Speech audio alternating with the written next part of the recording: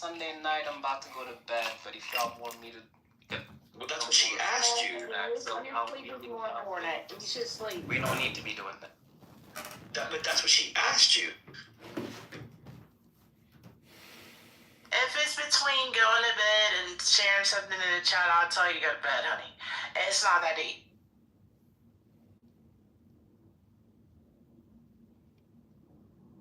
But there is also, I can say that the school, the daycare my mom works at, they haven't been paid for over 2 paychecks now.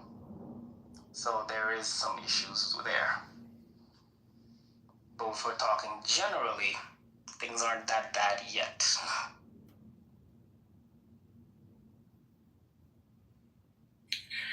My thing, once they successfully get rid of all the loan programs and the Pell Grants and all that kind of stuff, I'm sure education will be a lot easier for everybody.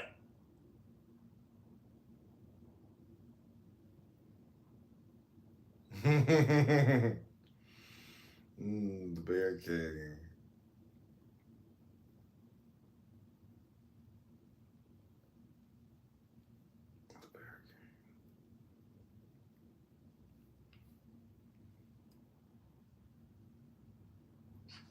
Some people say you don't need education.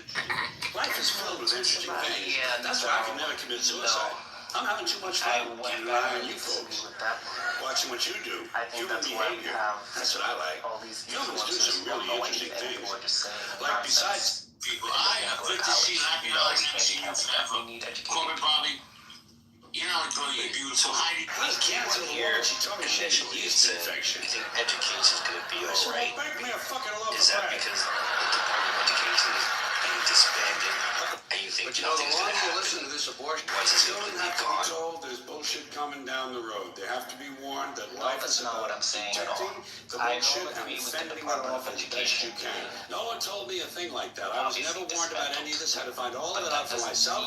And there are still, The as with you education probably, system a is lot of gonna things that you're just expecting. disappear. Schools are going to close, and there's going to be some loss of jobs, but it's not going to be as much as people think. I mean, no one was saying the school are going to close because of it. It's going to be disfractured because you don't have a centralized, like, wholesale. Like, what you have to look at with, hold on, let me land.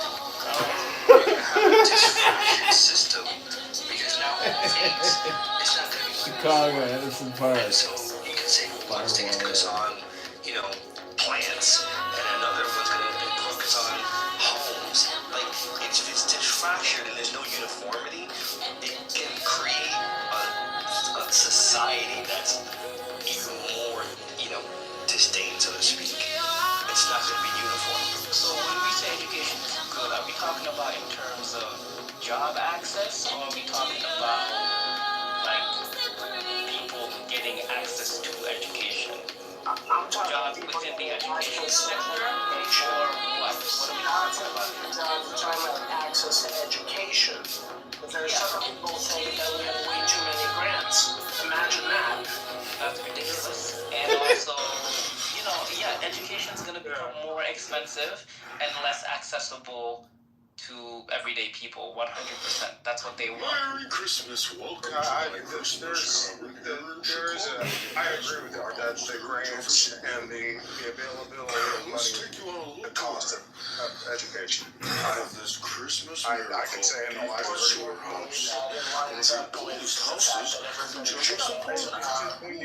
blue collar jobs. But I'm not.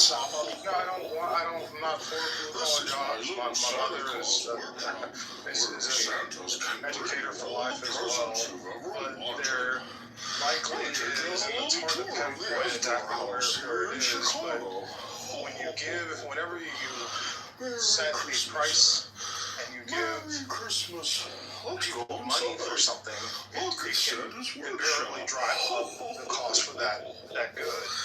And I think we've seen what's doing so in education. Santa's gonna have to tell the elves to turn on all the lights. It's remarkable to be anti-educational grants. No, And access to money so that people who can't afford it can actually get higher education and recycle property.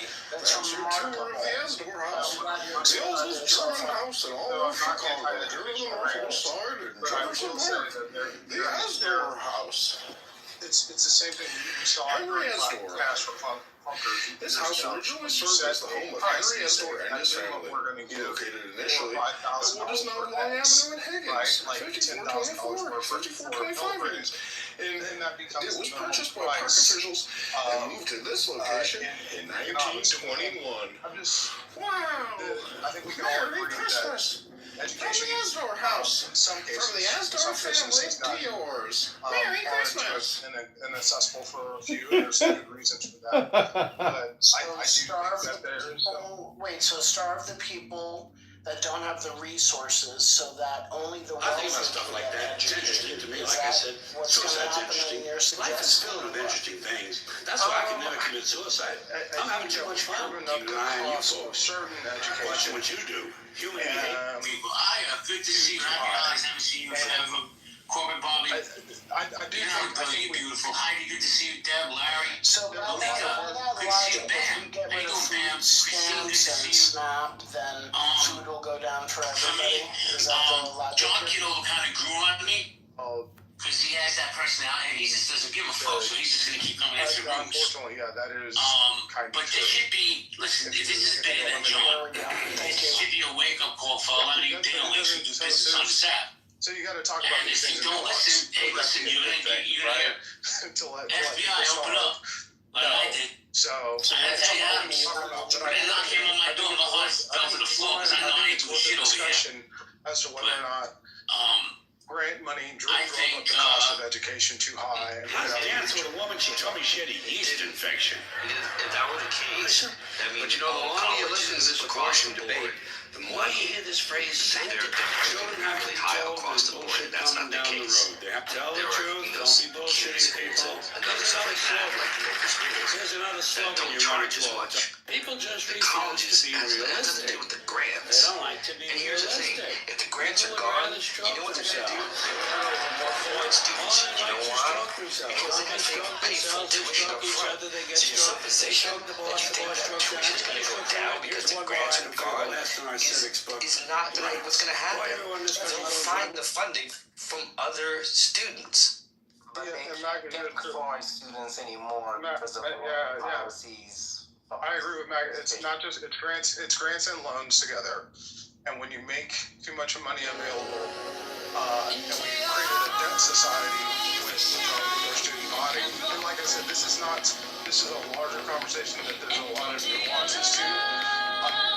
But I would concur that maybe the grants and especially the loans that were doled out were too high and not well thought out.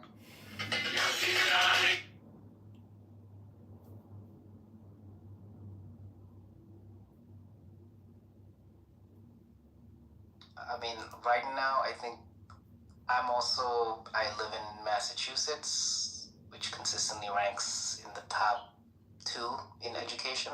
Yeah, So I'm not my vision is +2, probably. But yeah, the Department of Health and the college is very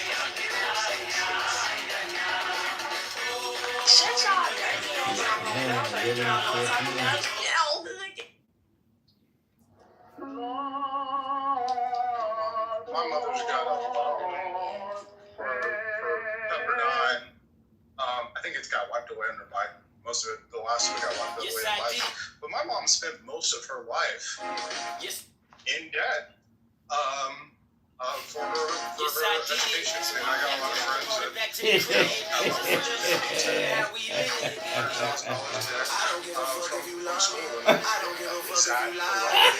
educational system. I don't think so. So how does reducing the grants and the loans, how does that help the people that want to go to college now go to college? If we don't give you the money, same thing with loan. If we don't make the loan available, then the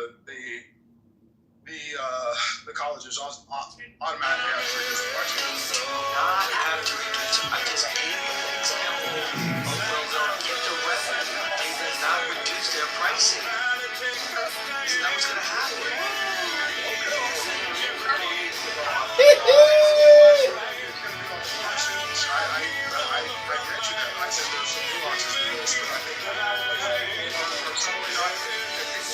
not to even borrow the amount they need to go to the college, the college will change. We see the same thing in our government. It's the same type of good.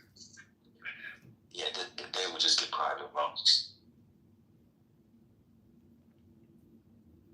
That's why they're eliminating federal. They're making it harder to get federal grants so that more people will rely on private loans. That's the issue. Yeah, we should actually get rid of mortgages too while we're at it so that the prices of the homes can go down.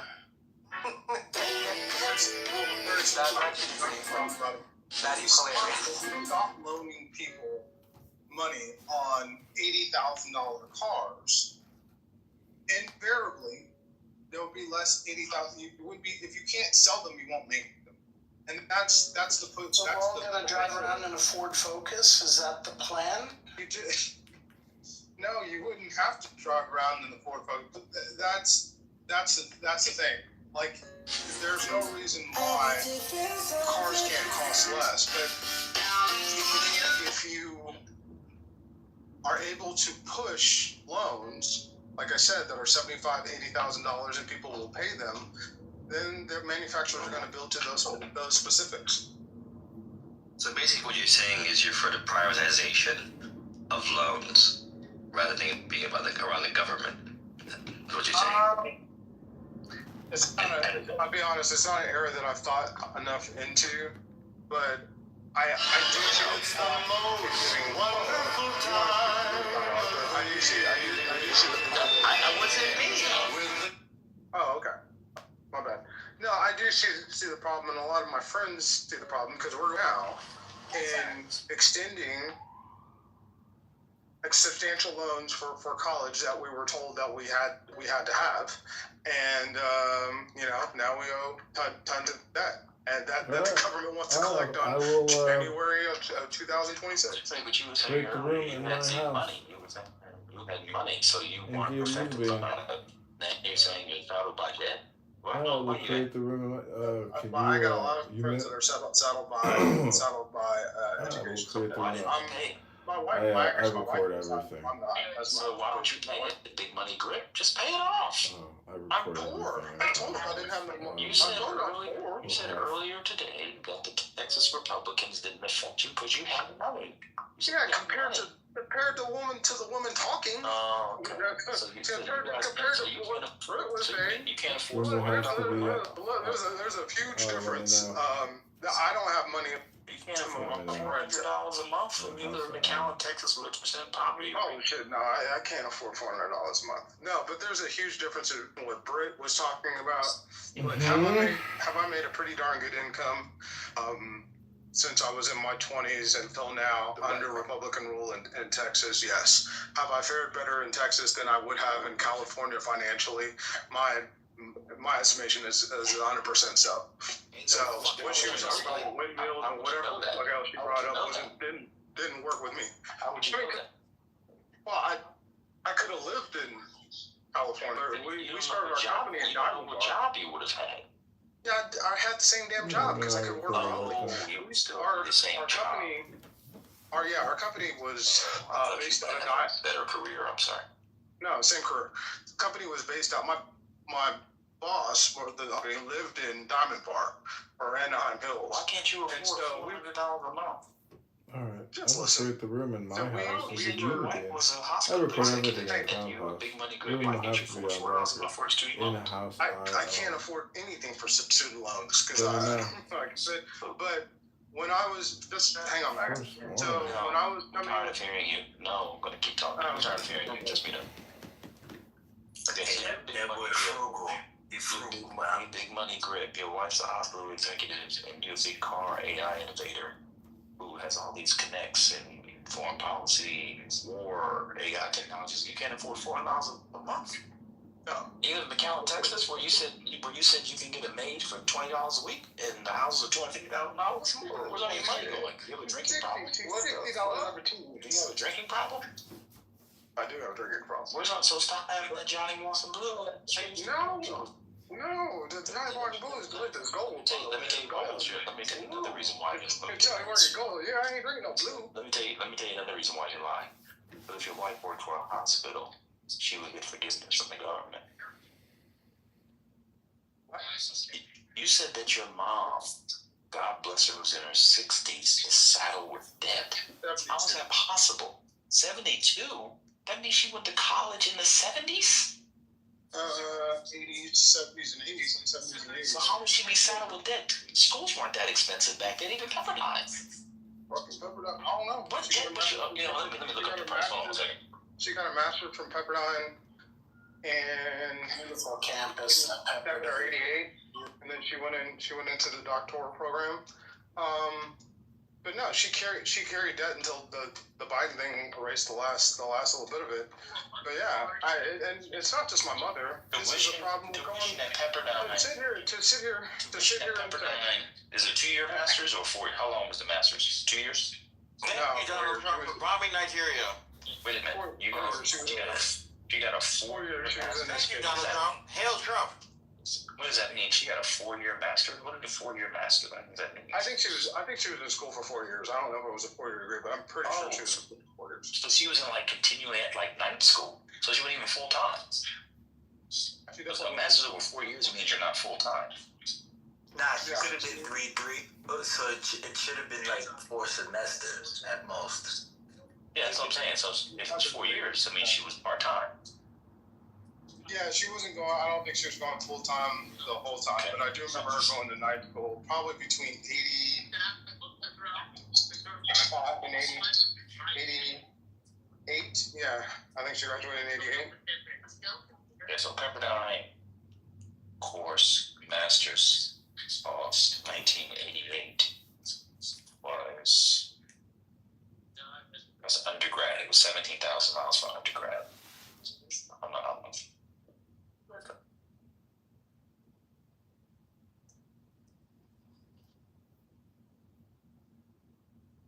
How about it? If y'all didn't want to talk about it, Roger, you should have said so. I didn't hear everybody talking, so I was just adding something to it. But if y'all don't want to talk about it, you talk about something else. There's no problem with me.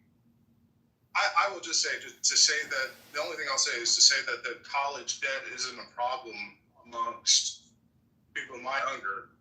Okay. No, it is. You want to hang your hat on that? No. I was talking about the 72-year-old. I've never heard a year-old going to night school being saddled with college debt. That's right. You know what we should do? We should get an educator like you. I'm not an educator. Okay, Why are you saying that? It's so dumb. I thought you were a professor, but if you're No, I sell cars. I sell Mach E, and I know what the rebates get for you this. shouldn't sell a car. You know what's funny? One thing you don't do is you sell cars. You know what's funny? What's up? If you knew what I've done in my life and what I've learned, you wouldn't do that condescending laugh. You sell cars. I will not tell my business, but it has been done before. Oh, I just don't see. I don't see you sell. I don't sell. What kind of model do you sell? Yeah, I want to know. You've never seen me. You've never seen me. Okay. So cool. Let's keep going. So you're telling me your mom is saddled with college loan debt. She was until I think the Biden thing. I never went to school. Absolutely. I think the Biden thing wiped away the last bit of her college debt. But she's had it most of her life. Yeah. So Biden was president in 2020. She went to college in 88. She didn't pay her student loans off over 30 years. That's not a cost problem. That's her son's not taking care of her. His mom problem. Why didn't you pay your mom's student loans off? Her son was definitely not paying off her college loans. But no, you said graduate student loans. You say grad school. I was definitely not paying. Yeah, I was definitely not paying. That was definitely not what. But if you had your loans more than a certain time, they wiped them off. They didn't keep loans on for 30 plus years. What did you talk to her? If she went in 1988, Biden was president. One second, Biden became president in 21. That's 33 years later. Yeah. Your mom, My mom will have no problem talking to you about education. I want to know about her personal finances and why you don't support your mom. Why do I want to support my mom? Why if you don't get on? You're busy running around. You do New Year's in Las Vegas. You go to this thing. I'm doing New Year's in Dallas, Texas. We are not going to Las Vegas. Wherever you go, you always flying around the country, spending all this money on alcohol and trips, but you can't take care of your moms. This is true. This is true. This is what happens when you're raised in Texas by white folks. So explain why.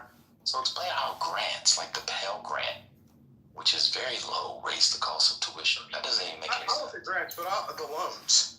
And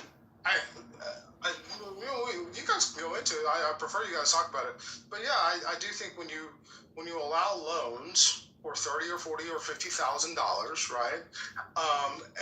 And colleges know that you can get loans up until a certain point. They're going to push their prices or their tuition to maximize that point. I mean, it's about profit, and a lot of our education system is now about profit, and the same is. But you can always get loans like that. You can get private loans from private banks. So whether or not you have government backed, one second, bro. Whether or not you have government backed loans, you can always get those kind of loans. So how would getting rid of government backed loans lower the cost? Well, people would just go to private banks for the loans or go to foreign students.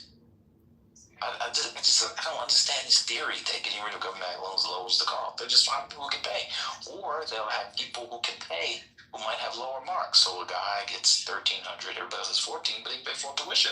But the person who doesn't need financial aid, they just get people who don't need financial aid. They're rich people. Why would they lower the costs? Because the less money in the system, the less money available to raise the good. So, no, but there wouldn't be less money. There wouldn't be less money available. Is what I'm saying. Oh, okay. No. The argument is that private lenders, the underwriting would be more selective. Right. So then they would just lower their standards and get somebody who got 100 points or less on the SAT who can pay full price. They already do versions of that. Like the rich kids who can't afford to get into Tufts. I mean, the rich kids who can't get in on marks, more than they'll just get in because they can pay full price. And foreign students. That's exactly what's happening. That's what they're already doing in some places. Like, y'all don't know about this? You really think that this is insane to me? Y'all really think colleges are going to lower their tuitions? Oh, no. Where did that happen at? Yeah, what work? Colleges are buying buildings. They're trying to, attract students with nice student centers. Let's talk about college campus. In the same world that college is going to lower tuition, is the same world that automotive is going to lower the price of the car. Completely different things. Can't lower tuition, dude. They can't. Wait a minute. You talking about comparing cars to education is insane. No, it's not the same. It's not that much different. No, they're not that much different. It's a commodity that people pay for, and there's a certain point. And yours depreciating value then. Yeah, but there's a certain point. There's a certain point in which the people can't afford it, and the price of it lowers. Now it depends on availability and other factors. But yes, I do think that lessening the amount of availability in college loans will lower tuition prices. But the reason why it won't is because the expensive schools, you take Rice, for example. Rice is very expensive. They have a low acceptance rate to 8-9%. Of the 92% that don't get in, they'll just subsidize what they're not getting from people who didn't make the cut but can afford it. That's already the model for a lot of tier 2 elite schools. Trent, do you know what the acceptance rate is? What you saying? It's probably 4%. I mean, No, it's not that low. It's not that low. But I was going to say the expensive schools. Do you know what their acceptance rates are? They're very low. So they'll just change the student out. I'm with you. See, this is a great conversation. I'm with you on that, MAGA. But I'm talking about our regular schools, our regular state schools, University of Texas and Ohio State.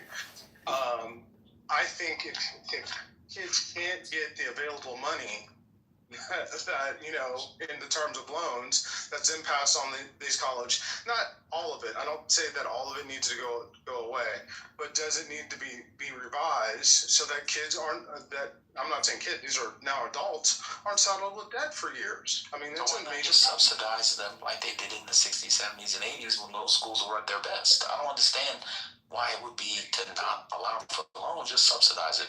What they'll do is they'll begin to get more out-of-state students. I mean, Ohio State will just get more out-of-state students who can pay for it and subsidize the in-state students. I would agree with the solution being some sort of subsidization from the government, but I don't think it is the form of personal loans to individuals. Yeah, they're not going to lower the tuition based on the affordability of loans. But that's just not. It's not how pricing at colleges work. It's just not.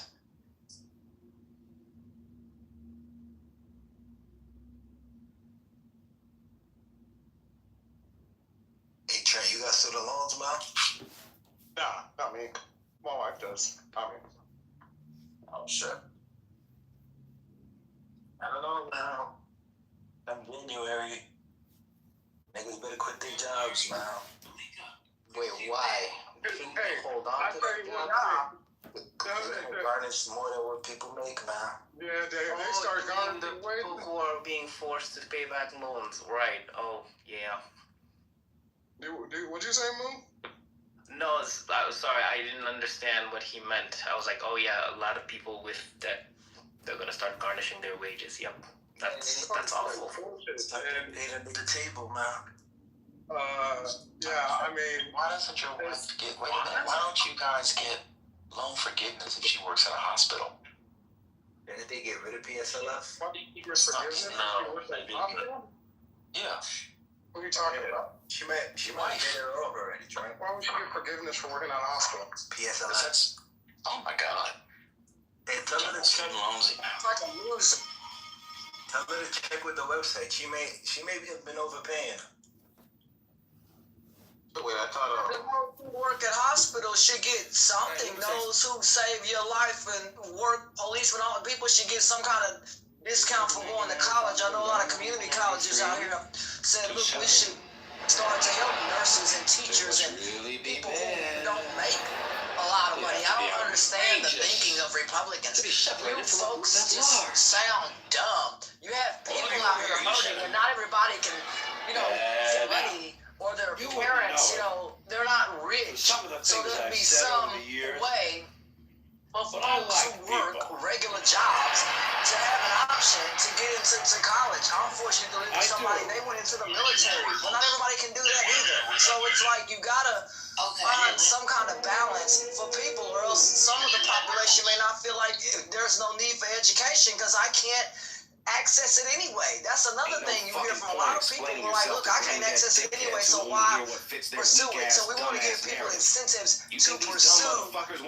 college education or higher education. Why not? Or even trade schools. Y'all Republicans, y'all want people to just be jobless and then try to penalize them for ending up on the street. Y'all suck, like for real. Like, let's be real. Y'all made homelessness illegal or said that it would be.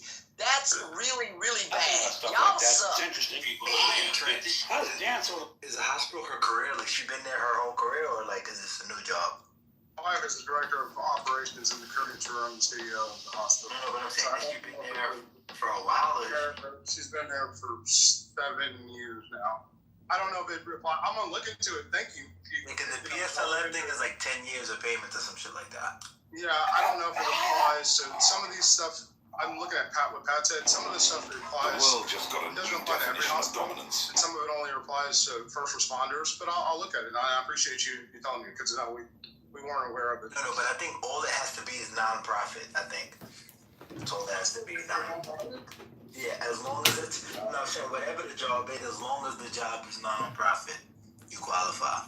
Oh shit! Yeah, her hospital is for profit, so she probably wouldn't qualify. Let me see.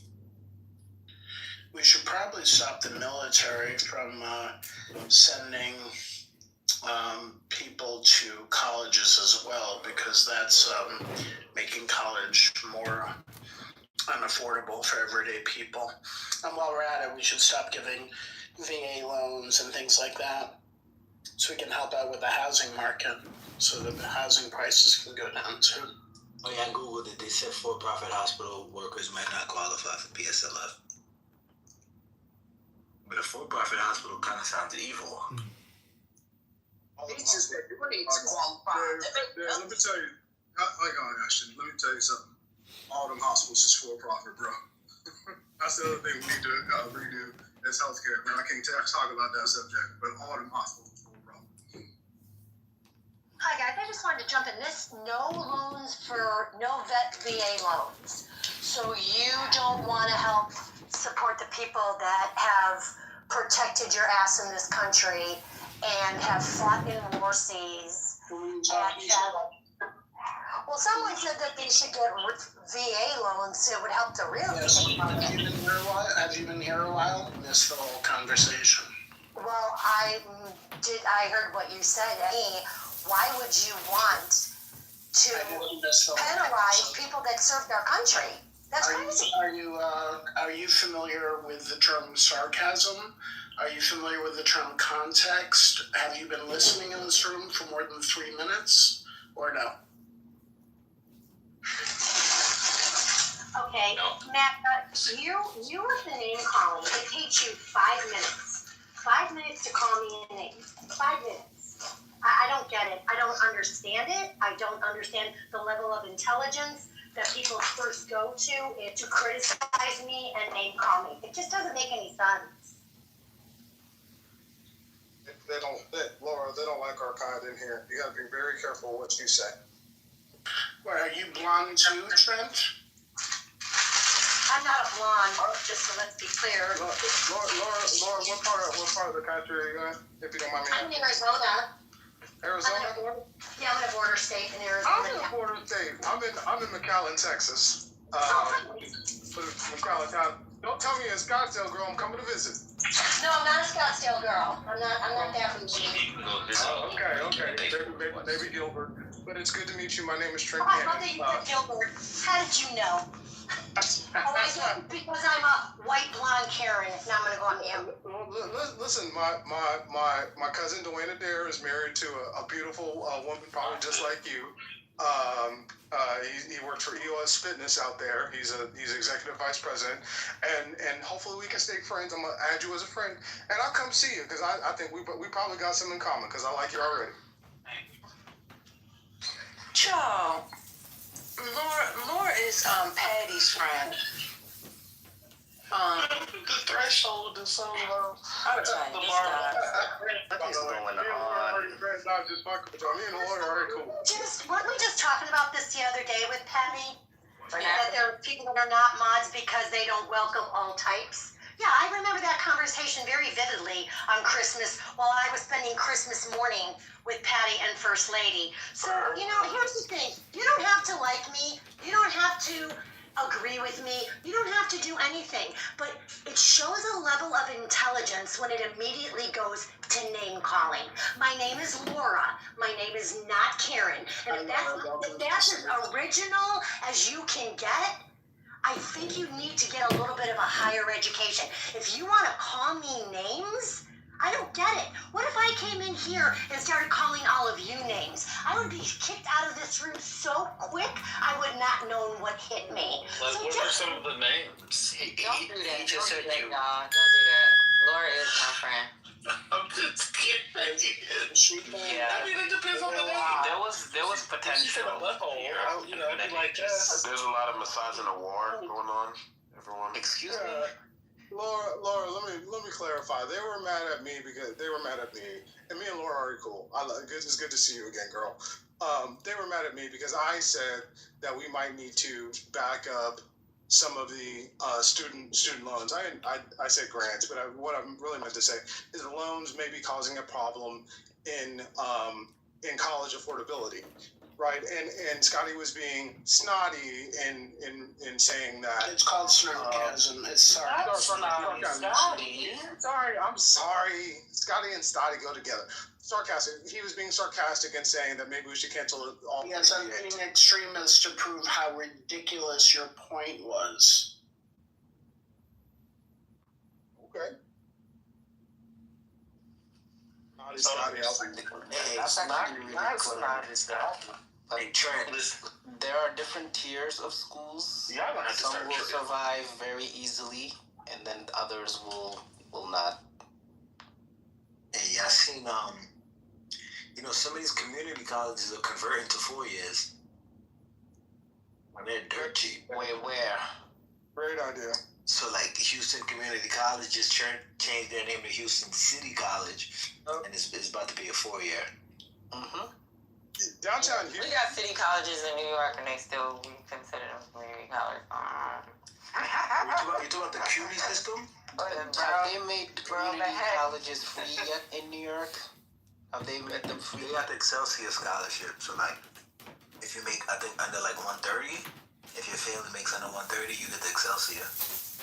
Okay, because that's the trend right now, and it seems to be at least increasing the number of students in community colleges, and the hope is that they'll trickle to increasing enrollment at four-year colleges.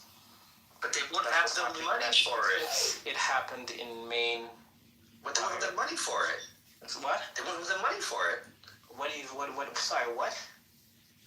If the money, if the loans are not being given, whether they go to community college or not, how are they then going to have money to afford the four-year college if the loans and grants are no longer being given? Well, Massachusetts is taxing rich people, and that's where some of the revenue is used for that. That's the rich. I don't know what other schools are That's a doing. good idea. Other states are doing. Well, it's people over. I mean, that's what made America great, Trent. The rich were taxed more. All the stuff you like about America comes from the rich being taxed. So when college was affordable, the rich were taxed more. Right. And another program. Well, you're taxing the upper middle class. No, he said the rich. He said the rich. The Massachusetts program is a tax raise on people making $1 million and more. Yeah, it's $1 million or more, Trent. I'm sure that applies to you. No, that don't apply to me. That's cool. Thought you were earlier. You said you were a big money grip. Now you I am not a big money grip. I am so far from big money grip. Let me be real with you. I got more money than the chick that was talking. I could tell the way she was talking. I got more money than her, but I'm not big money grip. Boy, I have a question. Why don't you? Yikes! Where did that accent come from? Why don't you take our side over mine, Trent? Let me ask you a question. When she said that when she blamed windmills, like she didn't know what she was talking. When she blamed the power outage in 2021, which was the Republicans' fault.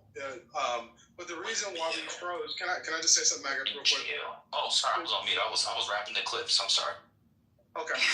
So the reason why Texas froze in 2021 is because the Republican legislator refused to put antifreeze on the windmills that were south of Corpus Christi. There's these huge windmill farm, and they froze. At the time we were changing over nat gas, and that's why this state was out of power. So yes, Republicans' fault, but 1 in a million. They've already fixed that problem. Won't happen again.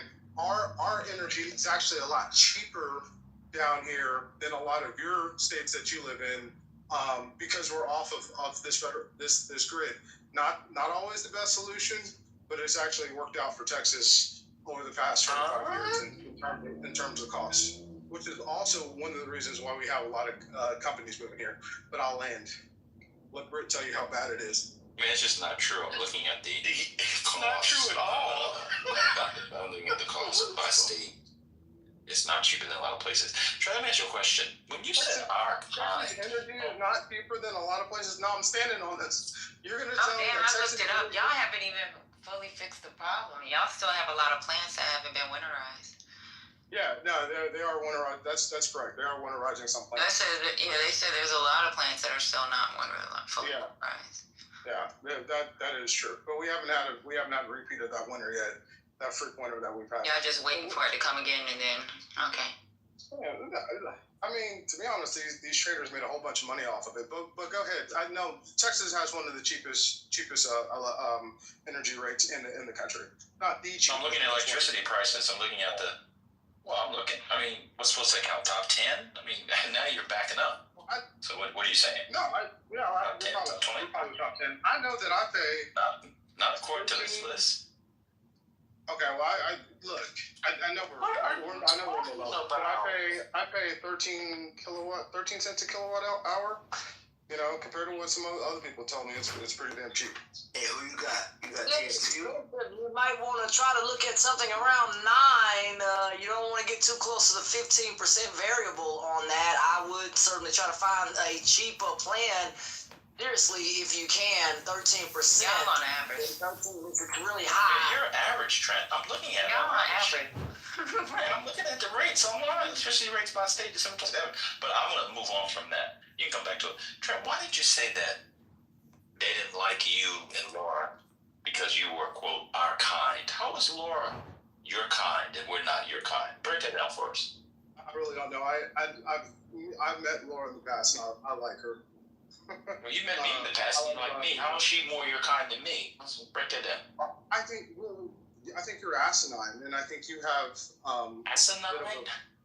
Yeah, I think you. Wait a minute. I corrected you. You said grants, and I said maybe he means loans. I gave you your whole argument, but I'm asinine. Oh, my bad, brother. I think that you suffer from a bit of megalomania, and always trying to control things, and no matter who it is, often. Like Sugar Belly, who I thought was giving a very good submission. Oh no, we have history. Though. She's no I know you have history. This is my new account. But keep going. You tend to be pensive and pensive. You tend to attack people who are intelligent in certain areas. So don't bring up Sugar Belly though, because Sugar Belly is intelligent, but the problem is she does attack a lot of these men on the app. Yeah, all the time. Yeah, but I'm just talking about. Why'd you say pensive? Break that down. Pensive is the wrong word. I've had 2 margaritas at this point. You can talk about 2 margaritas and alcohol if I can. You tend to attack. Intelligent people. Sometimes. Wait a minute. There's like 4 intelligent. Wait a minute. There's like 4 intelligent people here. There you go again. No, wait a minute. You said what is it? You said I attack intelligent people. You're not intelligent. You. So neoliberal. I never attack him. No, you never attack. I've never attacked male. I've never attacked. Those are the only 3. No, I haven't. Those are the only 3 intelligent people in here. Oh, stop it. Stop it. Stop it. That's not true. No, I think you have a tendency. Very, just like New York, you can't be smart. That you have to be the center. Smart. You've got to be the center of attention. You've got to be the smartest person in the room, which is why when other intelligent people come in, you attack them. Just let me finish this, because I noticed when I brought in others, you didn't even get on the stage, when I brought in the executive vice president of Cars.com, like Brian Kramer and Daniel Guevara and other things. I wasn't here. I wasn't. No, I wasn't. I don't care about cars. The only one I was in. I know. Hold on. The only one. Because now you're on the line. Hold on. I don't know. I'll tell you when I was in here. Hold on, my wife was with the lady. Of course she does. And that's what you do. When you can't talk, you leave. I'll sit here and listen to people. No. You be quiet. Now let me speak. Hang on. Let me speak. I got 2 minutes. Yeah, of course. If you're not talking, you're not in here. I can sit here for hours and listen to people out doing work. You are the center of attention. You didn't talk to Carrie. You're right. You didn't talk to Carrie. I also noticed that. Yeah, I didn't have anything to say to her. I don't care about women of color support groups. I couldn't give a shit. I don't care about that. I think they're dumb. Okay. Well, all right. Well, I'll be back. I'll come back later. I like the women support groups.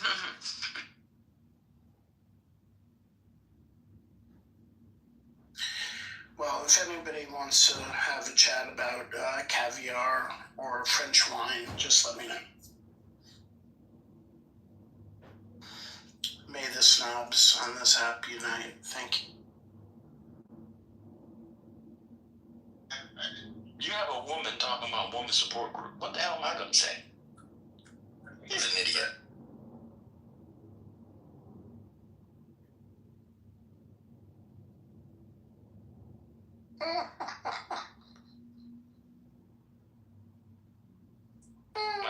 Like I said, if he's not talking, he's not here. He's been talking all day now. He's an expert on student loans. This morning he was an expert on, what was he talking about this morning? Ukraine, because he watched a movie. And military. Ukraine. Yeah, more military friends. Yes. Ukraine, he was the expert on. Isn't his brother-in-law someone that works for the what was it? Some I have no idea. An Iraqi Ukraine neighbor, an Iraqi friend. Oh, it was a neighbor. I thought it was the brother-in-law. See. You know, he's been holding No, but he that does down have for a a brother long that time. does work It for didn't hit. one of the major. Better. He does have a brother that works for one of the major news. I think it's CNN. It didn't hit. So like he was like, "Oh, how come you don't talk when I bring intelligent people in?" I'm not. Who's the intelligent people? What do you think I have something to say about remote starters? Start the car from the house. It heats up the car. I don't care about that. It's not interested in me. I don't care about cars. And then you brought some lady in talking about her women of color support group in the car business. What the fuck am I gonna say about that? You shouldn't be in the car business. Like, what the fuck is that? I don't know what's going on. Crazy. Yeah, I noticed. I noticed. Really? You know what I'm saying? You're asthma. I can tell. Since you have asthma. Because all the asthmatics can hear each other when they're having their episodes. He has to stop being pensive, honestly. He said you were asinine. Asinine, Intensive, and a megalomaniac. Those when the smart people come in, you insult them. I wish we'd have some smart people come in. That'd be it. It's your lack of education. You're undereducated.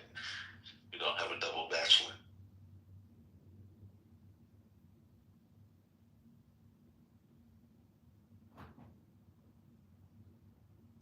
So he want people to take out more loans in order to pay for college. No, he's saying if they don't make the loans available, colleges will be forced to lower the price. He doesn't know that they have alternative revenue models that they would use. Because he doesn't know anything about college because he didn't go to one.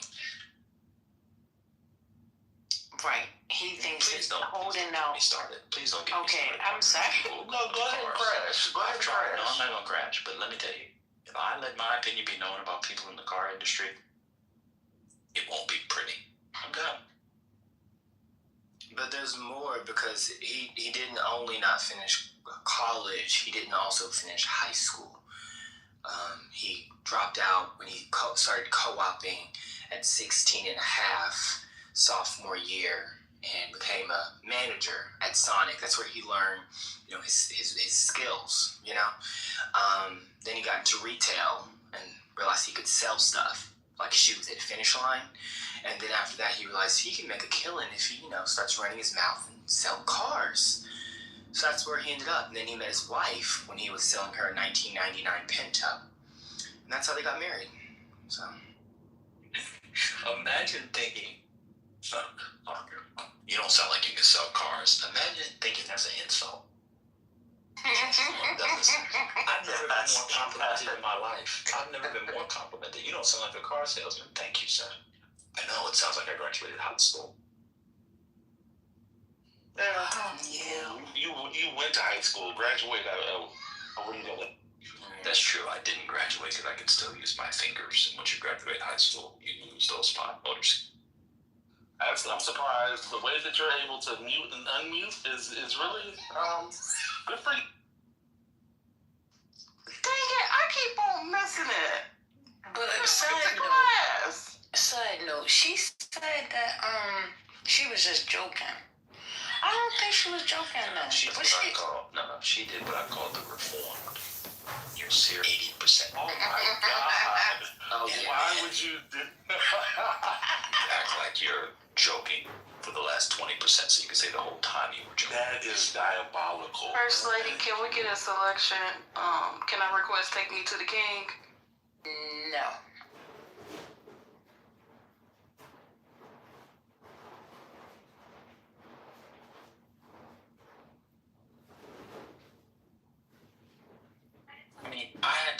a random car dealership at work.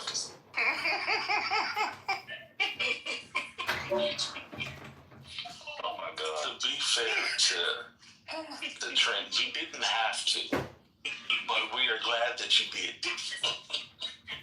He said, "No, wait a minute, hold up. I'm gonna call a friend." And I was like, "No, don't do it." He said, "I'll be back." Well, I think what's really sad about this moment is, the first iteration of the Miso Trent collab was really sort of a bro moment. Y'all had a really good bro moment. And then They have. I don't know what happened. They have them. They'll literally have a bro moment. Oh, we'll have it. No, but it was And then 5 minutes later, they pulling each other hair. Oh, we'll have it tomorrow. I'm not pulling it. He's still smarting from not knowing about the Mach-E. He doesn't know about his own car products. And he's mad that I called him out for acting like Sister Soldier at the Combahee River Collective when he had that black lady here after a day before saying we didn't do race and gender. Oh my God, can you talk about your challenges in the car field as a black woman and how you sustained it and got over it? This is so enlightening. 2 days earlier, me and Pussy Hunt, we didn't do race, we just did white girls. That's what he says.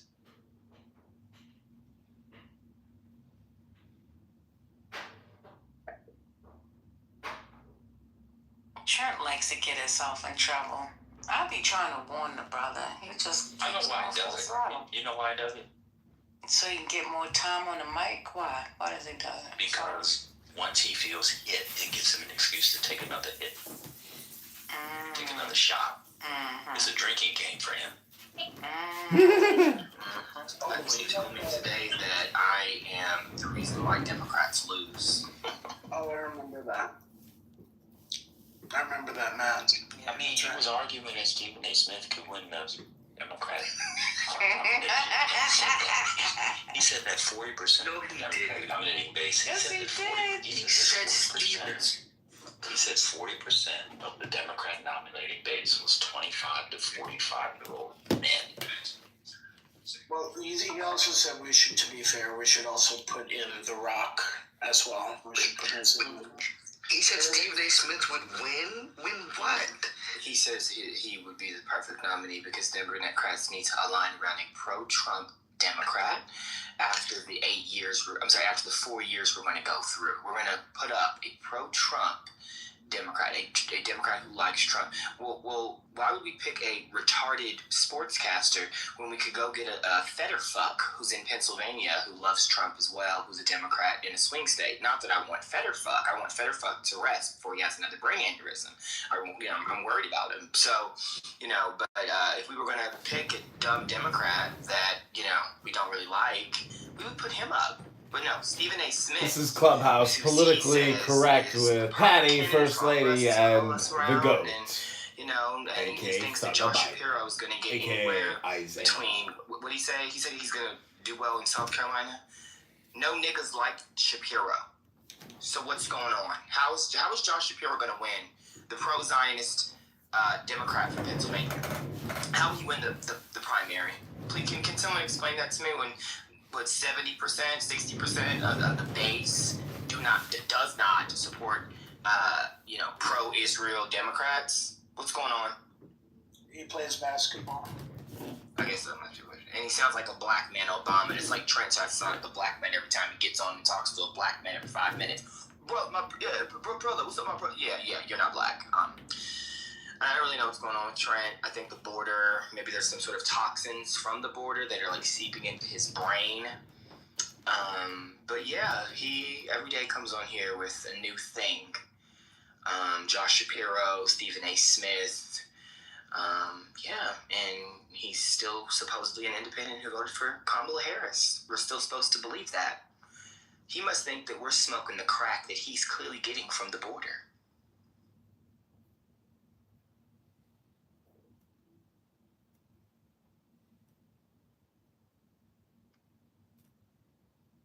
And he's not uppity. He's poor black trash.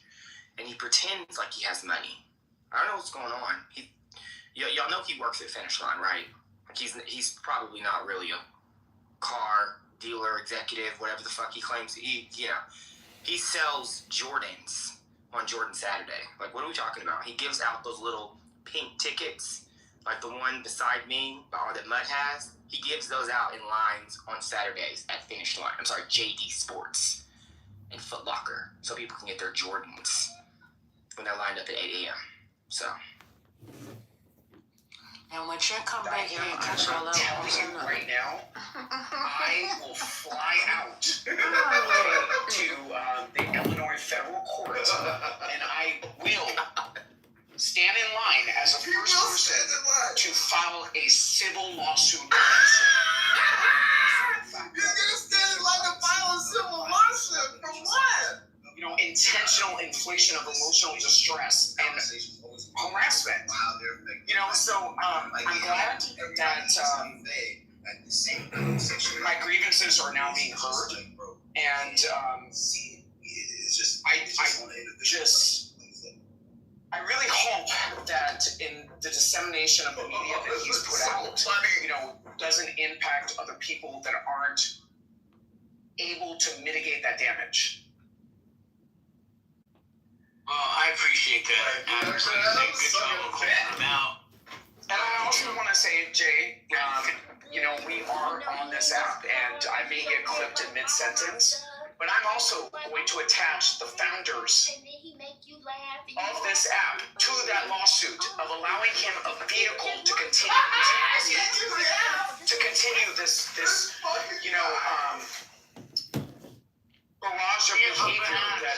Hold on a second. Let me just play devil's advocate for a second. You don't have to give me it up, but let me just ask you this. What were they supposed to do? The dude has 50, 75 phones. I mean, we've all seen videos where he's sitting there in his underwear, in his little rolling chair, going back and forth between phones. What do you expect? What was your expectation for Clubhouse? Because I don't think it's feasible for them to stop this guy. It is. It's definitely feasible. If they would extend resources towards being compliant with Apple's terms and conditions. The blocking feature, for example. Like, you guys have all experienced the different, clown work that these people have done with the blocking feature. If I block somebody, I should not be able to interact with them. And, given many, many, many emails between Joe Armenia and powers that be, I was very specific as far as giving recommendations as to how to stop this, and they were ignored. So if he's indicted, let me just say this: does anybody have a way of getting in touch with this man? See if he'll come in and we'll clear the stage, and me and I will have a conversation. If anybody can reach him, please do. I'm going to send him a link on Instagram. Hopefully, he'll see it. Holly, how you doing, Holly Dolly? Holly? Hey, good to see you. Missed you. Hey, y'all. Hey, y'all. Hey, guys, if you need a place, a house in Georgia, that's your girl right there. Reach out to Holly. Holly, what do you think about John Kitover possibly getting indicted? Thank you for that. Just close my window so you don't hear me better. What's up? I mean, I just clicked the link, but I don't see anything about the indictment. What's the story? Can you fill me in, or if I can catch up as you guys... Absolutely. I'll do a quick reset. So 2 weeks ago, I had a couple FBI agents come to my house, ask me about my relationship with this gentleman. I told them the truth. No way. I told them the truth. I said, I don't know this guy in real life. I donated his campaign. They played a couple... They don't like the way I use my cell phone so normal. What he was going to do with the money and how he was soliciting signatures. Dr. Adams has taken down so many of my accounts. And I said, if you want, I'll give you my attorney's number. Once I said... Anyways. But, many of your what? My accounts. He doesn't like the way I use my cell phones, if you just heard his complaints. But, anyways, yeah, this is... Well, that's a federal crime to use your cell phone in a way that Dr. Adams... I know, and I'm being indicted by the FBI. He showed up at Delusional Jay Breska's house. I'm sure he had a convo with the FBI about me. It's so hilarious. Yeah, so... Anyways, yeah, I mean, I had bad signatures on my petitions. I didn't generate those signatures. I paid people to generate signatures, to go out there in the streets and get those signatures. the State Board of Election said I only got 90 signatures. Then they said I got 300 signatures. And then they removed me from the ballot. They gave me no due process. I mean, even the fact that this Illinois' website published this, to me, is like defamation and libel and slander, which is exactly what they're doing in this room right now. But, you know, this is the way it is. You know, it's a kingly thing to be slandered and attacked. So I ran for Congress. I ran a legitimate, honest, open, fully transparent campaign. I filmed everything I did, including the onboarding of my circulators. So this whole thing is a political witch hunt to discredit me and attack me and slander me in the same way that I've attacked my opponent. And that's what his lawyer is doing. And it's just politics. And if the Attorney General of the state or the federal government is going to prosecute me for trying to run for Congress, if anybody's going to get in trouble, it's the people who generated fake signatures. I don't know their names. I know the primary circulator, but I don't know who she subcontracted to. I do have him on recording, so I could file a police report. I have requested my money back. Because I did spend thousands of my own dollars doing this.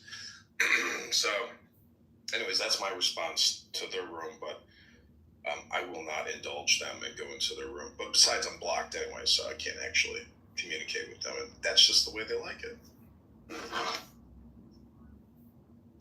Okay. You know, we don't need it. And David is such a little bitch. This is the John Kitover complaint room. It's awesome. Let me just be clear, okay? The conversation started with the FBI based on Blake, who was on this app threatening to shoot me in the head. So let's be very clear as to how this started.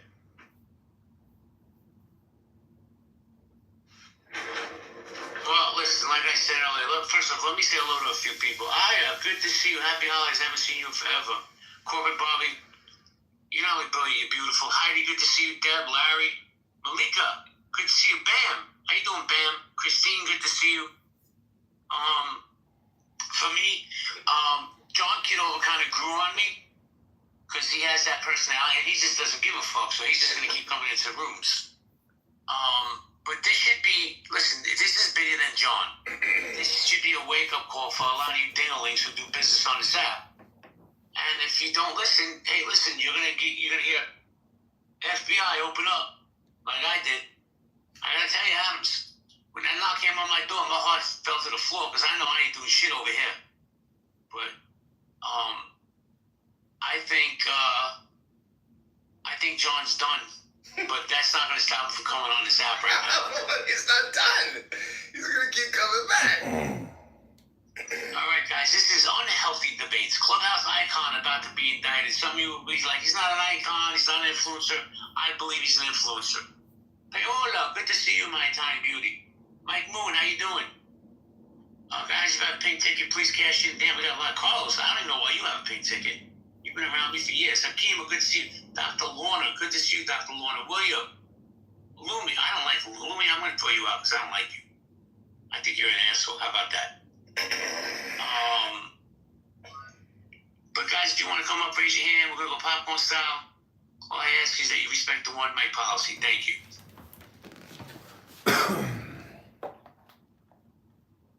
This is hilarious to get, like, no content. Hola. My Italian future ex-wife, how you doing? I'm doing fine. Merry Christmas, everybody, and Happy New Year. That was not a surprise about John Kitover. Everybody's talking about John Kitover! I mean, it seemed to be wacky enough. And, I mean, I've been in politics for many years. That's not the way you do campaigns.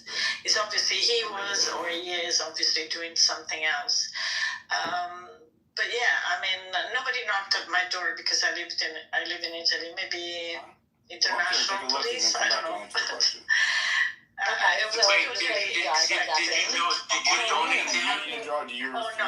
I did not. I'm overseas. I mean, I can't donate to somebody that is not. I think it would be legal, I suppose. Well, I tell you, I donated $40. I was the top contributor to his campaign. campaign.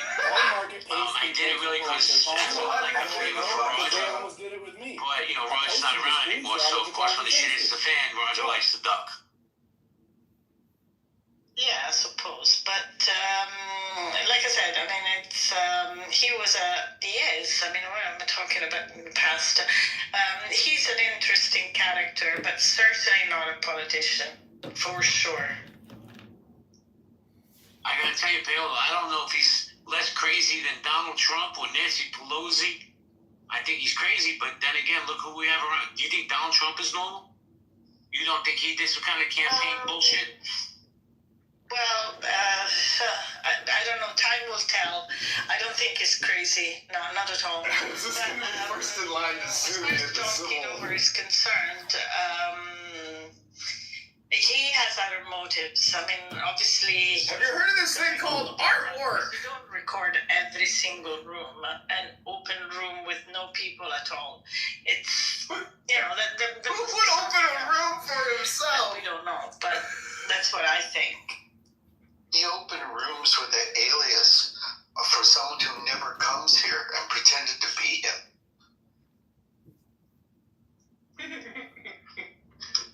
I don't know, man. I don't think, if anything, as off his rock as he is, this might stoke him to open more rooms. And for me, I always there's somebody always comes into my space, this young lady, and she's like, the only reason I don't come to your stage is because I don't want to be recorded. And I would be like, it's no big deal, who cares? And then we find out he's probably selling all this info. If he's selling my info, I want my piece. Right? Sold to the highest bidder for 1 penny. Here's 1/2 of a penny. Watching him because I would not put it past him to do something violent for the sake of our country. He is so passionate about this country and about. I'm a peaceful person, Holly. That could be projection. It needs to be projection alert. Redone in his image. I would put it past him to do. I would not be surprised one bit if I saw his face on my Fox News. I'm sorry, but I'm kind of happy you guys watched. Do you think he, just from your interactions with him, I don't know if I see John as a violent person. You might be right. I mean, look at that lunatic that killed Charlie Kirk, right? Just a normal-looking kid who just lost his fucking marbles and killed Charlie Kirk. Do you think that not just him, there's other people on this app that would take it to the next level and actually commit violence in the name of politics? For the record, I'm a peaceful person, and this is libel and slander against candidate Congressman John Kitover myself. If I could just pick one, that's the one that comes to mind. Well, that's what you assholes are gossiping about me. Literally, all he does all day is this. He's clearly This, which is what they're doing all day. And he's highly intelligent. I think he's smarter than the average bear. And I think he's kind of got all of the ingredients, Wow, that's some pretty intense libel slander for a candidate running for Congress, ladies and gentlemen. He is very, very, very passionate about this country. Yeah, it doesn't mean I'm violent, you stupid bitch. I think there's more than that. I advocate for peace and education in the book club, ladies and gentlemen. As as he is at using a fake campaign to raise money. And Motherfucker, I ran for Congress, man. Chance of winning. I mean, there's a lot of problems with him recording, pretending to be Adrian Dittman, who's never been here. Adrian Dittman, aka Elon Musk. That's just a iceberg. This is what I would like to call critical mass, ladies and gentlemen. This is the roast of John Kitover. Candidate Congressman John. This was my roast party today, put on by Jay Breska, our #1 campaign contributor. Devil's advocate for a second. And I'm not looking for smoke with anybody when I bring up this name. No, and I respect but no, and I'm going to bring up Pepe's name. Pepe came out and put Roger's real information all over this fucking place. For sure. Should he be arrested as well for doing something like that? Should if he be broke the law, I arrested mean, as well. Pepe we know is a racist and just a problem in general, but that's not illegal to be a racist in this country. So, doxing with malicious intent. Are they doxing me right now? Oh, maybe they're not, because I'm a public figure who ran for fucking Congress. That's for someone else to decide. Fucking idiots. This is too much fun. I think that's a state-by-state issue. It's state by state. I knew someone would say that today. Into chaos. Oh, I am fucking dying. This is too much. Okay, I'm gonna restart some of these YouTube lives. This one to see the car crash. Right? Where are the real rooms where we can have real conversations? You know, people like, and I'm gonna tell you this: if John Kitover gets banned from this app for life, somebody's gonna follow in his footsteps right after. There's gonna be another John. There's gonna be another Pepe. So, you know, I think it's all our faults that we empower these people. Isn't it amazing that he lumps me in with Pepe, his arch nemesis on this app? I'm just using you as an This is example. the Jay Bresca PR campaign. A pimp, a felon, a rapist, using me as his credibility and roasting Pepe on top of it because he hates all these If you're people. excused from a party, are you going to dress up in costume to try to infiltrate that said party? I don't go where I'm not wanted. That's my belief. Yeah, there's no one on the planet like Pepe or John Kitover. Well, They're one of a kind. I'll tell you what, guys, and this is my personal feeling. I don't think anybody in this app gets more anonymouses in their room than I do. Like, I open a room and all these Controversial because you're a fucking liar. It's about Dr. Bresca. It's about John Kitover. And then you pepper in Pepe in there. You pepper in a little Pepe. Welcome, Danny. Welcome, John Kitover, Congressman Podcast. I'm getting fucking roasted. I am getting fucking roasted in this room. It's hilarious. Instagram, job, and you're just doing theirs, right? Yeah, pretty much, I guess. I don't see. Yeah. I don't see how he's I don't think you did fraud. No, I didn't do fraud. I spent thousands of dollars getting those signatures. If anybody got defrauded, it's me. There's a paper trail with where the money went. Wait, are you allowed to do that? But we have to say, Yeah, you can pay people. You have to pay people. You think people get in the streets with a clipboard and a pen for fucking peanuts? No, they move for dollars. That's how shit gets happened. That's how shit happens. we have people recording through AI word for word everything we say, and Yes. publishing. If I get brought up on charges and they want records and they want me to produce records, like the woman in Rockford who got thousands of dollars is most likely. I have a problem with him live streaming. But apparently people do. People have. I don't really care about that either. And if John's listening, I don't want to turn on my fucking back if you are going to go cuckoo. I like him. Like I said, I don't have a personal issue with him. I think he's entertaining. Sometimes he's really, really funny. Some of his characters.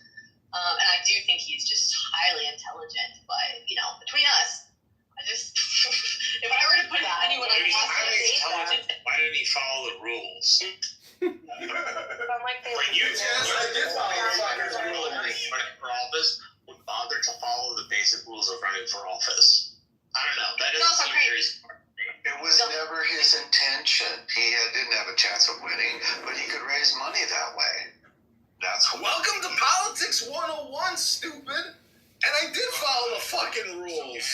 And they enforce the fucking rules unfairly because that's how this shit happens. It's my second time running. It's a fucking scam. Back and forth. They scam you. The lawyers and the judges fuck the average, man over who runs for office because you're not a lawyer. That's what I've experienced. And, it amounts to extortion. Yeah, you're upset because I come on here and live stream myself and you talk the fool. That's why he hates it. What do you have, pink ticket? Danny, can you go in there and defend me and say he's live streaming this room and he's critiquing everything you're saying and he's one step ahead of you losers? Thanks, Danny. Go in there and be that crisis actor. You are a Clown House crisis actress. Just go in that room and just say he's recording you all and he's suing you for libel, defamation, and slander. Removed the ballot in Illinois for fraudulent signatures and possibly misappropriating misappropriating campaign. Allegedly, I'm already guilty of all these political crimes. It's so crazy. And the FBI is showing up at Jay Briscoe's house. He's such a fucking liar. So if you guys have donated to this campaign, there's a chance that somebody's going to come knocking on your door. My suggestion is follow my lead and you... Danny, this is actually like awesome because when people... This is one of the first times ever, maybe not the first, but when people start creating rooms about you, you know, that's when you've achieved critical mass, where you don't actually have to do anything anymore. Was it you have to give your address when you submit money to a campaign? I don't like that there's rooms about me anymore. I filled out It's the all whole about form. like. What? Did you hear this shit? Wait, he's claiming that my antidote donation page is the reason. That's how the FBI found out his address. Just prior to that, Adam said he called the FBI because another Clown House user wanted to K him. And that's how they got Jay Bresca's information. And then I'm included in the investigation on Adams' assassination threat. I don't wish bad on John. I don't think John's a bad guy. I don't know if he's as crazy as Holly thinks. But I think that... Crazy, the bitch just said she likes me! And she defamed me all in 2 sentences. He said he likes you too. I know, so if they like me, wow, is this another campaign? This must be another campaign rally video. Guess what it is? Because we're a write-in candidate for Congress. I don't know about that, but I know how to keep people out of my room. How about that? How many burner phones does it take to be crazy? 100? I don't know what it takes, Raj, but I'll say this. The terms of service are a joke. But I do believe that once they become aware of somebody, they do their best to try to get rid of them. If they find that they're a nuisance, like, I remember just recently, Raj, how many accounts did Pepe have to pay? Every day his account was getting clipped, every day. Doesn't listen. Until they stop blocking IP addresses, these people are just going to keep coming on burner phones. Then why don't they do that? That's the part I don't understand. There's a thing called Anonymous, you fucking idiot. It's like Jay Bresca created the app. He's running the whole show. He's the CEO. Him and Dr. Adams, fucking CEO, running the show. Stop blocking IP addresses. John Kitover complaint forum. Unbelievable. Really, you never heard about resetting your router or using a VPN? Oh my god, this is stupid. I have no idea, bro. I got no idea. I don't even know the fucking guy. I just his #1 fucking donor. Everybody's talking about John Kitover. John So you're doing that Kitover. as a favor to Roger, and that was your only reason? Yeah, bro, why would I care about a congressional run in Illinois? I wouldn't give 2 nickels to that. But We're giving one fucking donor. Support him. He gave me $250 and he's claiming he gave me $400. That blow up in my face. This is the live. Because if you guys remember, yesterday, that's one of the things that set Pepe off to go after Roger. This is Danny why I love what I do, because when it comes down to the crisis, John Kitover is a survivor. And you know why, Danny? Because I have recorded all of these people for years being fools, wasting all the time being emotional psychopaths, as you know. And that's why they really hate me, because they think they're roasting me, but the truth is, they are in so many of my videos that the roast joke is on them, and that's what they're actually so salty about, is all the weight, all the density, all the gravity is on my side. Guys, if you want to come up, you're more than and welcome. they can't stand it, that I have made them into my content, which is, makes me the puppet master, and they hate that. And it's funny, the more they try to sling a rock at me, the quicker the snapback is in the face. So this is the roast of John Kitover, Danny, and I gotta tell you, you've made it when people start planning roast parties for you. Thank you very much, Danny. You were a critical element as a crisis actress for this campaign, and I can't thank you enough. I hope you and your family have a great day, Danny. You're the best.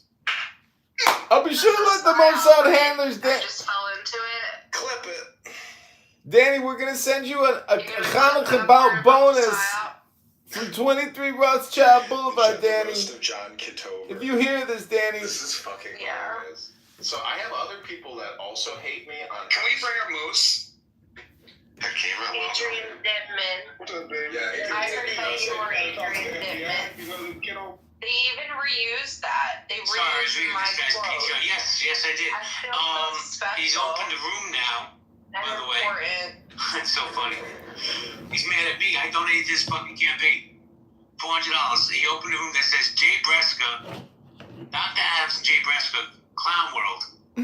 Dr. Adams Clown World, Jay Sure, Breska. Okay, fucking clown listen, people. bro, I'm giving you the heads up. By the way, when I spoke to my attorney, he said I could speak about it because I'm not part of it. I was just a donator. Donor. So Campaign contributor. I donated to his ass too. Same thing with Hakeem. Top 10 donor as well. I got all the best liberals who hate Trump to donate to Kennedy John. I donated too. I would not even donated. Harry motherfucking Carey. Harry Carey donated to John Kitover's campaign. It's about this fake. They're very respectful. They just want information. hold on a second. And he's live streaming this fucking room to YouTube. Showing up in Chicago with an FBI agent. It's just my opinion. With everything going on in your city. Let me walk. The FBI's got enough to do than to bother John Kitover. I can promise you that. And I know the head FBI in Chicago, you fucking idiot. St. Mary's wild to hear about John. Him and his 1,000 phones he had on YouTube. John was streaming everybody. There were no private conversations on this app.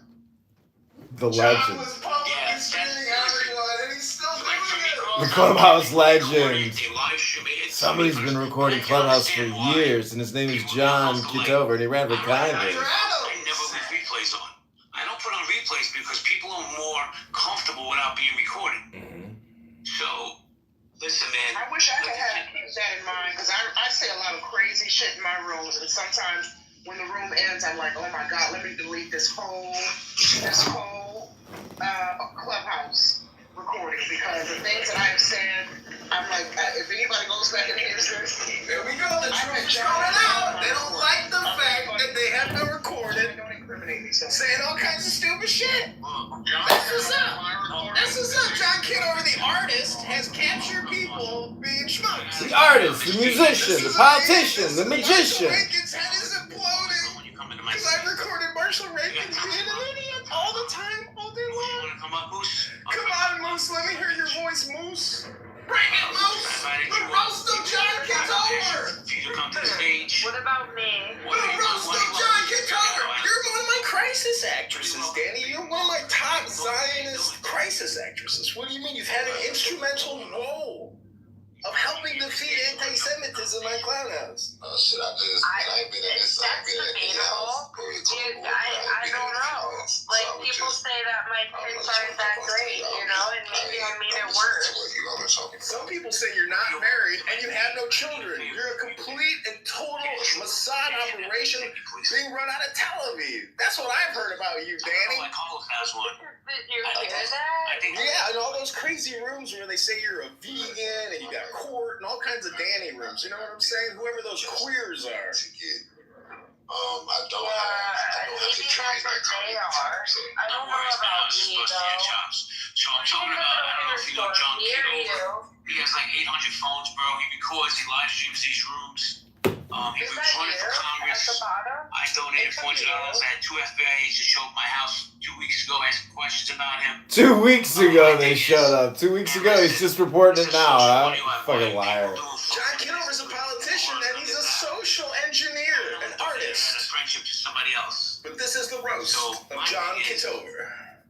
If he's gonna get indicted, fuck him. He's gonna get indicted. Fuck him.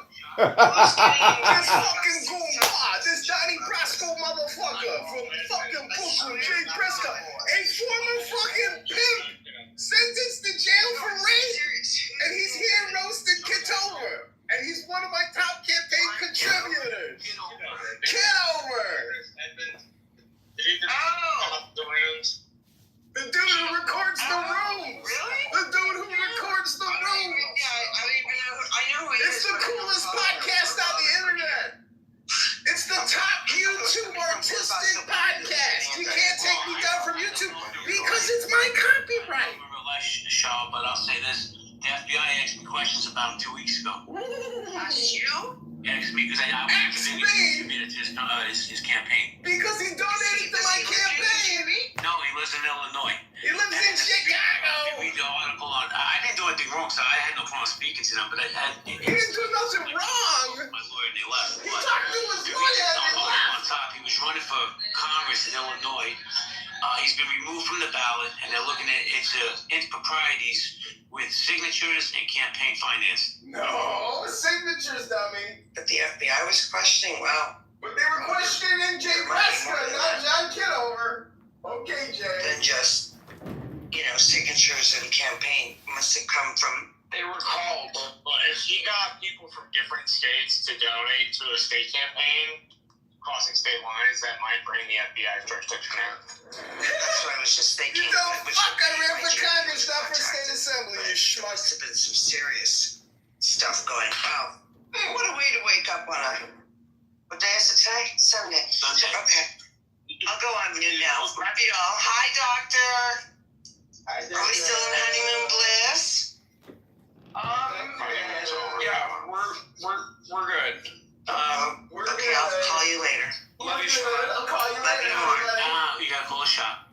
DQ, what's up, DQ? No, it's okay. Everybody knows me who's in here. It's fine. How do you know she's not gonna speak to me? Well, I was going to, but he said something, so I'm what do you call it? Quieting up for the mod. Carlos, I love you. I'll keep your hell to yourself.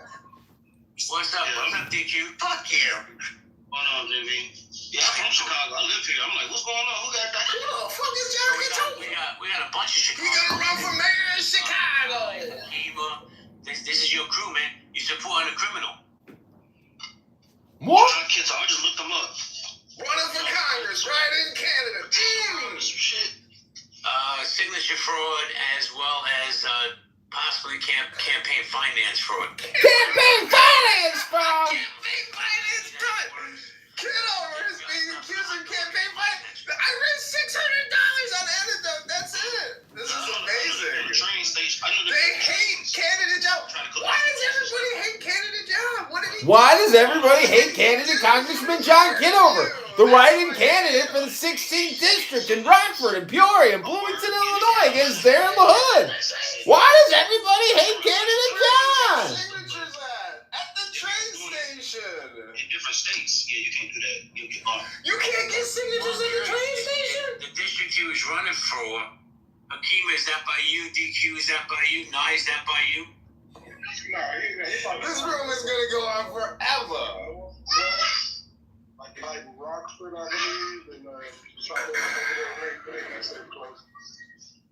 Oh, he don't live there, yeah. But he don't live in the district.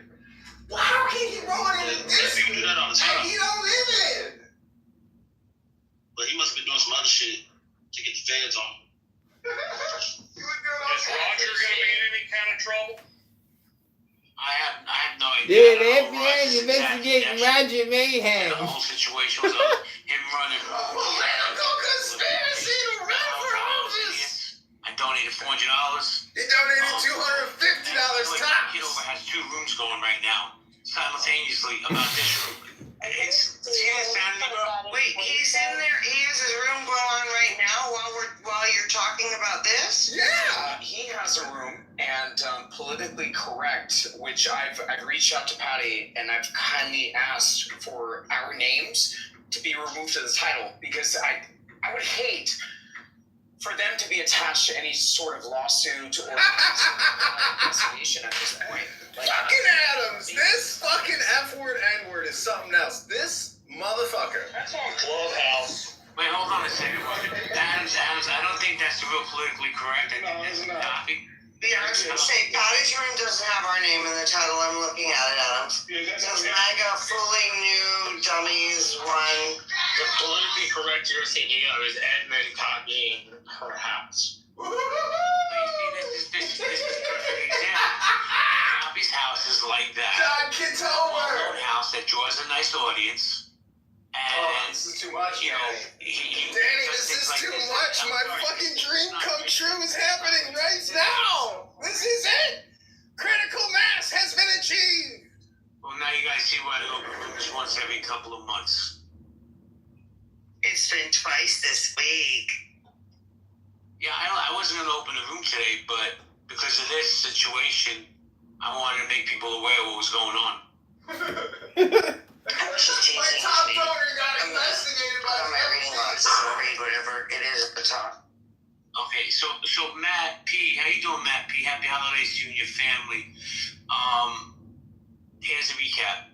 2 weeks ago, 2 FBI agents showed up at my house, asking me questions about my association with John Kitover and his campaign, because I donated $400, and they were saying about campaign finance fraud, signature fraud, and all this other stuff. So I know there's a bunch of people on this app that donated, and I just The FBI was saying all kinds of stuff about campaign fraud. Being the journalist and news agent bullshit artist that he is. I'm in the capital of the world. I'm in Brooklyn, New York. What were the names of the FBI agents? I don't know. I didn't fucking ask him. I didn't have to fucking ask him. I said, talk to my fucking lawyer. I am his top fucking campaign contributor. So what am I gonna do? I am his top fucking campaign contributor, and I ain't got nothing to do with him, and I don't know anything about him. And I ain't a rapist, and I ain't a fucking pimp. And I never went to jail for none of that shit. So stop coming to my fucking front door. You hear me? You goomba motherfucker. That's my JB. That's my JB impersonation. What'd you think? He on some bullshit. He on some bullshit. A lot of suckers on this app. Who the sucker? This article on top. Who the sucker? It says he's been removed from the ballot, right? And he's running rooms right now looking for campaign. Some moron, including this guy here, the cracker in the corner, is gonna give him money. I already gave him And we are money. running, and you can't donate to a writing candidate. I don't know what to tell you people, other than I called it out. You do what you want with it. I have no personal issue with John. I think that what they need to do to really clean up this app, if they're ever going to want to clean up this app, is IP block these IP addresses with these guys that have These guys, one fucking man, John Kitover. Ain't groups of guys, ain't a dozen guys, it's one fucking man. John Kitover, Canada John. Daniel, guys, got a pink ticket, cash it in, please. And definitely follow my co-mod 9. She runs the best entertainment room on Clubhouse every Saturdays. So guys, if you want to come up, you're more than welcome. We don't have to just talk about it. We can talk about all the chicanery that goes on this app, right?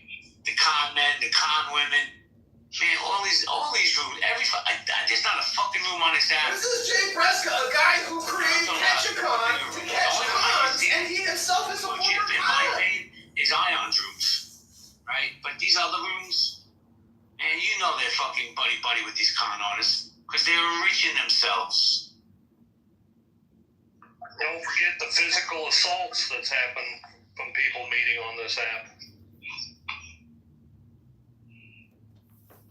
Man, there's been murders off this app. Hold on. Anyway, guys, we're going to go popcorn style. One mic policy. If somebody's speaking, just wait till they finish and then jump in. DQ, thank you. All right, guys, one mic policy.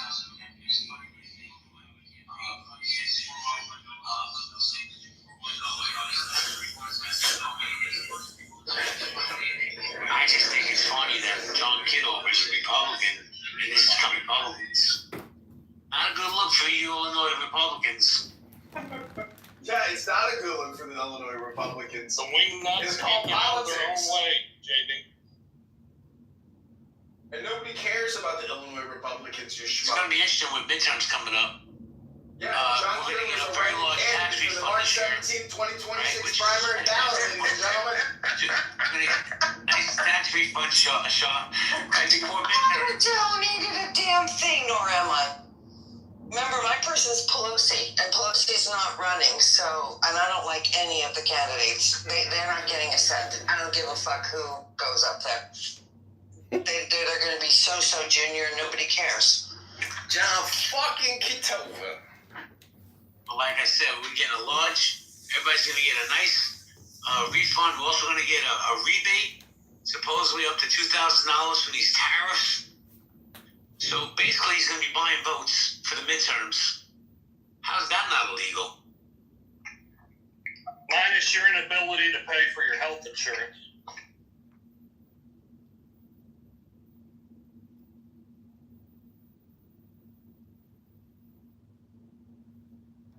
I voted, Francie, I voted for him. I donated to him because I was doing Roger a favor. Roger didn't ask me to. I just thought it was the right thing to do because I know Roger was supporting him. Roger donated. So the only reason I donated was out of respect to my friendship with Roger. That did not age well. Not because Jay liked Your me. friendship or the respect? I'm going to say both. You were supposed to giggle. That's two guys on the precipice of insanity. I don't think Roger's crazy. I'll disagree. I'm sorry, Raj, what'd you say? I'll disagree. First of all, in his defense, and I'll say this to me, Roger's probably one of the most intelligent people on this app, most engaging people on this app. He knew when to troll, when not to troll. He also ran he knew how to cultivate conversations, which on a social audio app, sometimes it's not easy to do. So first of all, I'll always have a fondness for Roger. I just don't appreciate some of the things that have been done and said. To me, loyalty is not it's not a word, it's a lifestyle. I agree, and he predicted Trump winning about 6 months before anybody else. I was most proud of him when he called Vice Presidential candidate a fucking cunt. I was proud of him then. Yeah, I had a hard time with that. But that's my boy. Doesn't make him all bad. Yeah, just 99% bad. You're correct. No, I think you paint with a too broad a brush. Negative. Roger, I don't know what you smoke with Roger is, but in all shit, in my opinion, right, my interactions with Roger Mayhem, he's a good dude, right? He really is. And if you get to know him off the app, he's an even better dude. That was always my interactions with him. And he knew how to be entertaining, which most people don't. Yeah, he's definitely an entertainer. But see, for me, I think people will remember how things ended a lot quicker than how they began. He was always boastful of the women on this app. What do you mean by that? Integrated them constantly on here. Well, I know plenty of women, and there's a couple of them on my stage right now that absolutely adored him. I was gonna say I've never been denigrated by him. He treated me with the utmost respect. Probably because certain percentages were sycophants. But if you disagree, he'd run you into the ground. Well, I disagree with him here publicly in one of JB's rooms, and he respected it. Yeah, it was, well, you're not a woman, no offense. Not that I know of. I mean, we went toe to toe for years. I mean, for the first couple of years on some of the stuff, but we still got along fine. I mean, he lived here at one point, and we would bring that up, or he would bring that up every now and then, and ask how this place was, or is this place still there? But he never disrespected me, no matter how strange or. But what did you say the other day, JPM, was how unhinged I could get? I don't think you're unhinged. I think that you're not going to back down, nor should you. Listen, I've said things to women on this app I should have never said, but it is what it is, right?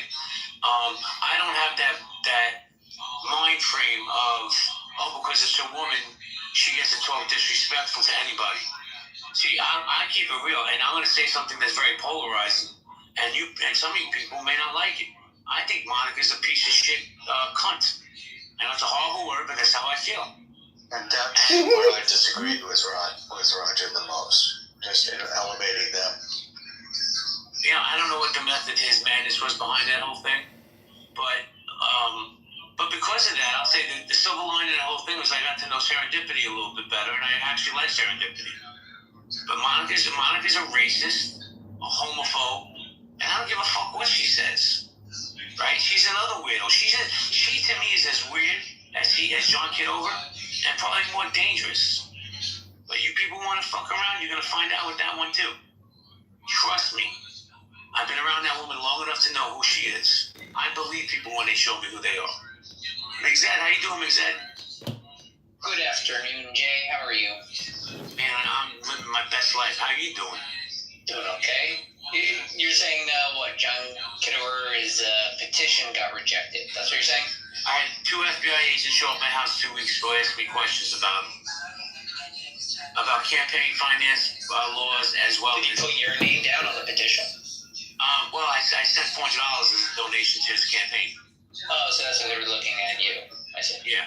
So I said what I knew, which wasn't much, other than I donated. I know from the app. I don't know in real life, and I'm not interested in getting involved. Speak to my attorney. So as I said, speak to my attorney, they left. Good enough. Right, they're not interested in you. They're interested in him. They just want more info. How long ago was that? 2 weeks ago, they came to my house. 2 weeks ago. Looks like they were referring it up. Well, listen, I think he's going to get indicted, to be honest with you. What? What, for fraud?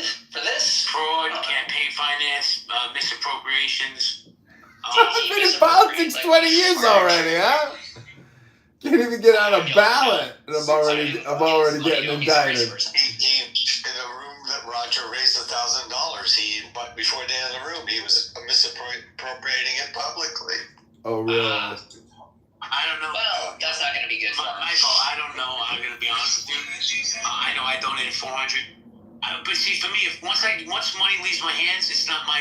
I don't think about it. Yeah, and I thanked him when I went to Bloomington, Illinois. I paid for a hotel room with his money. It was a donation, a contribution to a Bought campaign. a delicious salmon dinner. Repercussions, counsel. To some degree. Ran a campaign, dude. What the fuck is wrong with people? I live streamed and filmed the whole thing. All the travel, all the signatures, everything. Nothing much. Hey, I just woke up from a nap. I'm trying to see who you're talking about. What's going on? There's a gentleman on this app named John fucking Kitover. He has about, I don't even know, no cap, maybe 75 burner phones. He live streams these rooms onto Instagram. Oh, wow. So he was running for Congress in Illinois. He was removed from the ballot for fake signatures and also looking into him for campaign finance laws. So we're going to see. I'm just giving people a heads up because I donated. There's other people in this room. Hakima donated. Nye donated. The FBI came to my house. They might knock on your door next, guys. But let me say hello to Sean, man. They're coming to your door next. The You're such a liar. No. Let's see. Nope. All right, guys. A little popcorn style. If you want to jump in, just grab the mic. One mic policy. Please be careful who you do business with on this app. Including Jay Bresco. Most of these people are frauds. Protection alert. Real, man. Cash in your fucking ticket. I've been telling you that for months. Jay Bresco made all his money in the restaurant business. All right, guys. One mic policy. Grab the mic if you want to jump in. Great show, Jay. Thanks so much. This is candidate Congressman John Kitover. Go to John for Congress with a 4. Go to johnforcongress.com. Thanks so much for coming here. This has been the roast of John Kitover, a write-in candidate for the 16th District of Illinois. Go to johnforcongress.com or John Kitover on Instagram. Is that your area? Oh, no, not at all. No, he up, he far away. He like northwest suburbs. No, he ain't that. Oh, so you got that's the money area. The money area. Fucking Rockford is falling into a pit. It's like, I said, there ain't no money up there, but it ain't the money area. Yeah, as usual, Jay Bresco has no idea what the fuck he's saying. The Charm is there. The Charm, are you there? The uncharmable charmer is here. Right, go to johnforcongress.com. You can hang out with the cool kids. I have to be honest with you, I'm not surprised by any of this. I think that his campaign is over and Go on, write-in candidate, Jay! The campaign keeps marching on to the very bitter end.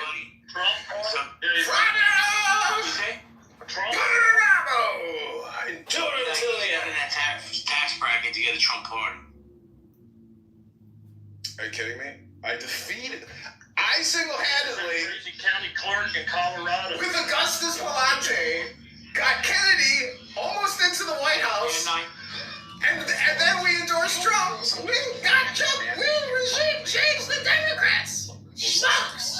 Who are you asking? You asking me? No, OLG. Oh, Raj?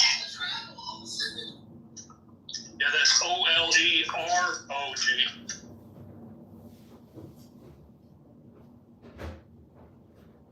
Oh, man, let me tell you something. Is he the answer to the question? Like, he I doesn't just want to think say, that Adams, there's... I love you with my heart and soul, and I hope everything is great. I mean, great New Year's. Wait a second, time out. You come to my stage. And JP, you are this incredible specimen. You heavenly almost baby. Whatever. But I gotta tell you, you look amazing. You look amazing in that PTR. Oh, thank you so much. Love the bangs. You guys are so sweet. I take it back. Hey, Preston loves the bangs. Here comes Smooth. What is it called? Romance scammer?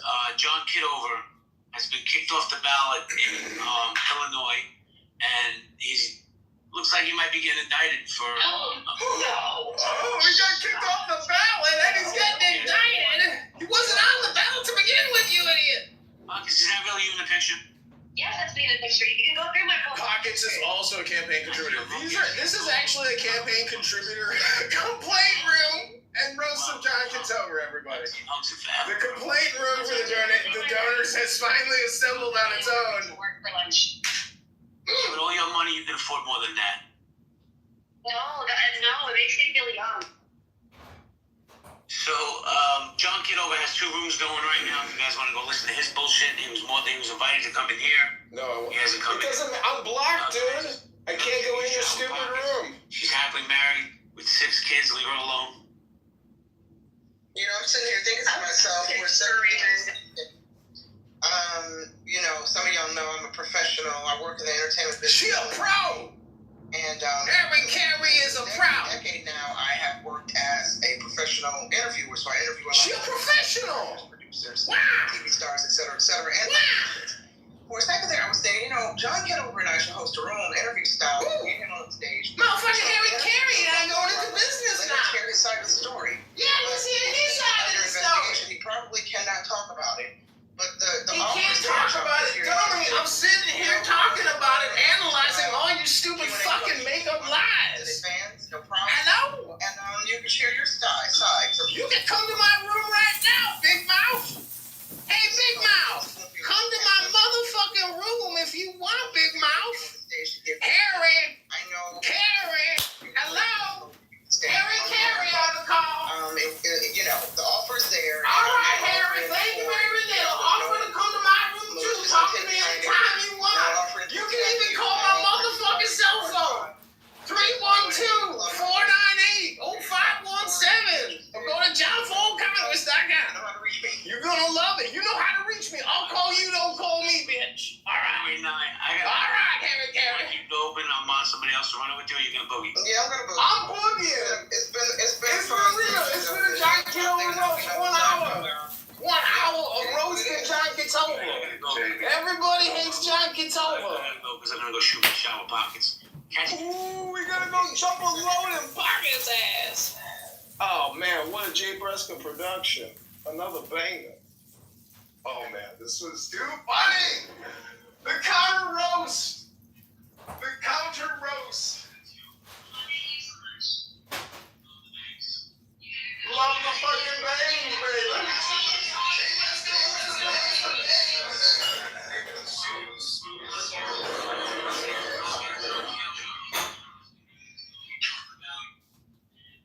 Oh man, this is a banger. Thanks, Jay. I owe Jay a lot for this one.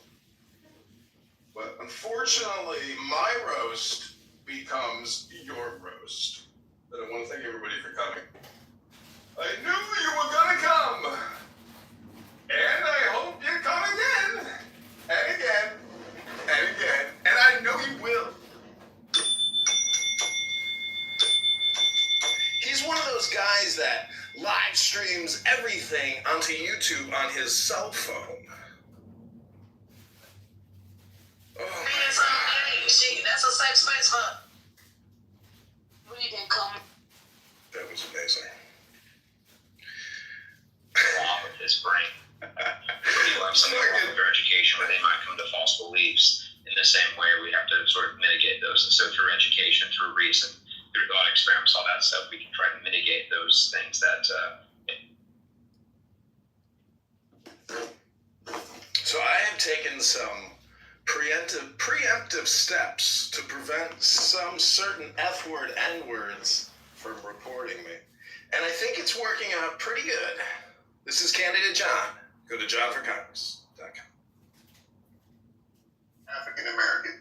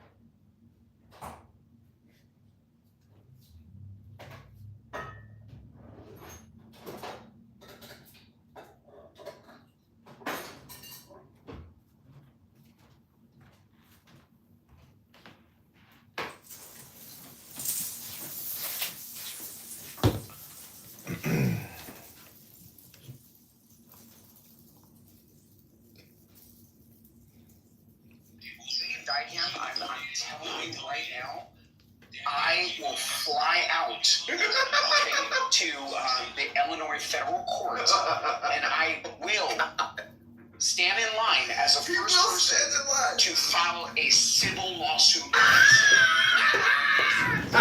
Stand in line to file a civil lawsuit for what? Intentional infliction of emotional distress and harassment. So I'm glad that my grievances are now being heard, and I really hope that in the dissemination of the media that he's put out, doesn't impact other people that aren't. Let's just get Israel to become the 51st state of America for peace. Nitrogen monoxide. I appreciate that. Good job on calling him out. And I also want to say, Jay, we are on this app, and I may get clipped in mid-sentence, but I'm also going to attach the founders of this app to that lawsuit, allowing him a vehicle to continue To continue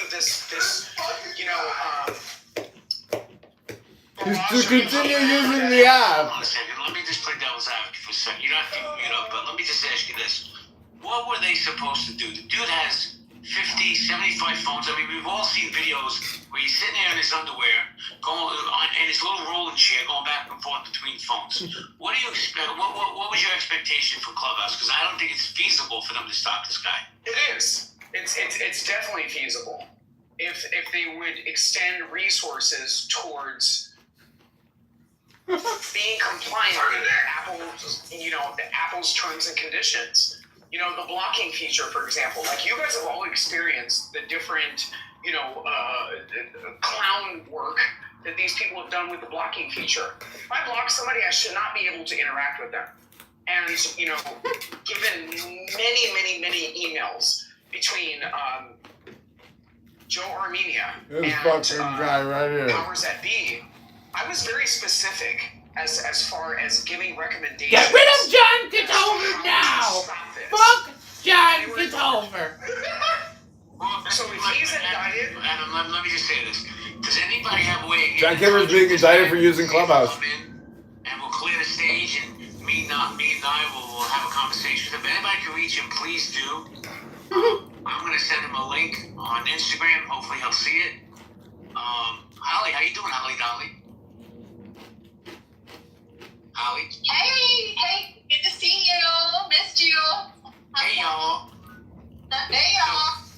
Hey guys, if you need a place, a house in Georgia, that's your girl right there. Reach out to Holly. Holly, what do you think about John Kitover possibly getting indicted? Thank you for that. Just close my window so I can hear you better. What's up? I mean, I just clicked the link, but I don't see anything about the indictment. What's the story? Can you fill me in, or if I can catch up as you guys? Absolutely. I'll do a quick reset. So 2 weeks ago, I had a couple FBI agents come to my house, ask me about my relationship with this gentleman. I told them the truth. No way. I told them the truth. I said, I don't know this guy in real life. I donated to his campaign. They played a couple. They don't like the way I use my cell phone so normal. What he was going to do with the money and how he was soliciting signatures. Dr. Adams has taken down so many of my accounts. And I said, if you want, I'll give you my attorney's number. Once I said, anyways, but Many of your what? my accounts, he doesn't like the way I use my cell phones. If you just heard his complaints. But anyways, yeah, this is That's obviously that's a federal crime to use your cell phone in a way that Dr. Adams. I know, and I'm being indicted by the FBI, who showed up at delusional Jay Breska's house. I'm sure he had a convo with the FBI about me. It's so hilarious. Yeah, so. Anyways, yeah, I mean, I had bad signatures on my petitions. I didn't generate those signatures. I paid people to generate signatures, to go out there in the streets and get those signatures. The State Board of Election said I only got 90 signatures. Then they said I got 300 signatures. And then they removed me from the ballot. They gave me no due process. I mean, even the fact that this Illinois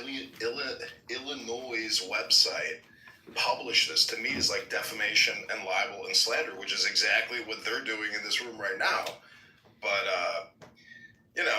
this is the way it is. It's a kingly thing to be slandered and attacked. So I ran for Congress. I ran a legitimate, honest, open, fully transparent campaign. I filmed everything I did, including the onboarding of my circulators. So this whole thing is a political witch hunt to discredit me and attack me and slander me in the same way that I've attacked my opponent. And that's what his lawyer is doing, and it's just politics. And if the Attorney General of the state or the federal government is going to prosecute me for trying to run for Congress, if anybody's going to get in trouble, it's the people who generated fake signatures. I don't know their names. I know the primary circulator, but I don't know who she's subcontracted to. I do have him on recording, so I could file a police report. I have requested my money back. Because I did spend thousands of my own dollars doing this. So, anyways, that's my response to their room, but I will not indulge them and go into their room. But besides, I'm blocked anyway, so I can't actually communicate with them. And that's just the way they like it. Okay. We don't need it. But David is such a little bitch. This is the John Kitover complaint room. So It's awesome. let me just be clear, okay? The conversation started with the FBI based on Blake, who was on this app threatening to shoot me in the head. So let's be very clear as to how this started.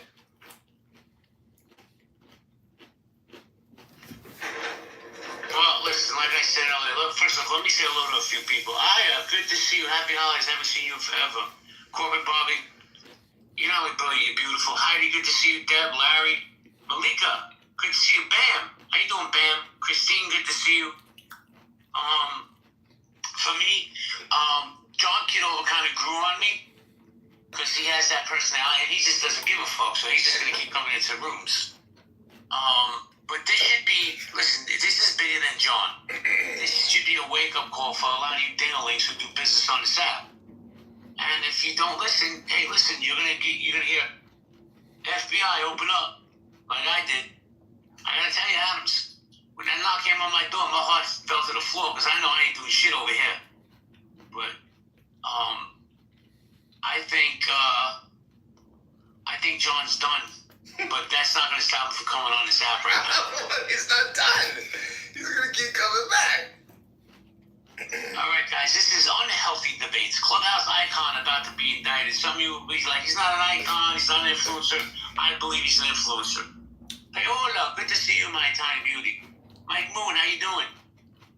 Guys, if you have a pink ticket, please cash in. Damn, we got a lot of callers. I don't even know why you have a pink ticket. You've been around me for years. Hakima, good to see you. Dr. Lorna, good to see you, Dr. Lorna. William, Lumi, I don't like Lumi. I'm going to throw you out because I don't like you. I think you're an asshole. How about that? But guys, if you want to come up, raise your hand. We're going to go popcorn style. All I ask is that you respect the one mic policy. Thank you.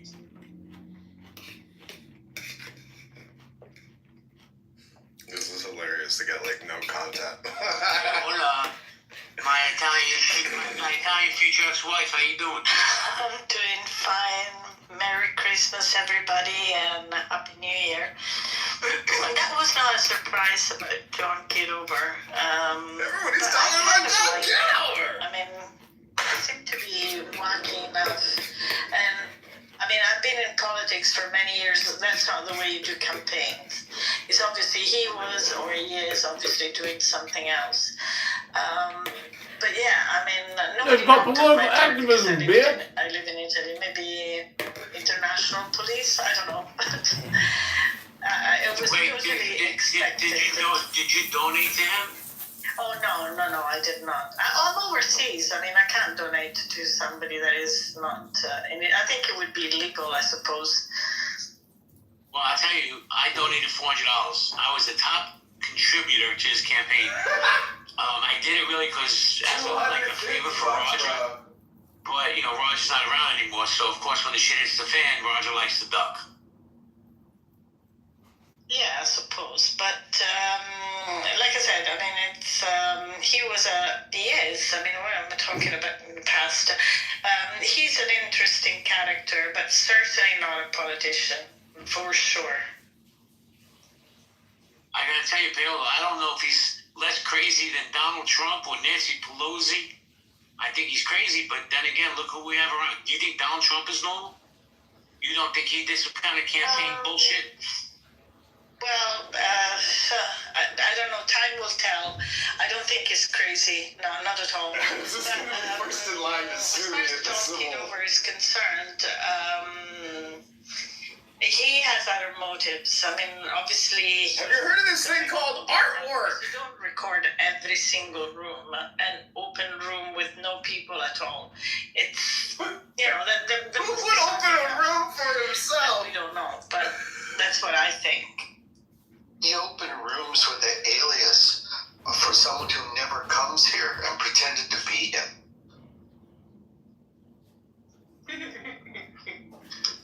I don't know, man. I don't think, if anything, as off his rock as he is, this might stoke him to open more rooms. And, you know, for me, I always, like, there's somebody always comes into my space, this young lady, and she's like, you know, the only reason I don't come to your stage is because I don't want to be recorded. And I would be like, yo, it's no big deal, who cares? And then we find out he's probably selling all this info. If he's selling my info, I want my piece. Right? Holly? I mean, I'm gonna be honest. He's not gonna like this if he hears this, but I'm kind of happy the FBI is watching him because I would not put it past him to do something violent for the sake of our country. He is so passionate about this country and about. I'm a peaceful person, Holly. That could be projection. It needs to be projection alert. Redone in his image. I wouldn't put it past him to do. I would not be surprised one bit if I saw his face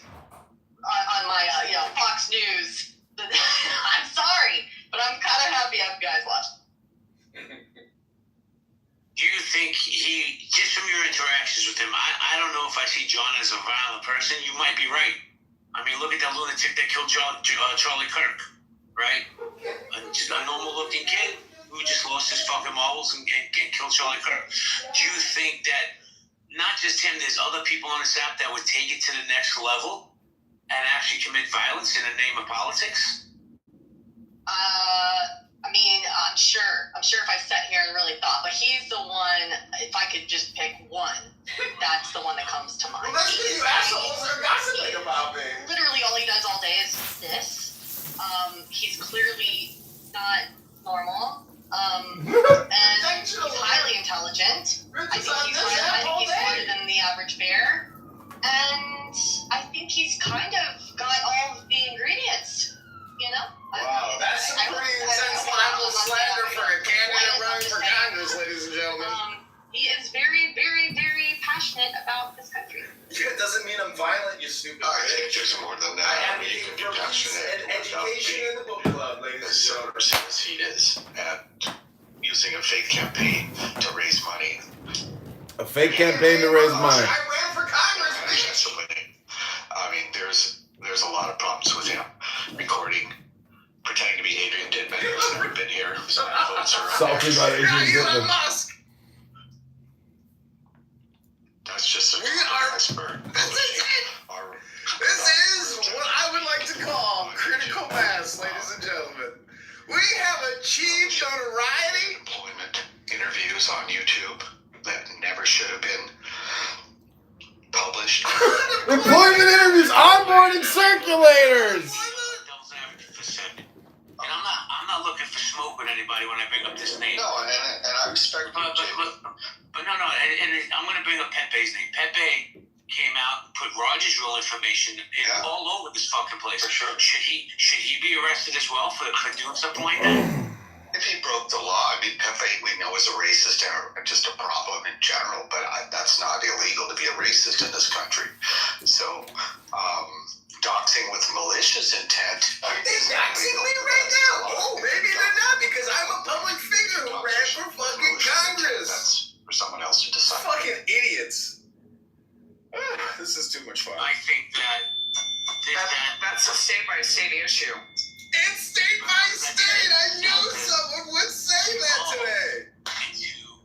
Chaos. Oh, I am fucking dying. This is too much. Okay, I'm gonna restart some of these YouTube lives. This one to see the car crash, right?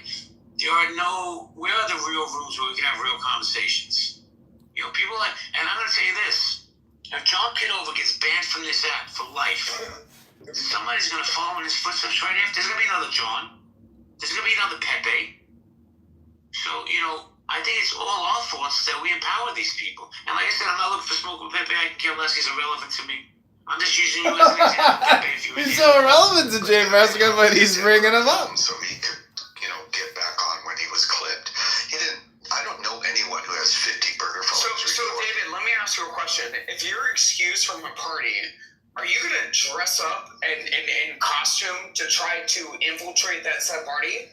I don't go where I'm not wanted. That's my belief. Yeah, there's no one on the planet like Pepe or John Kitover. Let's be real. Well, they're one of a kind. I'll tell you what, guys, and this is my personal feeling. I don't think anybody in this app gets more anonymouses in their room than I do. Like, I open a room and all these bro, guys, ladies. But look at what your show's about, Dr. Breska. It's about John Kitover. And then he's peppering Pepe in there. You're peppering a little Pepe. Welcome, Danny. Welcome, John Kitover, Candidate Congressman Podcast. I'm getting fucking roasted. I am getting fucking roasted in this room. It's hilarious. Your job, and you're just doing theirs, right? Yeah, pretty much. I don't see. I don't do this fraud.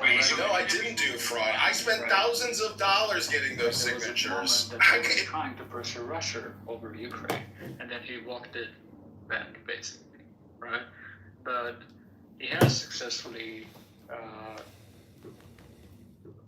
pressured oil infrastructure and a lot of there was at least, I'm sorry, I'm blanking on the name, there was a Russian consortium of energy producers that had to Okay, Jesus Christ. They had to sell and exit European markets really quickly, and it was basically a fire sale. So that's one example what you signed up. has already happened this year, right? The sanctions are applied, but the sanctions are applied, like you get a headline that the sanction is applied does not mean it is enforced. Sanction enforcement means staffing, needs tightening, needs oversight, needs all of those things, and there is basically a lever to the sanction applications, whether it is, yes, you did the sanction law, it does not mean that the enforcement of it goes from 0 to 100. It's, I don't know, it's in the lows right now, right? So the existing sanction law can be easily upped, right, and used more effectively. My name does mean Mark. Astrology is so motherfucking. I don't disagree. I just don't know that sanctions can force Russia to end the war. And if we use up our 100%, then now we have no pressure we can put on Russia to get something that we could get, right? Because we can't get ending the war with sanctions. That's what I'm trying to get across here. More of the same is not going to work. So we do need to have a little gas left in the tank so that we can get them to do something. So we have some pressure left to put on them, And that it would be different if we could put, the ultimate pressure, which at one time, our army trained for, which was when Russia invades Europe, then the U.S. Army is going to go in there and kick them out, right? But this doesn't seem to be on the table right now.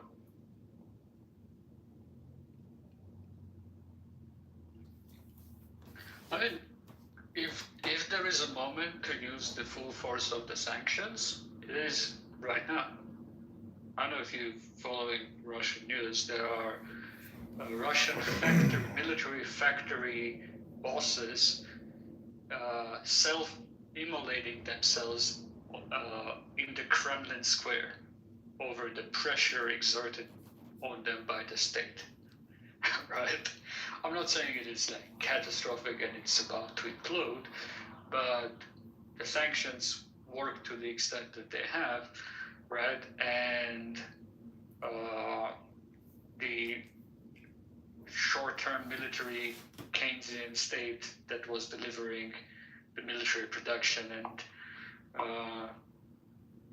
like redirecting all of the economy basically into military output is running so hot that the rest of the economy is breaking down because of it, right?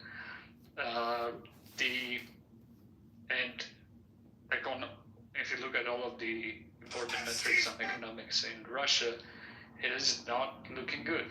Combined with the kind of social upheaval and the firings, suicides, self-immolations of pretty high-level administrators in the state, and increased number of leaks to the press complaining about how all of this is going, they are under a lot of pressure, right? And yes, I don't mean that sanctions can end the war. Of course they don't, but they can get Russia to negotiate to the negotiating table to at least discuss an alternative to the continuation of the war. The problem is that they are not at the table negotiating. They make all the external kind of platitudes about wanting a deal, and then when they go back to Russia, they say that we don't want the deal, which is what they're saying yesterday and today, right? And there hasn't been a single movement from Russia on any important points of negotiation. They have remained within their initial negotiation framework, within their initial negotiation positions. So the pressure on them is supposed to move them to that point, right? Instead, Trump is doing the opposite, which is relaxing all of those pressures with the small exceptions that I mentioned, right? So that they have actually a wider latitude to stick to their initial position and less reason to move. Well, I guess I interpret those facts differently. I think what we're seeing is that they are under intense pressure from sanctions, but that doesn't change the way the government is making its decisions, because, you know, the government is not bearing the cost directly. It's the people, captains of industry. So the way I read those facts are different from you, which is, you know, we could put more effort into sanctions, but that's not going to get us what we want. It's not going to change their way of seeing things. And the pressure, the other way you deal with someone who won't change their mind is you take away their ability to continue the war, you know, mechanically, right? And we don't have that option. Not unless we plan to be shooting down nuclear missiles, you know. So then it's like, okay, well, now what? So I read those facts differently from you. I mean, I understand it. You might be right that no amount of sanctions or force, non-military force, right, is gonna make Putin move. The problem is that we don't know until we have tried all the options that do not escalate it to the nuclear retaliation or use of non-nuclear forces, right? So there are things on the table remaining, and when else to apply them other than in the kind of crescendo of the negotiations, right? Like, you might be right, and I might be wrong, but neither of us knows until it is tried. And I don't see much of a downside to trying. 399,993. Maybe. I mean, I think the basic downside is like, is there a downside to putting more pressure on another party when you're engaging with them in negotiations? Certainly not always. In some cases, the pressure can make them persuadable, right? But in some cases, the pressure will embolden them.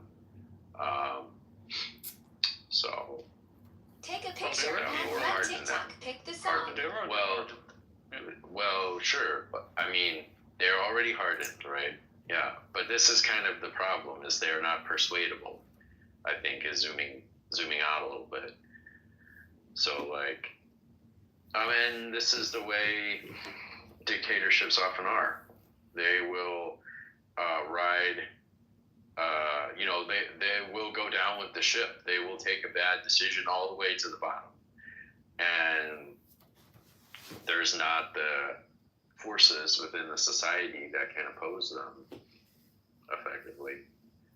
And then, yeah, and that raises other questions, right? Like, Ukraine does seem to be able to get into Russia and disrupt facilities within Russia. So, is there an angle there?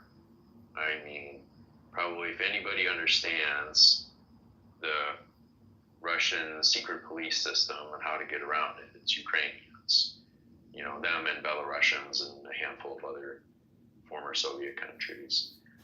Maybe there's another angle there to take, but and all of these things take resources, and yeah. But yeah, I mean, I can't say listening to that I'm listening to go back to what other speakers said, listening to Trump's announcement, do I think like progress has been made? No, you know, I'm not encouraged by that. Yeah, it's a very, very sad situation.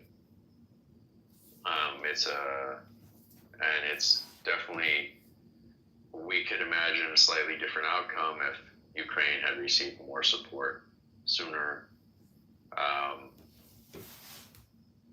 Maybe, you know, assuming the support worked out, which is a big question with the way Ukraine operated before. And now Ukraine is more of a blue team army, and so blue team equipment, they can get a lot more out of it. than they were getting out of it. But that was a hard evolution all by itself. That was like probably 2 years, more or less, of reforming their armed forces before you could really say anything positive would happen. For 5 hours, but do not touch this candy bar. Well, I mean, and it's just like the Candace Owens thing. Whenever it came up about the penis overseas, we didn't have to call her out and be like, "You're a liar. This is stupid. I can't trust you anymore." Blah blah blah. We just didn't comment on it. You just keep scrolling, and that's the difference. Is you don't have to. I said I'm not going to cover this tonight. You did. And that's the thing, is like, just keep scrolling. But whenever you make such an effort and such an attempt, and not just to make a small comment, but to write out these lengthy letter essays to explain your position on why he's such a bad guy and nobody should trust him, that's They've completely never done that different. in the history of their accounts. But yeah, this time it's different. I don't know. It's just weird. Yeah, I mean, come on. And it's just, it's hi, Lemaire. Yeah, that's very interesting, though, that it's all aligned. Hold on, bro. Hold on. She's calling on Lemaire. Go ahead. Hey, everybody. I was just going to say, I heard the last lady that was speaking that was talking about Mitch's character, and it's horse crap. One of the first things that we all saw after this guy made a statement on Candace Owens is essentially, in the political world, opposition research. There was no real concern about what he said. And I will say in the IC, when you're doing what's called source evaluation, it's based on placement and access. There's additional criteria that you look into with respect to a source that you've recruited. But if they make a claim that they were in a location on a certain date and saw something, you first want to make sure, were you actually there to see that thing you said you claimed? And then you look for corroborating information. What that person said they saw, was it actually there? But what the conservative alt media did in alignment was dig up his past. And here's the thing that most people may not know about the Department of Defense. Once you get into the covert realm, and this includes the 18 series, Special Forces, what they call in the Army, you go through what's called an SSBI, Single Source Background Investigation. They dig through your life with a fine-tooth comb. If you are a dirtbag, you are not getting a clearance.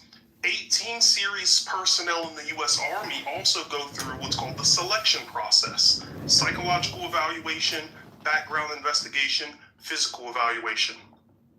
If you don't cut it, you're done. So the fact that he served in that realm tells you the U.S. government didn't see anything about this guy that was problematic. Not only that, the SSBI is conducted regularly. It's not a one and done. Especially if you're in the operator space, that can be every 3 to 5 years. So if this guy somehow went through the selection process, got his national security clearance, and then became a dirtbag, let's just say he's the walking embodiment of Satan himself. At some point, the SSBI would pick it up and say, hey, you're a risk to national security. Your behavior does not align with what we want in these positions. You're done. But that's not what we saw happen. This is anyone who's ever served in this arena knows there is something that stinks to high heaven about what the right-wing alternative media is doing with respect to this guy. Everyone I talk to that's still in the IC, they're left military service. Mitch left military service in 1990. Don't interrupt him, AP. Mute yourself. I didn't. He wasn't finished talking. He was not finished talking. He was still talking. He left the military in 1996. I want to respond. And I'll stop really quickly. Go ahead. I'll stop really quickly. The SSBI process has been going on well into the 90s, well into the 80s. It's been going on for a long time. As soon as you get into the secret no foreign and above national security clearance. I was on mute glitch. Double mute. As soon as they get above security clearance, and It should be unmuting now. Go ahead. Yes, as soon as you get into the secret no foreign and above, we jokingly called it in the IC TS alphabet soup because there's a bunch of caveats and compartmentalization that goes into that.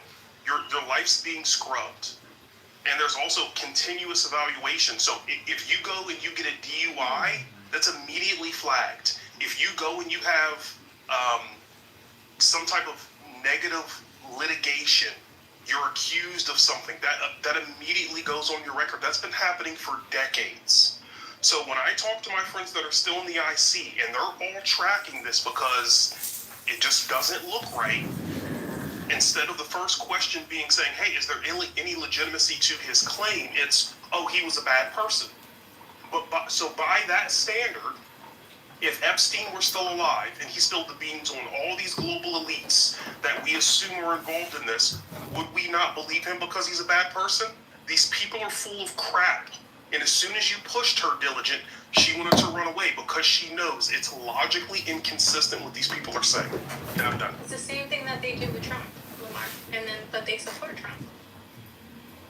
It's just, but I want to ask. This is a not. I wanted to respond to Lamar, and then I said you could go AB.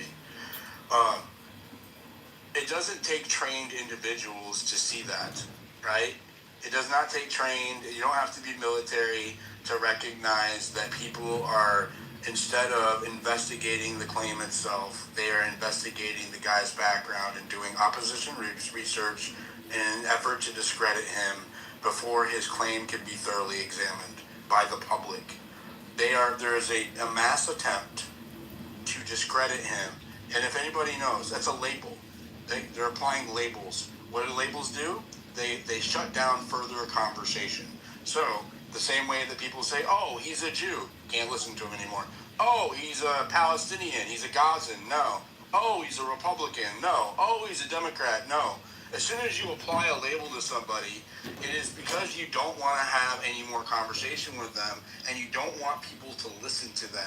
When you are telling people you're labeling this guy as a fraud, as an abuser, as this, as that, it is because you want people to see the label and not to see what he's saying.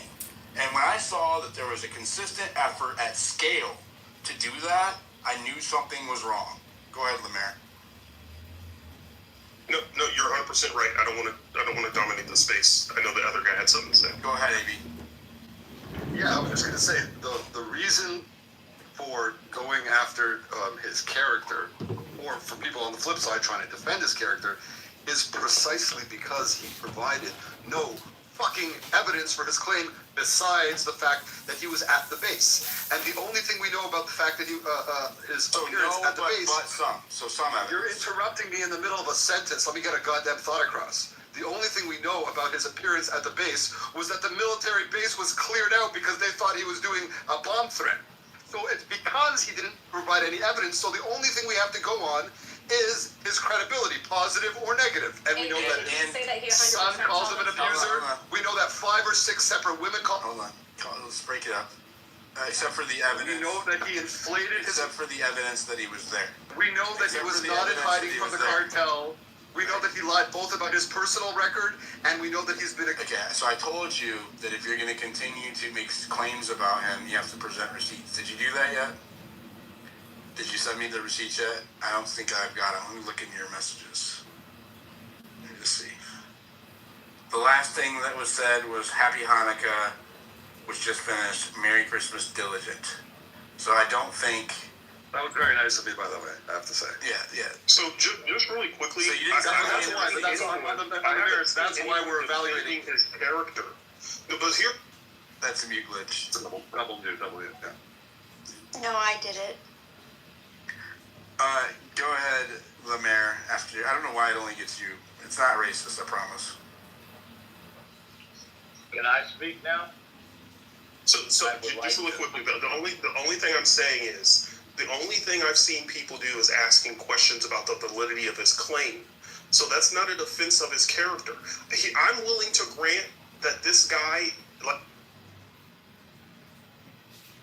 Is that me or is it him? It was me. I'm just kidding. I don't know. Fucking You you, just stopped him, talking. Zintani? No, I Better not. swear I didn't. I'm just kidding. I think you got a phone call, because that's what it sounded like. No, it said muted by host. Oh, it was a triple mute. That was probably Zintani. Stop it, Zintani. So just really quickly, the only thing I'm saying is I'm willing to grant that he's the worst person to ever live in the world ever. That has nothing to do with trying to verify his claim.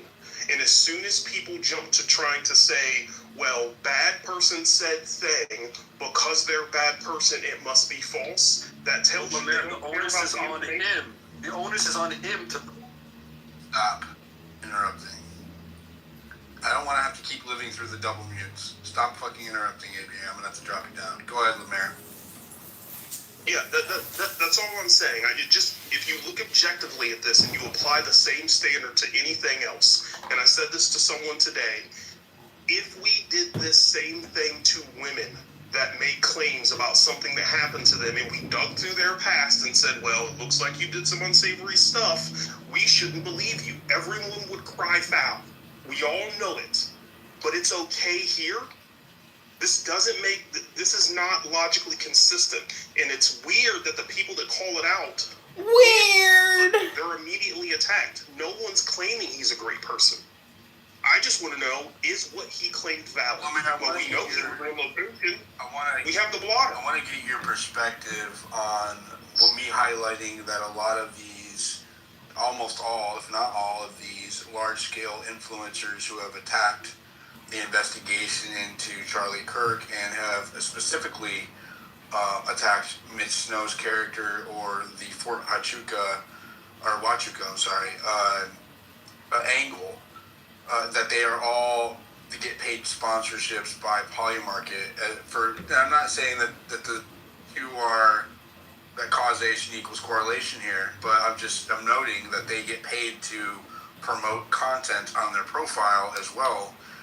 Do you think that there's an angle there? Am I being over scrutinous, or is there a possibility of content coordination happening through those same channels? No, I think you're right, and I think where there's smoke, there's fire.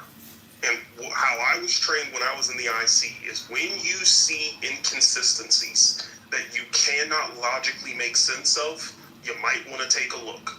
And just like if I were looking at a foreign nation and something happened in the world, and all of a sudden you have all these media outlets saying the same stuff within a short period of time, at some point you got to ask, hey, is there coordination happening here? Why is it that all of these people are espousing the same exact narrative, attacking the same exact issue? We would call it influence operations. Back in the Soviet era, they called it active measures. So when you look at alternative media and you see this group of people that are pro-TPUSA all come out in concert saying the same thing, attacking the same subject, never really addressing what the person said, I think it's fair to look. I think it's completely fair to look, because if I were in government, we would do the same thing. Lemaire, the only thing that's confusing to me is he's the one, he being Mitch/Harry, who made an extraordinary claim.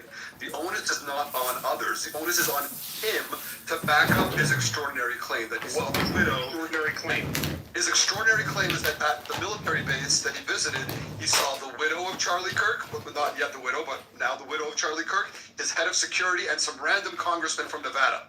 He has provided zero evidence. Put the onus on, and it's literally a rule of logic. Okay. It's literally a rule of logic that the person who makes the claim, the onus is on that person. Extraordinary claims require extraordinary evidence. Let me just finish my sentence. Not only has he... Lemaire, let me finish my sentence. Not only has Harry/Mitch provided non-extraordinary evidence, he's provided zero evidence for anything besides the fact that he was there. So my question to you is, do you hold women that make because nobody cares that Mitch was there. We care whether Erica and the other people were there. Nobody cares. I didn't even hear you guys. Do you hold women that make claims without evidence to that same standard? Yes, absolutely. I hold everybody, and especially if a woman says I was gang raped, hypothetically, God forbid. Then why is it? Towards the women, so I do believe actually. Then why is it? I hold everyone to the same standard. Really quickly. Then why is it that you're not questioning the claims of this woman who did the interview with the other alt-right media pundit, making claims about this other guy, and she provided no evidence? Oh, that's a good question. Lemaire is the real deal, First of all, she did provide some evidence, and the evidence is that a court, when they held a habeas corpus hearing on him, decided to take away his children. 2 different moms, by the way, not just one mom. That's not evidence. In the records, in the records, 5 different women have accused him of abuse, and his own son. That takes a hell of a Amy, scuffle. haven't you had I don't women make know a single accusations person. of you? I don't know a single person, even through association, that has been accused of abuse by 5 separate people and their own son. Not one. And I know a lot of people. Haven't you been accused of that with another woman, AB? Isn't there some stuff going on around you and some court You're not dates? gonna do that in my space, Noxie. Don't do that. I'm just saying, like, we shouldn't believe that. We have to believe his word. Don't do that. The only thing I was going to say is, I'm not joking. By that logic, then you believe that President Trump is also a rapist. We don't do personal attacks in my fucking spaces. My co-hosts, my speakers, myself, we don't fucking do it. Period. Go ahead. Sorry. Yeah, AB, my question to you is then, by your logic, then President Trump is also a rapist, correct? No, because you have to analyze every individual accusation or every individual thing, and I did when I first heard about I investigated to my own satisfaction. I investigated all the major claims I could against President Trump, and I found all of them were lacking in evidence, and no court ever sided with it. He literally had to pay her. Did he? Like. Yeah. No, he didn't have to pay her. He chose to pay her to settle. No. You're right. You're right. What's the woman's name? By the way, that's one of the least credible. But yeah, I didn't find them credible. So. You believe it? You believe that happened? I didn't find those particular accusations credible. And by the way, this is coming from someone. Please stop interrupting me. Because I didn't find. You're quickly stating something and then moving on to the next topic. You can't just agree with one thing and then yes, pose it to a different situation. I'm allowed. Okay, so we are going to pivot to some speakers we haven't heard from yet. I'm getting AB fatigue. Sorry, AB, but you've dominated the conversation for long enough. We're gonna go to some of these women who have been waiting for a long time. Heal the divide. Perfect name. Let's go. Hey, Diligent, thank you for everything. Thanks for the space. I enjoyed them immensely. I don't know if you guys spoke about it earlier, but about that article that was, posted from. That's probably a mute glitch. Fucking AB. That's his fault. Sorry. Heal the divide. I could go. Go ahead. She'll be right back. Can you hear me better, though? I can. I'll go to you right after her. Go ahead, Heal. Okay, thanks. Should be good now. I'm sorry, can you hear me? Yep, Can you hear me? You're good. Go. Did you hear, did you discuss the Benton County, the article from April of 2025? Has anyone? Yeah, the author of the article actually came into my space and told us all about it. Okay, so what was what are we to make She said of that that? the local government was corrupt and partially in cahoots with the ex-wife, that there was a relative involved with CPS, and that had some impact on the judgment of him losing custody or not getting custody of the kids to his ex. So there's corroborative evidence. I didn't go through. Potentially. I didn't go through and corroborate it, so I didn't spend too much time on it because I need to see more receipts. But I chose the reason why, and this is why I haven't defended Mitch's background. If you haven't noticed, I don't care. Right. Okay, I just don't care. It doesn't. I feel like Mitch's background is a straw man argument. They want you to engage in arguing with Mitch's background because you're not talking about what Mitch saw or says he saw or thinks he saw. I think that's what's happening here. And they flexed this massive influencer network to do that. To try to put a giant fucking straw man out there for the skeptics and for the fence sitters to say, don't listen to this guy, he's a shitbag. Argue with me, here's all the evidence, here's all the witnesses, let's spend the rest of the fucking week talking about this. And I'm not gonna do it. I'm not gonna do it. I would actually rather highlight the fact that a lot of these influencers all seem to be getting paid by Polymarket to post their posts. You know what I mean? Like I would rather highlight I would rather highlight the tactics, the methods that make that possible. And then, you know what we're gonna be doing? If I have to squeeze Epstein in there. I was supposed to do it tonight, but the space was so good I couldn't get myself away from it. Sorry, subscribers, I'll do it tomorrow. I will, you know, I'm gonna continue. I'm doubling down on Fort Huachuca. I'm not moving away from it. We're gonna fucking triple down on looking into it, talking to people. We're gonna put out there, asking for people to come forward. We're gonna look at every angle of the players involved, how they could be connected, what are their pasts, have they ever been to that fort before? How could they be? What's the connection between Amadai and the security officer? Is there any network there? Is there any overlap?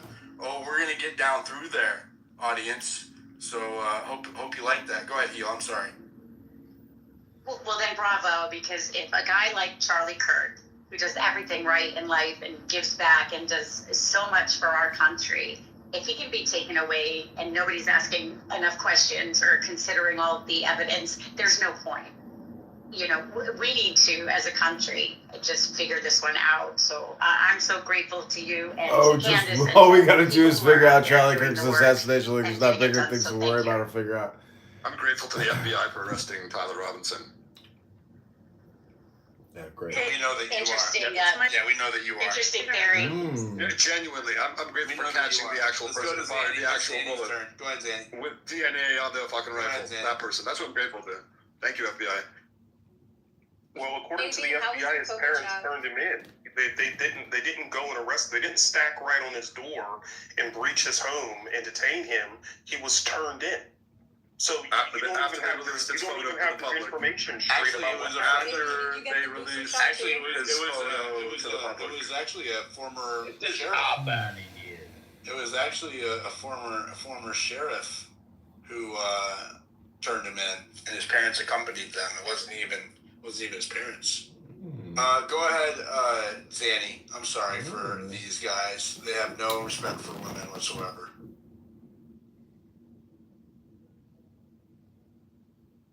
Zanny, you better jump while you can. She may be muted. There's more of that misogyny. Can't help himself. Go ahead, Zanny.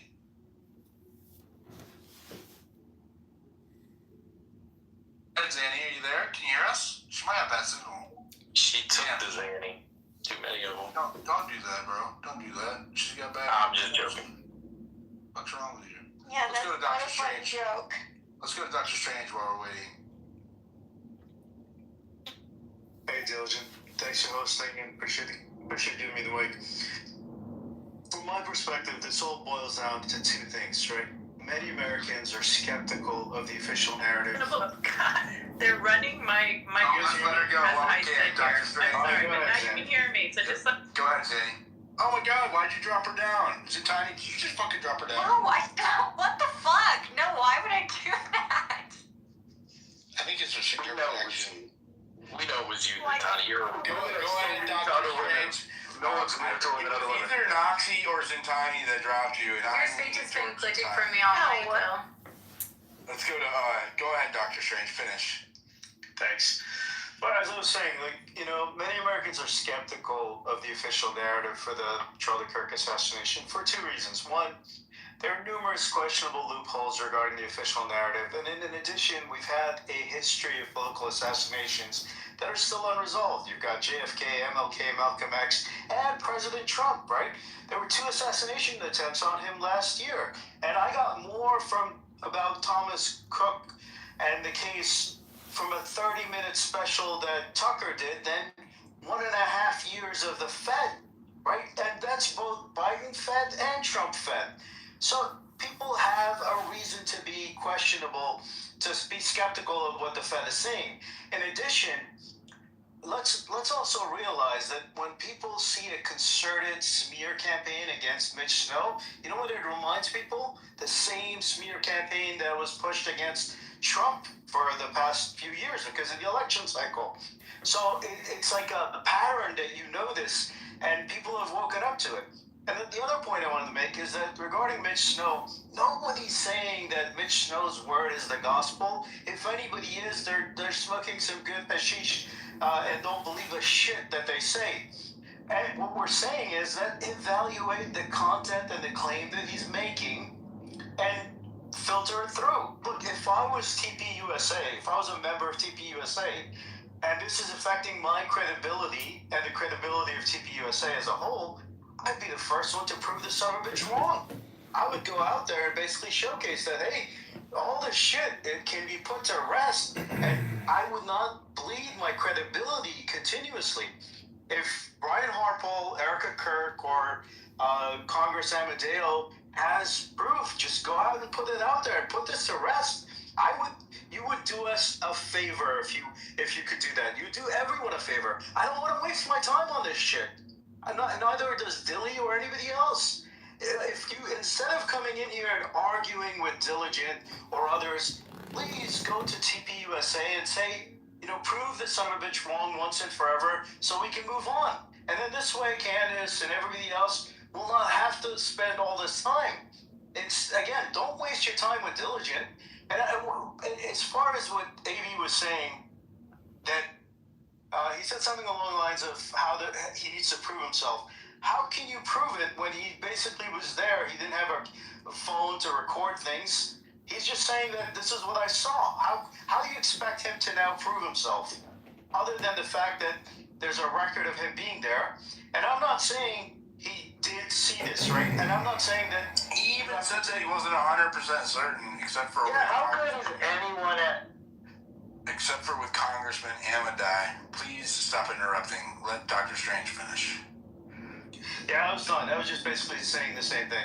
But I really hope that common sense prevails and people at TPUSA puts this to rest and basically proves that this guy... Yeah, they can shut this shit down tomorrow if they want to. That's what I'm saying. Like, less than an hour. Instead of looking at all of this... let's listen. Look at all of this effort to say, don't listen to this guy. When you could, in the space of an hour, 4 different people come out and say, you know what? We're just going to show you that we were here. We were at home. We were at work. We were on a plane. Anything. It could be geo-tracking data. It could be a boarding pass. Okay? Boarding pass. You can actually get a receipt from an airline as proof that you traveled if you ask for it. If anybody doesn't know that, you absolutely can. 100% can. And so they could have done that a long time ago. Amadei could have done that. Fucking Brian Harpo could have done that. Erica Kirk says that she was at home, or, well, she didn't say that. Another third person on her behalf said it for her with holes all in it. Well, if you're going to try to allude that you were at home without actually saying it and leaving that whole plausible deniability thing hanging in the air, as long as you want to leave plausible deniability in the air, we are going to be suspicious of you. Okay? That is the fact. If you're going to continue to rest on the laurels of plausible deniability, then you can be scrutinized. You look suspect. You can easily solve this a number of different ways, each one of them, and they're not even trying to. Right? So, they are responsible. You can say, oh, well, he's making the claim. The onus of burden is on him. Well, that would be true if we were having a debate. But we're talking about a murder. And before that murder, somebody who can prove where his whereabouts was, says he saw somebody there the day before that murder. So why don't you just finally put it to rest? And I know some of them and their employees are listening right now. Why not finally put it to rest? Go to Brian Harpole. Go to the American Airlines that you've supposedly flew on and say, hey, I need a receipt of my travel. And then share the receipt of that travel. Why don't you use your Ring footage that has dates and metadata and just send the link? You don't have to give out any personal information. I've done it before. You can do it. You can share a video from your Ring out to the public. You can share it to the cops. You can share it to anybody, and it doesn't dox any of your personal information, but it's verifiable what's saw. If you really went for a walk that day or with your kids or whatever you did, you went to Starbucks, your Ring will show you leaving the house or coming back, right? Representative Amidine could do the same thing. If he really flew on the 8th all day, it took him all day to travel from Nevada to Washington, D.C. Nobody's buying that shit. And you were there voting. Nobody misses 2 fucking roll call votes in the building, by the way. Nobody on the Appropriations Committee. It's the highest money spending committee in D.C. They spent $1.5 trillion on the bill he was there for. 1.5. It's larger than the national defense budget, and you're telling me he's in the fucking building without voting twice? That he's in the building for 8 hours and he doesn't vote? Give me a fucking break, right? So prove that you weren't there. Prove that you weren't there, or face the scrutiny. And honestly, you fucking deserve it. Go ahead, Matt.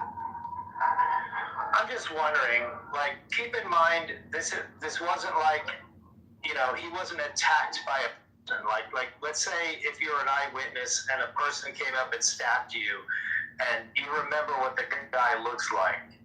We're talking about you went to Kmart yesterday, and you remember who the person at the checkout was, and you remember who the woman that came over and scanned your card was, and all this, because nothing really specifically was even involved. Those people weren't even directly affecting you.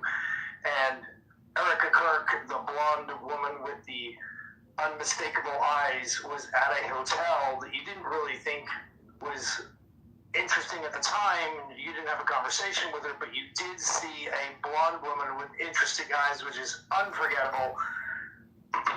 Does anybody have this level of recall? Because I don't think they do. I'm obviously paid. I've been paid. I love Netanyahu. I lick his balls every day, and I love TPUSA. That's 2,500 for you. That's making that claim, but I would say 18 series operators in the U.S. Army. They are trained observers. No, they're trained observers. This is what I'm talking about. People. One second. Too many people talking. Sorry, Lemaire. Let him finish, Lemaire. Let him land his plane. Go ahead, Matt. You can land your plane. Stop interrupting. That you walk through the world and a guy in a military outfit with a crew cut is there, and days later you're like, that was him. And then you go, by the way, maybe it was, you know, like you didn't remember right off the bat that it was Erica Kirk. That came back to you, that you met her at a hotel. It's like, I don't care. So, I mean, was he like hardcore? Didn't it come out that he's not really, he was kind of like a low level, like was it really like hardcore military? I don't think he was like a PSYOP commander trained in the art of remembering everything all the time. Dude, seriously, a day after something happens, you have absolute, complete and utter recall of the faces of the people. The entire story is built on that. This isn't even it, man. The whole thing, everything is based on an innuendo, based on a call, based on a thing, based on planes that were flying, based on, again, Macron's penis, which you even laughed at and said wasn't true, which means that you're in on it. I didn't say it wasn't true. I said that I'm not going to give you It's all a psyop. It's all a psyop. Please, just really quickly. Yeah, you can just So here's something you have to understand about it. And then you can go key. So here's something that people need to understand about people that are trained to operate the covert space. The 18 series, which is special forces in the Army, are trained observers. So Who's this guy? This is Lamar. So when I was in the IC, Are you trained? Yes, I was an intelligence officer for the IC. So when you do that level of photographs, and then you just stop, exercise some discipline. If I send you photographs, will you be able? Matt, I'm gonna have to drop you down if you continue to interrupt everybody, bro. You're derailing my space. Stop it, dude. Stop. I'm serious. Go ahead, Lemare. So just really quickly, as a part of that training, they go through exercises where they're tasked to go into an environment, observe what you see, come back and write fully detailed reports. That training continues until you get high fidelity, high confidence on what you observed. That training persists throughout their career. So if this was just Joe Blow off the street who had none of that formal training, did nothing at Fort Huachuca. I went in the Army. I was at Fort Huachuca. I was a 35 Fox intel specialist, and then I was hired onto into the IC after my time in service. You go through this training. We're not talking about just any old person. We're talking about someone who's trained to operate in an environment and provide very detailed reports about what's happening there when they return to the rear being the rear echelon. So that's why when I hear him say, without 100% confidence, because that's not what he said, hey, I remember very distinctly seeing this guy who looked like he was Special Forces, because they do have a look, they have a demeanor, the way they carry themselves. And then he mentions, hey, this woman's eyes stuck out to me. Those are things that you would pick up on. I've never seen another woman with the eyes like Erica Kirk. If I saw that out on the street, I would say, man, that woman has some really weird eyes. I've never seen anyone like that before. That's why when I hear that, I'm not saying I believe him 100%, but when I take into account the training I know he went through and what he said, which he did not say was 100%, it's like, okay, he made a claim. I don't believe him. When I take into account the training I know he went through and what he said, which he did not say was 100%, it's like, okay, he made a claim. I don't believe him 1,000%, but now we have additional information that's proving he was where he said he was, and now the people that could very easily, as Diligent said, just say, hey, I wasn't there. Here's my cell phone location data. I was at home chilling with the kids. They won't address it. They haven't even said they're not there. They haven't even refuted it at all. They have not refuted it directly. It's odd. If someone were to accuse you of being somewhere and doing something nefarious, and you can prove it very easily that you weren't there, you would just do it. You know what I didn't have on my... I'm sorry, Lemare. You know what I didn't have on my 2025 bingo card? Is Alex Jones and his alkalites defending the Fed fucking narrative and then chastising people for not believing it and then gaslighting us. How many people do you think were involved? 200, 300? Come on, Matt. Look at... Dude, do you realize... So I'm now relegated to an acolyte, huh? I don't exist. I'm just an Alex Jones. You're saying the same things Alex Jones does. No, I'm not. I'm a person who thinks things. You're saying the same things Candace says. Does that mean you're paid by her? That's what you said. You said anybody who agrees with someone is paid? No, I said you're brainwashed by her. I'm not brainwashed by Alex. You're now just pawning me off that I'm saying, I am now. Are you not an info warrior? You're saying I'm an acolyte. That is fucking lame. Okay, I'm sorry. I apologize for calling you an Alex Jones acolyte. I didn't know. You are like an info warrior. Like, it's on your fucking profile, right? Like, well, it's not now. It used to be. You were like an info warrior. Yeah, Info Warriors United. That's the name of your fucking community. So I'm not... Oh, yeah. You proved it all along, then. Okay. We don't even talk, okay? The fact that I give a little respect to an OG doesn't make a difference. Oh, my point is that you agree with something. You can't just automatically... Let me finish what I'm saying. How about that? And then you can argue with what I say. Okay? You built your persona on skepticism of the government. You literally have a Lady Liberty with a fucking mouth, a mask over her face, because during COVID, we were lied to by the feds and the fucking media, right? And so here you are at the end of 2025, alongside Alex, okay, maybe not because he's saying it, fucking pushing the Fed fucking slop narrative and then gaslighting people who are not. I am not pushing any Fed slop narrative. I fucking called it out the whole fucking time, asshole. I said it could have been shot from underneath. I said it was Israel, day fucking one, fuckface. Don't tell me I'm pushing Fed slop narratives. I'm not. Just because I don't agree with every single fucking thing you say doesn't mean I'm buying the Fed slop narrative. That's what retards say. Did you say how many people are involved? 200, 300? You struck a nerve. Yeah, I did. What, 1,000 million people? Does that mean I'm now an acolyte? Are you not making fun of us? Anybody who agrees with Stop yelling, okay? I'm letting you carry on more than I let most people carry on my stages. No, you're calling me a fucking... I'm not calling you anything, all right? I did call you an Alex Jones acolyte, and here I am. I was wrong to do that. I apologize. My only point was that, you are branded as a dissenter, right? We are dissenting, and you are mocking us for our dissent.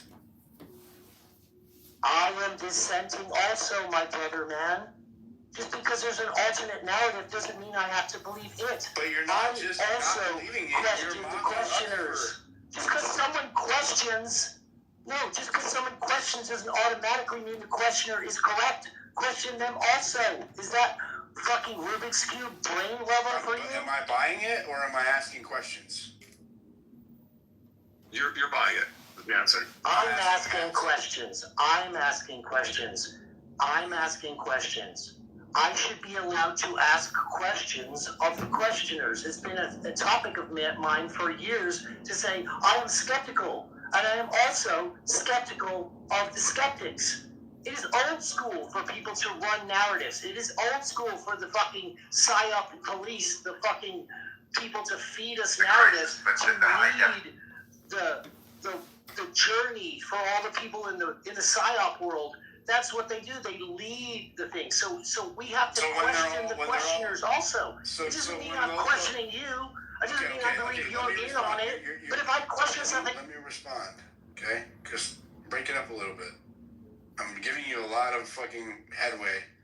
So when all of the questioners, like you said about your friend that was in here earlier, Morgan, she was one of the OG questioners, Tim Pool, okay? Like when all of these people... these OG questioners or whatever are all pushing the same narrative, which is Mitch bad, don't listen to him. Why aren't you questioning that? I actually do. To be honest, it almost makes me want to swing back. But you know what? I was questioning it before that. Remember, my brother, man? When you and I were both agreeing that this thing was getting a little bit unbelievable. That was only, but it's real. You keep going back to that, but it really because that's reality. Because it's a part of reality. You keep going back to that, and it was hilarity, but we haven't talked about it in a long time. I refuse to talk about it more than that day that it happened. Right? Like you keep going back to it as why? That was part of the story. That was part of the story. That's not part of my story. Why can we not question that? What are you talking about? What are you talking about? Why can we not question the idea that the reason why Charlie Kirk was assassinated was because really it was about Candace Owens being assassinated, and they switched it because originally they were supposed to be assassinating Candace Owens because of Macron's Okay, nobody said that. The fact that I didn't run with it tells you I question that angle, right? Like I didn't, you can't. We should be allowed to question things. Okay, then why are you not questioning the unilateral attack on Mitch? I am actually starting to wonder about it, to be honest, but I question the whole fucking thing. I told you before, I think that because Candace Owens, like I said before, and I recorded the space, because Candace Owens is mostly relying on tips, she's allowing herself open, a gaping butthole, to every fucking agency in the world who wants to feed her PSYOP-related bullshit that might be semi-believable. The best lies have some level of truth. And people who are fucking narcissistic psychos who lie all the Matt, time how are else good is she at that. supposed to do it? Hey, She's babe, supposed to wait for the FBI to uncover what happened. I mean, so can I just say something real quick? She can do whatever she wants, baby. She can do whatever she wants. Right? So, I am capable of questioning. Let's let Lene talk to you, bro. Come on, you're not being in good faith. Like, you're not allowing any back and forth. There's no conversation happening. Lene, go ahead. Thank you. So, for one, when that whole situation, let me just put this out there. I was the first person in all of the spaces saying that I thought that there was a correlation between Brigitte Macron and Candace Owens. Not even Candace Owens said that. I said that even in one of Diligent spaces. He disavowed me. Even before Candace came out saying anything about her assassination attempt and all of that. Just making that clear, okay? That was a theory that I had from the get-go. Diligent has not stood by it, which is why he's literally trying to say, Matt, that if he stood by that, he'd be investigating that situation. That doesn't make any sense. Nobody's saying you got the call, Matt. Nobody's accusing anybody besides the coordinating things, okay? So for one, as far as Morgan goes, if you read what she wrote, it doesn't sound like she's trying to sway anyone from looking at Mitch. She's saying, me personally, I don't really want to follow this guy. I think he may be an op or whatever because of his history. She's not trying to coordinate everybody from... Because she bought into Valhalla's like knighting, all I'm trying to say is, two things can be correct at the same time. She doesn't want to follow 100%. The Mitch story, doesn't necessarily, but at the same time, it does look like it's coordinated. So even still, I like, before Diligent even made a post, I thought, whoa, that's so weird. Evan's posting, and then right after that, Morgan's posting the same thing. They're not saying. To be honest, it does make me worry, especially because of all of the freaking op people, all of the Blackwater types, all of the operators. All of a sudden, it does make me wonder. Yeah, I want to see some real proof. I want to see. I honestly think we've gone way in the weeds, and I think the idea that we can't question the questioners is very toxic. And I think the fact that all of the questioning people are now. That's not it. That's not what's going on. That's not what's going on. Hold on, just real quick. Before you come in here, before AB comes in here, before the typical, the very ordinary disruptors come into these spaces, we're having conversations. Like, I'm literally sitting here saying, I'm not dead. Like, even Candace Owens, look at her last recent post. She really literally said, like, no one is die hard to any of these theories. She's researching. That's what an investigation is. And yes, she is opening up her tips box with any information. She doesn't want to leave any stone left unturned. And yeah, she may get some shit wrong, but at least she's investigating. And yeah, if we have any information on Mitch that we know for a fact, AB, that these things are reasons to believe that he is lying, present that to Candace, present it to Diligent, whatever, and then we can move on from that situation. You're making a great point. Is it possible from a regular, non-paid off standpoint, who actually does care about Charlie Kirk and does care about the investigation? From my perspective, I feel like all of these tips and all of these things are not getting us closer. Maybe I'm wrong. And like I already said, I'll pay $1,000 to anybody who wants to bet me. If Candace solves this, I will pay you $1,000. I think that if they don't, I would much rather lose the $1,000. I think that it's because your bias is not allowing you to entertain more possibilities. Your bias against Candace. No. It's coming through, bro. I call it go back and look at my timeline. Why don't you look at the word Candace in my? Why don't you look at my timeline? It doesn't seem like you have. Why don't you look at my timeline? Let him respond. Let him respond. I literally said, because I'm doing a year end. Every year I do like a recap of my year.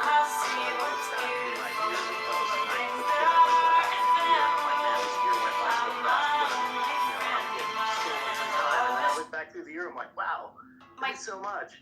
And I look back and I was like, Candace called out fucking Elon Musk, and I was like the only person talking about, funny enough, now I'm doing AI, and she was calling out AI, and I'm like, oh, I'm the only person in the world that ever called out Elon about AI. I'm like, we are soul brothers and soul sisters.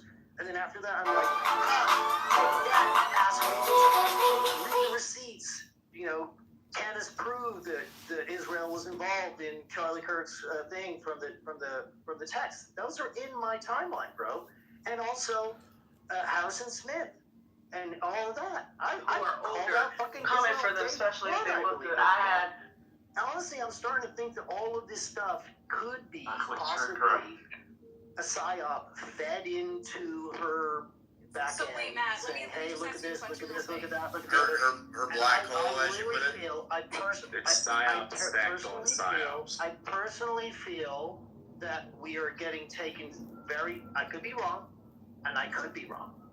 I feel like Candace feels, I feel too. I'm sorry, I'm a white male, I can feel also. I feel that we are being taken further and further away from the scene of the crime, and further away If I can ask you a question. And I would argue, there's too many people talking. I would argue that all of the efforts to get us to move away from this direction suggest otherwise. I am going to wrap up the space now. We have 2 minutes, so here's what I'm going to do. I want to thank everybody for coming tonight. Make sure you guys are following my co-hosts, Zentani and Noxie. Very consistent. Turn all notifications on. Matt is a Spaces host. Some of my other speakers are as well. Make sure you guys are all following them. I'm going to let you finish, Matt. We're all going to go. If you want to support what I'm doing as a Spaces host or my journalism, the best way is by turning all notifications on for my profile. That way, when I host a space, you don't miss it. You won't miss my Charlie Kirk or my Epstein coverage. And if you want to support me, there's a subscription button on my profile. It's pink. And I do subscriber-only spaces to give value to my subscribers. There's one scheduled after this one. The link is in the Jumbotron. So what we're going to do is we're going to go through the rest of the hands. You each have about a minute and a half, and then we are going to wrap. Matt, go ahead. Hey, man, I know I get passionate, man, but it's like, honestly, I really feel like... I respect you, dude. I have a lot of respect for you. This is not paid shit. This is like me literally looking at a movement that, you can say whatever, I helped build and I was a part of. And I see just every single person at each other's throats, and there's like new litmus tests every day. I mean, I told Morgan, I was like, dude, just last week you were throwing people under the bus saying they took $7,000, they're in on it, and now how does it feel? I'm just saying, like, guys, be careful. Like, can't we just, like, argue the points without, like, getting super tribal and just assuming, like, everyone on planet Earth is in on it? I mean, come on, man. Some people are...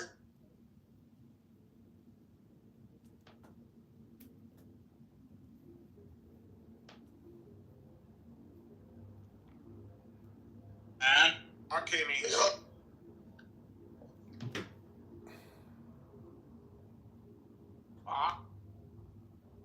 And it's all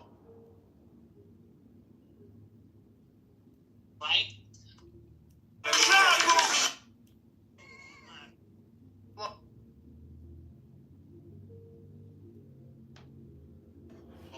No, it's cool. It wasn't my shit, so I ain't tripping. I don't gotta lie about a dick. I just sucked the dick in the It's okay, baby. But when I do get a hold of one, I'm gonna demolish it. I'm gonna demolish it. Y'all do it together. No, I don't need no help. I don't need no help. I'm cool. Bitches always saying that because they don't want to get outdid. No, I got this. I ain't gonna hold on. It doesn't fly our aircraft. We haven't had that kind of partnership with these people. That you're talking about. You have the facts wrong here. Okay. Let's fact check it. Let's fact check. Would you say India is like NATO or Japan? No, India. Hold on, that's Taneo. Would you put India like a ally, like India, like not Japan? No, absolutely not. Less than an ally, but they were less than an ally. Well, not less than an ally, less than Japan, but still an ally. I don't think Omari. I think do some research on this, and you'll see that the U.S. has always double checking it first. the U.S. has always struggled to try to deal with Pakistan and India, and the problem is you can't be friends with both of them at the same time. That problem we still have with India.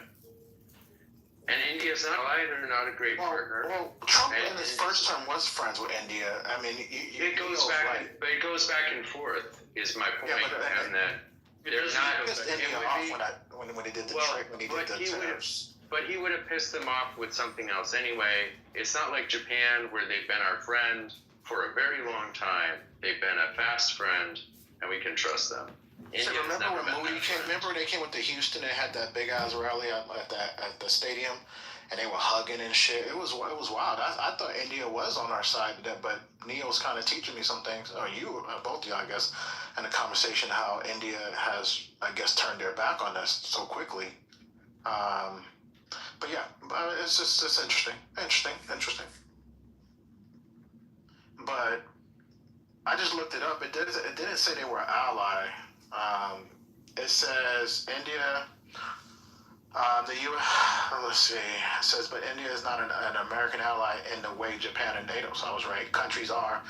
It's pursuing strategic autonomy. Okay. I did Google some of this stuff, so I'm gonna read some of these articles on. I'll give you last 5 administration policies on China and Pakistan. Give me a second. This is basic facts of U.S. foreign policy. The fact that I have to pull up histories of the administration is strange. Of course, India has been a preferred partner over Pakistan. The whole Asia strategy, linchpin to some extent, other than the Japan, was India. The whole supply chain partnerships was about relocation from China to India, remember? India was supposed to be the next China and a preferential partner for the United States in terms of the next manufacturing capacity. And that's why they need more janitors. Did everybody forget all of those narratives and discussions? No, we remember. That's all extremely recent.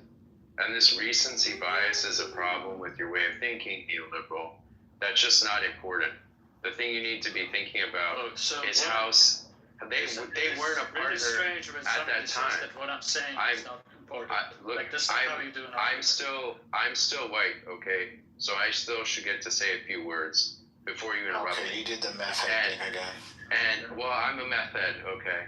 And I use a crackhead, nigga. Use a crackhead. They are not a stable or steadfast partner, and they never have been. That's not what. And a lot of the time, Pakistan. A lot of the time, Pakistan has been the preferred partner, and it could go back to that anytime soon. But hold on, you don't remember? I think he forgot this was a black room, so this is a black space, so. Jason, are you trying to be racist here, nigga? This is a multicultural space, nigga. Look, your color of your skin don't get you extra brownie points up here. But I'm not a mod, and I'm not. But I'm sure if Patty was awake, she'll tell you to probably go fuck yourself, literally. Well, then let's just shut the fuck up, you loose piece of shit. Let's just all try to respect each other then, regardless of race, okay?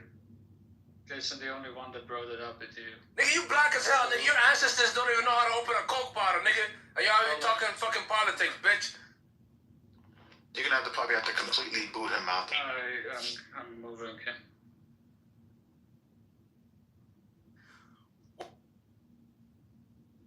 Well, we know. Like if there was the Wild Wild West, who would be faster on the draw, neoliberal, you would lose.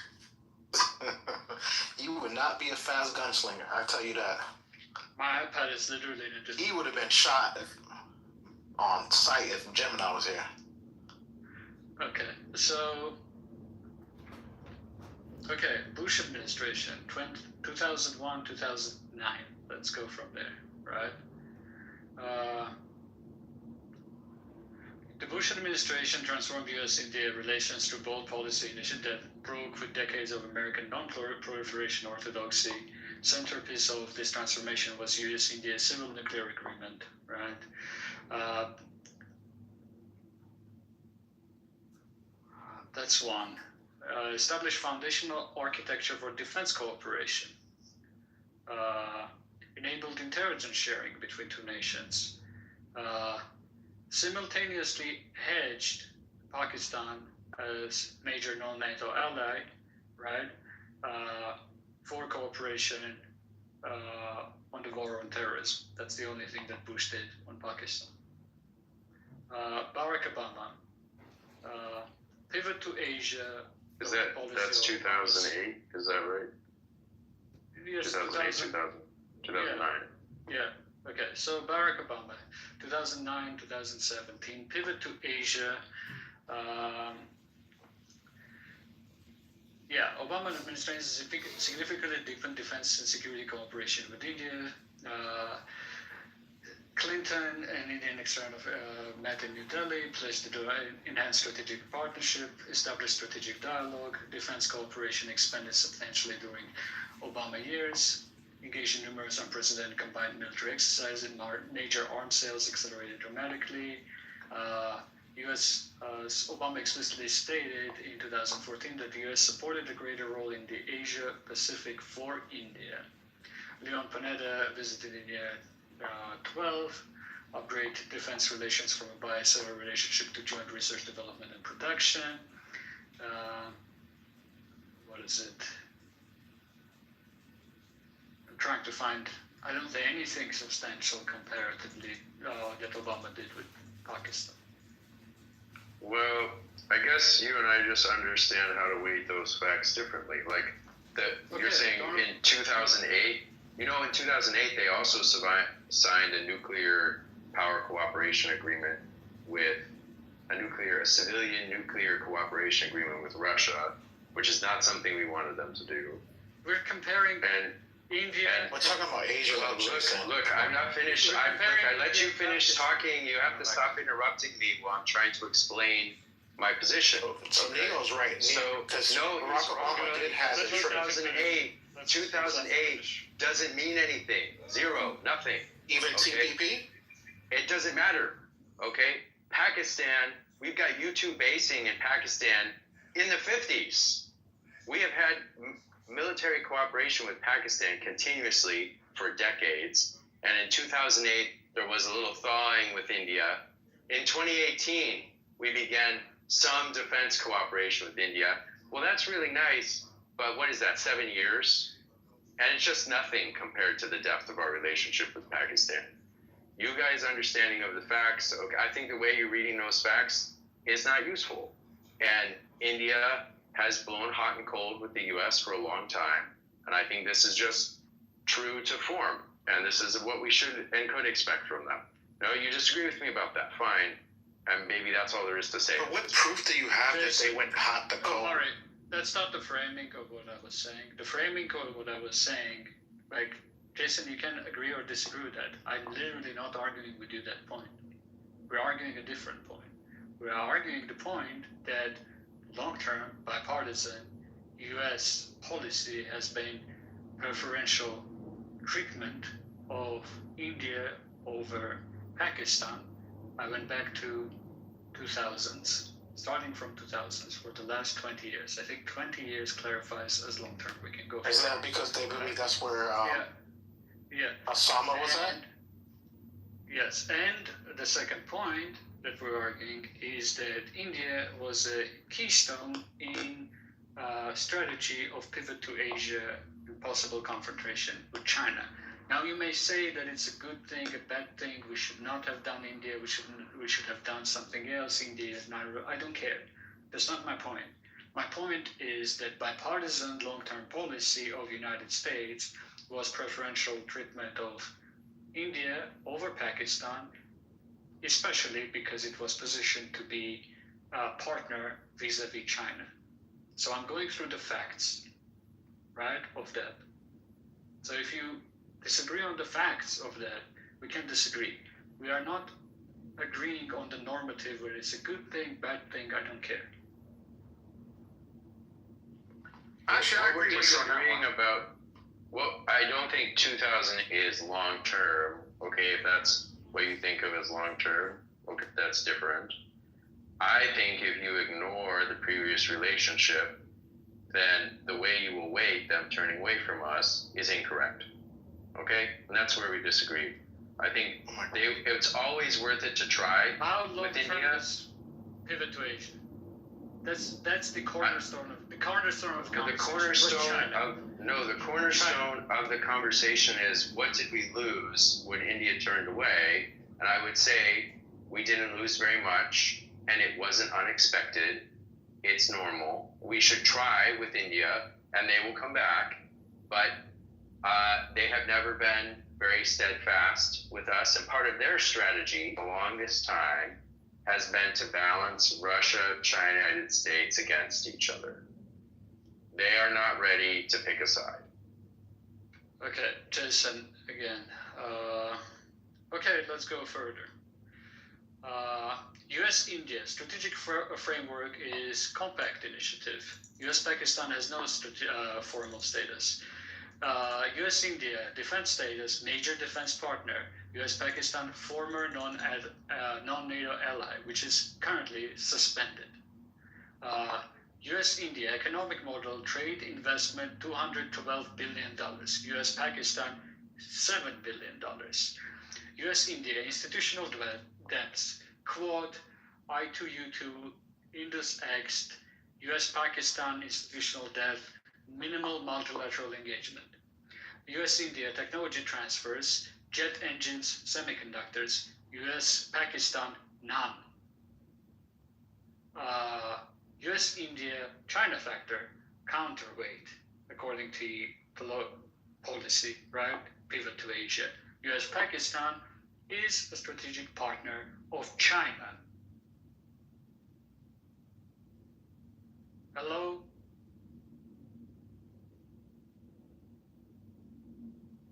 You got to make an argument here, all right? You're just listing off some things, yes, right? I'm comparing the policies over the time. Over what time? Over what time? All of the time. This is the result currently. No. Over what period of time? Because certainly prior to the 90s, we had no partnership with India. Okay. At the year 1500, United States doesn't exist. How is this in any way relevant? I mean, there's a lot of continuity there. In year 1500, the U.S. does not exist, but it's not like the previous Indian administration just wakes up and it just dies, and the new one appears with no memory of what happened before. What is going on? So, but neoliberal, you just are weighing the India thing way too heavily. See the point. Well, no, you're just wrong. India was never a partner we could put much weight on, and their behavior here is expected. Jason, that's not my argument. There's nothing that was lost. No, your point is wrong. That's not your my point argument. is wrong. Jason, that's not my argument for it to be wrong.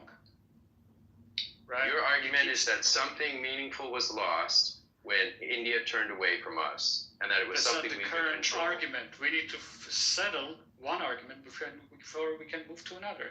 The argument was comparisons of U.S. relations with India and U.S. relationships with Pakistan. Jason, I did fact check you. You're wrong in the chat. You're welcome. Who's wrong? Jason is wrong. Omari, you don't know what you're talking about. You just asked me to look it up, and I just did. I've come to the conclusion that you're wrong, and I'm giving all credence to neoliberal at this point. Well, you shouldn't do that. Okay, and that's not a way to have a discussion. Okay, just move on. Like you're unable to admit that your base argument that is not even I don't have to agree with you on anything. Okay, we can move on if you want. But if the idea is you want to make me agree on something, that's not going to happen. I don't care. Just meet up. So you both sort of right and sort of wrong. Because neoliberal, I agree with you that losing India in this relationship is a huge, India is a huge asset in the region, especially if the United States is trying to balance out China in its foreign policy and kind of shift the economic dependency away from it. However, I do disagree, and I think Jason is correct in saying that Pakistan has much longer lasting and much more deeply cut relationship with Pakistan and India. I mean, it continues since the Cold War days. I think just going back a couple of decades does not qualify as a long-term plan. India became ally of the United States only since 2000s. Until then, it had been pretty cool. One of the reasons was because United States warmed up to China. It's always been balancing China against Soviet Union and China versus against Russia in more recent days. And at the time, the Nixon strategy was to warm up to China, and India obviously has some problems, regional problems, border problems with China. Tibet was basically, it was like a stab in the back from China taking over Tibet. So in the long term, I think you're incorrect in qualifying that Pakistan does not have such an in-depth relationship as with China. However, I do agree with you that the United States has a lot to lose if they don't pursue India and change shift the focus, economical focus. Under all due respect, I didn't understand the disagreement. So I understand the agreement. We agreed in one place that loss of India is a bad thing. Okay, that's cool. The strategic relationship as it currently stands. So again, I'm not making projections how it will turn out, how it will not turn out. I have no idea. Currently, as it stands, right? US-India relationship is much more comprehensive and valuable compared to US-Pakistan relationship, just on the facts. That is correct. However, from what I understand, that's my point. Hold on. Your statement was that United States' long-term strategy was to engage with India, and that's not the case. With India, United States doesn't have as long-term alliances and military cooperation. That's with Pakistan. Comparatively. Yeah, comparatively with Pakistan. So what long-term partnership and strategic framework is Pakistan signed up with the United States that compares to India favorably? Pakistan, both Pakistan and India have been in relationship with the United States for 8 years almost. I'm about to give it to you. Yes. So during the Cold War, they were SEMTO allies, and they signed MNA in 2012. They were designated as a non-NATO strategic ally during the Cold War. That is suspended. It was.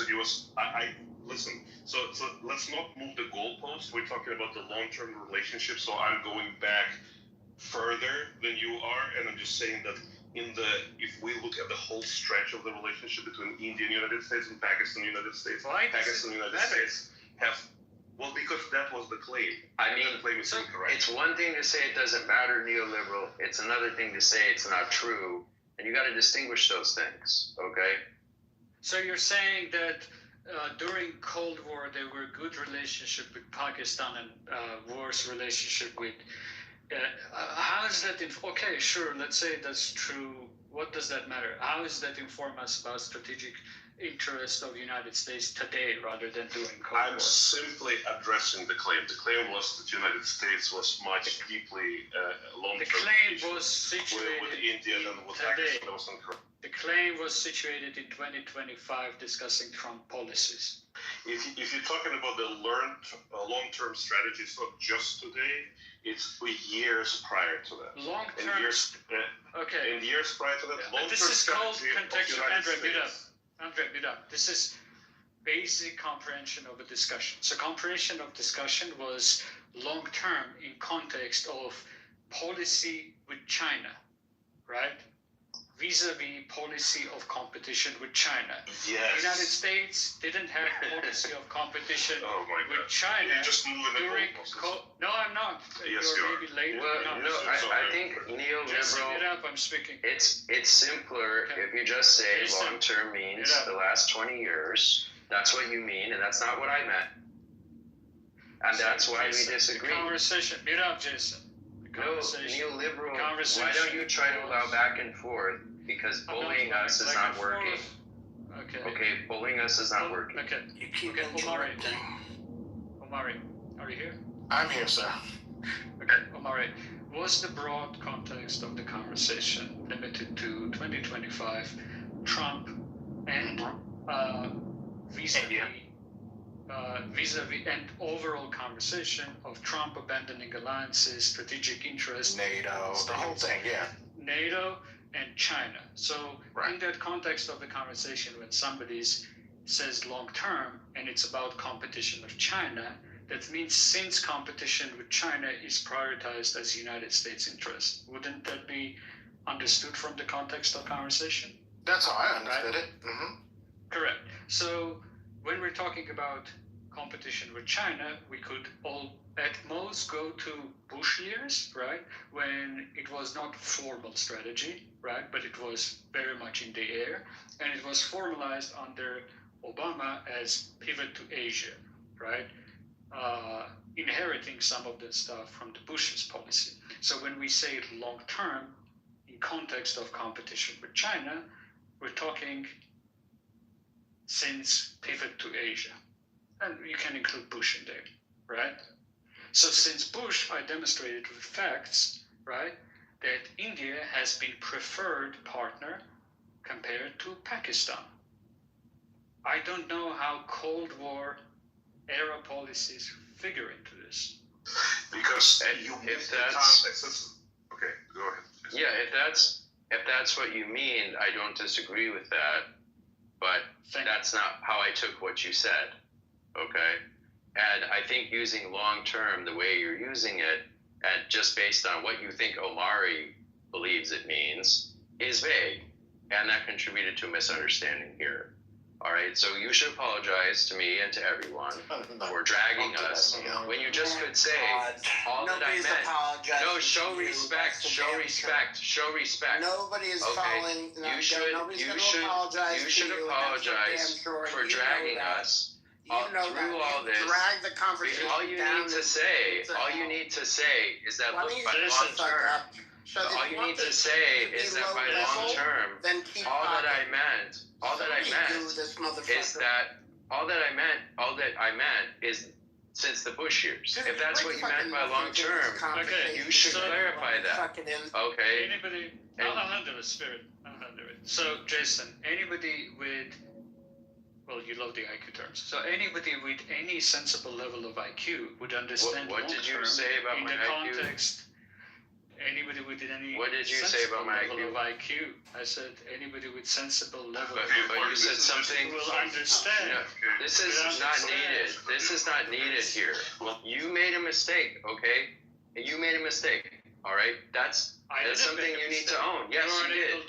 You made a mistake. Yeah, you are unable to understand contextual conversations is senseless. That's a Okay. It's just a senseless thing to say. And I think we can part here. Well, we're gonna part. Okay, goodbye. Thank you for your time today. No, I'm parting. I'm parting. I'm parting. I'm parting. Thank you for your time today. All right.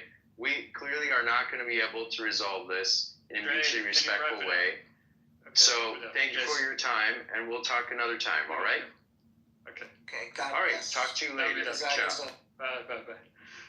Okay, Spirit, go ahead. I have nothing to say. He just annoys the fuck out of me, and the conversation sucks. So I'm just here to hang out. Thanks, Omari. Appreciate you pulling up the facts. Thank you. God bless me. God bless America. God bless America.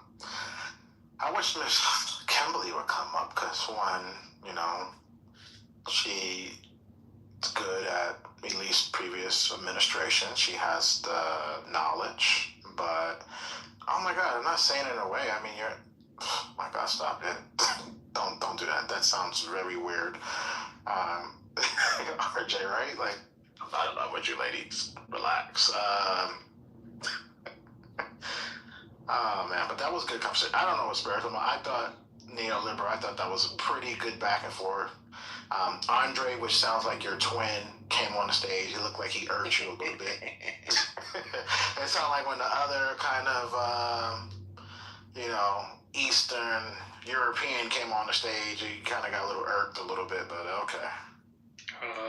No, it's just saying he was missing the context of the conversation and what was going on. I hate when people come in, like at the 11th hour, and try to explain stuff, and we're not talking about that. I was just listening the whole time.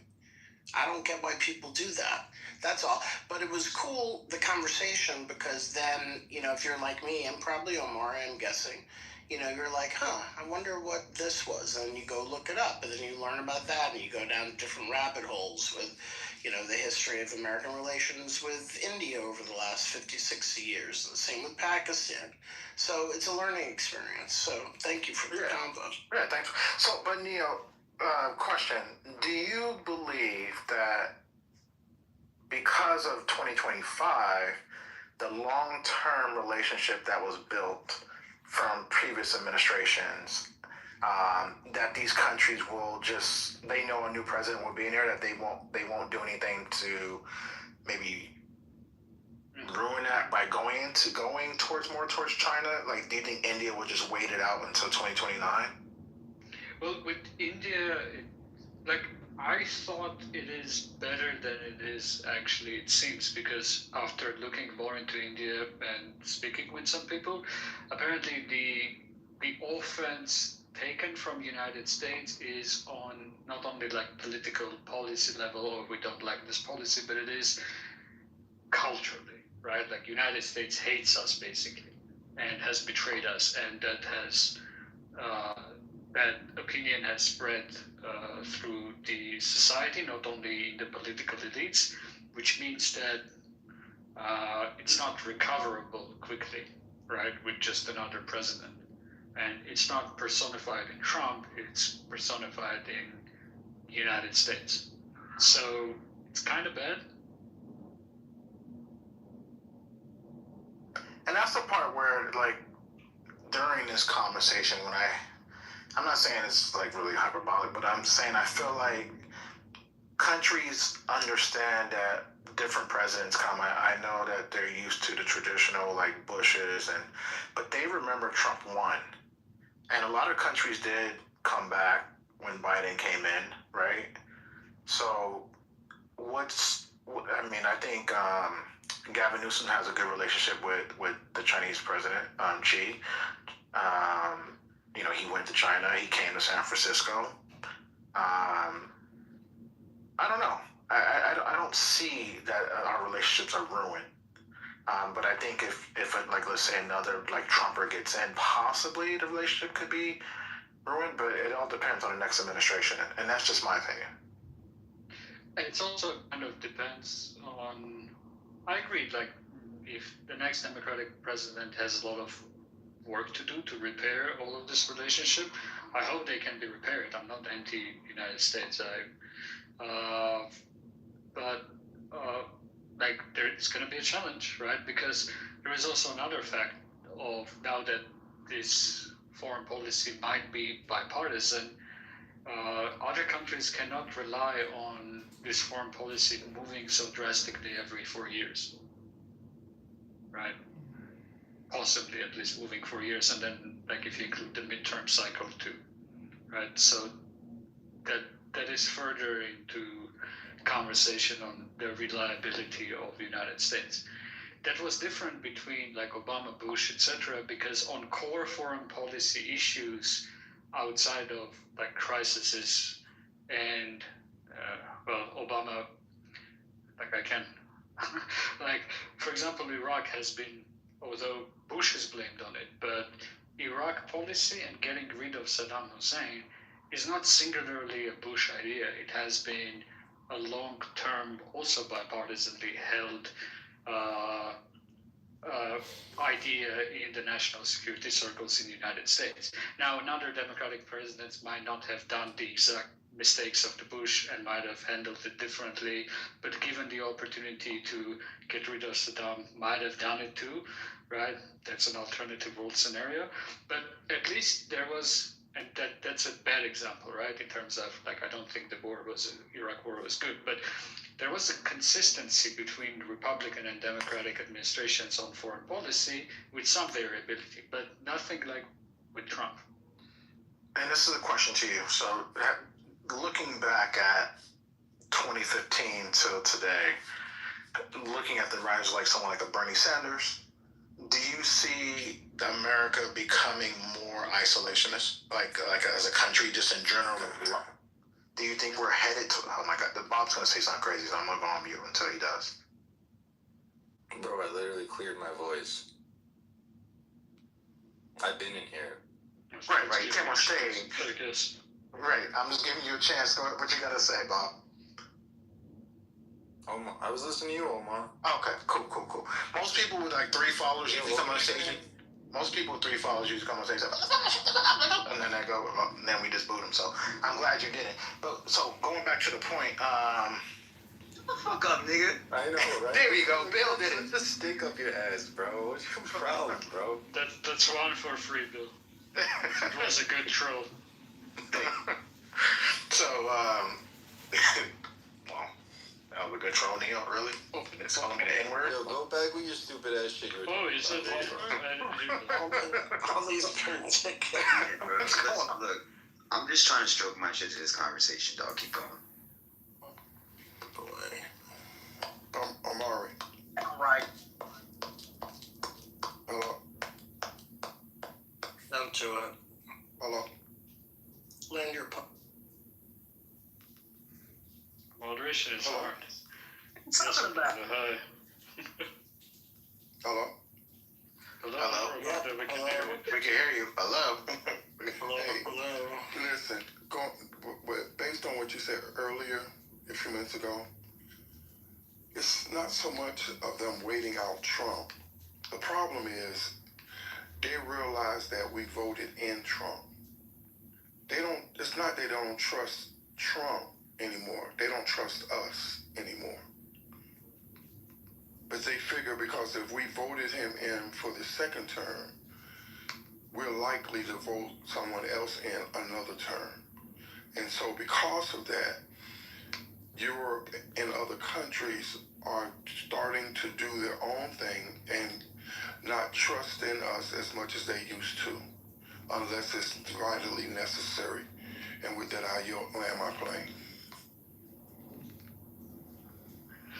Yeah, Alvaro, to your question, sorry I blanked because of all the thoughts. Can you repeat it? Sorry, I blanked. I mean, do you see a trend in America? Yeah.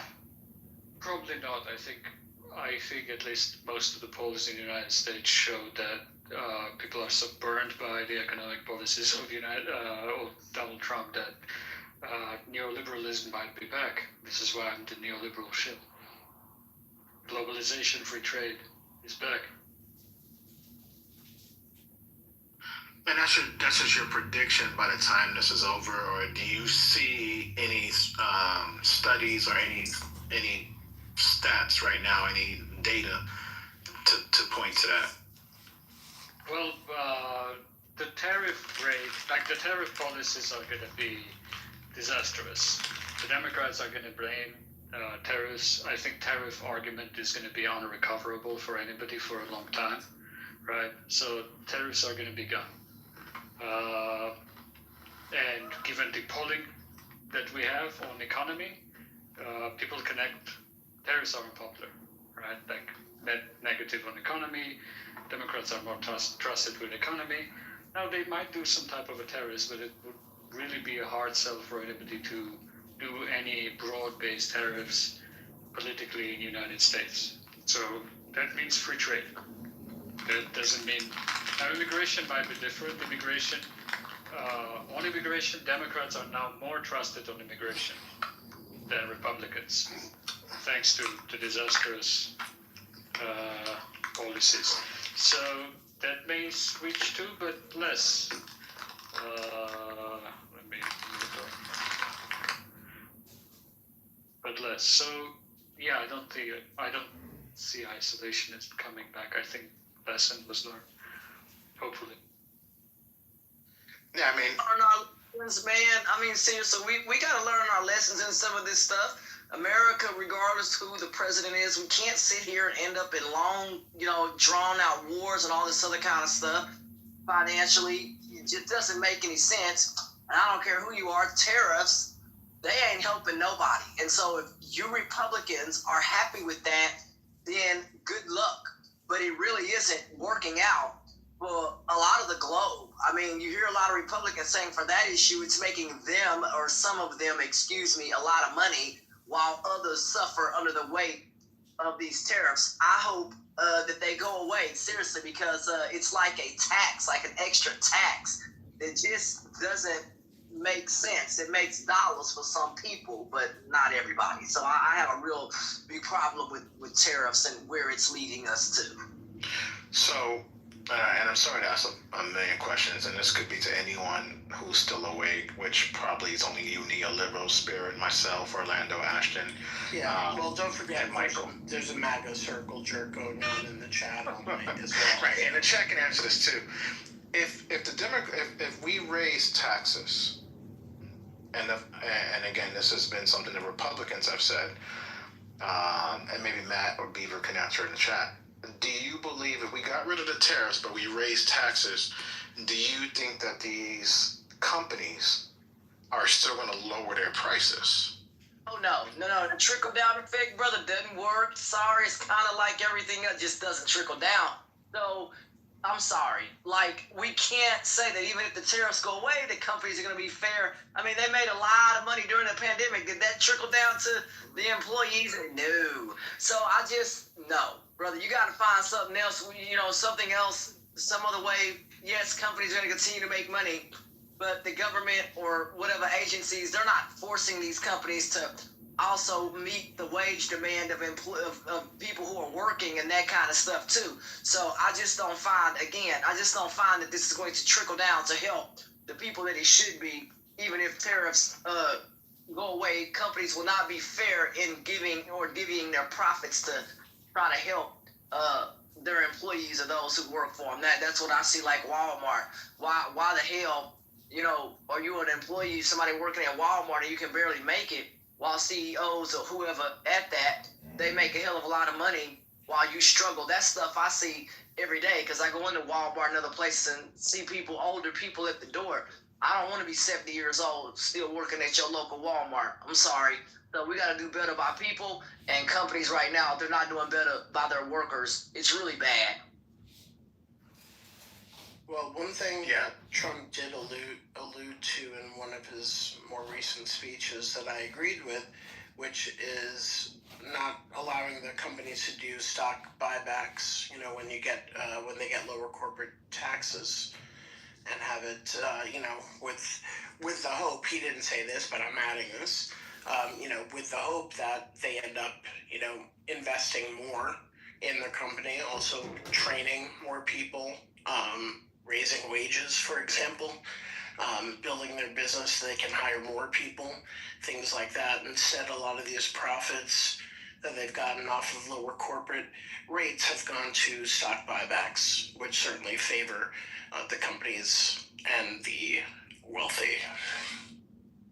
CEOs who run these conglomerates, massive companies, they benefit too, you know what I mean? But like I continue to say, the folks who stand in my line at the church, they ain't making that kind of money, and I find that to be horribly embarrassing when we live in a country like this one, and your CEOs are doing well, and your people are looking for brown paper bags and other things to put their food in, because they just can't make it. It is utterly embarrassing, the stuff that I see, y'all. Like, throughout this year, I've just seen people just struggle. Those who have never been to a food bank, lady came to us and said, well, I've never been here. I've never found myself in this situation. And she said, thank you to you-know-who, because she was new, didn't know who was all at the food bank. And she said, thank you to you-know-who, I find myself standing in this line. because I cannot make it. Republicans, I don't know if you hear the cries of various people or whatever rock y'all living under, but y'all got to get it right. I'm serious, because it's very disappointing, and in some ways it's very upsetting, because I see it on the ground, but I don't see Republicans doing absolutely nothing. What the hell are y'all doing? Come on, let's get this right.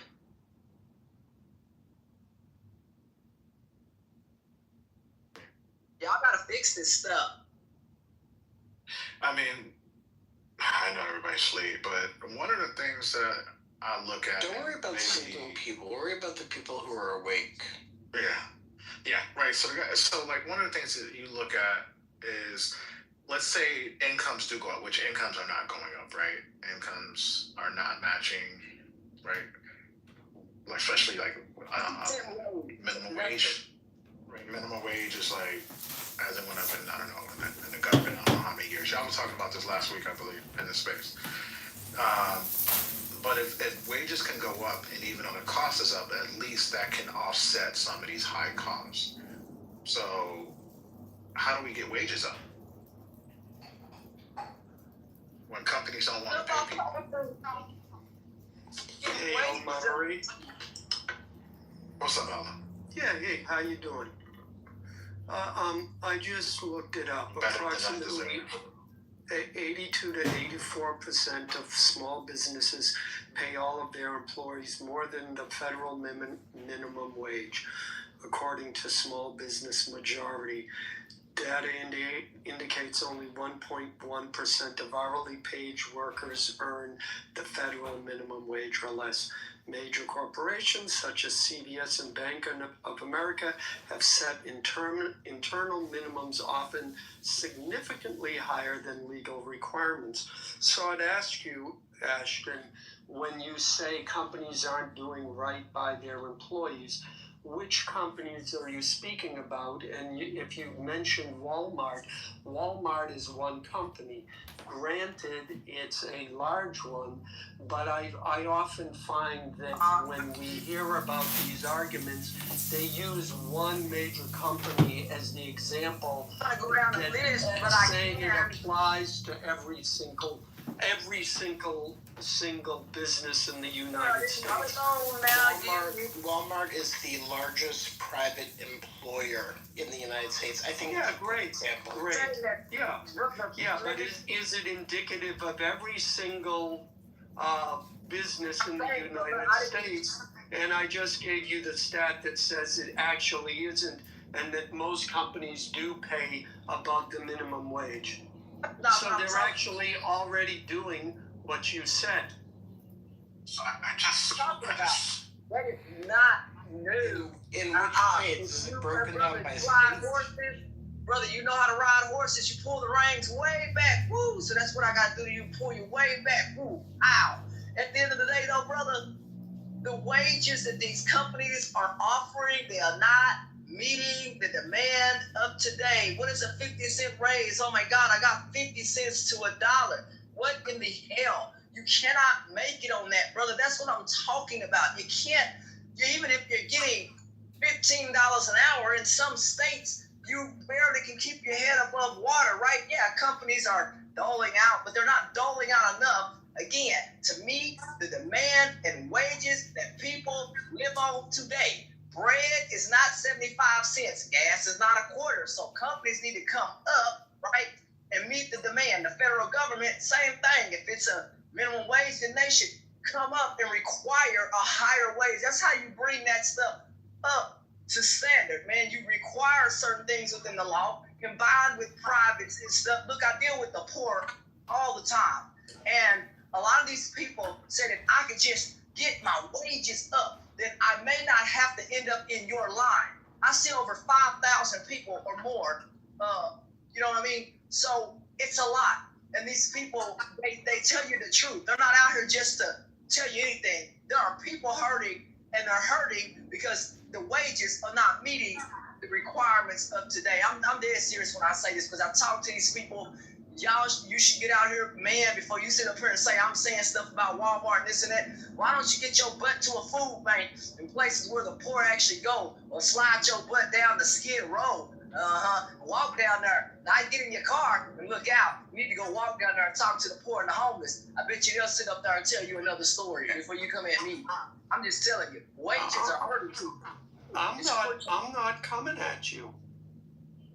And I believe that you're doing good work, and I believe that your perspective. I believe your perspective.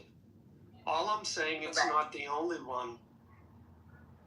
And certainly, if we're going to have a discussion and we're going to set public policy based on data we're getting, I would hope that that data is accurate, and I hope that data is driven by reality and not hyperbole and not hyperbolic statements about, well, Walmart is not paying enough, therefore let's assume that every single company is not paying enough, and therefore let's set public policy based on Walmart.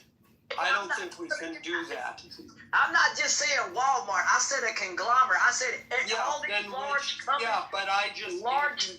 Okay, and I. Brother, how can you be a 70-year-old lady working at Walmart? Something is not right. Brother, people are standing in my line and they come to this church and they say, we need your help because we need help paying the lights, water, gas. Do you know how much money that we've spent to make sure people have food, water, and gas? You know what 155,000 pounds of food looks like when people are asking and begging for that assistance? That is a big deal. And at the end of the day, brother, we know the poorest and those among us, they need help.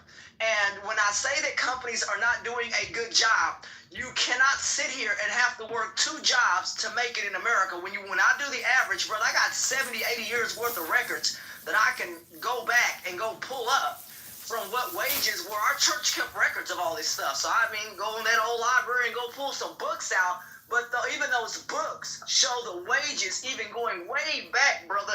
And even then, wages barely kept up with the standard of living back then. So, man, I'm just telling you what the math is. And even today, our standard of living, the wages are not keeping up. And there has to be a way to make sure that happens. Right now, it's not. You're in Texas, you're making, who wants to live on $7 an hour? Though we know some companies in the state pay more. I'm just telling you, when I do the statistics, I'm going to go pull those 70 years worth of records. And I'm not saying this just because it's some political stuff.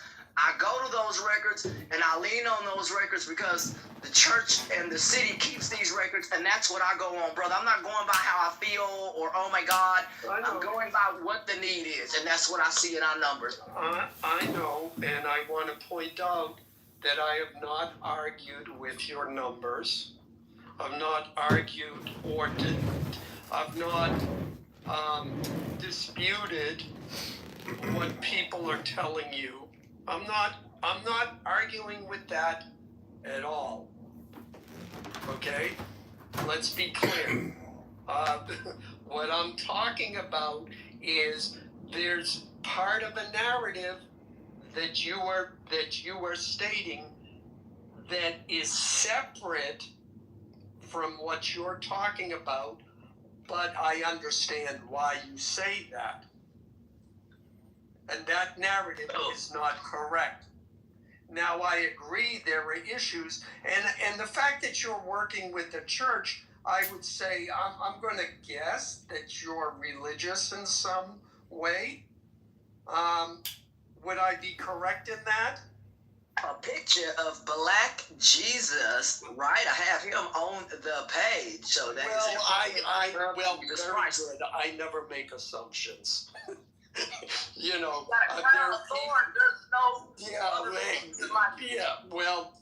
I never make assumptions. So then you've heard, give a man a fish, he'll eat for a day. Teach a man to fish, he'll eat the rest of his life, if I'm saying it correctly. I don't know that we are teaching people how to fish. I think we've spent a very long time giving people fish, but I don't know that we're teaching them how to fish. Dude, we don't just give them fish. We make sure that those who want to go to college, they talk about the endowment fund and those kinds of things. So we do try to, but it's only one of us, and we work with secular businesses and all that. What I'm saying is, when we work with secular religion and all of this combined, we see everything from a big lens. You know, my pastor said we have to think in the most massive way possible, because so many people were counting on us. When food stamps happened, we went from feeding 2,800 people, right, per day, and we ballooned to well close to right about 5,100, right, ballooning, right, and so then you the money that is going to do that, you go from $875,000 to over $1 million, okay, to feed people. And these are hard numbers. This is not a political Republican. It's none of that. These are numbers. And is what is the problem? And we continue to be there, not just to, show people how to fish, but to make sure that they can be stable and stabilized during times maybe when the government cuts them off. We never knew that many people would come seeking our help after the food stamps got obliterated by the Republican Party. When I say they're not doing anything, that's what I mean. They need to do the right things to try to feed the people who need their help the most. And they're not doing that when people are in stagflation. How does stagflation sound? Not fun. Well, I sense Orlando wants to speak. I'll just close with this. I think the fact that you're involved with your church is great, and I think from the philosophical viewpoint, people may disagree with how I say this, but Republicans generally have always believed that private organizations are better suited to help and respond to the needs of the community, and I applaud you for being part of that. So from that perspective, you and I have no disagreement. Thank you. Okay. Are any of the modes awake? Please don't mention their names. If not, I mean, you know what to do. Raquel just finished her last glass of white Zinfandel about 30 minutes ago, so she's probably passed out. Okay, well, we'll see everyone later. The room is over. Bye-bye. Thanks, Neil. Right.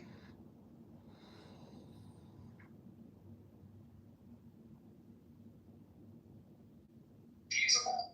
If they would extend resources towards being compliant with Apple's terms and conditions. The blocking feature, for example. You guys have all experienced the different, clown work that these people have done with the blocking feature. Then I don't fucking want to be able to interact with them. And, don't make me fucking spaz out on you. Many emails. No, motherfucker, you're a dude.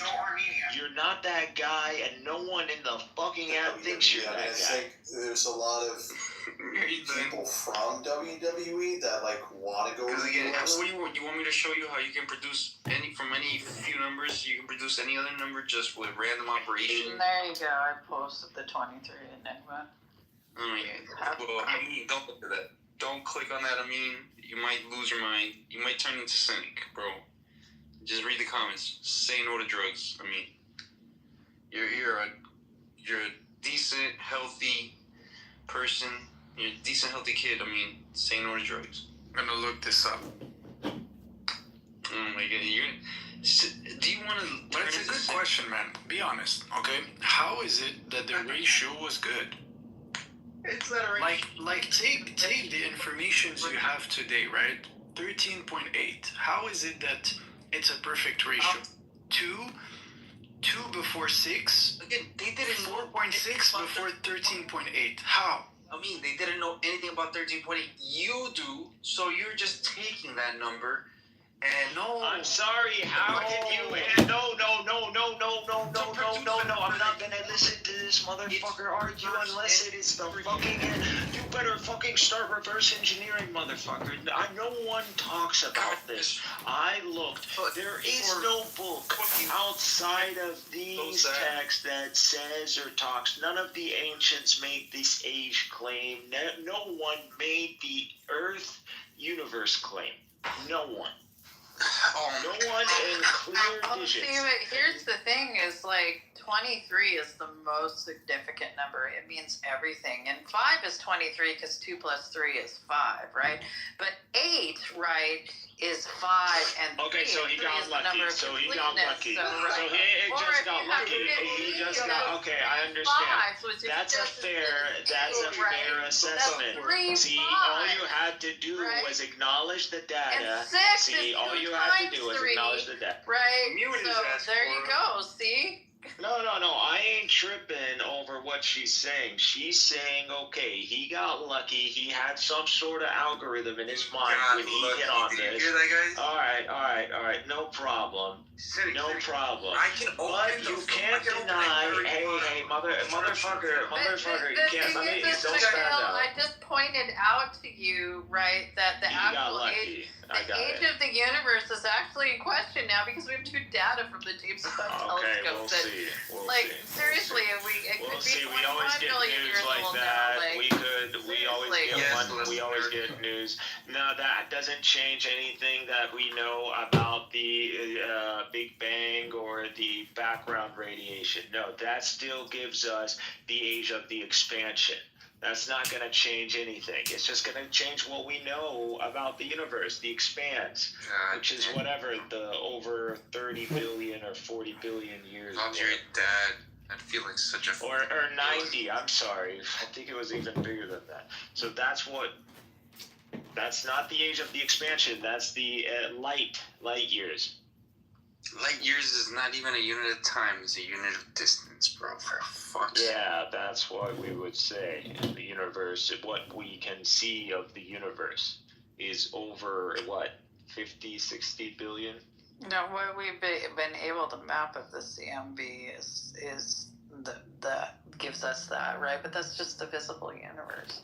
And as the visible universe grows for us, right, suddenly the age of the universe calculation becomes different. That hasn't been confirmed. We'll see where that goes and what that information. You want to see Harry Potter get lucky? I can open a Harry Potter book right now. And just I already know what luck is. You don't need to explain to me luck. It's okay. I've played RPGs. I know what luck is. It's just fine. Holy shit, motherfucker. Like, what do you think? I'm from fucking Mars? I don't know what fucking basic human concepts are. Like, Jesus, why does everybody fucking think we're in 3rd grade? Jeez. You need to go back to 3rd grade. There you go, trying to talk shit when you're a fucking big grown man. Like, stop. Leave this whole 11. We're not in middle school, dude. Look out a few random numbers and combine them to get your birthday. Therefore, Harry Potter predicted the existence of Cynic. You fucking retard. Oh my god. All I wanted you to do is to acknowledge that the data does match. Can you acknowledge? And if you wanna justify the matching as luck, I did not say. Listen. Oh my god, he's gonna go back to. He's just gotta talk. It's like he's gotta squeeze the shit out. Like he's gotta do it. Like, bro, you can't have a high intellectual conversation. This is what happens when you measure in math. This is literally what. This is why they warned you, by the way.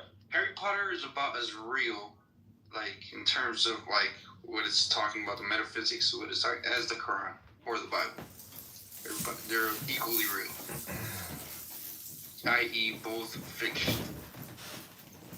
Amazing you got that out of your system. I'm talking to somebody in the comments. Yes, you just gotta keep it. Yo, Sian, show us how the Quran has the speed of light, dude. I forgot. I have to look up the website to get If only you had the data, and you would be able to present it, and then you present the argument that, listen, I'm gonna falsify it. It would be cool. Like, I'm gonna listen. I'm gonna be honest. type into Google Quran predicting the speed of light. You'll find websites of like these Dawa fucking losers. Just again, they know what the speed of light is. The 300 million meters per second. They know what it is. They know the number they're supposed No, because to get. you said this. I had maybe I know what they're referencing, but I don't know if that's the precise. Again, they don't. The fact that we know today, they definitely didn't know what this number was in the fucking 6th century. They know the number you're supposed to get. No, but CM, you have to grant random numbers for the Quran. In order for you to understand what we're trying to say, way to produce that. You'll have to grant what the Quran says. It's a retrodiction. It's not. In order for you to compare it, you'll have to grant what the Quran says. If the Quran says, listen, if just you one can do moment. it with Harry Potter, One moment. what the fuck is the point? You're gonna But Harry Potter does not talk. Got lucky again. No, Harry Potter does not say. It cannot be this dumb. Bro. Does not say, for example, the universe. You're fucking this dumb. No, listen. The Harry Potter does not say the creation story. Here it is, and it's in X amount of, like, that's the unit. It doesn't give you the unit for creation itself. The Quran does. So you'll have to grant the benefit of the doubt, listen to what it says, and compare. Now, if you compare, for example, the Earth, which was a unit of 2, versus a unit of 6, that's the whole creation, that's something interesting that you have an information here. Compare it with what we have today, and you judge. Like, you tell us, what do you think?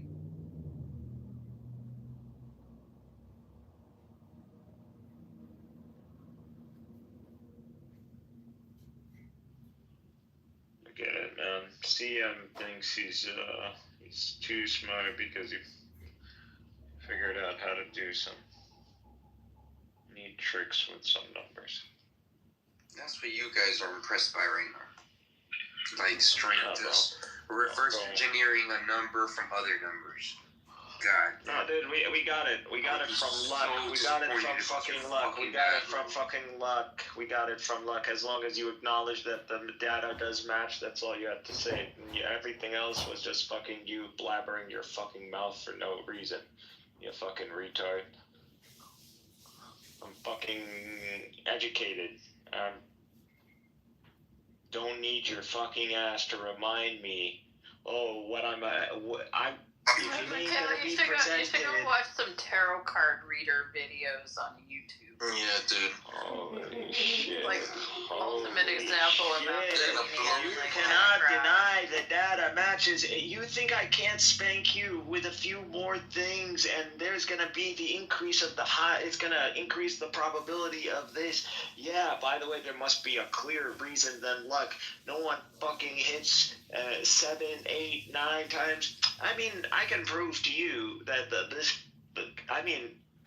you have to be an idiot not to see it, really, but if it needs to be proven, it can be easily proven that the Quran has the understanding of algebra, and it is showing not only algorithms, not only is it showing sequences, series, and not only is it have a system, the whole inheritance system that does rely on algebra, and it is math. And honestly, how it is.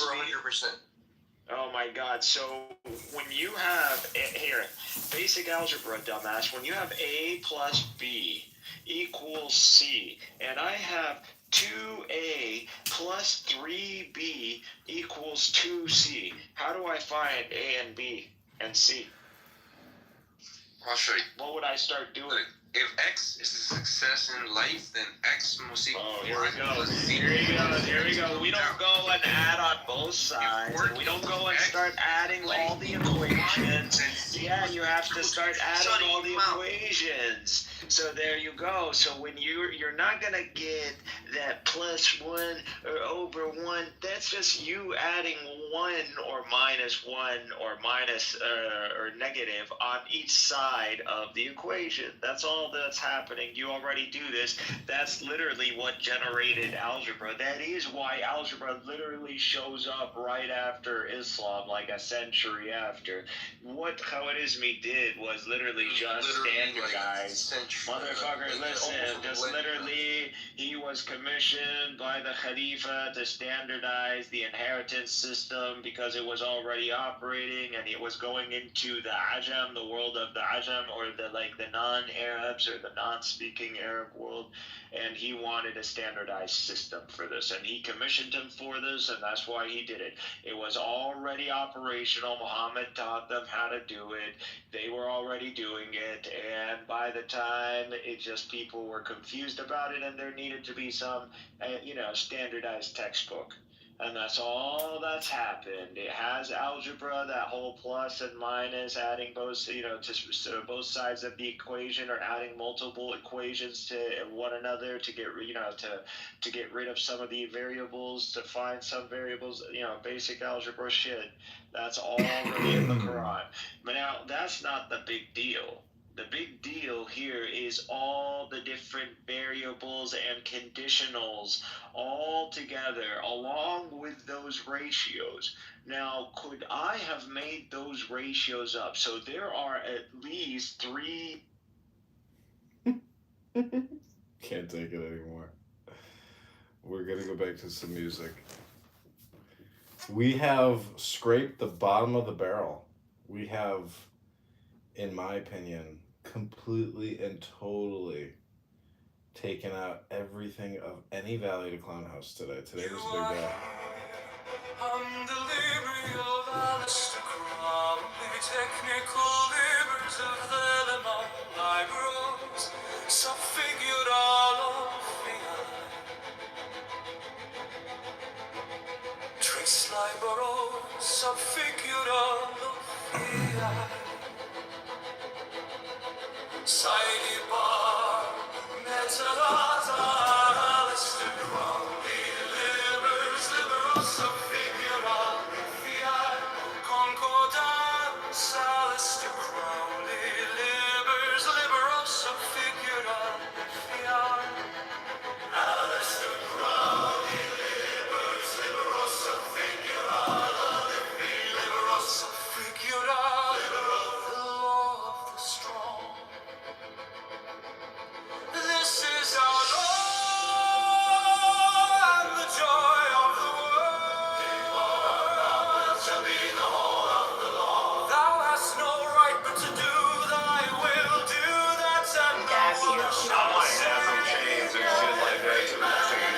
It's not really my position. I just got very excited here about whatever you guys do. I'm very given. I don't want to end it.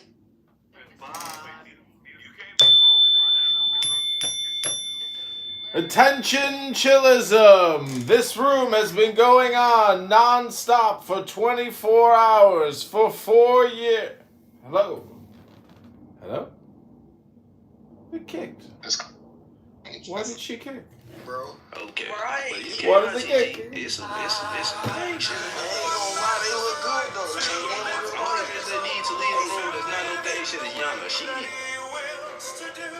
To work as he will, to play as he will, to rest as he will, to die when and how he will. To man has the right to eat what he will, to drink what he will, to dwell where he will, to move as he will on the face of the earth. Free man has the right to think what he will, to speak what he will, to write what he will, to draw, paint, carve, etch, build as he will, to dress as he will, for man has the right to love as he will. Take your fill and will of love as ye will. When, where, and with whom ye will. When, where, and with whom ye will. Five man has the right to kill those who would thwart these rights.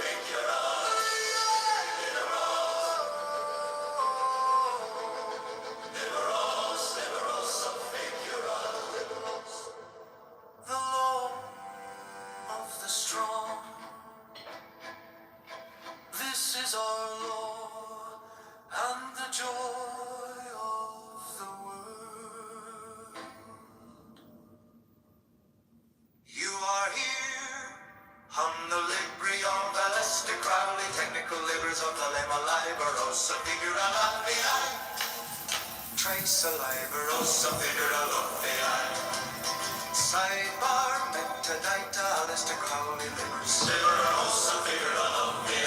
Concordance, Aleister Crowley livers. Liberosa figura lovii. Aleister Crowley livers. Liberosa figura lovii. Liberosa figura livii. Liberosa figura livii. The law of the strong. This is our law, and the joy of the world. Do what thou wilt shall be the whole of the law. I for thee. Thou hast no right but to do thy will, do that and no other shall say nay. Every man and every woman is a star. I three. There is no God but man. One man has the right to live by his own law, to live in the way that he wills to do, to work as he will, to play as he will, to rest as he will, to die when and how he will. Two man has the right to eat what he will, to drink what he will, to dwell where he will, to move as he will on the face of the earth. Three man has the right to think what he will, to speak what he will, to write what he will, to draw, paint, carve, etch, mold, build as he will, to dress as he will. For man has the right to love as he will, take your fill and will of love as he will, when, where, and with whom he will. All I 51.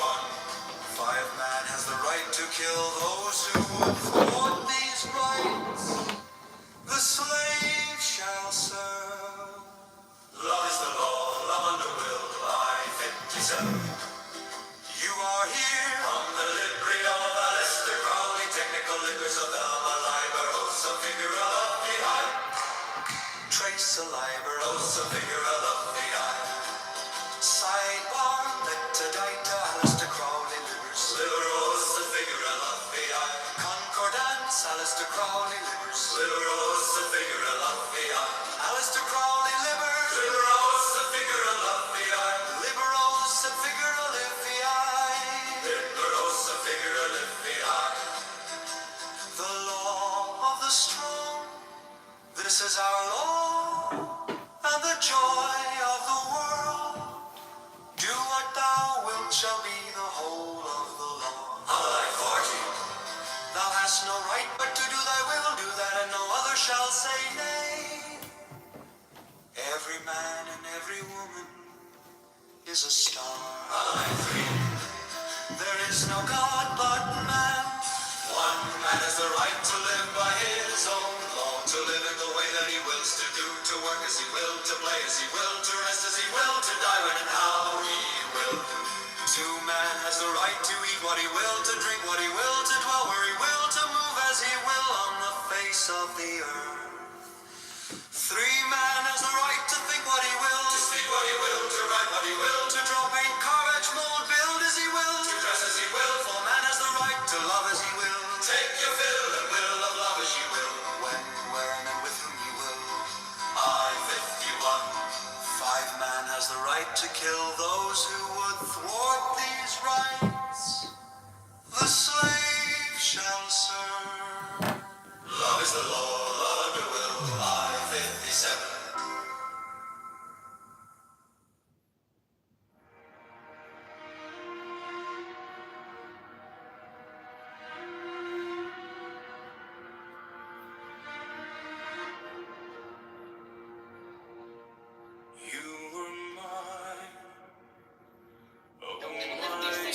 Alicia doesn't want to do hardly anything at all. She just wants to sit in front of it.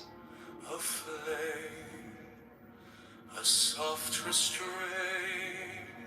I will break the room in my house and give you the dream. I record everything at Calm House.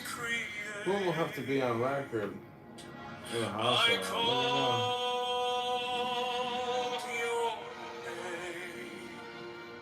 I see. Why is it that breaking news? Trump just banned.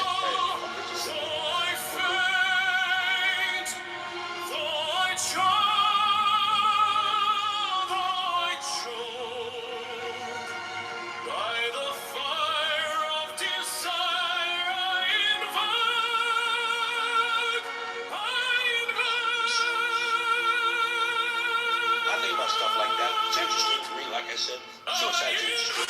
Life is filled with interesting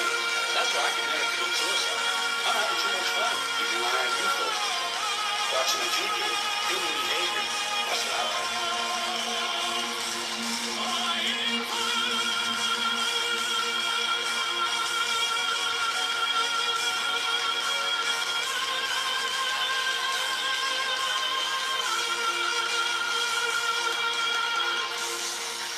Your shadow lingers, your breath still warm, a tempest rising, a breaking storm. By the light, by the night, by the vow we swore, I reach, I beseech for you once more. Though I fall, though I faint, though I try. You come at me, you might get away. Repeat after me.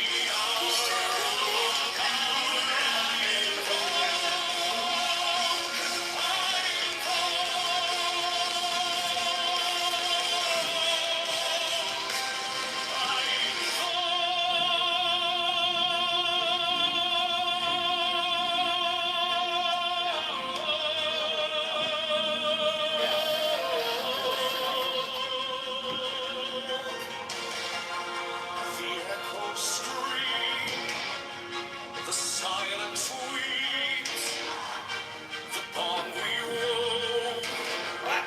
Say what you want about it. I summon the past, I summon the flame, I summon the moment, I call your name.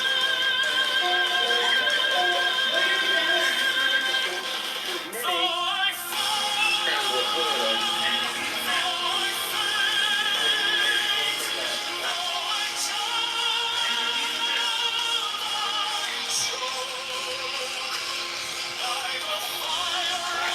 Say what you want about America, land be free, home to free. We got some dumbass motherfuckers floating around this country. Dumbass. Say what you want about America.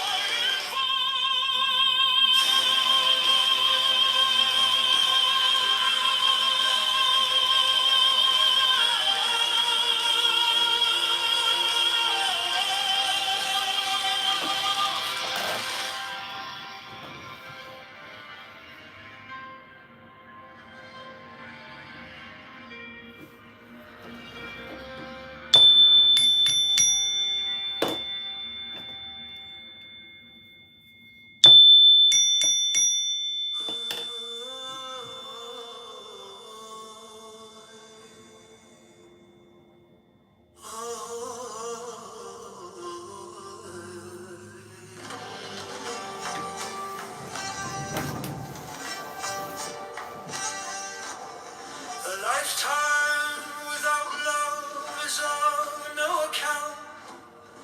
106 love is the water of life. 107 what a joy to travel the way of the heart. You reap what you sow, with life as short as a breath. Don't plan anything, my love.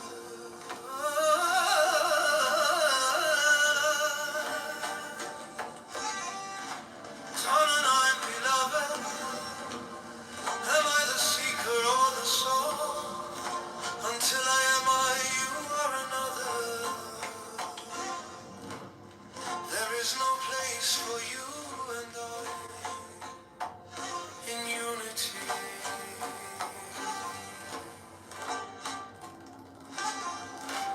And giving thanks for abundance is greater than the abundance itself. Unless you are not a drop in the ocean, you are the entire ocean in a drop. Unless, why should I seek? I'm the same as He is, essence speaks through me. I've been looking for myself. Unless your task is not to seek love.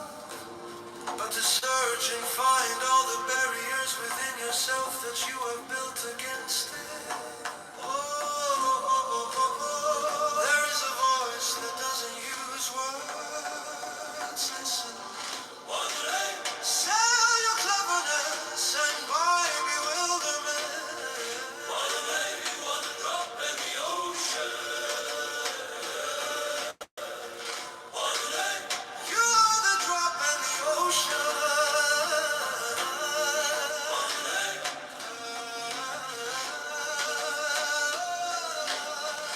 The words you speak become the house you live in. Little by little, you will turn into a whole sweet, amorous universe. One night, you've seen my descent. Now watch my rising. My lifetime without love is of no account. 106 love is the water of life.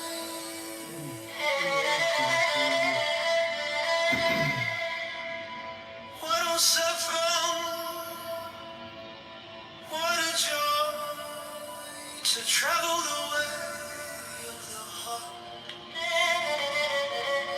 108, you reap what you sow. With life as short as a breath, don't plan anything but love.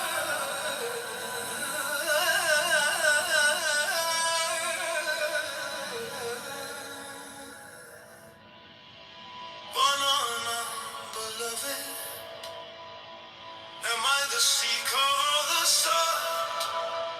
Until I am you are another. There is no place for you and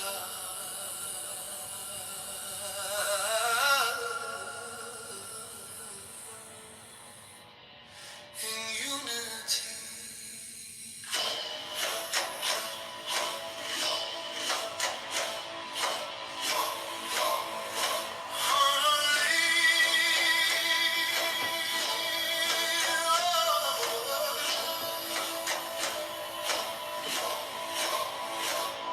Giving thanks for abundance is greater than the abundance itself.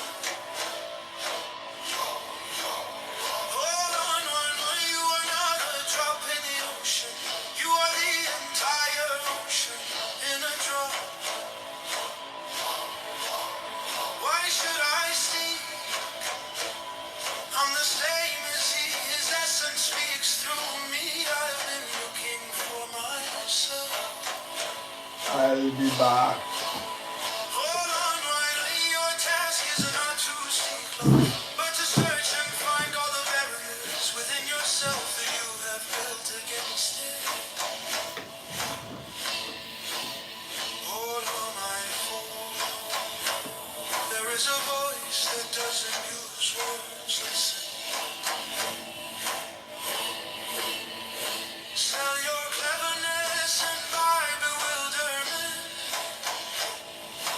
One was sin. You are the drop in the ocean, an ocean. The words you speak become the house you live in.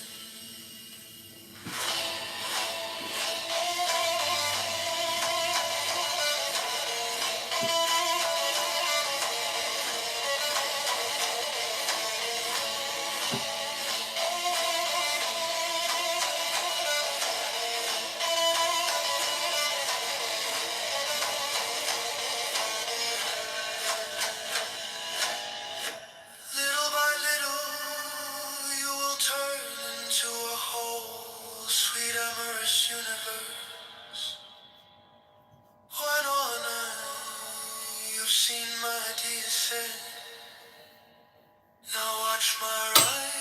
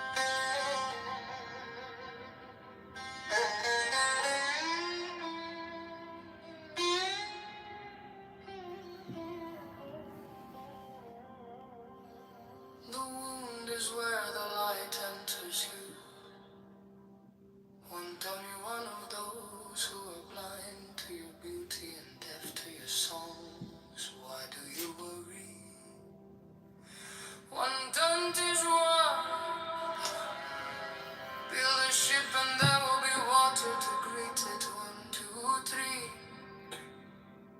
Your face lights up like a flower in bloom when hit with the truth of love.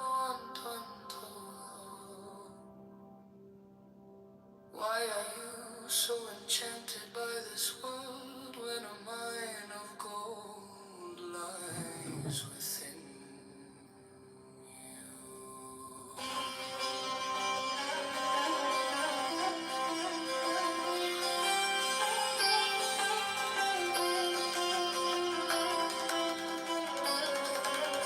One to desire when the ocean surges, let them splash inside your chest.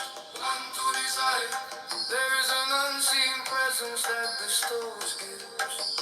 One to desire, any pain you may feel is a messenger. Listen to it. One to desire, when will you begin that long journey into yourself? One to desire, like melting snow, wash yourself of yourself. One to desire, we hold inside the wonders we seek outside. One to desire, don't search among the branches when the answer is in the roots. One to desire, there is a voice that doesn't use words. Listen.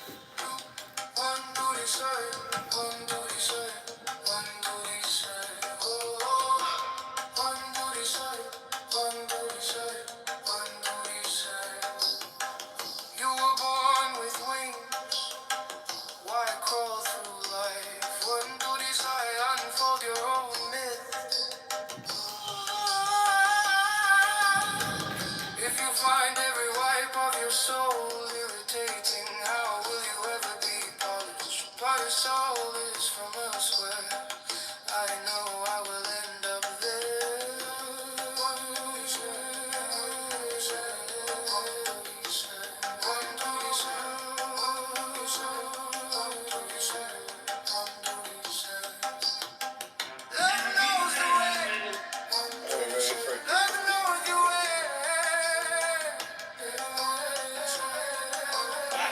Say what you want about America, land of the free, home of the brave. We got some dumbass motherfuckers floating around this country. Dumbass motherfuckers. Now, obviously, that doesn't include this audience. I understand that. They seem intelligent, perceptive, but the rest of them, holy jumping fucking shitballs. Dumber than a second coat of paint. But once you get up, and this ain't just ranting and raving. This ain't just blowing off steam. I got a little I gotta get the fuck out of there. And my reason for this, my reason is for one that you may share, possibly. I have a very low tolerance level for other people's stupid bullshit, okay? Stupid bullshit.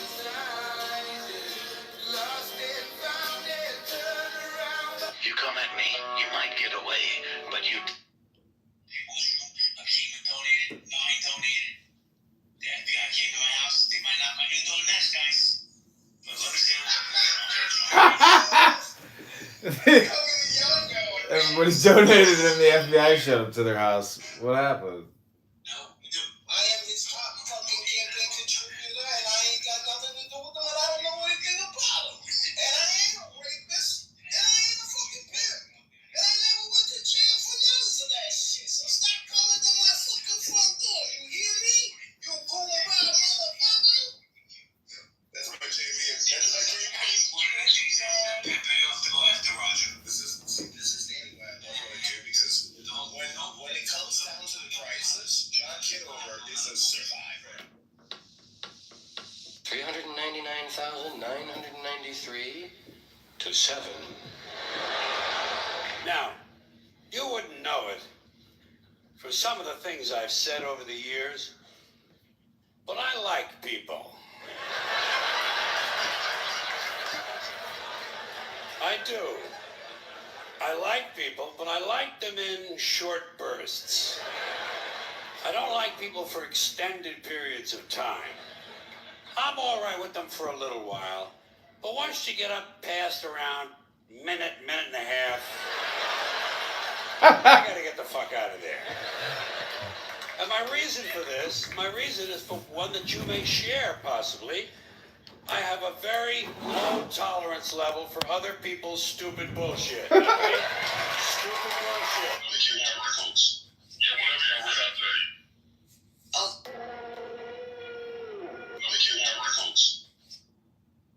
Ain't no fucking point explaining yourself to brain-dead dickheads who only hear what fits their weak-ass, dumb-ass narrative. You think these dumb motherfuckers want the truth? Hell fucking no. They want drama. Yes, that's the dumbest ass. I think about stuff like that. It's interesting to me. Like I said, suicide's interesting. Life is filled with interesting things. That's why I could never commit suicide. I'm having too much fun keeping an eye on you folks. Watching what you do. Human behavior. That's what I like. Humans do some really interesting things. Like, besides killing ourselves, we also kill each other. Murder. People, good to see you. Happy. I was dancing with a woman. But you know, the longer you listen to this abortion debate, the more you hear this phrase, sanctity of life. You've heard that. Sanctity of life. You believe in it? Personally, I think it's a bunch of shit. Well, I mean, life is sacred? Who said so? God? Hey, if you read history, you realize that God is one of the leading causes of death. Has been for thousands of years. Hindus, Muslims, Jews, Christians, all taking turns killing each other because God told them it was a good idea. The sword of God, the blood of the Lamb, vengeance is mine. Millions of dead motherfuckers. Millions of dead motherfuckers, all because they gave the wrong answer to the God question. You believe in God? No. Dead. You believe in God? Yes. You believe in my God? But you know, the children have to be told there's bullshit coming down. Tell the truth, don't be bull. Here's another slogan. People just Here's one more item for you, the last time. Say what you want about America, land of the free, home of the brave. We got some dumbass motherfuckers floating around this country. Dumbass motherfuckers, you know? Yes. I'm sexy and I know it. People, good to see you. Happy holidays.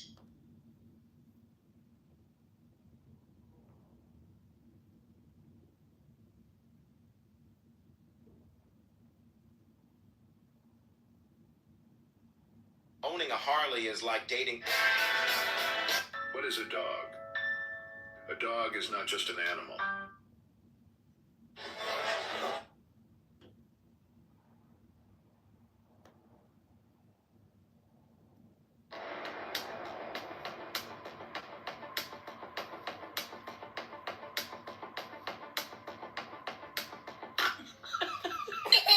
What the fuck?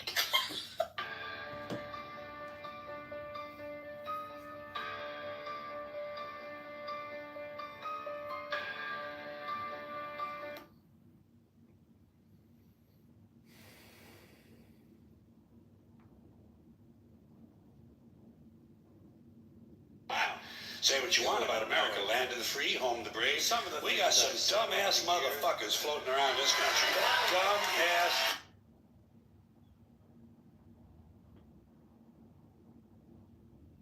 Hey, I'm Victor Sickley. I'm a criminal defense attorney at the law office. I'm getting criminal defense attorney as that.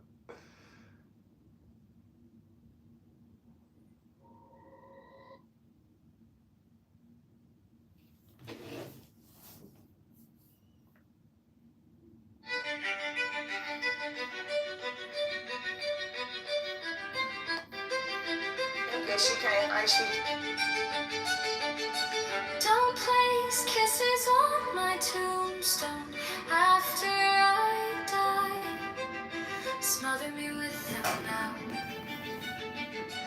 On foot and everything holds a pleasing form, but not everyone appreciates it. Home 42, what you seek is seeking you. Home 43, may your instincts be your guide. Home 44, welcome, now be fearless.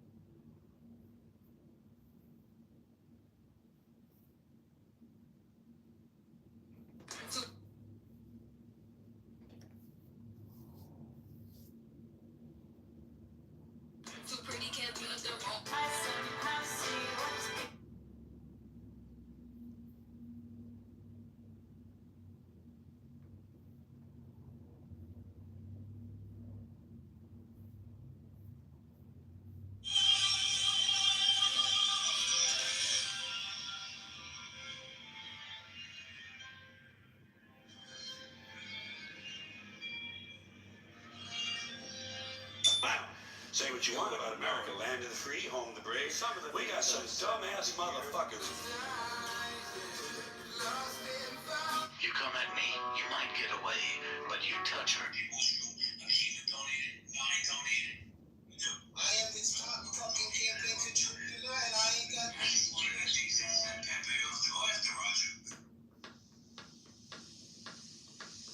$399,993. Now, you wouldn't know it.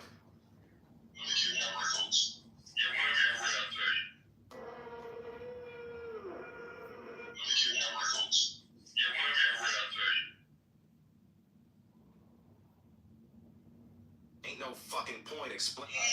fucking point explaining yourself to Yes, that's the dumbest ass profile I've ever.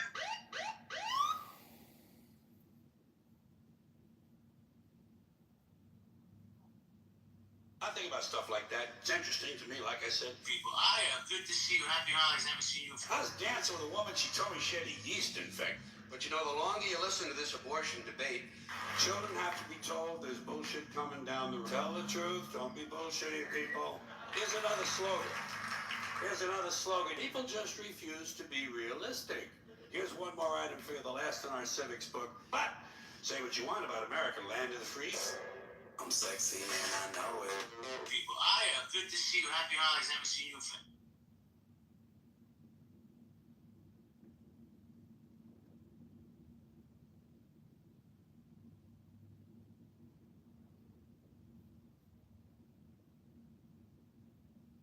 Donald Trump is a convicted felon.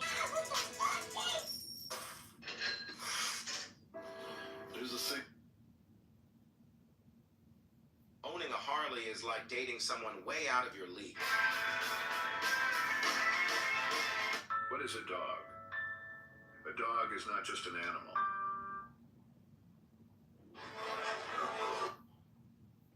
I mean, every Indian in the world was there. You fake ass. Backstabbing, using mother...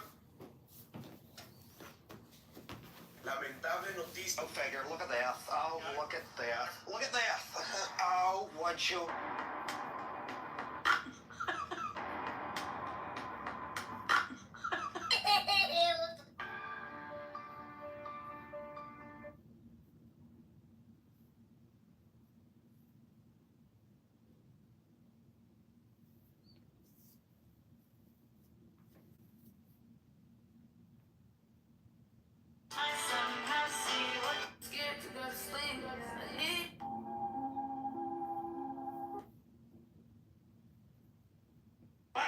Say what you want about.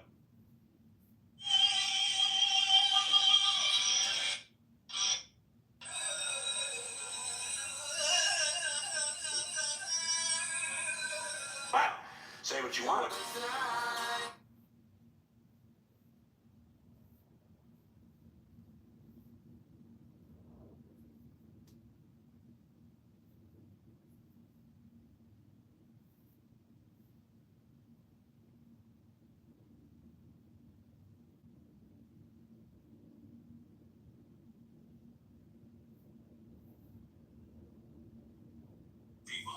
Good to see you. Happy holidays. Haven't seen you forever. Corbett, Bobby, you know how I you do. Hello, Will.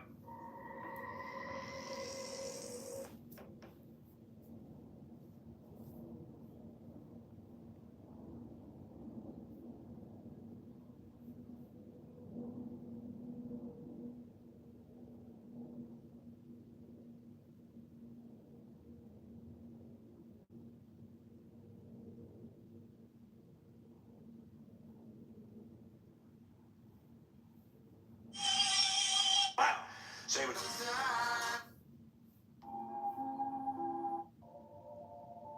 Why do men have two heads, but don't you? Too pretty, can't do nothing wrong. Butterfly tattooed on top of my thumb. And I just throw it back, let it shake. If I'm feeling down, I just look at my seat. Like yes, I'm a 10 in the fate. No, we the biggest brats. On top cars. On top cars. I somehow see what's beautiful. Things that are ephemeral. I'm my own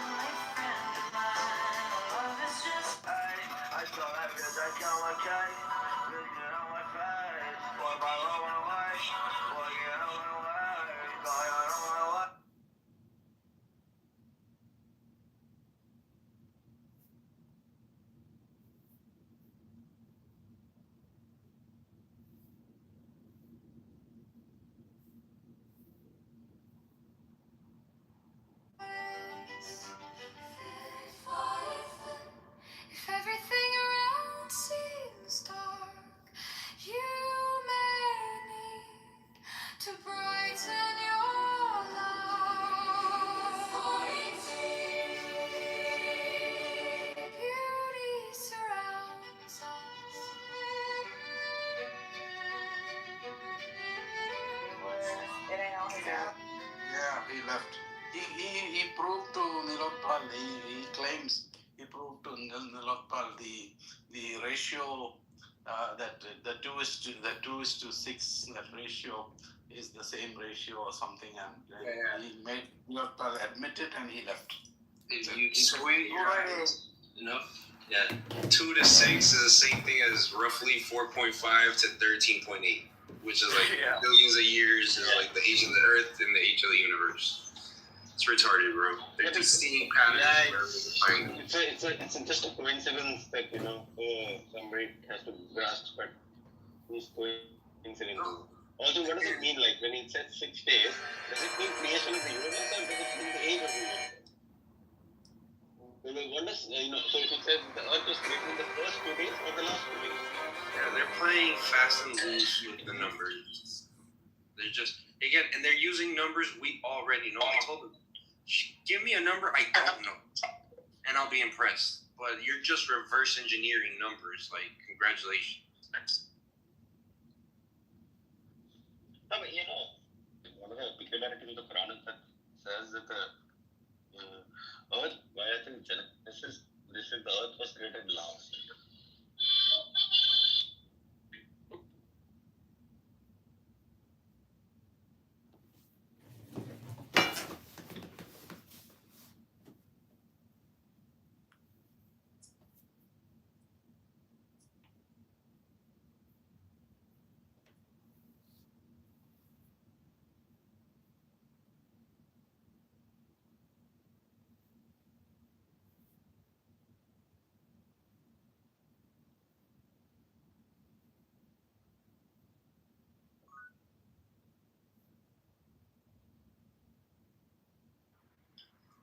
Muhammad, come up.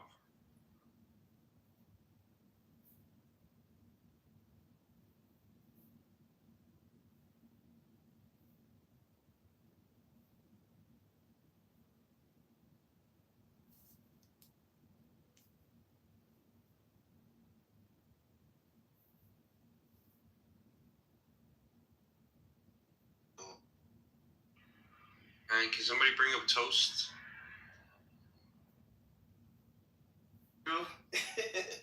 Y'all have a blessed night, man. I'm out of here. No, but Bring up who? Never mind, he left. I wanted to talk about chess with you. Which, okay, fine, I'll level with you. Fuck it. That might have taken place. Maybe so, as they say. Maybe so. But in the event that that was the case, right, he still was on the app all the time, right? His use case for this app over-functioned. So he's on it all the time, used to all these people talking at him, talking down to him, punching down on him, etc., right? So I'm not going to say sorry that. prayers. Okay, are you dating a white man over here somewhere?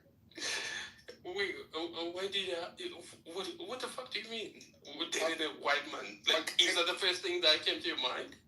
I'm dating a white man. Wait. Like, in your head, like, you saw a nigga, and the way you acted, you sound like you got a white zaddy. Yeah, that's what I'm asking. Like, you saw me, like, as a brother. I'm not insulting you, sir. I'm asking a question. And then if you got a zaddy, there's nothing wrong with that if that's your lifestyle, sir. Right? Hello? You muted me. How am I supposed to talk? Okay, you're muted. You can talk now. Okay, first of all, I'm calm. No. I love beaches. I like girls. You like beaches? I like girls. The beach. I made you laugh. I'm sure no one has made you laugh before. Come on, brother. Oh, now. But you laughed. Yeah, that's funny. Yeah. You the beach. Got a shirt on right now, brother. Stop playing. You are a brother. 100%. said, obviously. Where in the United States are you living? Just what state? Because I know you're probably nervous about ICE. Just what part of the country? I'm not nervous. Wait. I want those bitches to come after me. But there's the Fourth Amendment. I fucking know my fucking rights. So, yeah. Rights? What are your rights? Fourth Amendment. Okay. I know that a bunch of them. But that's the one I know I'm going to use. You're going to use the Fourth Amendment? Yeah. So what you going to tell them? They're going to come get you? You think it's going to protect you? Yeah. Oh, yeah, I'm going all the way to the Supreme Court. They have to violate it. Yeah. Like, they have to Think they get your ass up out of here? You think they just... You gonna hollow Fourth Amendment? You think they won't haul you about this country if they get out? There's no way that's happening. They have to literally violate the law. Then there's no law. Okay? Yeah.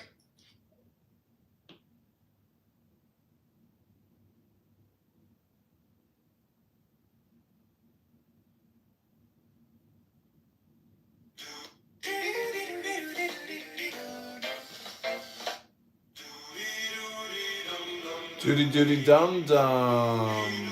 Doody doody dum dum.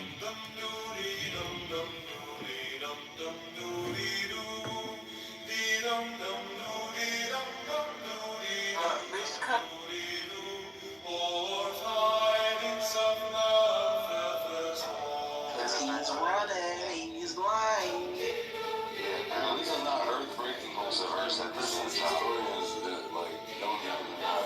So we gotta shut. Don't say nothing until you come back with that verse. So I dropped a pamphlet in the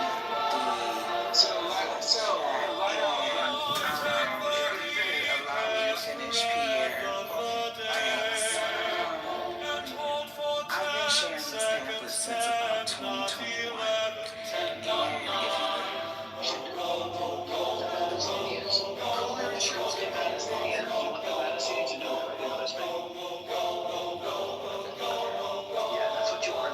Palestinians to just bend over and fuck everything else. No, I don't listen. Yeah, you don't want them to resist. I didn't say that. Okay, then stick to something. Are you gonna let's say, God forbid, somebody comes to your house tomorrow. God forbid, they want to do something with your wife. What would you do? Can you please walk us through it? What would you do? You remember we had this discussion months ago. Yeah, but would you kill that person? My intention would not be to kill. My intention would be to stop the situation from happening. Okay, would you hit him so hard where he just, Fuck it. Okay, there you go. That's called resistance. No, that's fair. Hey. Yeah, but let's say, Brett, let's say you end up killing him because you hit him so hard and you end up killing him. Does that make you a terrorist? No. So that's the example you were giving for the West Bank. No, that's what you said. That's a disingenuous argument. If I hit somebody in the head and they fall and hit their head on the ground and die, no. my intention was not to kill them. If a terrorist or a resistance fighter, whatever you want to call them, shoots someone in the head because that's all they achieve. Brett, Israel looks at the Palestinians, even if they're Israel looks at them as terrorists, even if they hit them in the head so hard, where some of them they die on their own or they brain injury, whatever. Israel looks at Palestinians as terrorists. That's what I don't think like that, man. But that's how they treat them, bro. They arrest them under domestic detention. I'll say it again, brother. I support Israel's right to exist. I don't support the Israeli government 100%, and I'm sure you don't support your government 100%. But I do support Israel's right to exist. No, I don't support the pedophile that we have in the government. The pedophile? Who's a pedophile? Bibi. Trump. Oh, Trump. Okay, I know that. Oh, Bibi. Yeah, I don't support Bibi. It's a fucking terrorist. I gotta go, man. That's like cool. I'll speak to you soon. Anybody else want to come? Who's the next victim here? Anybody? Fatima is here, annoying fucking person, man. Oh, look at her. Raise her hand. Fucking annoying as fuck. Voice is annoying. Fucking everything is annoying about her. Assalamu alaikum. How are you doing? Walik. What's up with you? Well, what's up with me? Nothing much. How about you? I'm okay. How was your night? Did you take your medication? Oh yes, I just went to get my medication. Did you eat your vegetables today? No, I'm not. I'm eating right now. Actually, I'm eating like chocolate, very good chocolate, because I live in Belgium. You know, we have the best chocolate. No, yeah.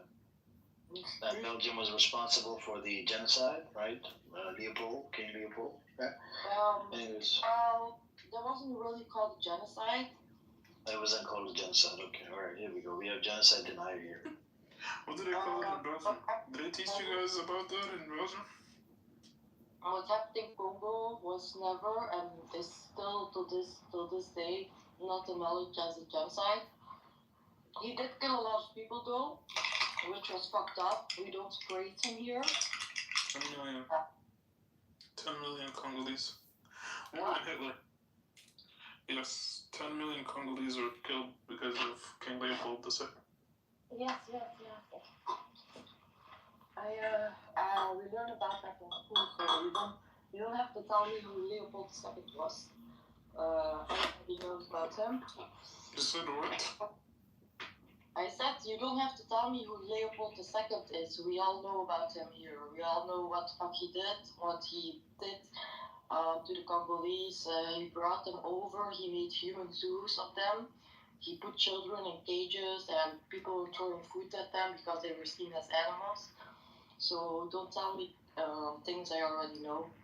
You're the one that said what? If you already know what I was saying, why'd you say what? What? Zoot. Zoot? What the fuck are you talking about, Zoot? Oh, are you talking about Al Zoot man, that Pakistani tribe? Wow. Yeah, this is annoying, man. Her voice is very annoying. There's nothing wrong with my voice. There's literally nothing wrong. I talk. It's very annoying. How do you upgrade this AI from Amir? Palestine, did you enjoy the little cooking show, brother? Yeah, amazing.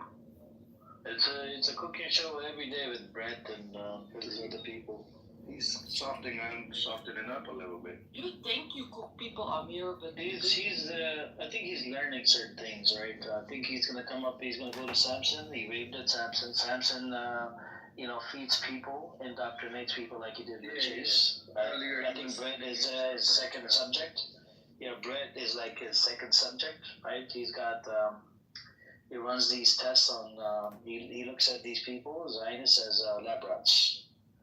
So Samson does his experiment and feeds them bullshit, right? And then they come in and they want to use that bullshit against me, and then I debunk the bullshit, and then they're like, okay, now I have to go back into the private room again with Samson and try to learn some new bullshit from Samson.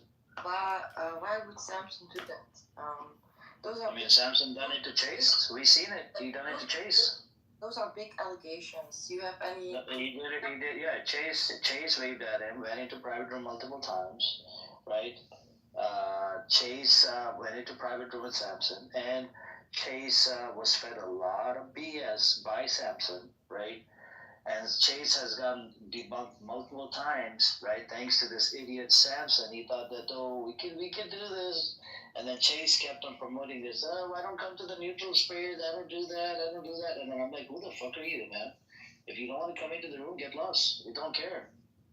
We're not here to fucking debate. If you want to come in, talk to us. Otherwise, it's okay. Just stay in your fucking lane, man. Well, we are here to debate. We are here for debate. Not with you, man. Nobody wants to talk to you. True that. I just come because of you and say hi to you. That thing right there is unbelievably good. It is. Okay. What would you like to come up? Let's hear from Paul, if she has any new questions for us. Rashad is back here. What's up, Rashad? Yeah, no problem. If you have any questions, you're welcome to come and ask. I have questions. Sam? I have questions. Yeah, questions? Yes, where are you from, Amir? Don't worry about it. Are you Did you take bitch like crazy or bald? Oh shit, yeah, I'm here. I thought my mic was on mute. Yeah, I'm here. America in the house. You're in America? Yeah, man, I'm in America. I'm in Texas, man. The great state of Texas. Russia? Well, what is the open carry law in Texas? Can you tell us? Because I think Brett was arguing that it's not a good law and this and that. You can carry that pretty much everywhere. Yeah, you can carry that either way. Yeah, Texas is very open with everything, man.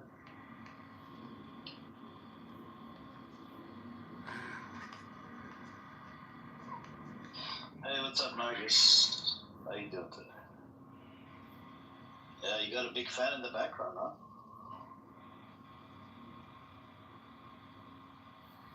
Is it AC or a fan? Are you talking to me? Yeah, is it AC or a fan? Shit, you can hear that? Oh man, I think it's like, I don't even know. I think it's like what is it called? Like a thing for them to play music during the morning when it's PT. I'm on duty right now, so like I'm gonna be up all night. And they got like some joint that's when the soldiers PTM, like they play it from the Vision building.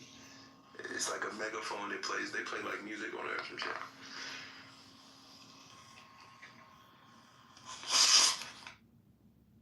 Right. Yo, you see this shit that's happening? They said the Somali fraud in Minnesota could estimated to be more than the entire GDP of Somalia. That's crazy. Seriously? Yeah, they said the U.S. District Attorney admits Minnesota Somali fraud has cost U.S. taxpayers nearly the entire GDP of Somalia. Nearly, not entirely, but they said the service program's fraud could exceed $9 billion, a figure nearly equivalent to Somalia's entire gross domestic product. Their GDP in 2025 was reported to be just under $13 billion, according to the World Bank. The suspected fraud involves several areas of public funding. Blah blah blah blah. We got 13 dead after Mexico interoceanic train derails. That's crazy. I ain't gonna lie, bro. They was coming up quick with that money in Minnesota. God damn. Let me remove the payroll. Yo, tell them to put me on, bro. That money went out. They got it, bro. They was over there, bro. They coming up quick on it. Well, they got exposed, bro. I ain't know they were winning like that over there. I thought they was getting a couple dollars. I ain't know these motherfuckers was getting money. Real niggas getting money over there. Like, what the fuck? Man, big licks. Put the link in the chat for you guys. This is, this is very sad, unfortunate. You got 13 dead. Mexico's interoceanic train derails. Oh shit! Mexican American soldiers and seamen rescue passengers. It says 98 were injured after a train derailed in Mexico on Sunday.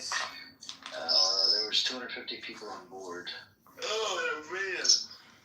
Okay, and you had over 60,000 deaths over the last 3 weeks in Sudan. How about that? In Sudan, it's over, so far, up till now, it's more than 200,000 people dead, and more than 10 million people have been displaced in Sudan. Yeah, I'm talking about in 3 weeks, 60,000 Sudanese people.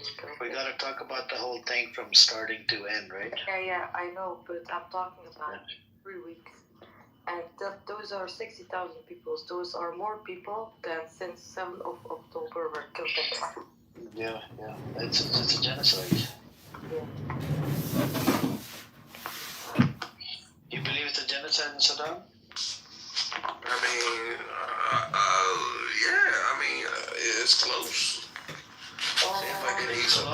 What do you mean close? You care about the numbers? They need American democracy to come over.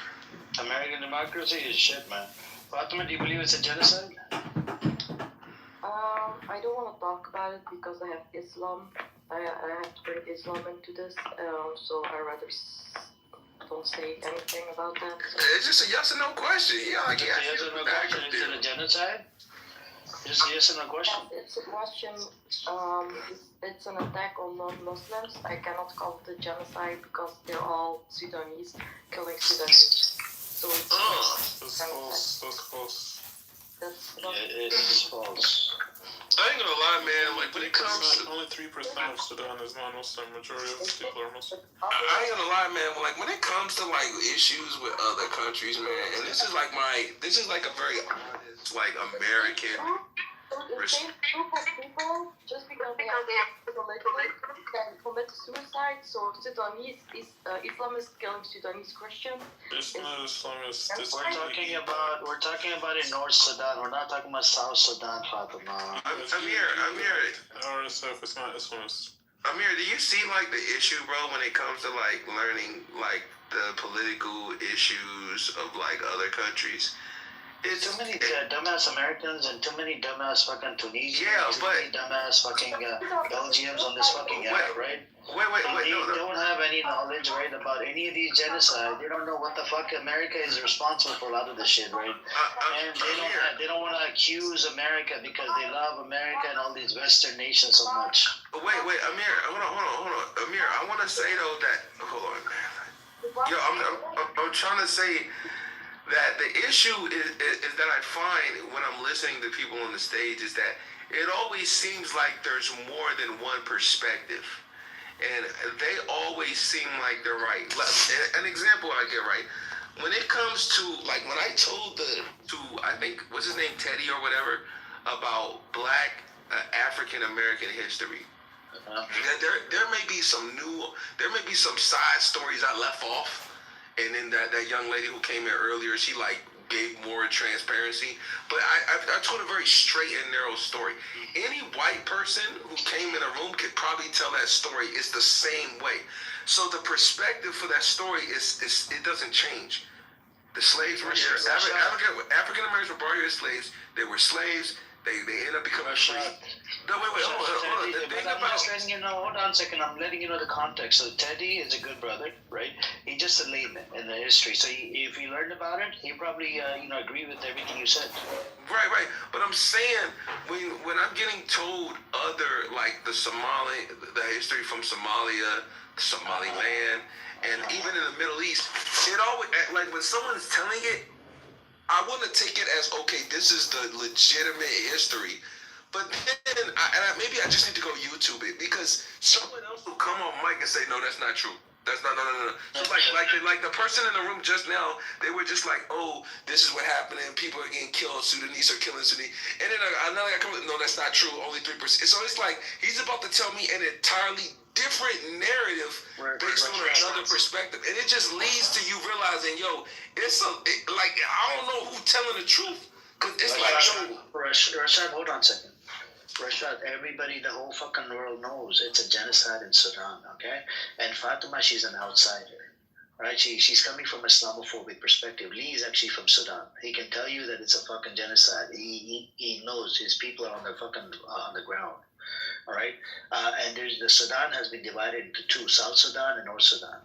The genocide is going on in North Sudan. In South Sudan, yes, there's tribal fights, there's people getting butchered, massacred, and whatnot. There's still going on in South Sudan. In North Sudan, there's literally a freaking genocide that's killed over 200,000 people within the last more than 2 years, and more than 10 million people have been displaced. You can even go watch a documentary from mainstream media. There's an ABC documentary. I didn't even know this until I think Lee brought it to my attention. He said you should look into it. I looked into it. I didn't know. I wasn't aware of the there's this type of genocide, because the thing is, the whole world for some reason they look at these type of things as a civil war, right? And they're not paying too much attention to it versus the Palestinian cause. You know what I'm saying? And that's where, you got to really look into it. What's happening in Congo, what's happening over there, what's happening here, and who's responsible for it. And when you read into the history, when you look into the facts and whatnot, and you find out who's giving them the fucking weapons and whatnot, and it pisses you off. It's your own fucking government. The U.S. is involved in it. Fucking, the Israeli government is involved in it. The UAE's. Bro, shut up, man. Just mute up, man. Mute up. I'm speaking. Mute the fuck up. The Israeli government's involved in it. You got they found a whole bunch of serial numbers, all right, in the hands of RSF, which is a militia that's killing people, butchering them, slaughtering them, and not to mention kidnapping their children and raping the women and getting the women to go to other villages to spy on other villages for this disgusting RSF. And Sudanese military, they don't have clean hands either. You see what I'm saying? They both have dirty hands, but the Sudanese military is a little bit better than RSF. So that's what's going on over there, man, and it's very disturbing and disgusting, Yeah, I hear you. Just look into it. Just do your research, and then you come to a realization. Yes, and a lot of brothers from a lot of spaces. If you go into black space, a lot of them they're aware of it. They're aware that what's happening in Sudan is wrong. As well as one of the African countries, the UAE has fucking. They only care about the gold. It's all about the fucking gold. And since America has sanctions on Sudan, they can't sell the gold to anybody. You know what I'm saying? So the UAE is taking advantage of it by getting funding the RSF, and there's other countries involved in it as well. Some of the other countries, but the UAE is heavily involved in it, giving them weapons and money, whatever. And and in return, UAE wants the gold. What they do with the gold, they melt it down, and then they reproduce it or whatever, and then they sell it as Dubai gold from the UAE. You see what I'm saying? And they want to use that what is it, the Red Sea, right, Lee? That's the Red Sea. Yeah. Yeah.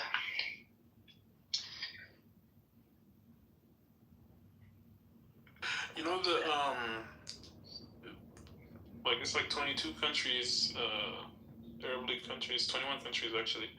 There's only one country that didn't sign the letter denouncing Israel's recognition of Somaliland, and it was the UAE. UAE didn't denounce it because they also want to set up a port over there or a military base. They want to set one up there in Somaliland. They want to set one in Sudan.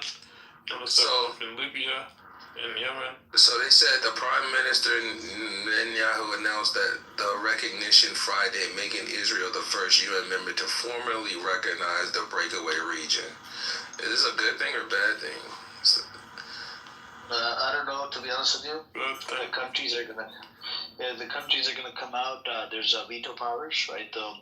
So some of these countries, like I think the African countries, they heavily lobby China and Russia, whatever.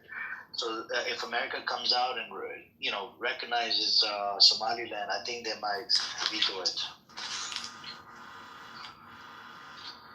And if they veto it, I mean, Israel can still recognize it, but it's just gonna be like recognized by a few nations,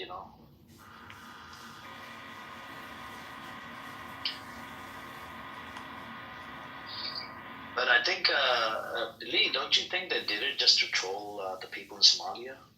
Because Trump is a troll. I mean, Netanyahu tries to... It's the other way around. This whole narrative about Somalis and fraud and that kind of stuff, yeah, it's happening, but they're, like, if you go on Twitter, Elon Musk is tweeting it, all of these Zionist propagandists are tweeting it. They're trying to bring negative attention to Somalia.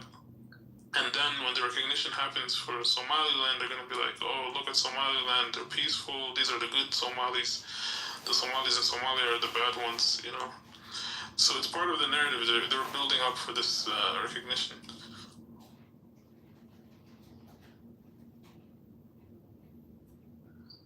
Sick, man, sick. That sister was co-modding with me, Lotus, right? And I haven't talked to her in a while. I don't know. I hope she's doing okay. And we did talk about Sudan, I think, for like 2-3 days. Mm-hmm. And yeah, she disappeared. I hope she's doing good. Yeah, sure, she's good. How's your family doing over there in Sudan? Are they good? Are they right? Yeah. A lot of people got displaced to neighboring countries. People went to South Sudan, Egypt, Rwanda. It's not even a neighboring country, but people are everywhere. A lot of people got displaced because the war started in the capital and then spread out. Fatima, stop writing racist shit in the chat, okay, Fatima?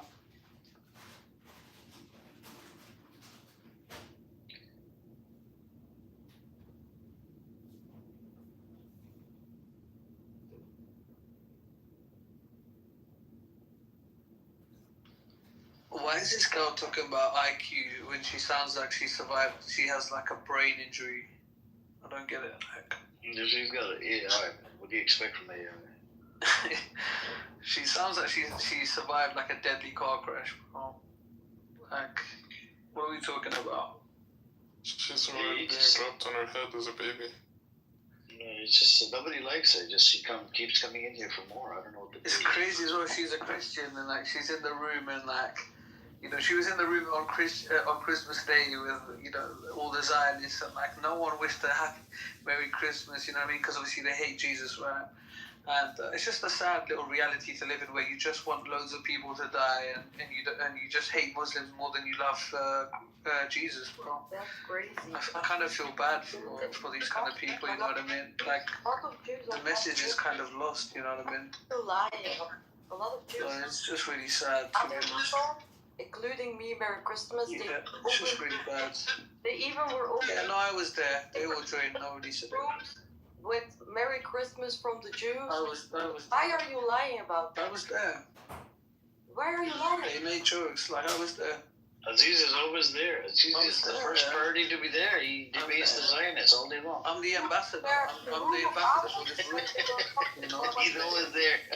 That's it. Then I come back to the embassy, you know, and I told them what happened, you know. You were there in the room of Amos when we were talking about a different subject like Christmas. Like, bro, is that like for you? That's another room. I was in the room Christmas. I came on Christmas Day. Matter of fact, I came on Christmas Day. A lot of And then one time I brought up like the churches that got bombed, you know, said, and then you know what she said? It was only 3 churches. Only 3 churches. This is what we're dealing with, bro. Like, imagine hating Muslims more than you love your own religion, bro. This is all, you know. This is why you shouldn't come on Clubhouse after surviving a car crash. Your assumptions, your accusations are false, so stop assuming things. No, I mean, I'm not assuming. This is what happened. You come over very not smart with those accusations. Coming from you, that means a lot. You're just guessing what other people do in their lives and what they're not doing in their lives. You're trying to. This is just an observation. I haven't given my opinion on what happened yet. You're trying to make the Jews look bad because in one room. I'm not trying to do anything. I'm telling you what happened. And you say they didn't say Merry Christmas while they they didn't. None of them said it. Well, they did. None of them said it. Many of them did. They even opened a room. They even opened a room Merry Christmas from the Jews. I was there. They even opened a room. You were in Amos' room. Amos' room is always the same shit. Listen, I think you make a great you make a great shiksa. You make a great shiksa. Are you jealous? You will be. I think you'll be you make a great shiksa. You are so jealous. And you are jealous. Yeah, you just do so good for them. You know what I mean? You're jealous of the I mean, you believe they're chosen, right? And then they chose you. Believe they're you know what I mean? So it's perfect harmony. You know what I mean? Over. I don't believe they're chosen. It's perfect harmony. That time is over. That biblical time. Like you know what I mean? They're like, you know, they can do no wrong, right? You know, they can do no wrong. You know what I mean? If they want to kill children, then you believe God told them to. You know what I mean? Anyways, I think we're gonna pivot. Fatima, you got enough attention. Thank you. We're done. AI, we got enough. You got enough attention. It's okay.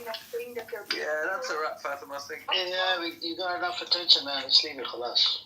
Why would you call all Jews baby killers? What the Jews? We don't call Jews baby killer. We call Zionists baby killer. Just leave it, man. There are a lot of Jews. Yeah, Fatima, that's enough. Thank you for your time. Thank you for your time. Appreciate it. Thank you. Thank you for entertaining us. Okay. You're all good.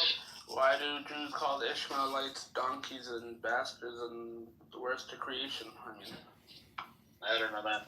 Anyways, I wanted to focus on, I think, something else now. Let me see what's the latest news. Who wants to come up? Somebody wants to come up? All right.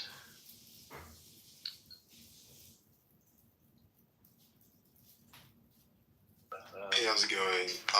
Yeah, my name is Jay. I'm a medical student in Chicago. I was in the IDF, and it was really sad what I saw. Okay, cool. So are you here to repent? Yeah, I'm here to repent. I'm here to profess Allahu Akbar. Okay, all right. What do you think about Jesus Christ? Do you think Jesus Christ would have been happy after seeing so many babies have been killed? Allahu Akbar. I don't think so, though.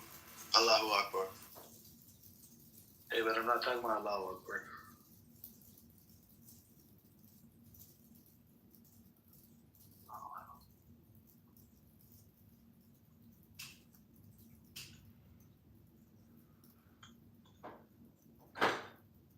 There we go.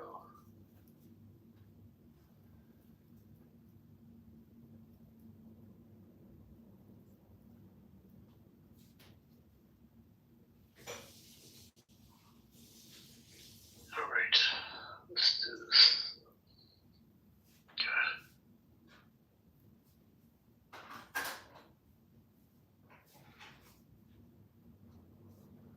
All right. Let's see. Yeah, you ran over it. Just a troll. Is there like a topic? Yeah, I want to talk about the news. Just give me a second. Let me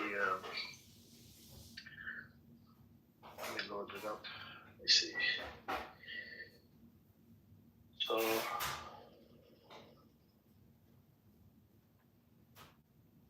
all right.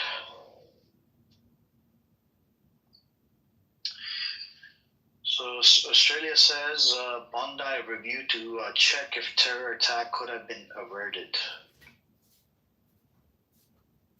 I'm gonna put the links in the chat if you guys want to read up on it. And if it gives you paywall, you could remove the paywall.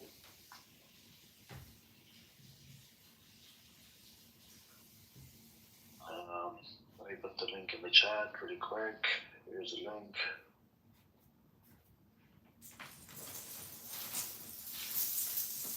Alright, if you guys want to remove the paywall, archive.ph. We can remove the paywall by going to this link. So, Australian Prime Minister Anthony Albanese said on Monday that an independent review into law enforcement agency set up after the Bondi mass shooting will assess whether authorities could have taken additional steps to prevent the terror attack. Albany said the review will examine whether existing laws or information gaps stop police and security agencies from acting against the alleged attackers. A father and a son, who police say were inspired by the militant group Islamic State. 15 people were killed in the mass shooting at a Jewish Hanukkah celebration at Sydney's famed Bondi Beach on December 14, shocking the country with the strict gun laws and fueling calls for tougher controls and stronger action against anti-Semitism. Families of those killed and wounded urge Albanese to set up a royal commission to probe the rise of anti-Semitism and any intelligence failures tried to attack. Australian media reported on Monday announcements made so far by the federal government in response to the Bondi massacre are not nearly enough, said a statement from the families of those involved in the mass shooting. U.S. answer, U.S. So they've been going back and forth with the Australian authorities. Even Mossad is working with Australian authorities, by the way. And they're, the good thing is the person that saved it was a Muslim person, right? Good thing that person came in the middle and took that idiot down that was going around shooting people, whatever. Because the Zionists on this app, they even were spreading this idea that, oh, he's not a Muslim, he's a Christian Arab, he's Christian and this and that, right? And that brother came through, did a good job. And the big question is, how many times do the Muslims have to protect the Jewish people, right? There's been multiple times throughout the history. Muslims have protected the Jewish people, but these people don't understand it. They always want to attack Muslims and this and that,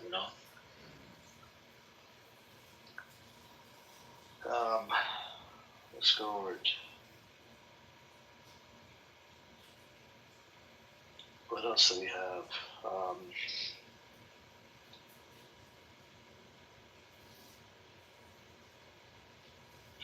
So after the Hezbollah attack, the world wants Israel's exploding pagers. There's one problem. Let me see if I can. Since Israel pager bomb operation against Hezbollah, private defense contractors have gotten requests for kinetic cyber tools able to turn electronic devices into bombs. They don't exist. Let me remove the paywall.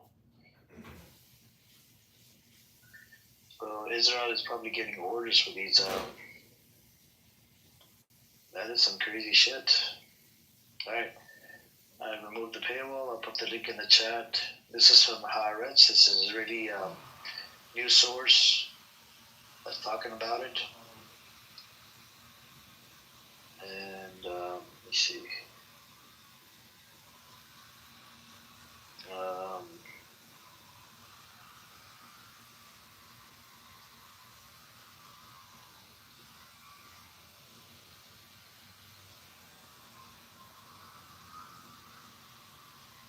So this article goes into details, how it was set up and how it could be used, and some people that want, they want to buy Israel's exploding pagers, and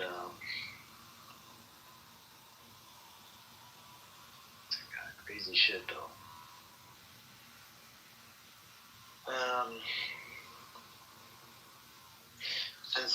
So it just says they don't really exist. And it's a whole operation that, you have to do with this. They did a pretty good job setting it up and whatever, but it does violate international law, having up, planting bombs and pagers. 7 Turkish policemen wounded in clash with Islamic State militants, the state broadcaster says. I'll put the link in the chat for you guys, if you guys want to read up on it. Here's the link.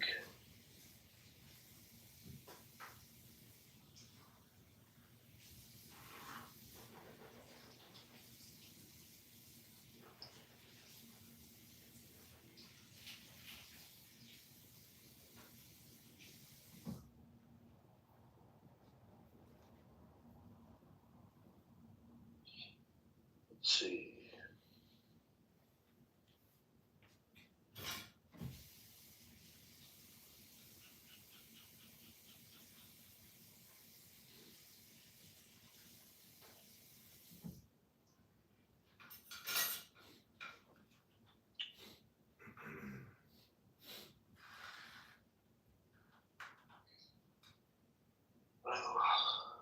It's not letting me put the link in the chat for some reason. I don't know what the deal is.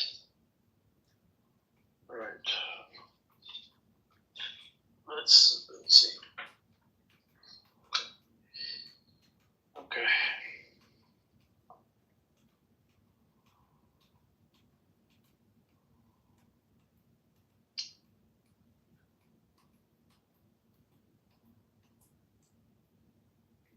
Now there's this article that I shared earlier.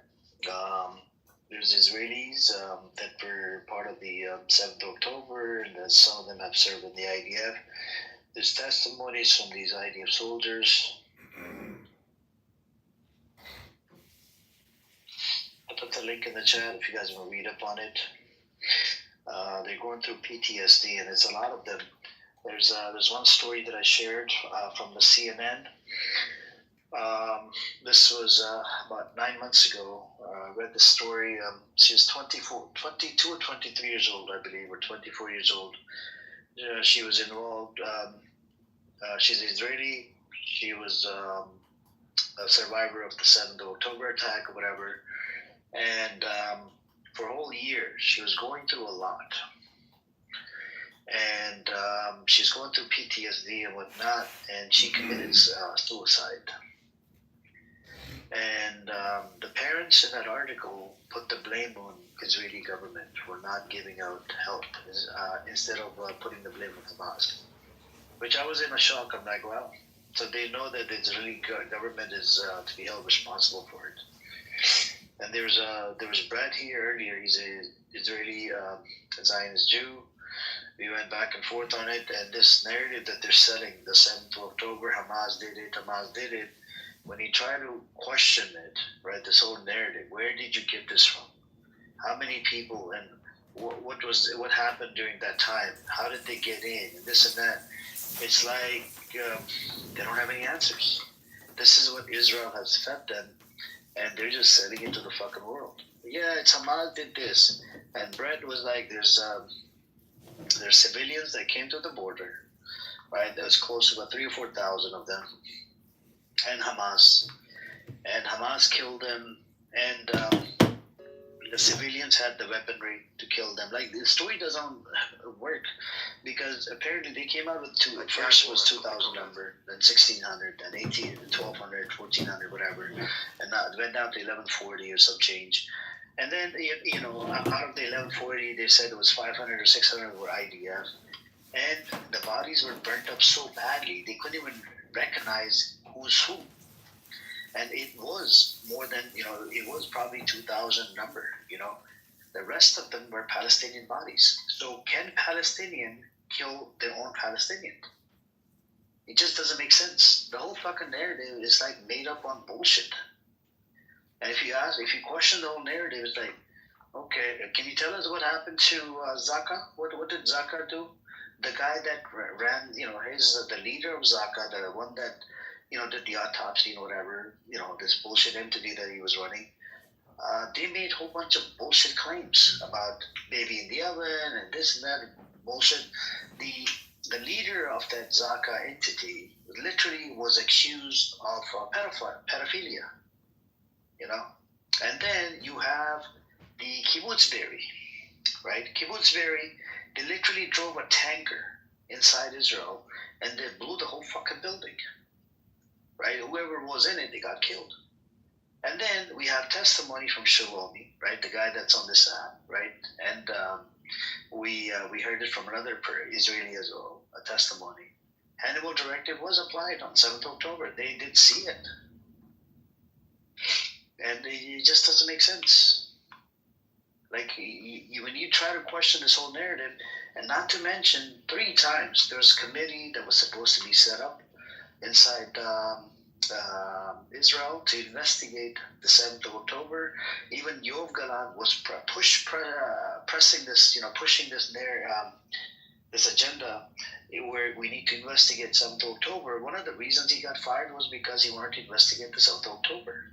And there was 2 more times there was committee, like even recently there was a committee that was supposed to be set up to investigate the 7th of October. They shut that down. You know, Netanyahu put a ban on it. So how do you do that? Like, you just, and the whole narrative around 7th October is very fucking questionable. And when I asked Brett about it, Brett is like, yeah, the Israelis are saying that some were Palestinians and then there's some Hamas, and like, he doesn't even know what Hamas is. Hamas is a political wing. When you try to dive into it, it's Al-Qassam Brigades. That's the military wing of Hamas.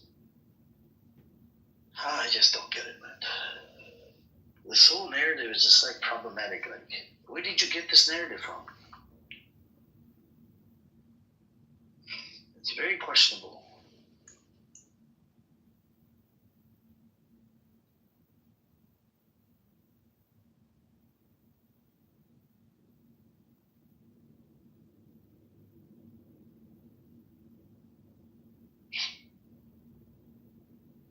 Let's see.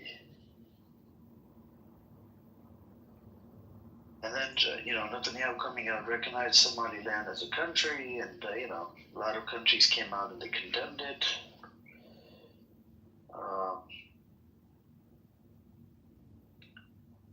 In the U.S., Netanyahu aims to, now this is the guy that did analysis on the why is Netanyahu in America. So he has arrived, the fugitive has arrived in America, in Florida. I don't think he wants to go to New York, because if he does, there's Mamdani there. You don't know what that would do. And so in the U.S., according to this guy that did the analysis from Times of Israel, he says Netanyahu aims to convince Trump that only threat of war can bring peace.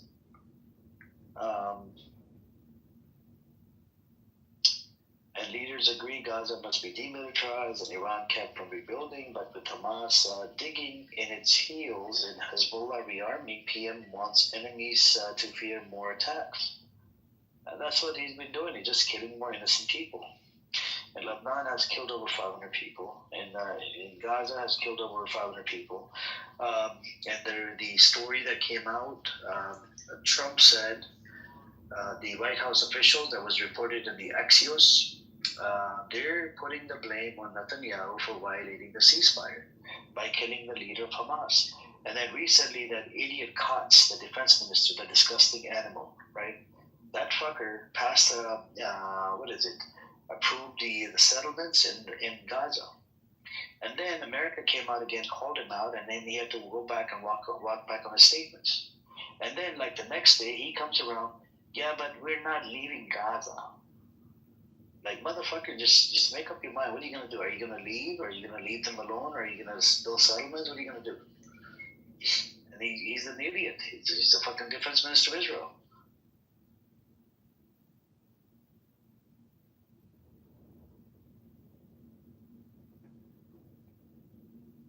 And report in the chat. Top Trump aides have run out of patience. Here's a Times of Israel article.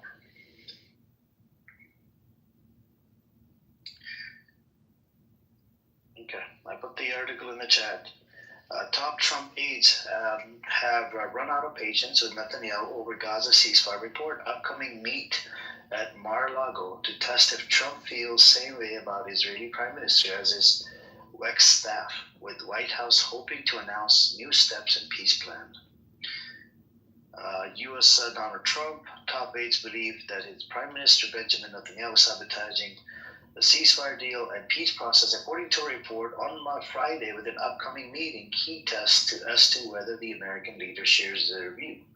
Trump is planning several major announcements on Gaza in early January, but the direction of the peace process hinges on his meeting Monday at Mar-a-Lago, with Netanyahu, Axios reported, citing White House and Israeli officials.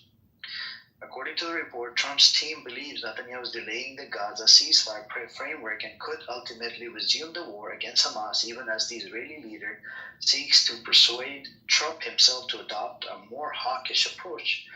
Bibi's trying to convince a one-man audience, a senior Israeli official told Axios, referring to Trump, clarifying that members of Trump administration, including Vice President J.D. Vance and Secretary of State Marco Rubio, no longer favor Netanyahu. He has lost them.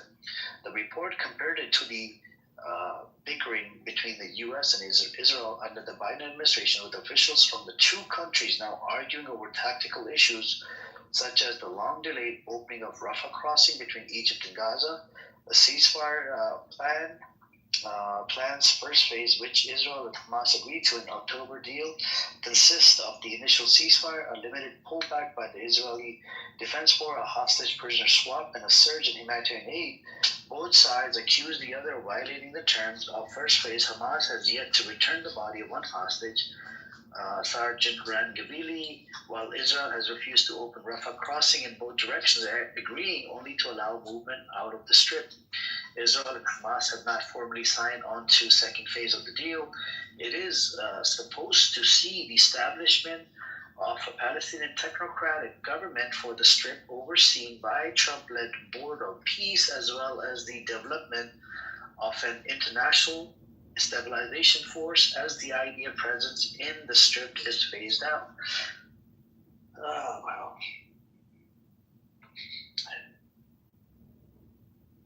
So you have these things that are going on, and so J.D. Vance and Marco Rubio, right, is done. They hate Netanyahu's guts.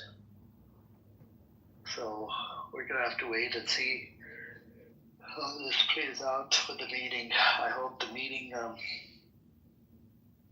meeting goes as planned, but I'm thinking that he might get Trump to agree on attacking Iran.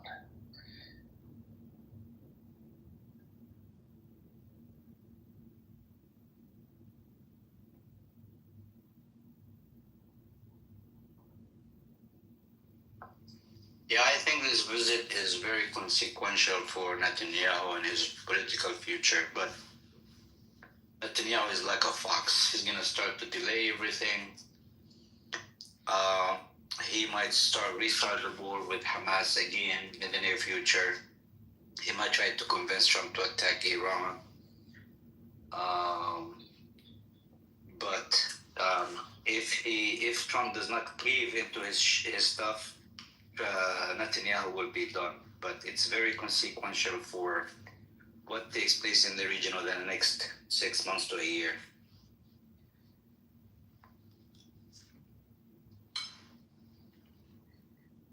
What are you eating, Agenda? Are you eating mushroom soup?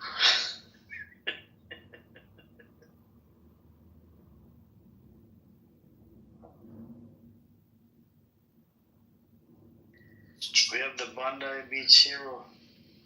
Cheese. Bondi Beach. That's the Australian shit, right? Yeah, the Bondi Beach happened in Australia, So his statement comes out. I'll put the link in the chat for you guys. Here it is. He gave a statement. He said, Bondi Beach hero Ahmed, I just wanted to protect innocent people. Australian Jews demand federal commission of inquiry into anti-Semitism terror attack. U.S. answers, U.S. accountability. PM Albanese says it will slow things down. So, yep, he's. I guess he's doing good at the hospital and came out with the statement. I put the link in the chat. You guys can read up on it.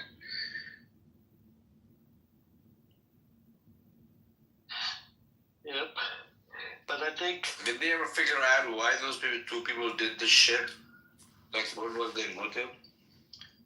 I don't know, man, to be honest with you. You just... they messed up with the whole...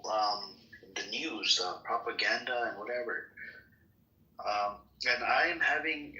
I had a hard time, right? So it gave those people that are into conspiracy theories... like extra ammunition. Look, the government is doing this on purpose, blah, blah, blah. You see what I'm saying? Even though maybe they didn't do it on purpose, right? There's certain things that maybe played a role while they were investigating it, right? So it gives those people that are actually into conspiracy theories, oh, look, it's this person did it, it's the Jews that did it, it's Israel that did it.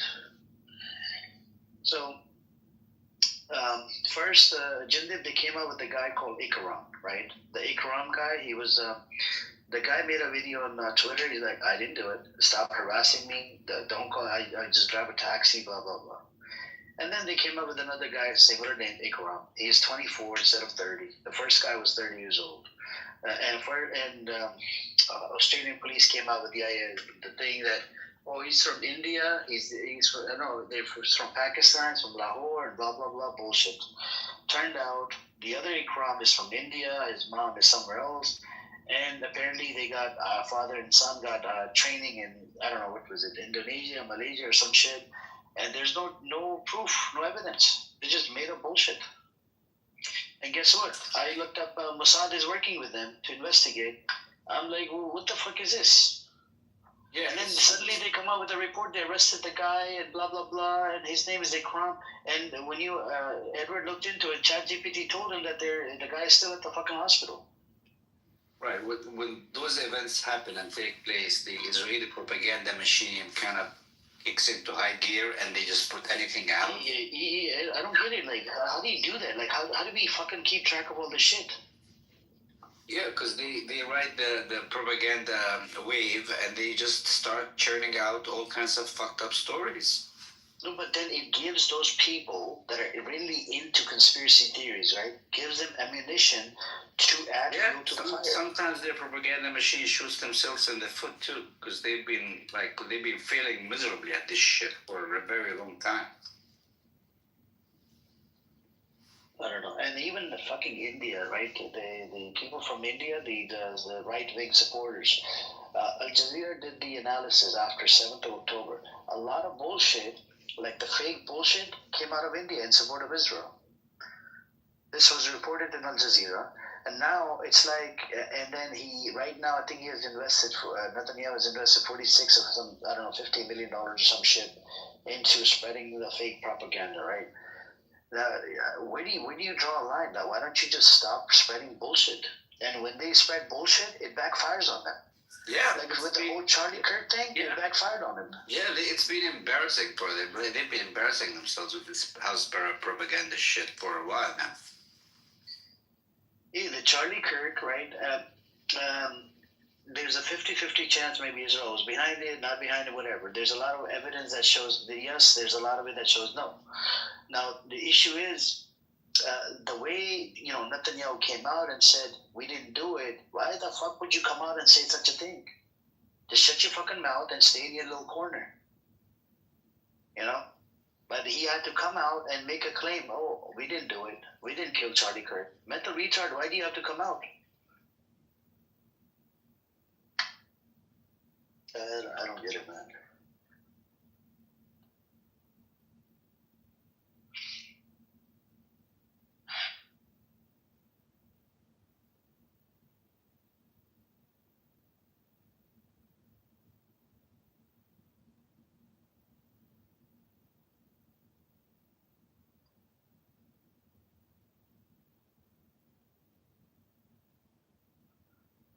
Anyways,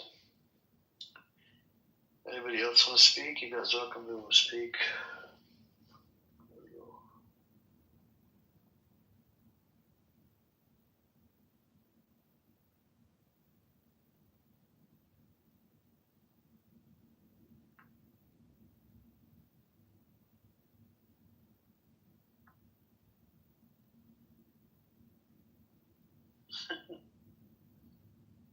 That's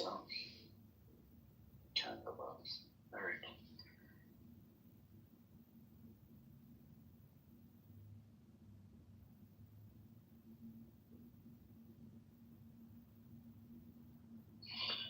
All right, let's see.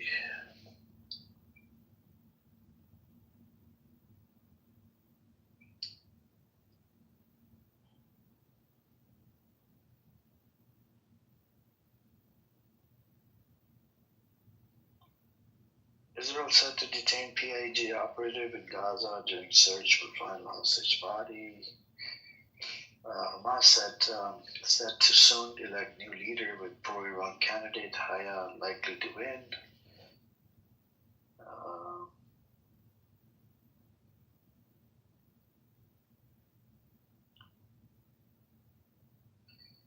Yeah. Did you see the new defense system they have, Jindip? I don't know if you're here. Not really, no. What defense system? Which way?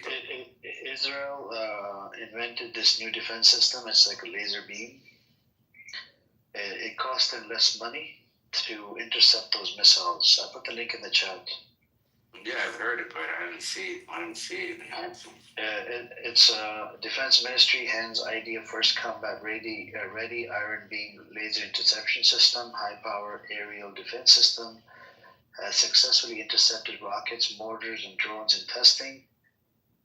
Is set to be absorbed by Israeli Air Force. The Defense Ministry announced on Sunday the delivery of the first operational high-power laser interception system developed by Rafael Advanced Defense Systems Limited, dubbed Iron Beam, to the IDF. The system, which has successfully intercepted rockets, mortar shells, and drones during extensive testing, will be absorbed by the Air Force and integrated into country's multi-layered air defense array alongside Iron Dome.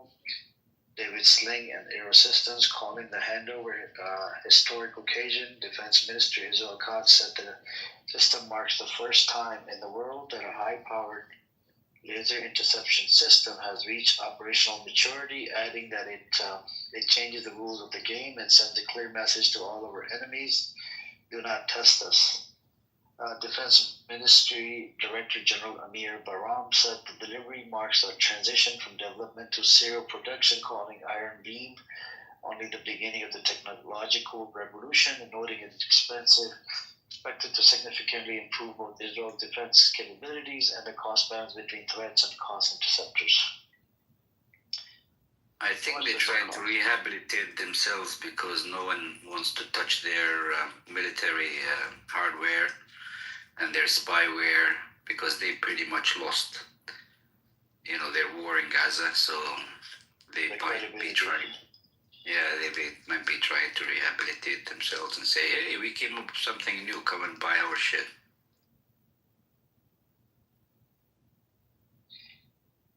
Yeah, the credibility went down the toilet.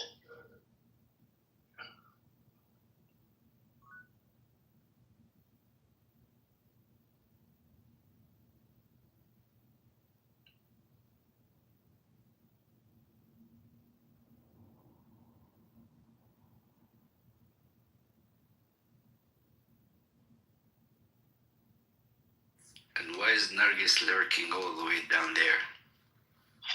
I don't know. I think she's busy.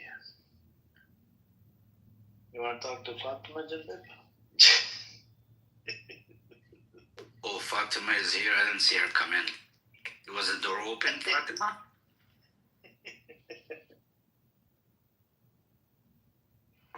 Shut the fuck up. There you go. That's all she says. She's pissed off. There you go. How did you find your way in, Fatima? My way in. What? My way to where? To the room. Oh, I just opened Clubhouse. I clicked on it with my finger on my screen. Oh, yeah? Amen. Like that. Yes.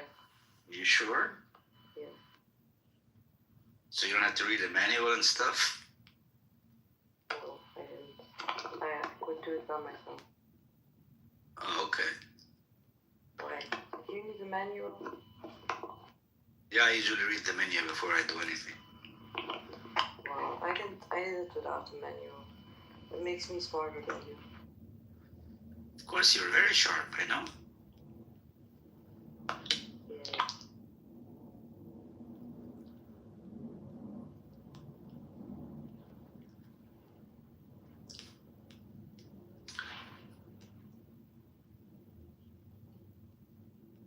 I think we sure she's sharp, she's smart. May God help her over her terrible brain affliction. Am I being mean? I don't know. No, Fatima is okay. She's alright. She's okay.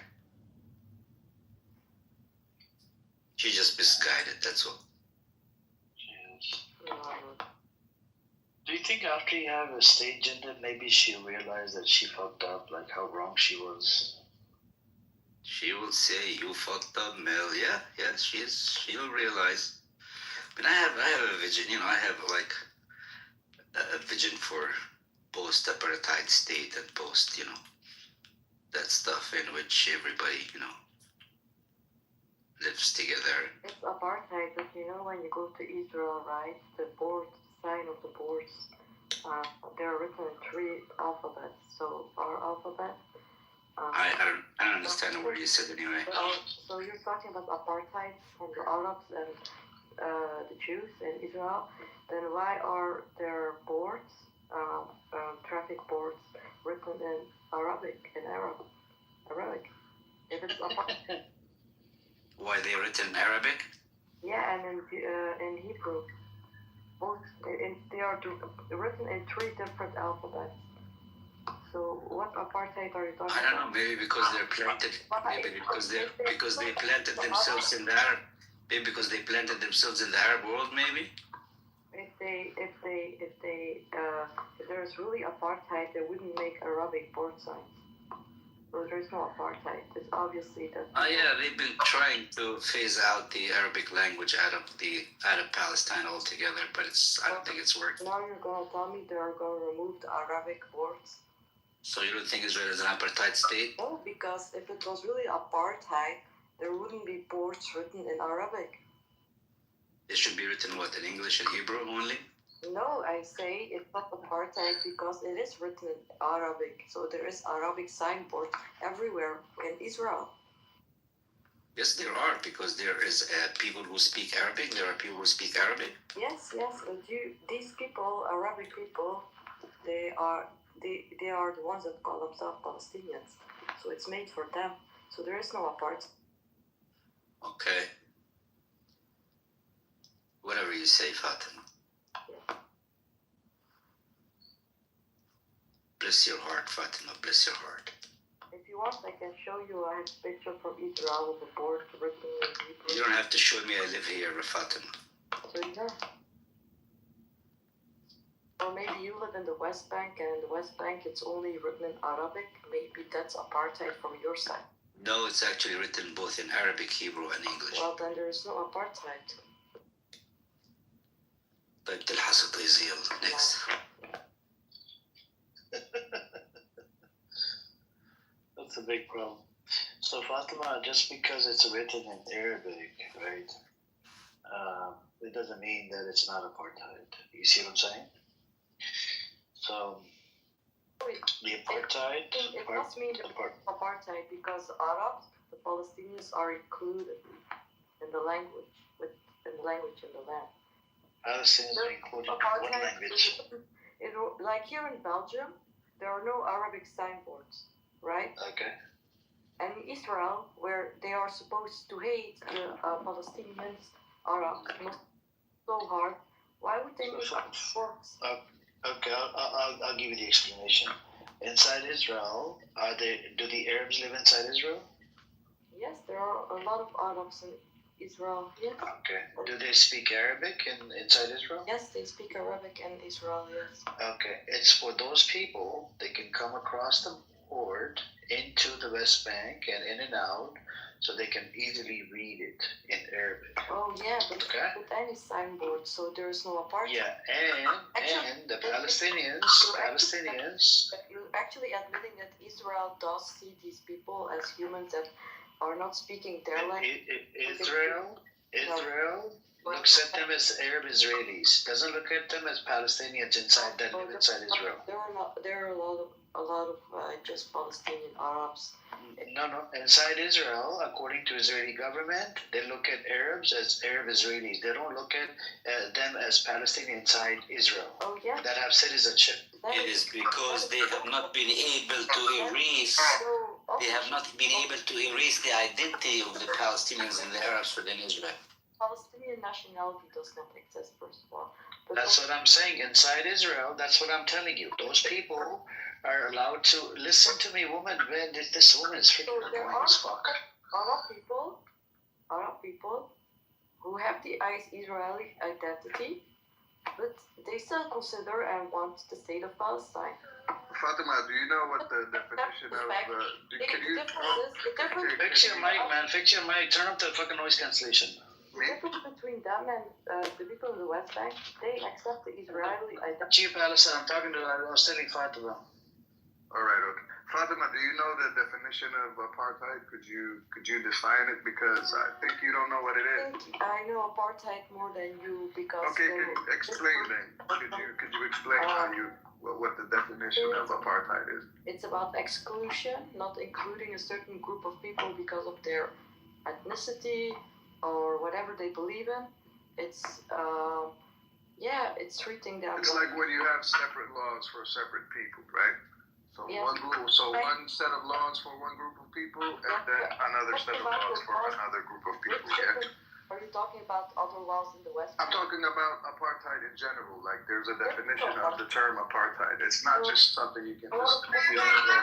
Arab Muslims who still want the state of Palestine, but to accept their Israeli identity because they live in Israel.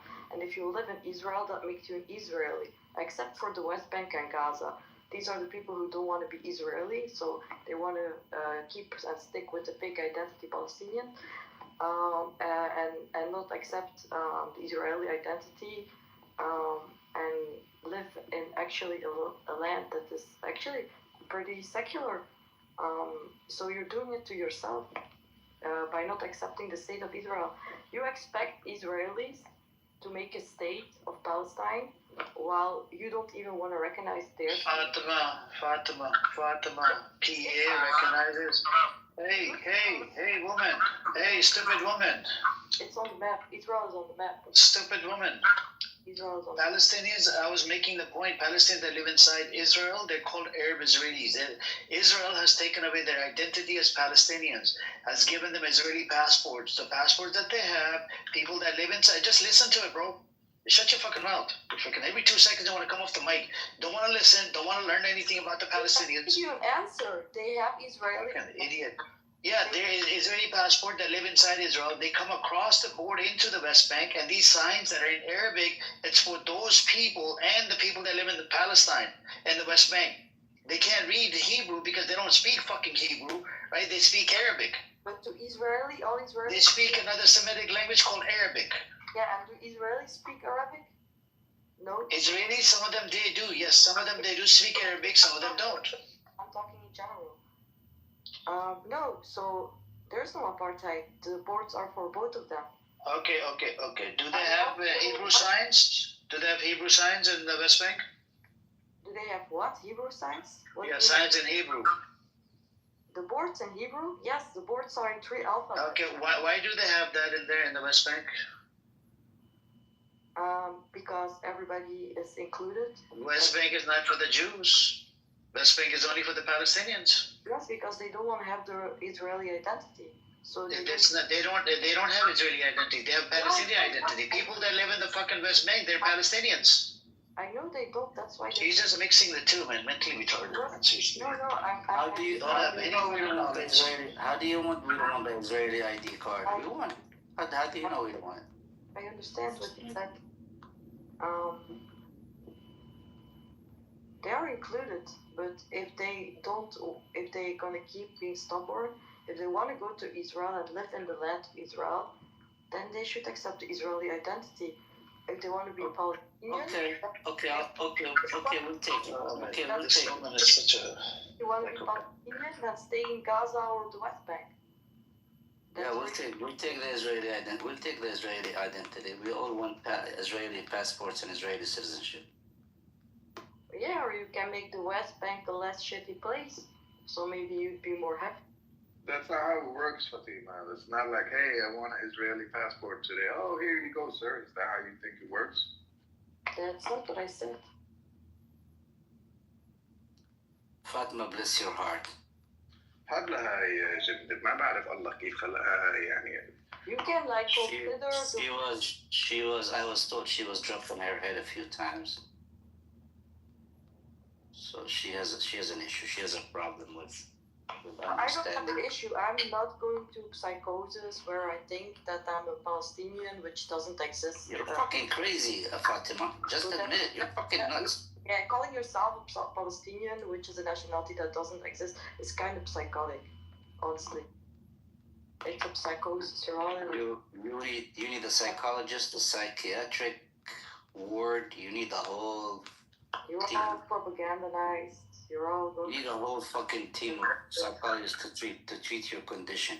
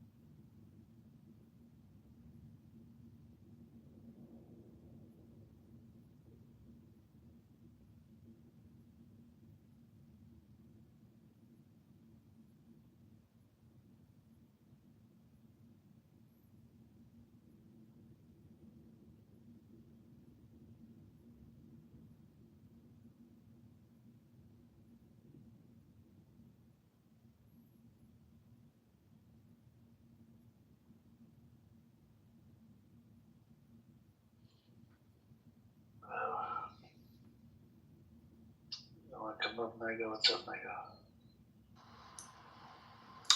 What up, though? How you doing, man? Hey, what's up, dude? How you doing, bro? Pretty good. Just stargazing through the clouds. Same old, Exactly. Yeah, listening to Fatima kills your brain cells, man. Seriously.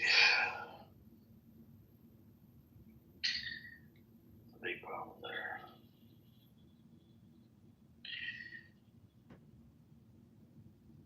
Let's see. But, yep. This fugitive is in America. And Netanyahu, let's see what comes out of it, man. Is he done meeting with Trump, or is he going to meet with Trump? He's going to meet Trump later today. Oh, okay. Bridget Bardot just died. What did you say? Who died? Bridget Bardot. I guess she was a well-known Italian French actress.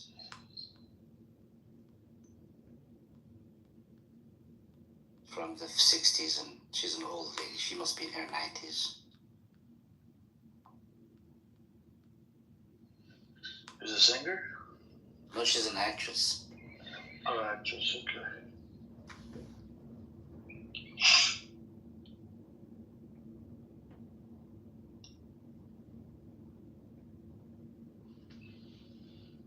Wow.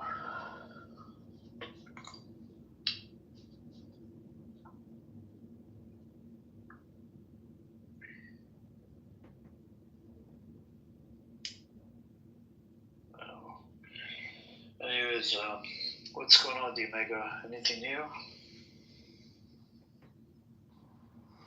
I've been going to this biblical smoke rooms, just listening to what these Hebrew Israelites have to say. Oh, yeah. I've been in those rooms, man. I go in there for 5 minutes. I'm like, okay. I go in there for 5 minutes and they kick me out. You got up on the stage? Yeah, well, they grandstanded on me the other day. It was good for me. Purified my soul. Now, I'm trying to think what happened. They deny Jesus, right? That's a good question. I think they basically they're just saying they are the true Israelites, and they jump between the New Testament and Old Testament and read the Bible. I mean, their leaders, he's pretty badass, to be honest, but it's I don't know. I think it's a facade. If your intent is to build people up and educate people, they just seem to grandstand on people every 2 to 3 hours. You know what I mean? Right. I thought they did. So they believe that they're the real Jews, right? Yeah.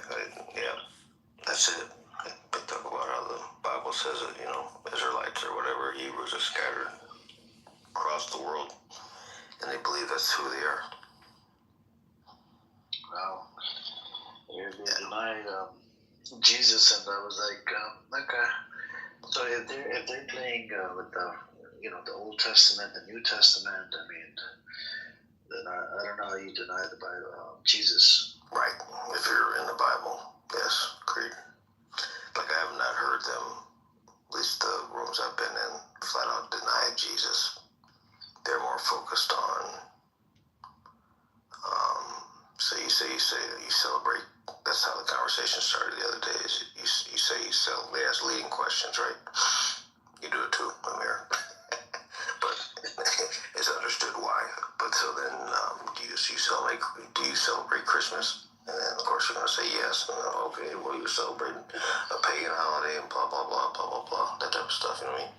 So I've not heard them say, at least inside of the biblical smoke room, that they do not acknowledge that Jesus Christ is at a minimum prophet.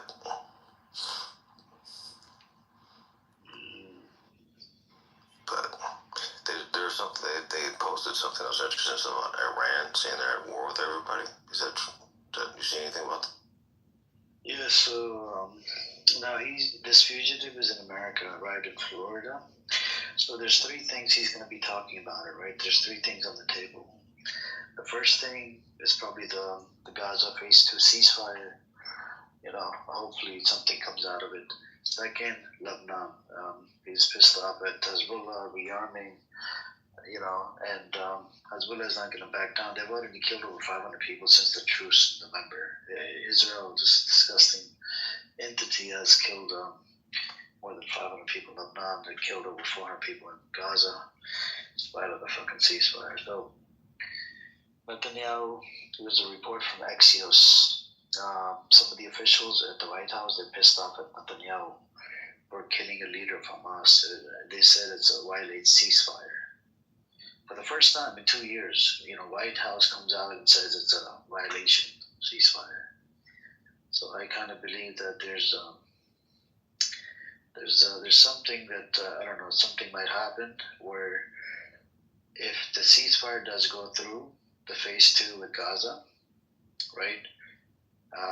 Either this disgusting criminal state will start attacking Hezbollah or Iran, all in. Right now, they're doing these small attacks here and there, killing people in smaller numbers in Lebanon, but they might do large offensive attacks or whatever you want to call it, and or maybe attack Iran as well.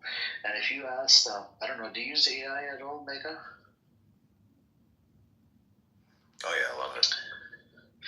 Okay, so when you use AI, so I did this experiment 2 weeks ago. I told Edward about it as well. The brother that comes in. Yep. So if you ask AI, why does America lie? When it goes to war, why does it lie about all these wars, Iraq and Afghanistan, whatever, right? It says to justify war. And then what I did is I asked the AI. I think I used the Perplexity. No, I didn't use ChatGPT. Did I use Chat? I don't remember. I used Perplexity, and I asked that what is the reason? What is the foreign policy of what do we depend on? Why is the Israeli? What is the foreign policy say about the Middle East or whatever? The answer it gave me. It says American foreign policy depends on Israeli foreign policy for the Middle East. I'm like, how the fuck is that possible? And the Israeli foreign policy is Iran bad, Israel good. Hezbollah, Lebanon bad, Palestinians bad, Israel good. It just make it make sense. And I was in a shock. And then I told Edward about it. He did the same thing. He said, fucking the same answer. Give me the same fucking answer. So I just don't get it. Why do we have to fucking depend for the foreign policy on this disgusting Zionist criminal state called Israel? Don't get it. So if you ever get a chance, do this experiment about the war thing and this and watch what it gives you. And it's very disturbing. It'll bother you. Be like, why the fuck does America have to depend? We have military bases all over the Middle East. We have countries that are allies of America, right? They could be the eyes of America. Why the fuck do we need this disgusting entity to depend for a foreign policy? Why can't we not align our foreign policy with other countries? Why do we have to align with Israel? And I don't know, in God we trust him here. In God we trust.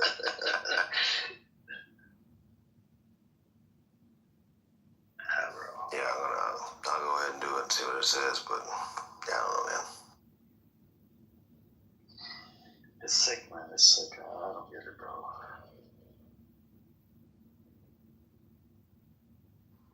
Did you see that where it says Iran is saying they're at war?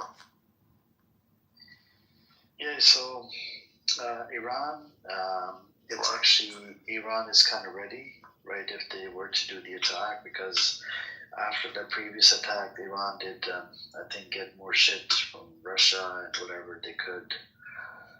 And so Iran might be ready, but Iran is probably not gonna attack first. They're gonna wait for Israel to attack first. If Israel attacks first, then Iran will get the upper hand to attack back, and this would align with the UN and everything, because a sovereign nation has the right to defend, right to resist. There's a UN resolution. There's like laws, Geneva Convention, laws, international laws that allows a sovereign nation to resist against another country that's attacking them. But, yeah, so we don't know if he's in America, right? Let's see what happens tomorrow. Later today. We're gonna hear from him probably 1 or 2 days, and I don't think they're gonna agree on any of this, bro. Like the JD Vance and Marco Rubio, he lost the support, according to Axios report. Netanyahu lost support from him, and Jared Kushner is frustrated as well with Netanyahu. I just think there's a lot of pressure outside of what we see and read about to support Israel in all things in this country. It's been that way for a long time.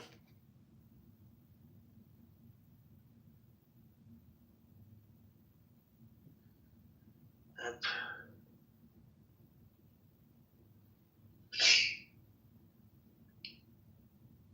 I think they just need to.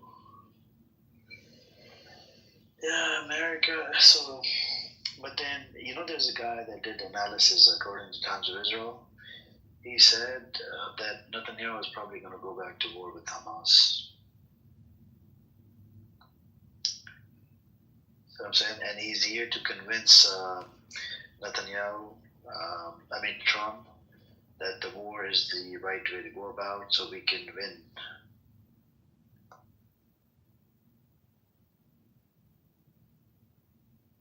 I don't know. What do you think about that, Megan? I haven't done enough research. I'm not sure what his term of his, how long he's going to be in office. I know there's a lot of dissent. I don't know. Maybe some other people on the platform can speak. I see Cairo came up and Brett came up. Yeah. What's up with you, Brett? You back already? Yeah, you must have rattled me. I got my ass kicked at snooker then. I got my ass kicked? No. I think you got your ass kicked and then you just came right back. I understand. It's alright. So let's talk about Greater Israel, shall we? My question to you, Brett, is what do you think Netanyahu is here for in America? Netanyahu's what? Netanyahu is in America. Yeah, talking about Iran, right? No, there's three things on the table. I think the phase 2, Iran, and Lebanon, Hezbollah. Yeah, I'm not sure Trump will allow him to attack Iran.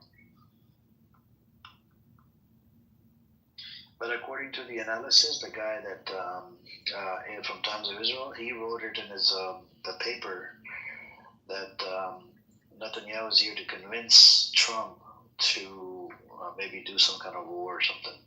And according to his analysis, he said Netanyahu is probably want to go back to war with Hamas. Yeah, I think it'll be a disaster to attack Iran right now, personally. Yeah. Did you see the new defense system? Iran's or Israel's? No, Israel new defense system came out. I put the link in the chat. If you scroll up, you could read up on it. How far up? Just look for laser radio. Yeah, it's like 28 minutes ago. It's the laser beam interception system. You're going to be happy with because you love Israel so much, right? I do not like Israel. I hate Israel. But I put the link in the chat. You don't like the Israeli government, let's be clear. It's not Israel you have a problem with, it's the Israeli I have a problem with the Israeli Zionist entity. Not the people, I have a problem with the fucking entity. Yeah. Because this entity created a lot of problems for Palestinians from the jump, from 1947. Yeah. Yeah. And the Palestinians also created their own problems as well, to a certain extent. Correct. The UN resolution says right of return. It has been respected. Yeah. Yeah, Jews are fearful, man. Yeah, We're a since fearful 1948. bunch of people. We're a fearful bunch of people, man. We've had lots of things happen to us over a long period of time. Fearful. We're talking about 1948 that were expelled, that were, some of them left out of fear. They were supposed to be allowed back into their homes. Yeah, Jews are also fearful. You've got two fearful people battling each other. Yeah, but the Jews literally ethnically cleansed Palestinians. Yeah, Palestinians are justified fear. Their oppressors are right there. The people who oppress the Jews, I mean, it's not the Palestinians. Who's speaking? It's Cairo. One sec, I'll refresh so I know I'm talking to. You don't think Jews are justified to have fear based on their experience with the millennia? I said their fear and what has happened to the Jews, it wasn't because of the Palestinians. The Palestinians' fear is directly the Israelis. It's different. A lot of bad things have happened to the Jewish people throughout history. You can acknowledge that, and I can acknowledge that, but I would argue that it wasn't the Palestinians that was doing it. I would argue that some Palestinians would be fearful of Hamas and be fearful of the overwhelming if somebody has a gunshot wound to their chest, no one's gonna be like, hold up, let's check if his toe is sprayed. No, we're gonna deal with the gunshot wound to the chest.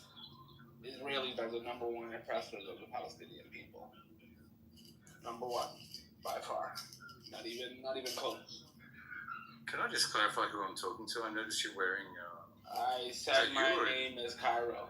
This is gonna be the second time me telling you. I can read yours. No, probably. No, I'm just trying to. You don't have to be patronizing. I'm just trying to work out. Is that you in the picture, or you just put that up? Do you want to deal with my points that I made, or no? Yeah, I didn't understand you. Is that you in the picture? Yeah, you don't seem like the sharpest person, so I believe you. Still don't understand you, but I do have a hearing problem, so.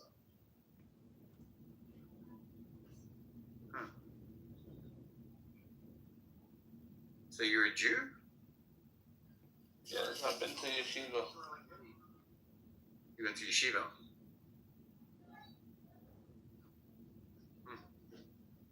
Interesting.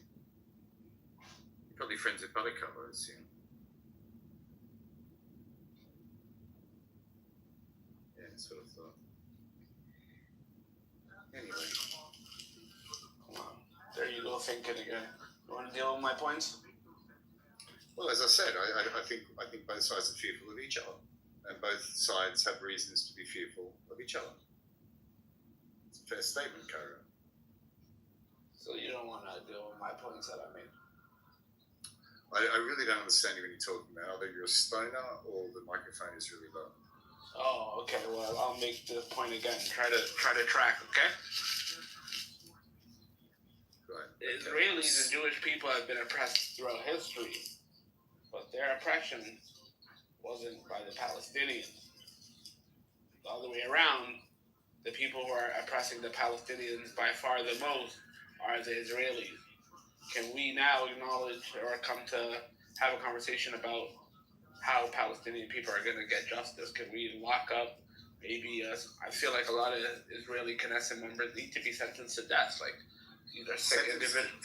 Yes, we have to have a trial, same way as the Nuremberg trial, where the Nazis were sentenced to death for what they did.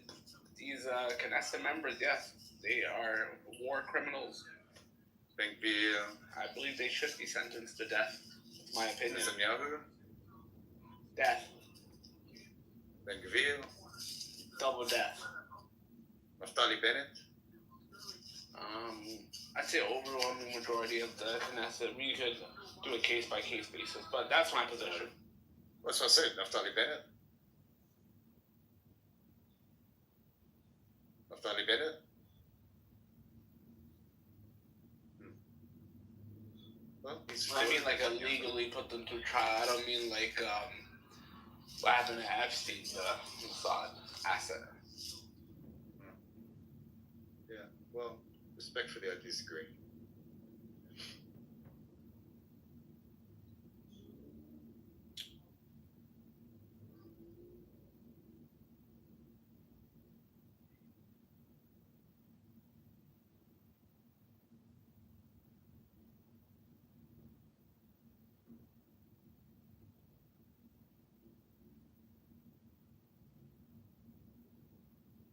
just realized. So you're a Hebrew Israelite, are you, Cairo? I realized you're not the brightest.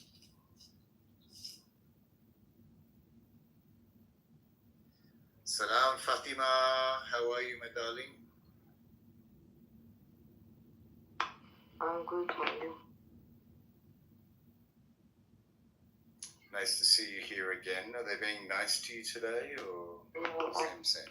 No, I have to keep quiet because they tell me to shut up They told you to shut up. Yeah. They always talk about how respectful they are to women, but for some reason, I've never seen them respectful towards you.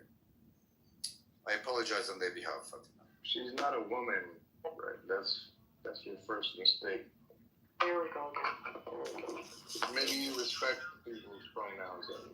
Go ahead. Fatima, you know you have support from where it matters, right? I am a woman. From the LGBTQ community, that's the one you're part of. I am not transgender.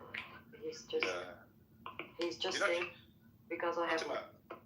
Fatima, you're not just a woman, you're a good person as well. I just want to clarify that for you. Thanks.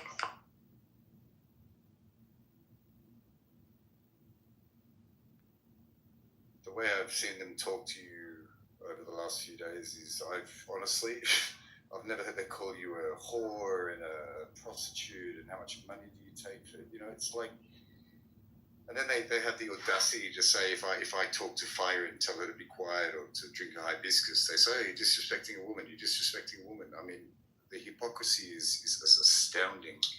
You should write it in your diary. Write in my diary. I'm not sharing, I'm stating fact, Cairo. By the way, Brett, you haven't seen Fatima, how she treats men in this room.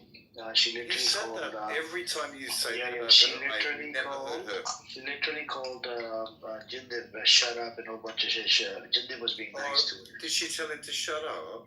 Yeah, she did. Really? Oh. Is he okay? Will he be alright? He's okay, but I'm saying, she disrespects women like crazy. No, I'm going to send Jindib. She disrespects men like crazy. So if people believe it tit for tat here in this room. So if she says shut up to Jindib, they can call her a prostitute. Sorry. Nobody called her prostitute. Yeah, I called her. I did not call her a prostitute. No, I didn't say you. Well, why don't we ask her what her profession is? They asked me how much I make in the red light district. So How could that? I mean, they were trying to find out. They were asking me questions. It's okay to ask questions. I asked Brad about 7th of October. 7th of October holds more weight than you being a prostitute. Responsibility for what they said. Oh my God! Like it's okay. I mean, it's not because. No, I was asking Brad about 7th of October. Do you remember about 7th of October conversation, Brad, before you left, before you ran away? Yeah, what's the I not aware. That one holds more weight than me finding out about if she's a prostitute or not. You see what I'm saying? No, but I mean, for you to empower this kind of misogyny and absolute disgust in this group. Misogyny, bro. You talk about misogyny, you attacked Fire and a whole bunch of other people in this room. All I said to Fire is to drink her hibiscus tea. That's all. You drink hibiscus tea? I do after I'm in this group for a few hours. So instead of taking blood pressure pills, you drink hibiscus tea. Yes, I do. I find it quite calming. How many cups do you drink a day? Just one. One doesn't do it. I think you need to drink like 2-3 cups a day. Me? I think you do tend to lose your marbles sometimes. So no, my partner told me in the last 4 or 5 days in this group, I've been so calm. She's been so proud of me, and I've worked out the art of staying calm. And what I noticed is, because I'm calm, you lose your fucking shit. Like twice you've lost your shit when I'm calm. Yeah, I lose my shit because you were being Islamophobic. That's why. No, why do you keep saying that, please? Yeah. You did say Islamophobic shit. We clarified that I'm not an Islamophobe. And I've apologized. You're Islamophobic and you freaking literally live in a freaking Muslim country. I can't believe this. Why do you keep Why do you keep saying like I'm Islamophobe when I'm so not? Because you have. So I can only judge what's apparent to me. Okay. What's apparent to me. Kept on saying that there was. What's apparent to me, because I don't attack your religion, right? Excuse me. Yeah, I don't attack your prophet. Do I attack your prophet? Did you ever hear me attack Prophet Moses, peace and rest upon him? Palestine. I've heard you say fucking Jews. Fucking Jew. You literally fucking, you always talk about the Muslims. You say that. No, I never called your prophet. Okay. Hold on, I never called your prophet any names. I never said anything about your prophet. I've never mentioned it. Hold on. And I don't mention about your, other scriptures and this and that. I don't even talk about scripture. Even I try to shut people down about the religion. No, Amir. But then I see you always freaking bringing up Muslims, Islam. You have a problem with Islam and Muslims. No. I say you get your titties in the twist when I use the word Islamism, which I understand now. I should have used it. Titties on a what? Do I bring up your Judaism? I never bring up your Judaism, even though there's terrorist motherfuckers that are terrorizing the fuck out of the Palestinians using the scripture.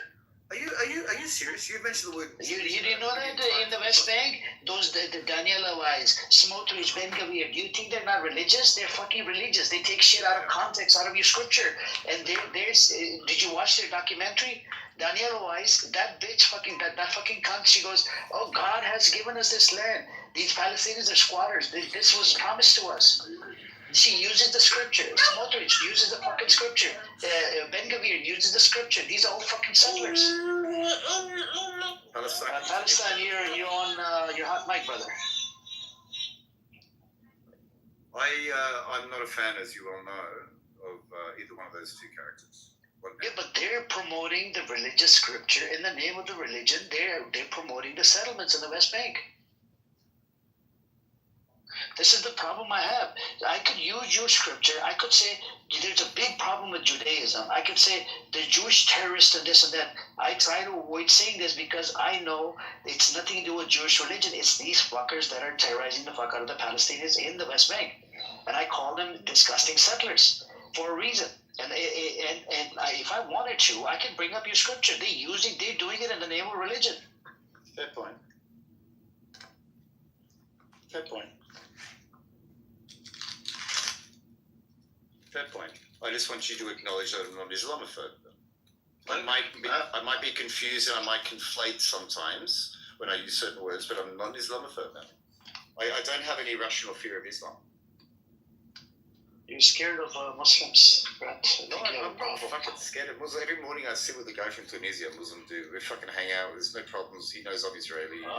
Fatima's from Tunisia, by the way. Are you scared of Fatima? Am I scared of Tunisians? Yeah, are you scared of Fatima? She's Tunisian. I'm not scared of Fatima. I don't understand. Why? No, she does look scary, though. She looks lovely. What do you mean? Leave her alone. Just understand what the fuck you with Fatima? He's scary. Fatima, I've never heard you in this group say anything insulting to anyone. They always tell me that. He has said it multiple times, bro. She does it when you're not here. I say, Brett, the things I say, the only thing I actually always say is shut the fuck up. That's literally the only thing. I don't call them stupid all the time.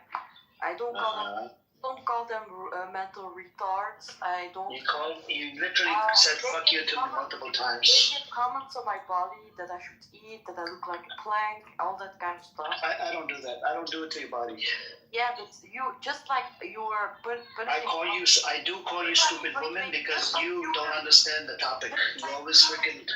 Just like you were punishing Amos for for letting happen what happens in Israel, you're doing the same thing to other people. You let them. I don't attack religion. Amos literally allows the blasphemy to happen.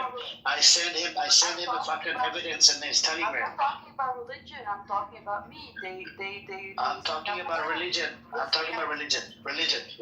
They are too skinny. They say I should eat this. That. I don't say skinny to you, bro. You are very skinny. I'm not gonna lie. And no, the thing that you always tell me is. And for some reason, I don't know. You love me so much. I don't know what the deal is. Why do you even keep coming into the room, man? All I've noticed is you don't let her talk. You don't let her talk. Every time she's talking, you Bro, talk she over her. hogs the mic. She was here before you. She was hogging the mic straight Give for her 5 1 minutes. minute. I'd like to hear 1 minute of what she says. Okay, let's give you 1 minute. Let's see. You're a hypocrite. You say you don't say anything to me. Your little disciples here are always calling me names all the time. They're calling me AI. You call my voice ugly ass voice all the time.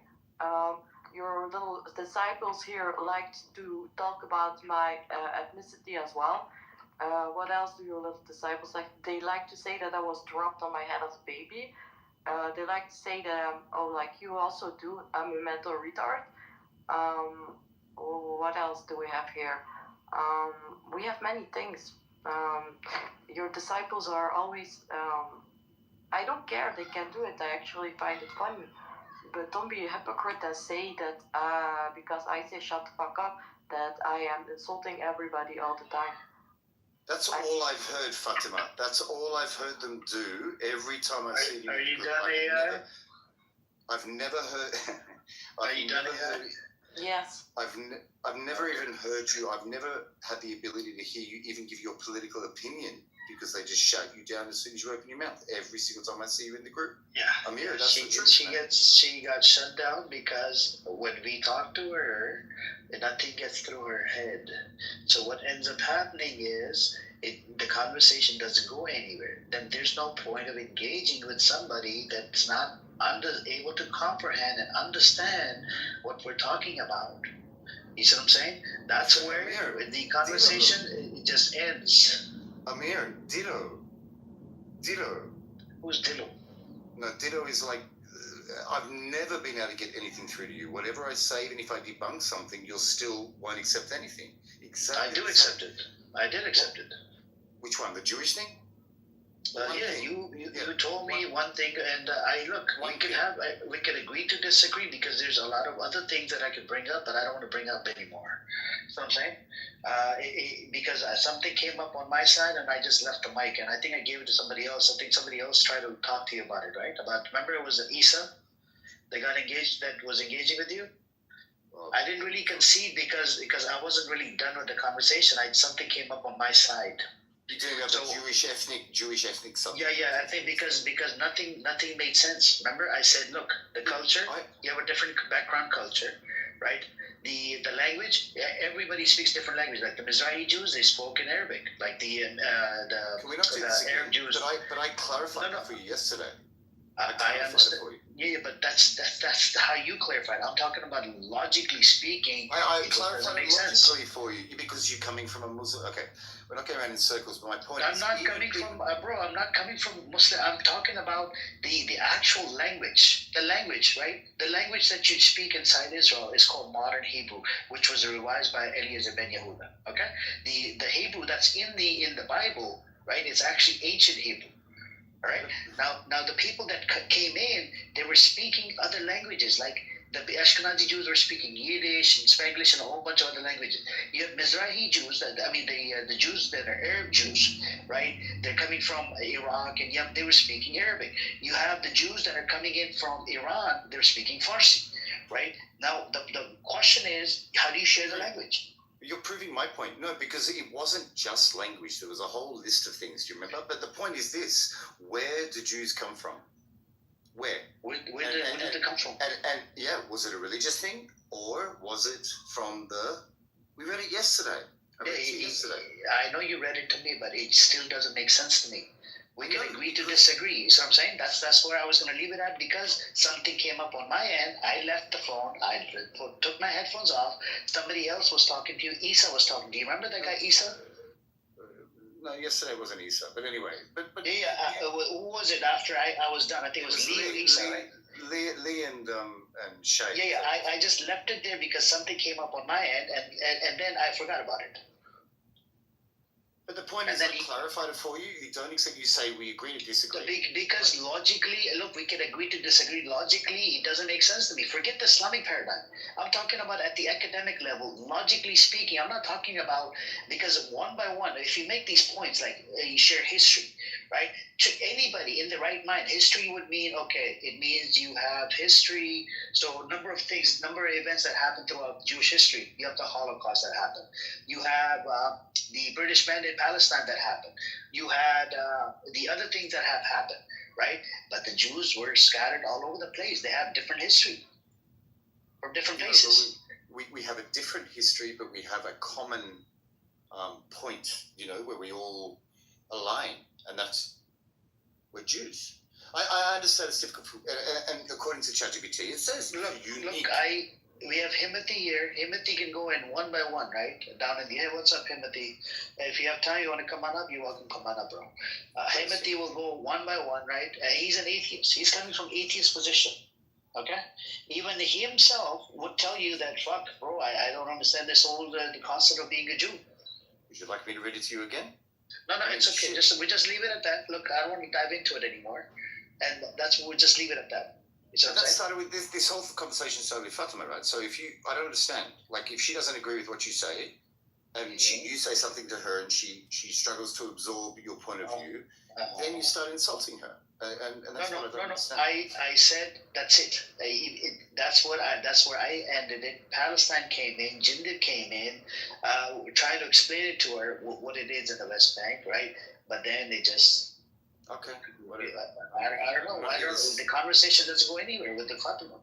I'm here to stand up, not for a fellow. She's not Jewish, I understand. She's Christian, right? But I'm here to stand up for a woman. I never insulted fire. I just said to fire, drink hibiscus tea. That's it. Chill out. That's all I say. You have to drink minimum 3 cups a day to get your blood pressure down. No, I don't even say to her, shut the fuck up or any of that kind of shit. I just say, drink, go back to your hibiscus tea. Look, I'm respectful. I'm respectful of you.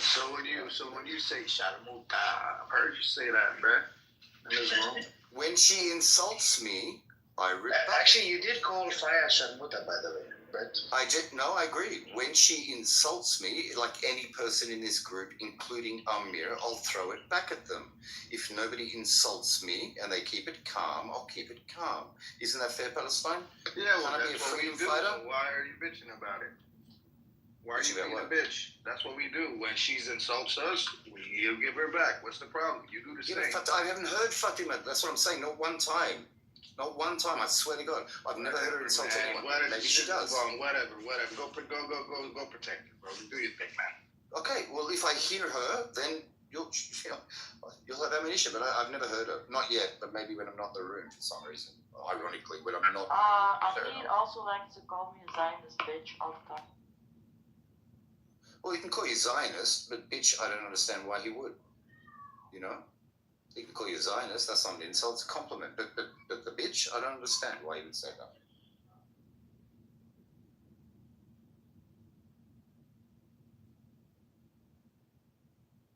Palestine, are you in Palestine or?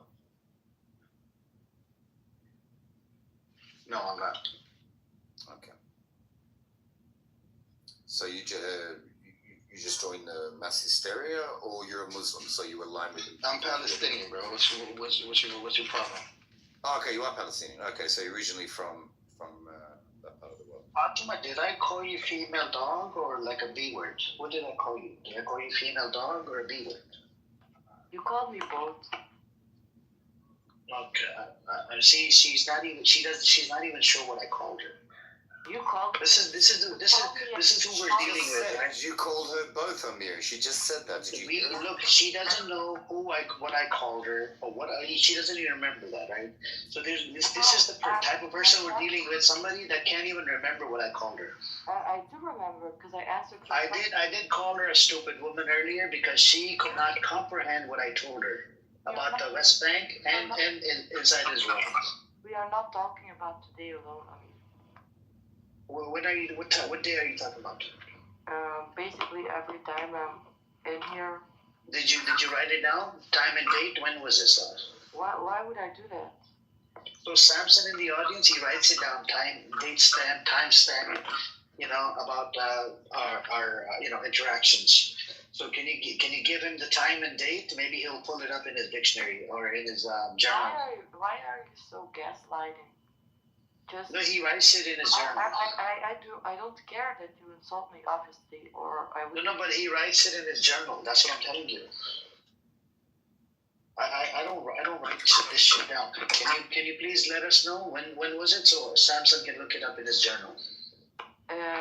It's all the time when I'm in the room and I'm on stage. So okay, I do call you stupid woman for a reason because you can't comprehend a lot of. Yes, and I think from my perspective, you are the one that can't comprehend a lot of shit.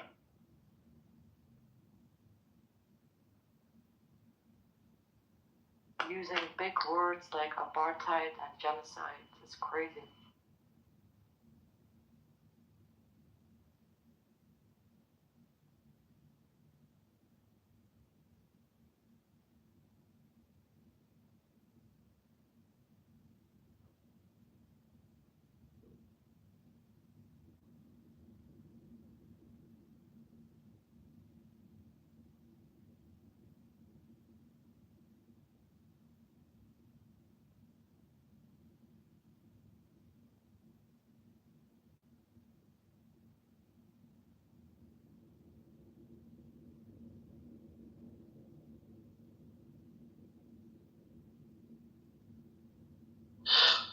Anyways, so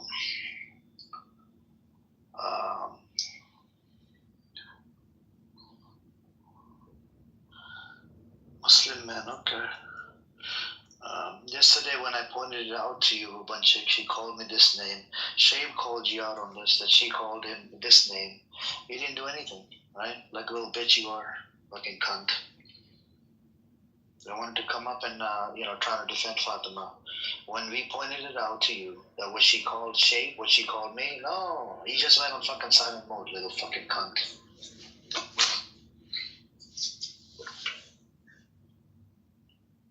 This is the problem with the hypocrisy, right? On this one side.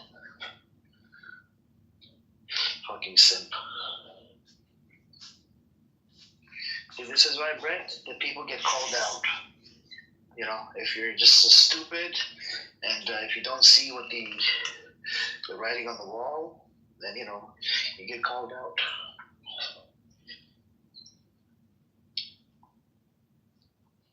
Yeah. You want to come up and defend your position? Fucking idiot. No? What do you using?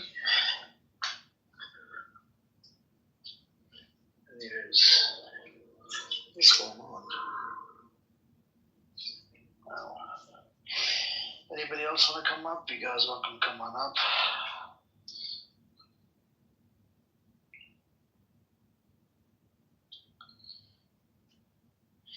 Yeah, stop attacking Muslims, okay? I'm not representing Muslims here.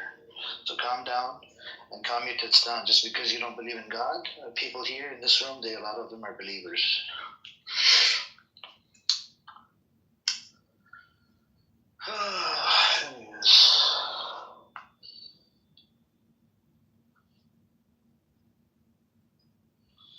Anybody else want to come up?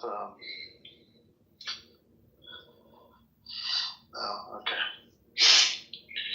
Yeah, so Brett, I was telling Fatima earlier about the apartheid in the West Bank. That's what our conversation started. And when I use the apartheid word, it's for a reason. That was the whole conversation about.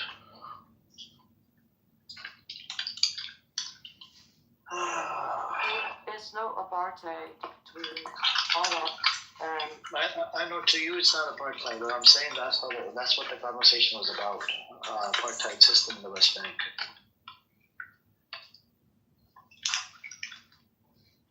The West Bank are people who call themselves Palestinians and don't want to have anything to do with Israeli identity.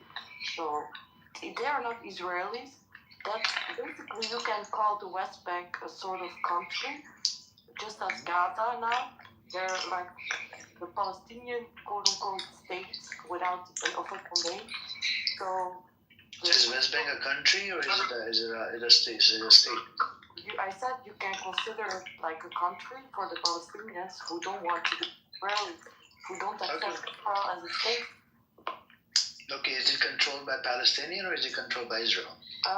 It's normal that the West Bank is controlled by Israel because every country has its borders, and if we see the West Bank as a country, then it's normal that it has borders. Okay, borders are on the borders on a sovereign nation, correct? The sovereign nation. You don't let people in and out your country. Fatima, we're talking about inside the West Bank, 920 checkpoints. They are Palestinians in the West Bank.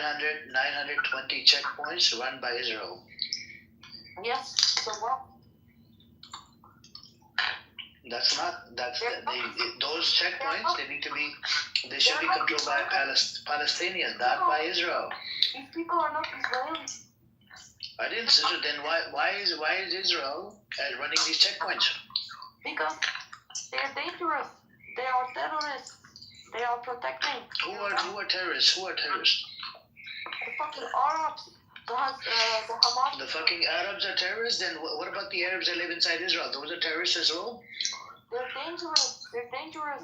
Why would they open borders for? This type of rhetoric, when she opens her mouth, the diarrhea that comes out of her fucking mouth, this is the problem we have. For potential terrorists to come in and kill Israelis. So where do they want to kill Israelis? Inside Israel or in the West Bank? Yes. They need these people. Why is Israelis occupying the West Bank? Because look in Europe. Look what happened. We're not talking about Europe. Why are they occupying the West Bank? I'm giving you an example. I don't want your example. I'm talking about the West Bank. Why are the Israelis... I'm talking about the West Bank too. Give me a second. Why are the Israelis occupying the West Bank? They are not occupying it. According to Israeli Supreme Court, they're occupying the West Bank. They are protecting their country from the West Bank, who is its own country, right? The country needs to protect at the border, not inside the West Bank. Inside the West Bank, it belongs to Palestinians. It doesn't belong to Israel. I want to finish that. And the reason why they do it is because these people are dangerous. They hate Israel. They will and they are ready to die for it. Fix your mic, please. They are ready to die for it. Change your noise cancellation, bro. You got a disgusting mic. And they are. There's nothing in noise. There's no noise here, so I don't know what you're talking about. Noise cancellation. Turn off that fucking noise cancellation, man. It's a disgusting mic. So the reason why these people need to be checked, right, is because if you go to Europe, you can see what they are capable of and what their real intentions are. Okay. This isn't about Palestine alone. This is about Islam as well. This is not only about Palestine. You see, Brett. This is what ends up happening at Fatima. She has said a lot of Islamophobic shit in other rooms, and just like you, she brings up Islam all the time. Right? She doesn't know anything about Islam, yet she's always talking about Islam, to mock Islam. And here's the deal, Fatima. The borders are usually inside the country and on the border, on like with the borders are set up by the UN and whatnot. International recognized borders. You don't go into another nation and you occupy the shit out of that fucking land. That's what they did. By calling it Judean Samaria, you're actually genociding the Palestinian identity by controlling the movement of Palestinians. Since 7th of October, they've installed about 1,000 gates in the West Bank. And there's two sets of laws. One law is for the Israeli disgusting settlers that are fucking criminal. They're terrorizing the fuck out of the Palestinians. There's about 800,000 of them. And then you have the Palestinians. They're under military law, right? And if the Palestinians, at the checkpoint, they get searched. The Israelis, they have Israeli license plate cars and they have Israeli passport. They fall under Israeli law. The Palestinians are under military law. So if they get pulled over at the checkpoints, the Palestinians, they get heavily checked. You see what I'm saying? the Israelis, they don't really get checked because of the Israeli permit. They have they're not terrorists. So Israeli settlers that are terrorizing the fuck out of the Palestinian Muslims and Christians, they're not fucking terrorists. They're disgusting animals. Literally, the sweat is fucking dripping from the side of their fucking hair, and they're not terrorists. Oh wow, that's a good one. How many videos and articles do you want about the settlers? Recently ID of reservists. ID of reservists. Hold on, listen. The settlers are taking the land that they already conquered during the war. No, there's no war. Hey, woman. This is the problem. Okay, crazy woman. That's not it. Live in that land, that's not it.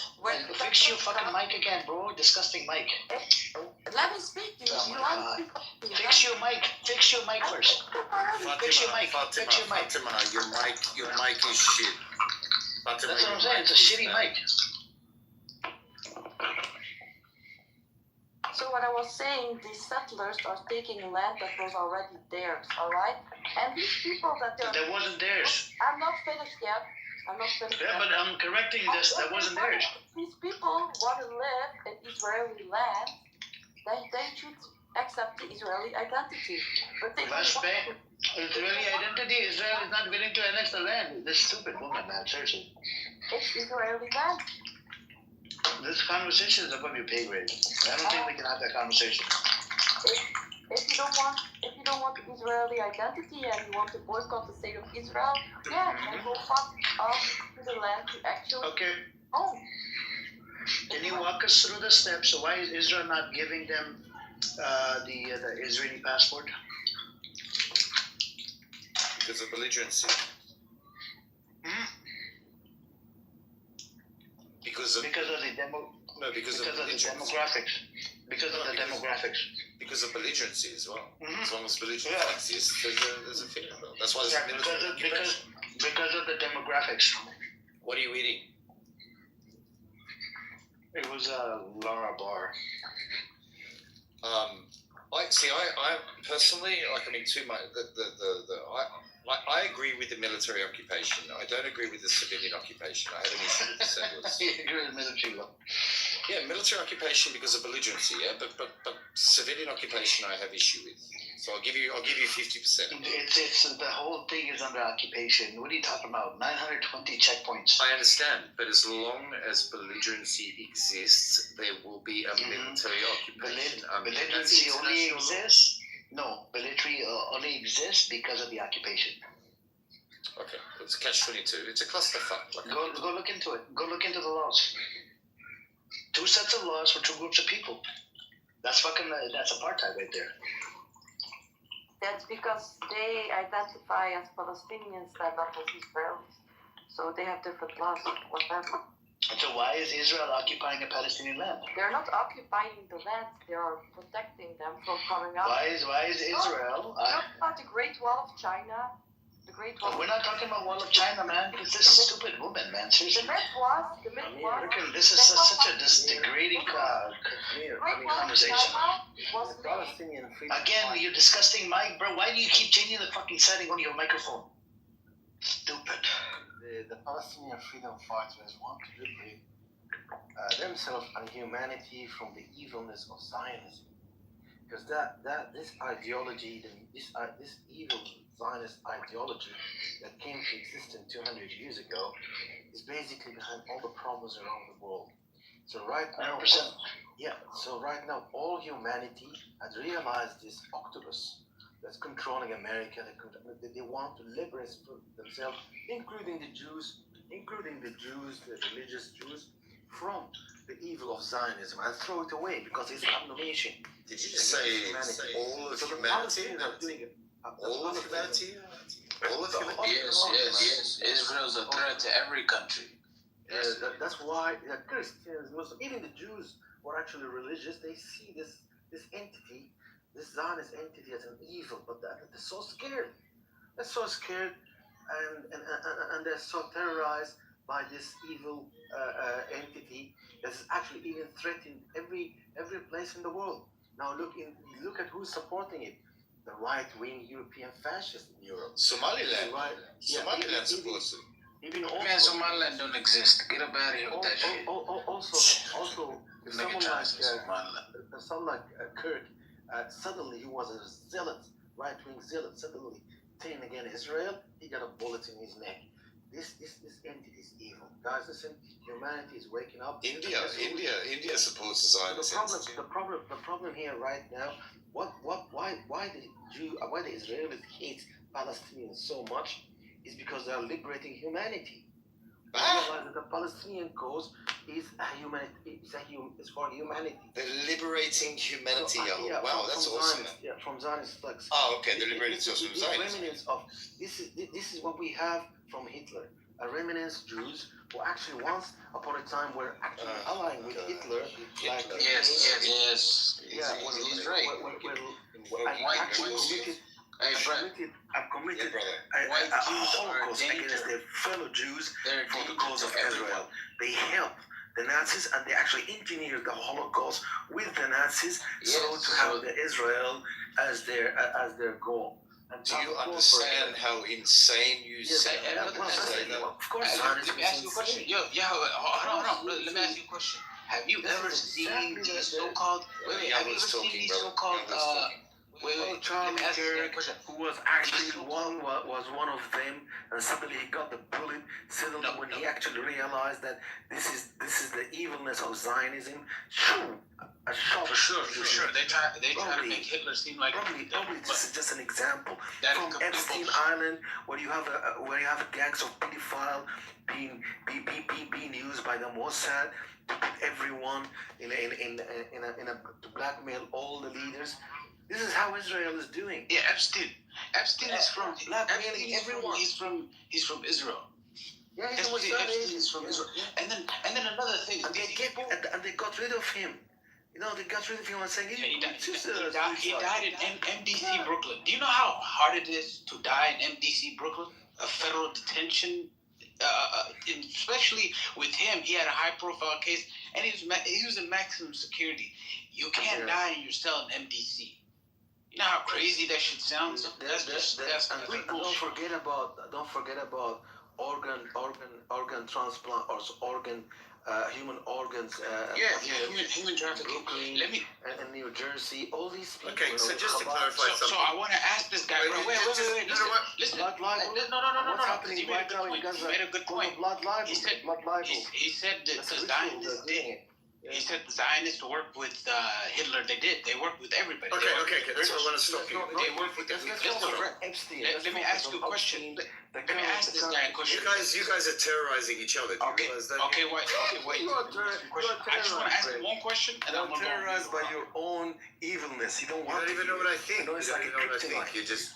Listen, do you know where it comes from? The myth regarding all from Zionists, Epstein's were Zionists. No. Do you know where it comes from? Organ traffickers in New Jersey were Zionists. One second, the problem about Lehi and all these groups of Jews working with Hitler to cause a Holocaust and to help the Holocaust and to engineer the Holocaust against European Jews. Because of Israel, you want wait. He said which Jews? Okay, let me. Called Israel. Golim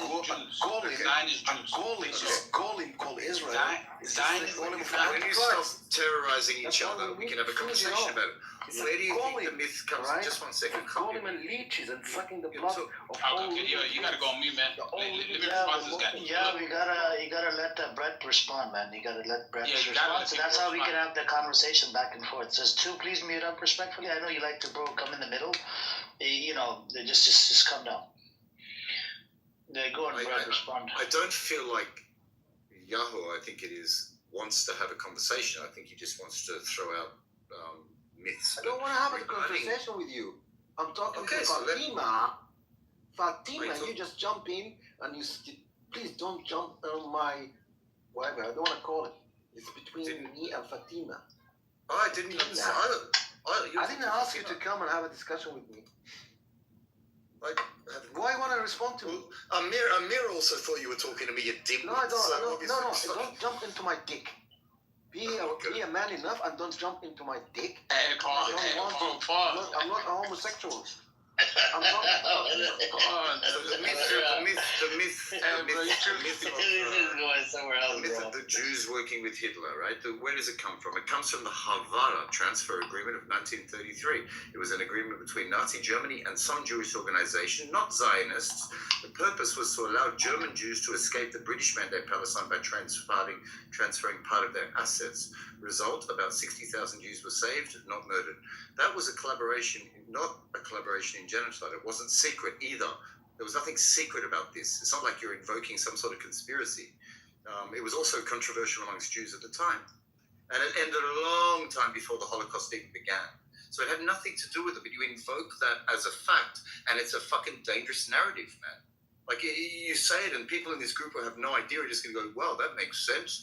The Jews worked with the Nazis to create the Holocaust, man. I'm talking facts. It is a fact. It is a fact. What's a fact? It wasn't It's a fact that you listen. It's a fact you allied with the Germans when it benefited. No, but who what the hell are you talking about? You claimed that it was a design. You claimed that it was you peddled. Listen.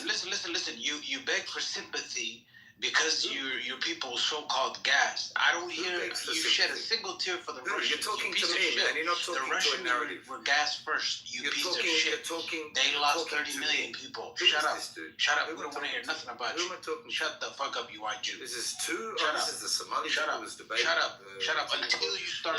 Let's keep the energy of the room down a little bit too. Calm down, man. I'm trying. No. Because bro, you peddle this fucking narrative. We've been oppressed. Which narrative? Who's we? You talking white Jew, Mr. White Jew. I'm so. I'm not white, by the way. He's half Mizrahi, half Ashkenazi too. Okay, but it doesn't matter. But like he's making all these So claims Brett, about- the big controversy about the Havara Transfer Agreement was it was only for the rich Jews, not for the poor Jews in the ghetto. And you know, in all over the world, they were protesting against the Nazis, right? I agree, but what I'm saying there was no collaboration in a genocide by the Bro, there was a collaboration, not just in government, but also in wealth. Majority. Okay, talk amongst yourselves, man. Listen. Talk amongst yourself. We don't like your propaganda. Majority of the wealth that the Nazis used in Switzerland, what the hell is he talking about? Was bankrolled by Jews. Yes, the Swiss banks took all the Nazi gold that the Nazis got from both France and Poland, and they funneled that into the war machine. So yes, you actively contributed to a volatile situation, and then you played victim, even though there was bigger victims than you and the people that got gassed before you. And then you swept that under the rug. Where the fuck is your monument for the Russians that died? Shut the hell up. I was responding to what I. Shut up, 30 million. How dare you come here and tell me about fucking 6 million? Yahoo said that the Zionists were collaborating with Hitler to Yes, they were. But I just stated to you the fact that it wasn't a Zionist organization. Yeah, as Amir stated before. It was Zionist Jews. Okay, man. Listen, you can keep sharing these narratives, and I'm telling you, they're dangerous, man. They're dangerous. It's fucking dangerous. Second time you had the Lehi Jewish militia gang, which was a Zionist Jewish militia gang opposed to Hitler as well, by the way, Brett, 1940 to 41. That's what I'm saying. And wanted to get help after the white papers were established. They wanted to get some help to, go after the British mandate. Because the white papers, in 19 Declaration 1939, after the Arab revolted, they wanted to stop the, British said no more mass migration of the Jews. They restricted land purchases by the Jews. And they said it's going to be in one independent state in the next 10 years. From 1939 to 1949, it would have been a Palestinian state where everybody would coexist under one state. That's why the 47 partition plan, British was a part of it. You see what I'm saying? So, and then in 1940, there was a first attack. What they did was that there was a ship full of 500 Jews that were getting deported. Okay? I'm going to have to look up the actual name of that attack. Haganah Jewish militia gang, what they did, they placed a bomb on that ship. Okay? And British was, deporting them back to where they came from.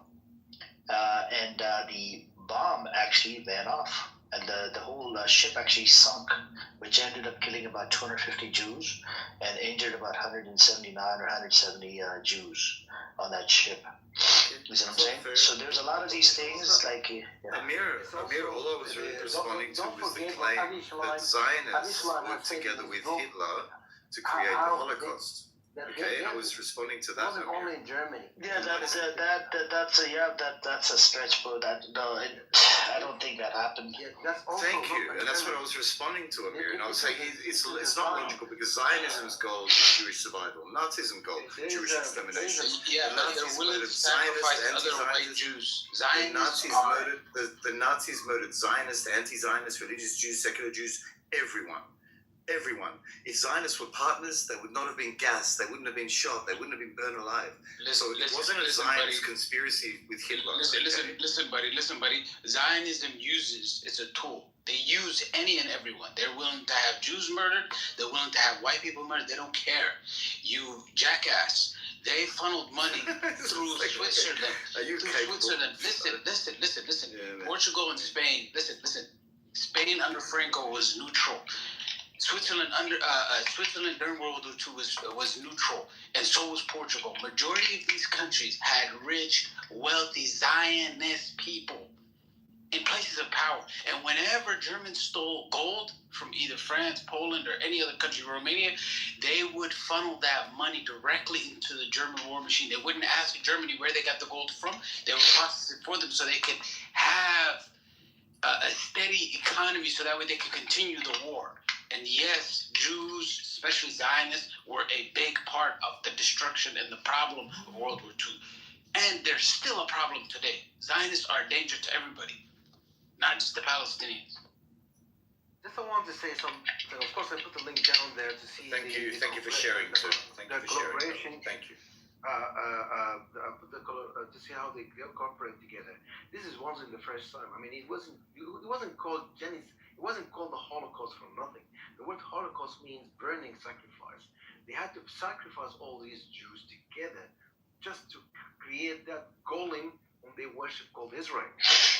This is not only the first time. It wasn't only it wasn't a never again. It wasn't only the Holocaust, or it wasn't the prosecution of Jews by the Zionists. It's also, if you read the Avish Lein book called the War and Peace in the Middle East, you will see how the Zionists actually had terrorized the Jews in Iraq and actually bombing the Shem Tov temple, Jewish temple in Baghdad, so to scare them and to force them to work as a Mizrahi second-class citizen Jews in Israel. This is exactly what they are doing. They're the same thing. But the biggest... You're mixing the two events, that happened in the 1950s, that's after the Holocaust. Okay, so exactly, I'm not mixing, I'm saying what actually Zionism is doing. Zionism is also like that the Holocaust itself, the word Holocaust it doesn't mean genocide, it means sacrifice. You said this already. Burning sacrifice. I've said it, I'm going to say it. Yeah, you need to put it into your mind, okay? Don't care into your mind. That names give a notation that they have to sacrifice these Jews for the sake of the golem and their worship of the Baal they worship called Israel. And that is the case. Yeah, I remember after Bondi you said it was the Israelis that killed the... you said that. No, but what I'm saying is you're very consistent. You're consistent, I'll give you that. Consistent and the whole link... No, you're consistent. You're consistent.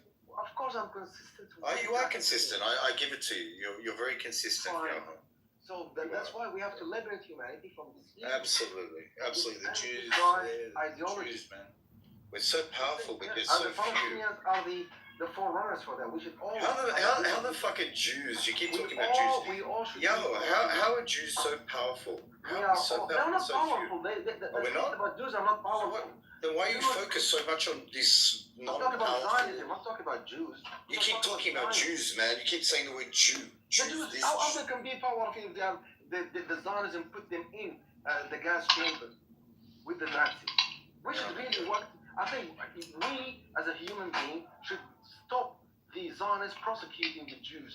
It was a failure. It was a disaster that we let Holocaust happen.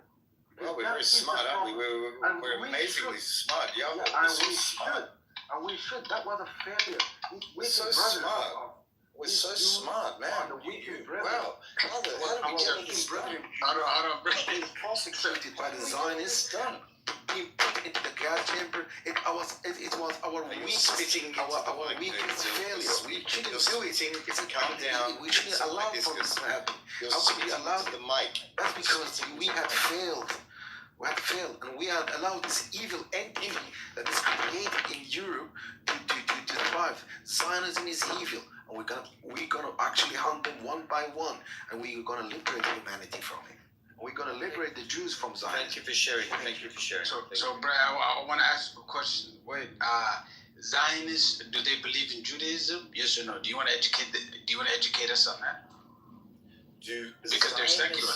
In my opinion, they're secular. Just a sec. The question is, do Zionists believe in Judaism? Is that the question? Yes. Do they practice? Okay. Also practice. Just one sec. I'll answer you. Let's see if you accept it. Some Zionists do, and some Zionists don't. Where do you want to go now? Okay. What percentage Are you serious? of Zionists? What would you say? Is it a 50-50 split?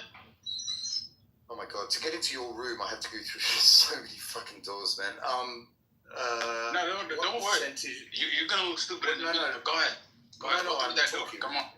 What percentage of Zionists is the question? What percentage of Zionists, just for anyone who has a logical mind who's listening downstairs, what percentage of Zionists believe in Judaism? Is that the question? Yes, man, you heard and you know exactly what my question means. Come on, you know exactly where I'm going. No, it's not about where you're going. It's the path you're going to get there. I mean, what percentage? Let's just throw a figure in the air, shall we? No, we're not going to throw nothing in the air. Well, you guys have done enough of that in Palestine. How the fuck would you know what percentage of Zionists believe in Judaism? Because I'm asking you, aren't you a Jew?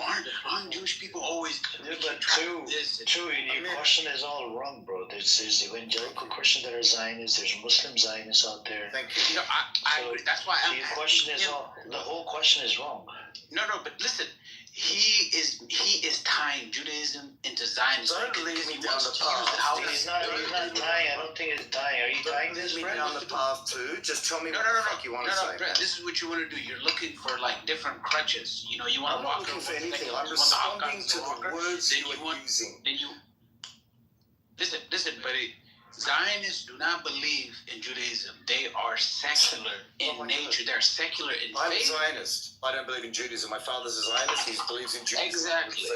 No, but my father believes in Judaism. That's why Zionists, they're okay with the occupation of people's land. No. I just debunked you. I'm saying I did. I'm a Zionist, but I'm not. Israel is a secular country. My father does not follow Judaism, so stop following Judaism. My father is a Zionist. He's religious. Most of my family is Zionist, and they're religious, like religious Chabadniki, right? So what's your point, dude? That your country's fucking secular. That's my point. And you keep hiding behind the Jewish identity. Wait, he keeps hiding behind a faith and an identity. Number one, which is probably thousands of miles from where you're from. People. We talked about this yesterday. Shut the hell up, man. You are from fucking Poland. How are you? Amir was asking about what makes it. How are you, you son of a bitch? You're fucking from Poland. I'm closer to fucking Palestine than you. Hibiscus too. That gets me mad, bro. I recommend it. Listen, hey, jackass. I'm from a country. Listen, I'm from a country closer. Xanax, until you speak to me, until you're not belligerent, I'm not going to occupy you.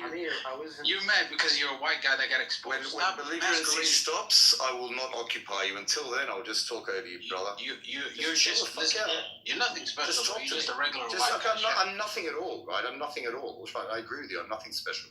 Just talk to me in a calm way and say what you want to say. We can disagree. Just shut up. Just a white boy. Shut up. What the hell up? Okay. Just chill the fuck up. That's all I'm saying, man. I wasn't going to occupy you the whole time, and everyone else went here with you. Hey, listen. I'm not. Like your propaganda is not gonna work on me, brother. Listen, come with some real facts. What part of what I said was propaganda? I'm telling you exactly the angle you take. Okay, Amir, this is what I was saying to you before. I've learned the skill of being more chilled, and they lose their fucking shit, man. I don't know. I don't That's their lose fucking it. shit. You know what makes me angry though? Do you know what makes you angry? You're from fucking Poland, and you have the audacity to I'm call not the from Middle Poland. East. Yes, you are. You son of a bitch. You're a white boy. I'm Shut from up. Poland. Shut Listen, up. everything that's coming out of Shut your mouth, the I'm hell happy up. to converse Why? with you. Hey, listen. You I'm trying. You can claim a land in the Middle East. I don't claim a land in the Middle East, but guess what? Right. My country is about let's say flight wise is probably maybe like 5 or 6 hours away from where the fuck where Palestine is right now. And I don't claim to be a Jew. If I'm not Semitic, you definitely are Semitic. So shut the hell up. We were talking about this yesterday. Dude, we're not gonna get anywhere, bro. If you're just gonna go with this, yeah. What you want to say? When I say that the next movement it should be liberating of humanity from Zionism, we should make ourselves all Palestinians, because that's the way forward for humanity to coexist. Actually, liberate the Jews from Zionism, liberate all humanity. Let's entertain your claim, Yahoo, and let's just say liberating. We all are Palestinians. I mean, I'm not talking to someone who jumps into my dick all the time. I'm not a homosexual. Right? Don't jump. I'm having a discussion. To please meet up, respectfully, calm down, man. Dan, I'm talking to Amir. The thing is that right now, all what we have to do, Amir, is what you're doing right now. Why would you be talking to Amir here? What's the point? He's the mod. I don't want to talk to you, bro. So I'm going to listen. I'm going to occupy you. I'm going to occupy you. I'm occupying your land right now. Amir, I want to talk. Continue to occupy. No, I'll occupy you. Yeah, please allow. This is a discourse. This is a discourse. Calm down, Brett.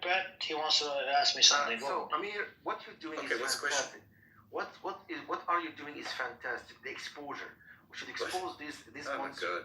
We should expose the monster, and we should do all that. They are actually being covered by the media. They're being covered by the mass media. The Zionists are controlling the media. We know that the Zionists controlling the minds and not doing a very good job of controlling the media, yeah.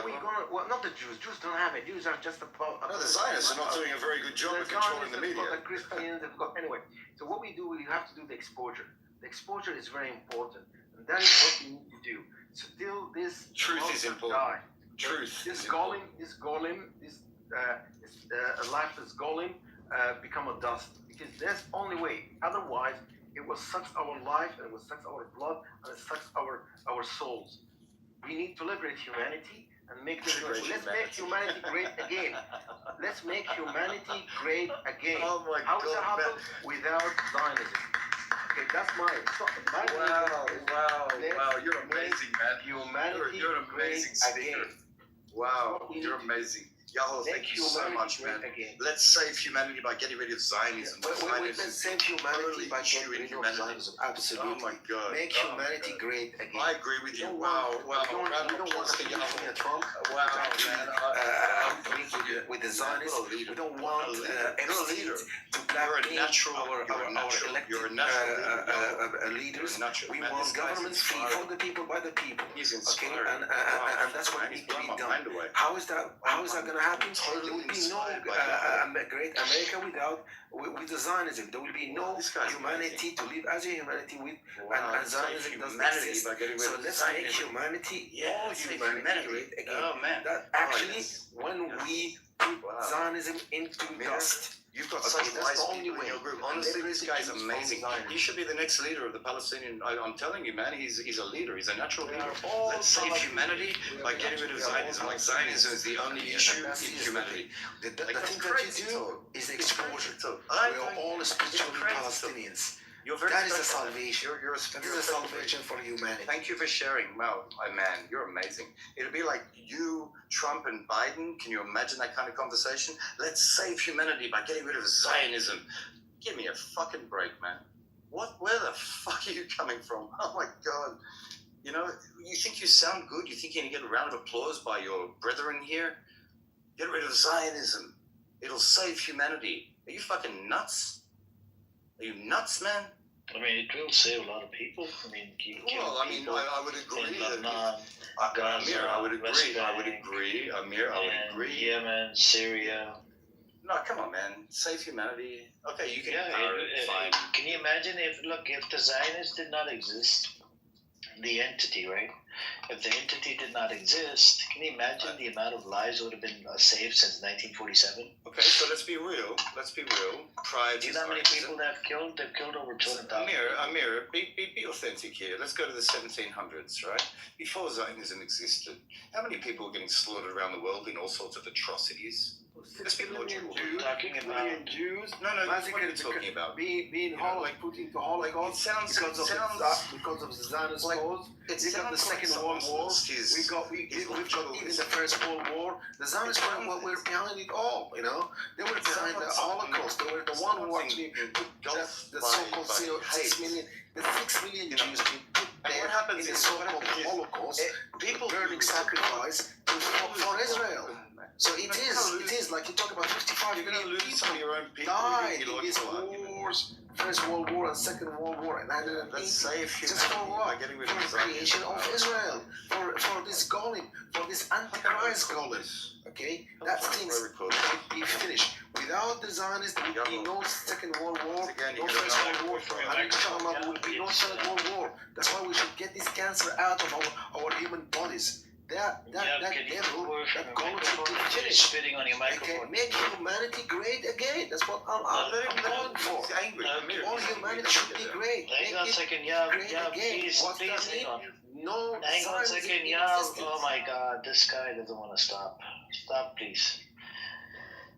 Brent, he has a point with the. He has some points. If the Zionism, if the state was established, can you imagine the amount of people, amount of lives would have been saved by now?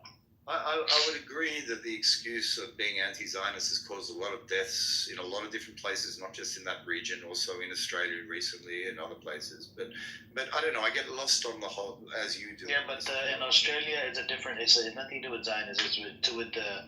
It was to with the Jews. Said it was. You were the one it was with the Jews. No, I'm saying, but you claim. And do you know why the anti-Semitism is on the rise all over the world? Yeah, anti-Semitism is because of your state called Israel. But Amir, it lays dormant. I've grown up with it. It lays dormant. It rises up at different stages in humanity throughout generations. It only goes up when your Jewish state is committing crimes. No, I'm saying before the state of Israel. Before the state of Israel, it was a little bit less than the Islamophobia. There was a lot more Islamophobia, especially after the 9/11. You started your way through that, but the fact is, anti-Semitism has been around since the dawn of since we killed Jesus, right? Well, before, from what I read as well. But they were protected under the Muslims. Protected. There's been pogroms and genocide. I mean, even in Australia, it was protected by Muslim. Yeah, it was. I full respect to the guy, man. Full respect. So what I'm saying is the Muslims always protect the Jews, but the Christians, they don't like the Jews that much. I think the ones that hijack your religion have made it difficult for people to see the difference, as you They didn't hijack my religion. People always do stupid shit and no, what I'm saying they take is the things ones out of context. I told you this, remember? Yeah, but we talked about this just 10 minutes ago, man. Like, the people who commit acts of terror, just for the... Hang on a second, please, hang on. You're gonna go in a wrong direction, man. I'm trying to stick to one conversation at a time. So what I was saying was that can you remind me, because you took me off fucking track. What was I saying? I don't know, you were saying something about people that have hijacked my religion. So how did they hijack my religion? This is where the problem lies, right? Let's be honest here. In Australia, everyone thinks they were Muslims. You would say they're not Muslims because they, what did you say, disbelievers, right? The scholars usually come out. I would agree with you. And they tell them this doesn't align with Islam. It goes against Islam. I would agree with you. Let's just say I agree with you. And these guys are disbelievers. The fact is, they're doing it in their minds as Muslims to be closer to God, and that's what the world sees as well. It's not allowed. That's what I'm telling you. I'm not disagreeing. I mean, these demonic pieces of shit that are committing crimes. They say whatever they say, right? Whether they say in the name of God or whatever, it's not allowed. Muslims, Amir. They think they're Muslims. Brett, do you know in America we have those clinics? You know the abortion clinics. You know so many clinics have gotten attacked by the Christians. And they do it in the name of the religion. Exactly. Right? Now, I'm not going to say that, Christian if that guy is a Christian, a lot of Christians would condemn it that guy wasn't a Christian. We don't teach because Jesus Christ, right? What I heard from a lot of Christians is, you don't resist, or because Jesus died for their sins, right? Yeah, there's a contradiction about resisting for Jesus, but anyway. Yeah, so in Christian, but if you look at the Palestinian resistance fighters, PFLP, that was a Christian resistant fighters inside Palestine. They're the one that did the suicide bombs and attack and whatever, and they were Christian, not Muslims, Christians, and they were not influenced by Muslims. They did it on their own. You should look into it. PFLP. It's called Palestinian. It's a Christian resistant fighting. Would you agree, though? Would you agree that Navid Akram and his father felt like they were Muslims and felt like they were doing something good as Muslims? I'm not saying they are. I'm saying they are disbelievers, because no true Muslim would kill in the name of Allah for nothing, right? So I agree with you. But they thought they were Muslims, Amir. They believed that they were Muslims. They were going to the mosque every day. They were listening to the Imam. We don't know. We don't know when they were going to mosque. There's footage. They've already closed the fucking mosque. They closed it straight away, right? Yeah. They were good Muslims in the sense where they prayed and stuff like that, right? Yeah, but they closing the mosque for what?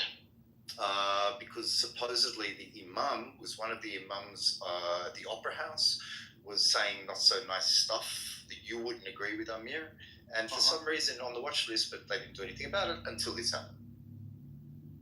Okay, I'll have to look into it. Do you have any links for it? I got nothing for you. Do you have links for it? No, brother, sorry, man. I just sit and watch YouTube. I watch fucking news. Okay, because I have to look at it. Might not be true, that's the thing. It might not be true. Yeah, but it's the news. What do you want, man?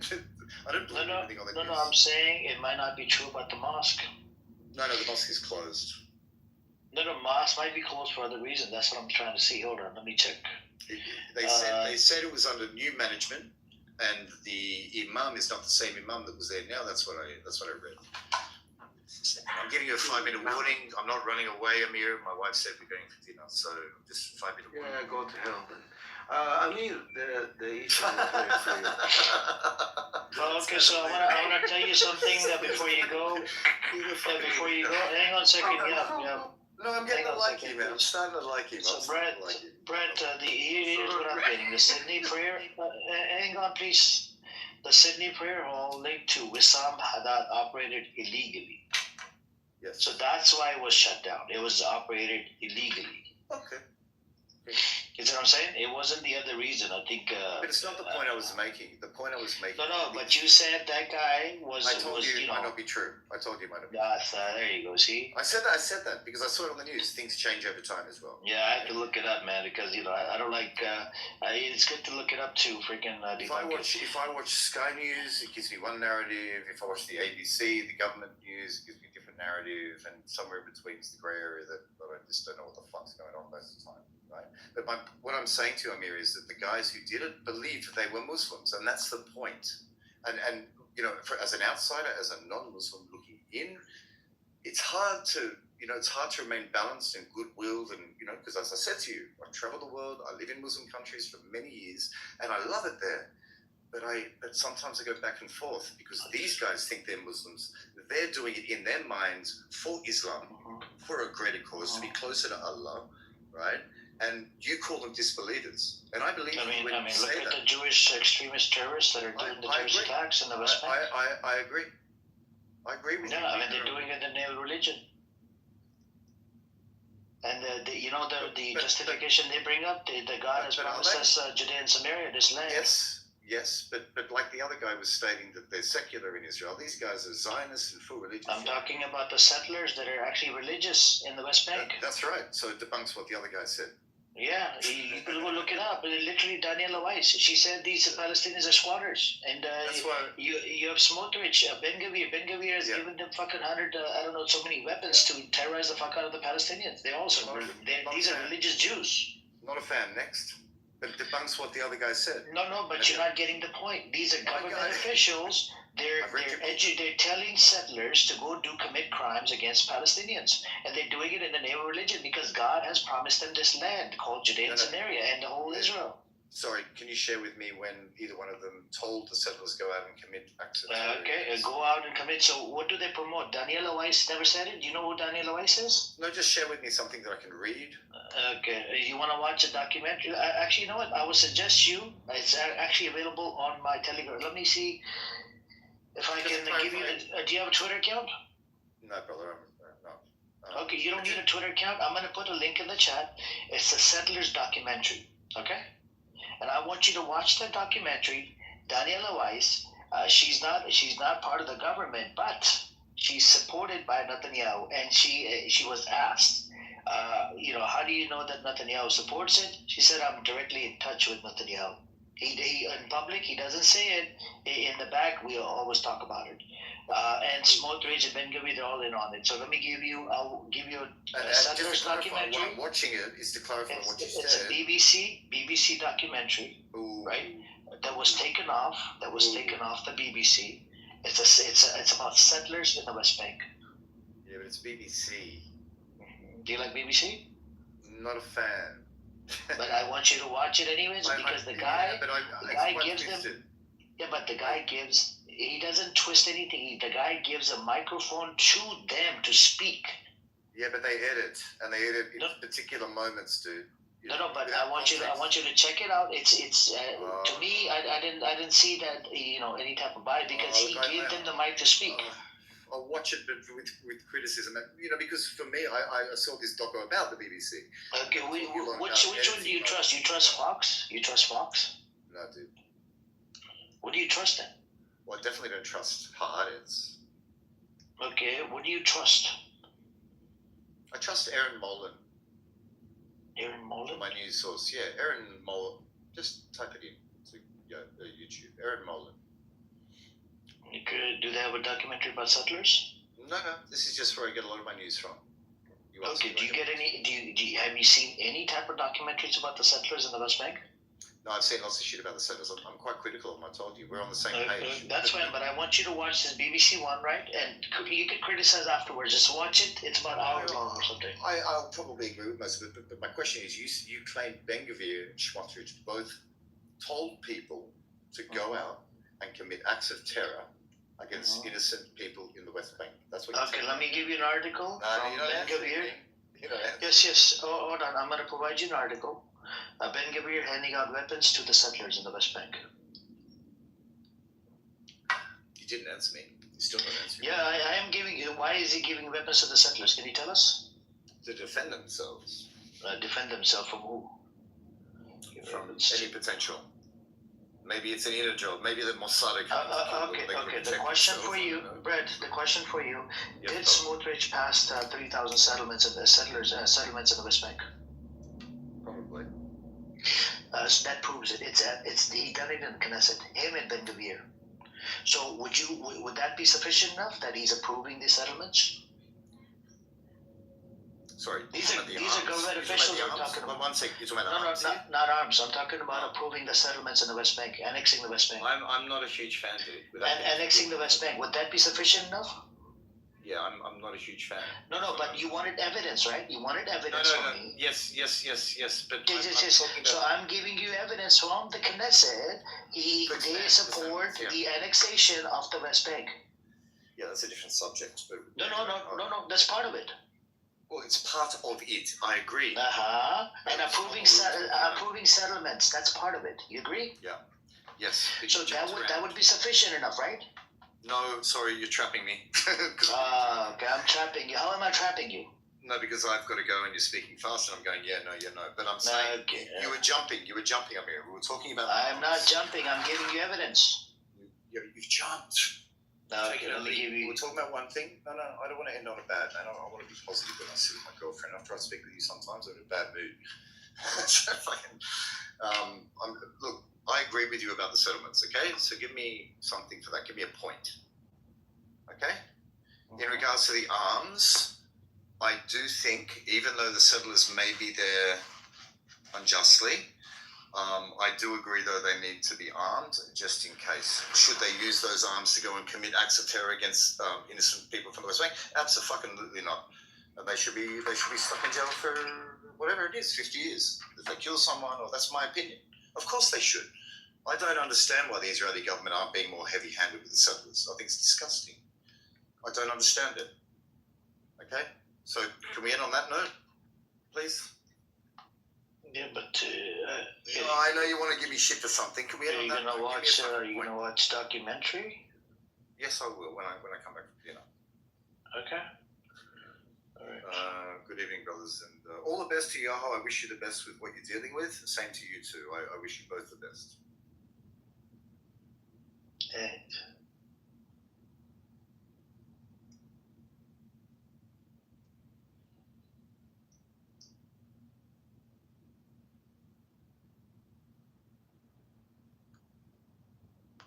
Amir, I got questions to you.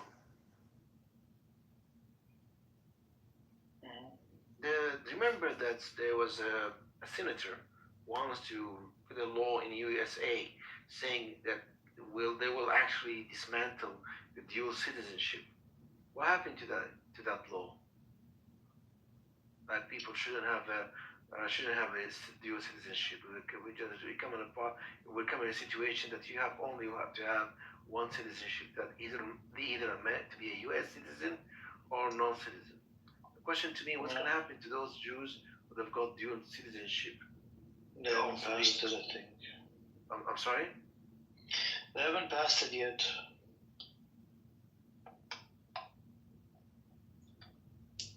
Okay. You mean 2 passports, right? 2 passports? Dual citizenship, like having dual citizenship. Yeah, they haven't passed the law yet.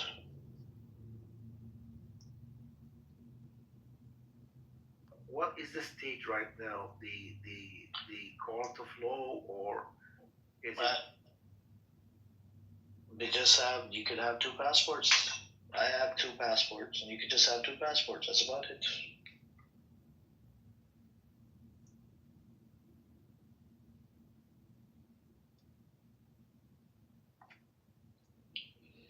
When it gets approved, probably I'll let you know, man. Let's see.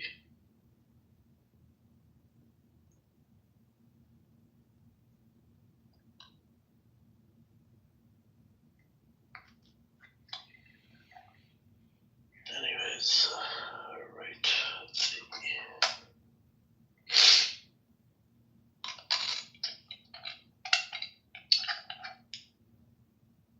I mean, just keep the exposure. That's what you have to do, and it's a good job. Only what we need is exposure. We need to expose them. That's all. We don't need anything more than that. That's the good job. We don't nothing else, nothing more. Put the facts clear. Let everyone see it and discuss it. And by doing this, it's a good job. Now the inertia will come on will make the whole thing fall down. That's the nature. That's the law of physics. But you have to expose it first. They're really working busy bees to stop this exposure. They want people to be a total oblivion of what's happening, brainwash them, distract them, make them fighting each other, going into a different discourse. That's the kind of things. But keep it clear. There is a demon within us, and that demon should be exposed. Right? If the demon is exposed, things will be clear, and we don't have any problem with anyone. That's what is needed. Yep. Something. Oh, they let them call it anything. They let them throw the books, because the books haven't got anything in it. Right? It's just ghostly books. There is something people are not gonna see. That's a big elephant. You have an occupation, you have a genocide, and that occupation is by an entity that has an evil history from the First World War, Second World War, and even right now they're ready for the Third World War. They're resentless. So the only thing is making human aware of it. Okay, and that's by making. And if we've done that, that actually by itself will make human great again. Will make humanity great again. Finish up all wars. You know, I can assure you this. All the wars in the world will be finished until there is another evil ideology that comes and start the same thing. But here we have this evil ideology. We have wars everywhere.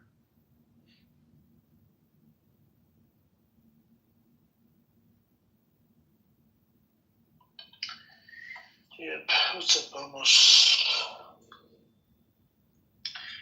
Anybody else want to come up? You guys are welcome coming up.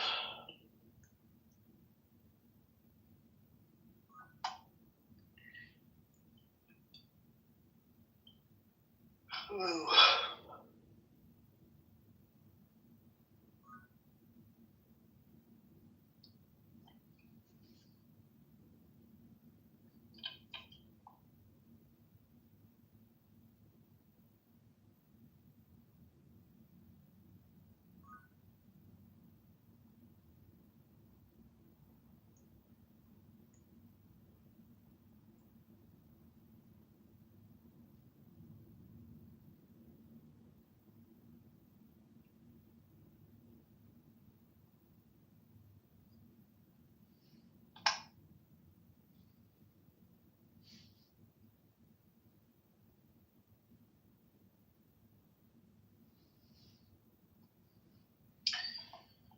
Yep.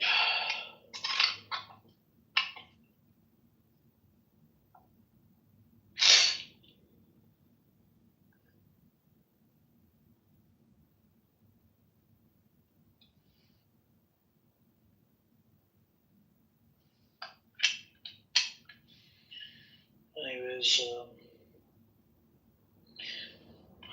I think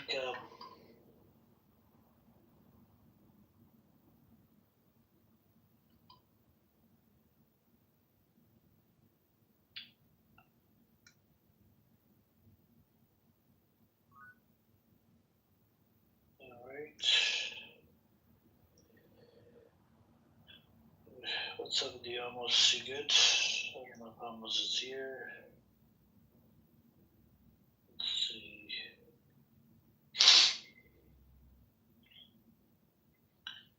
Yeah, with Brett, it went back and forth for a while. And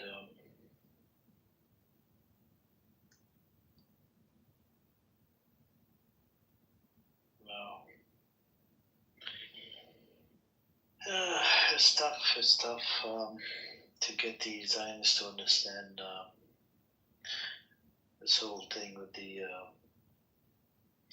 But it will take some time once the ICJ comes out with the ruling that it's a genocide. Yep. Once they come out with the ruling, then I don't think a lot of Zionists probably will have to concede that it was a genocide. A lot of people were just screaming and shouting that it's a genocide, but they wouldn't agree to it. So it's just a matter of time. Israel gets billions in military aid by the Reuben Chick. I don't know. I think you should look into it. You know, back before 2018, they were able to cash in the military aid, but those days are gone. They can't cash in those, cash in the military aid anymore. And this is why Israel has built their own defense system, because countries are really moving away from Israeli equipment because they failed on the 7th of October. Bibi was guilty of genocide. It has nothing to do with Zionists.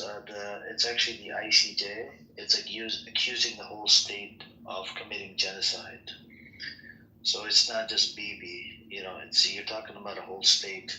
So if that does happen, there's a chance of countries doing collective sanctions, right? And if the country do collective sanctions, then you might have to pay reparations, just like you're receiving reparations from Germany. So that could turn into a shit show for Israel. And ICJ is actually a UN body. UN already came out with the conclusion that it's a genocide. So we'll just have to wait and see.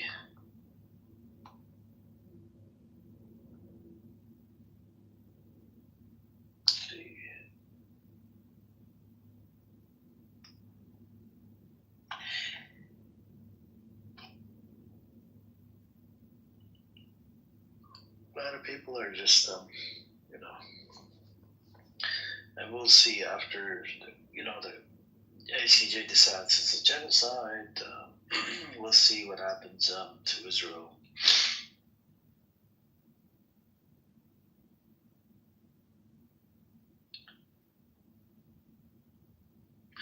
And it might happen earlier than 5 years, because there's overwhelming evidence because of social media, and then a lot of the Zionists would have to accept and concede that it was a genocide when people were saying from the Palestinian side it is a fucking genocide. Yeah, I mean, the things about Zionism is actually planting people, or actually from all over the world, on the expense and the lives of the others. So basically, this is the thing about it. I mean, they will say that why Jews don't have the right to exist? Well, they have the right to exist, but why do they have the right to exist, and the Palestinians don't have the right to exist? This is exactly Jews want. I mean, they want, the Zionists want that. If you're telling them, listen, we don't want Zionism, we don't want Israel, because it's wants the Palestinian, or want to seize the Palestinians from existing by bringing. But if they want to say that, okay, we want the Jews to live, that's for no problem. But also, you want to seize the Palestinians from existence. That's Zionism. Not only the Palestinian, this is also all the people in the region, because they want to have a dream of a greater Israel from the Euphrates to Nile, and it's scary. So yeah, it's the most heinous ideology in the world, that someone wants to live on the expense of the other, that the other has to die or cease to exist because I want to exist. This is the ideology of the Zionists. Can you imagine? This is a parasite ideology of the Zionists, that in order for me to live, you should die. And this is the thing which we can't coexist with. That live and let other lives. No. It's you should die, because your existence pose threat to me. That's exactly what they say. I mean, even the Nazis don't believe that. Even the Nazis don't believe that in order for the Aryan race to exist, others should die. They at least say they should at least be a slave or working for us, for the Aryan. But for these guys, they say no. In order for me to live, I am the Zionist parasite. You should die. That's exactly what these people believe. Their ideology.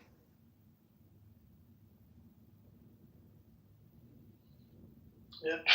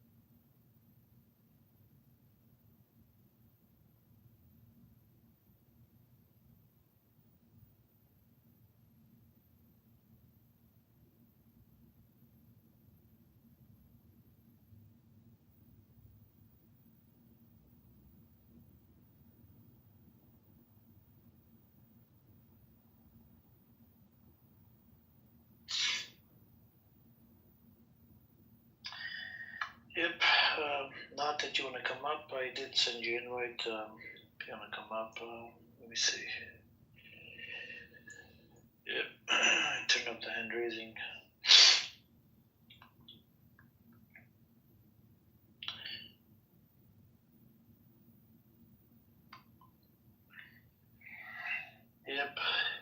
chick, I don't think will ever understand about what's happening over there.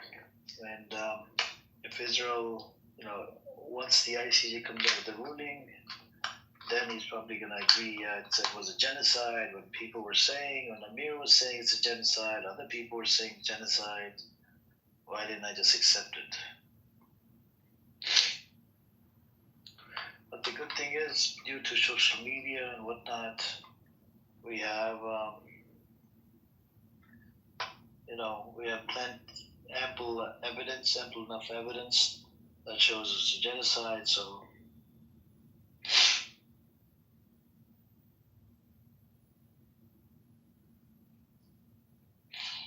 and everybody knows about it. So it's a good thing.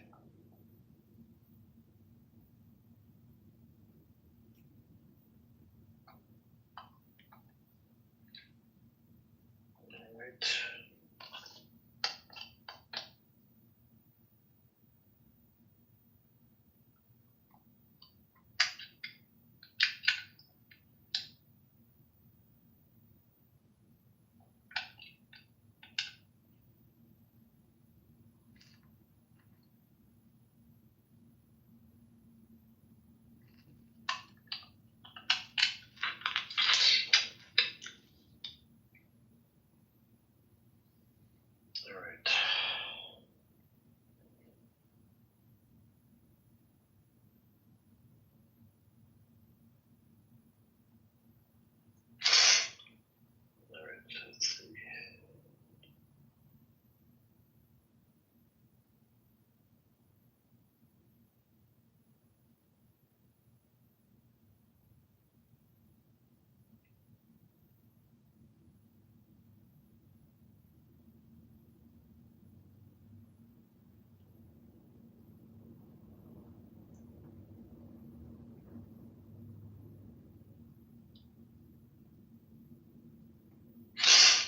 All right.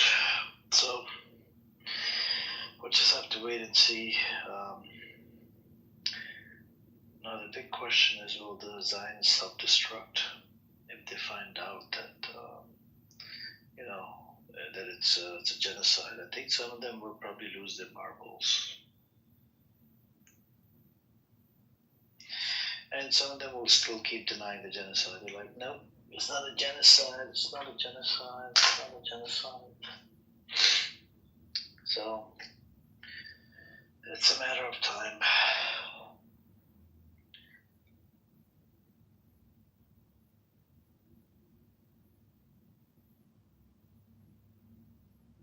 Yep.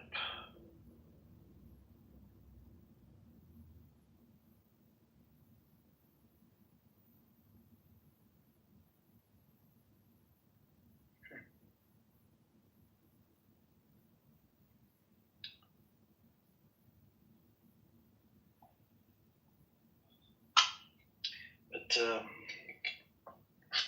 do you guys think that Netanyahu's a fugitive?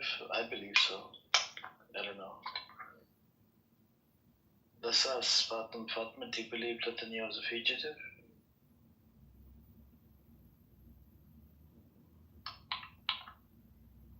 I think he probably fell asleep.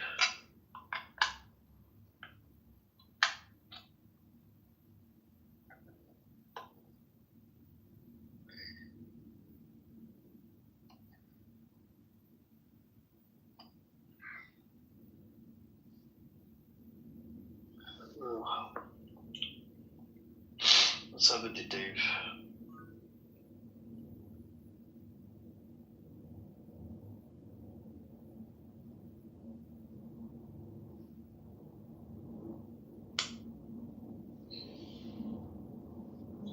Yeah, a little bit check, but the issue is it's bigger than all of us. A lot of Israelis are Zionists, by the way. So that's a problem. You have a small minority number of Jews that actually are anti-Zionist. So that's that's where it just doesn't make sense.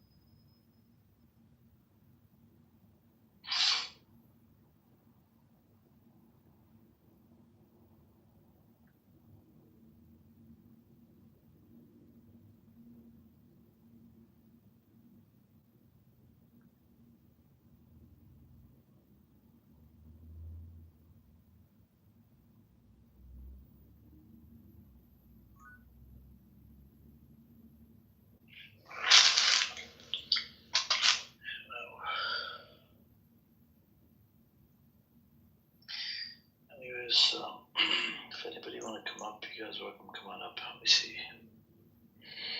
Hand raising is off.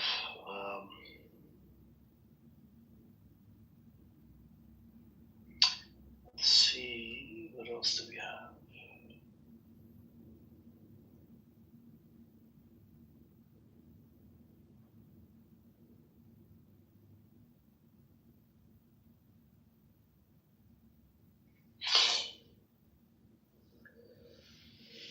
Liquid Minister Eli Cohen, PM's aide, must be brought to justice if they worked for Qatar.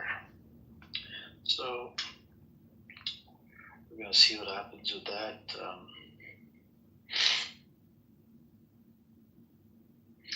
Hamas military wing says it will deliver speech at 4 p.m. So let's see.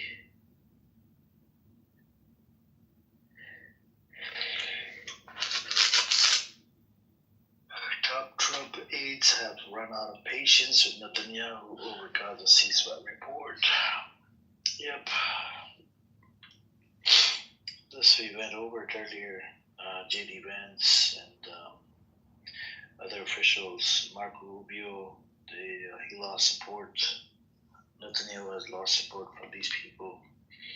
And there's other people in the White House that are pissed off as well.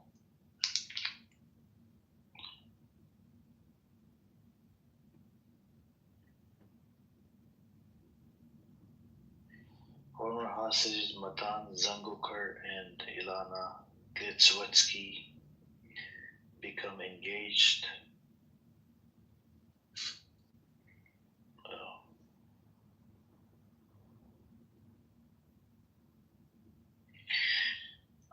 Let's see, what else do we have?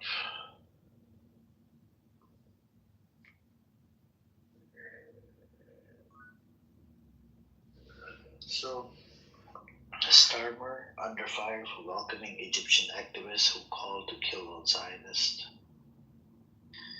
British Egyptian Ala Abd al-Fattah, who arrived in UK after years in Egyptian prison, apologizes for posts endorsing violence after opposition figures calls for his deportation.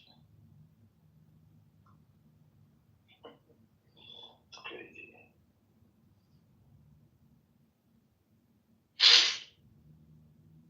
Houthi leader threatens to target any Israeli presence in Somaliland. So you have this problem as well.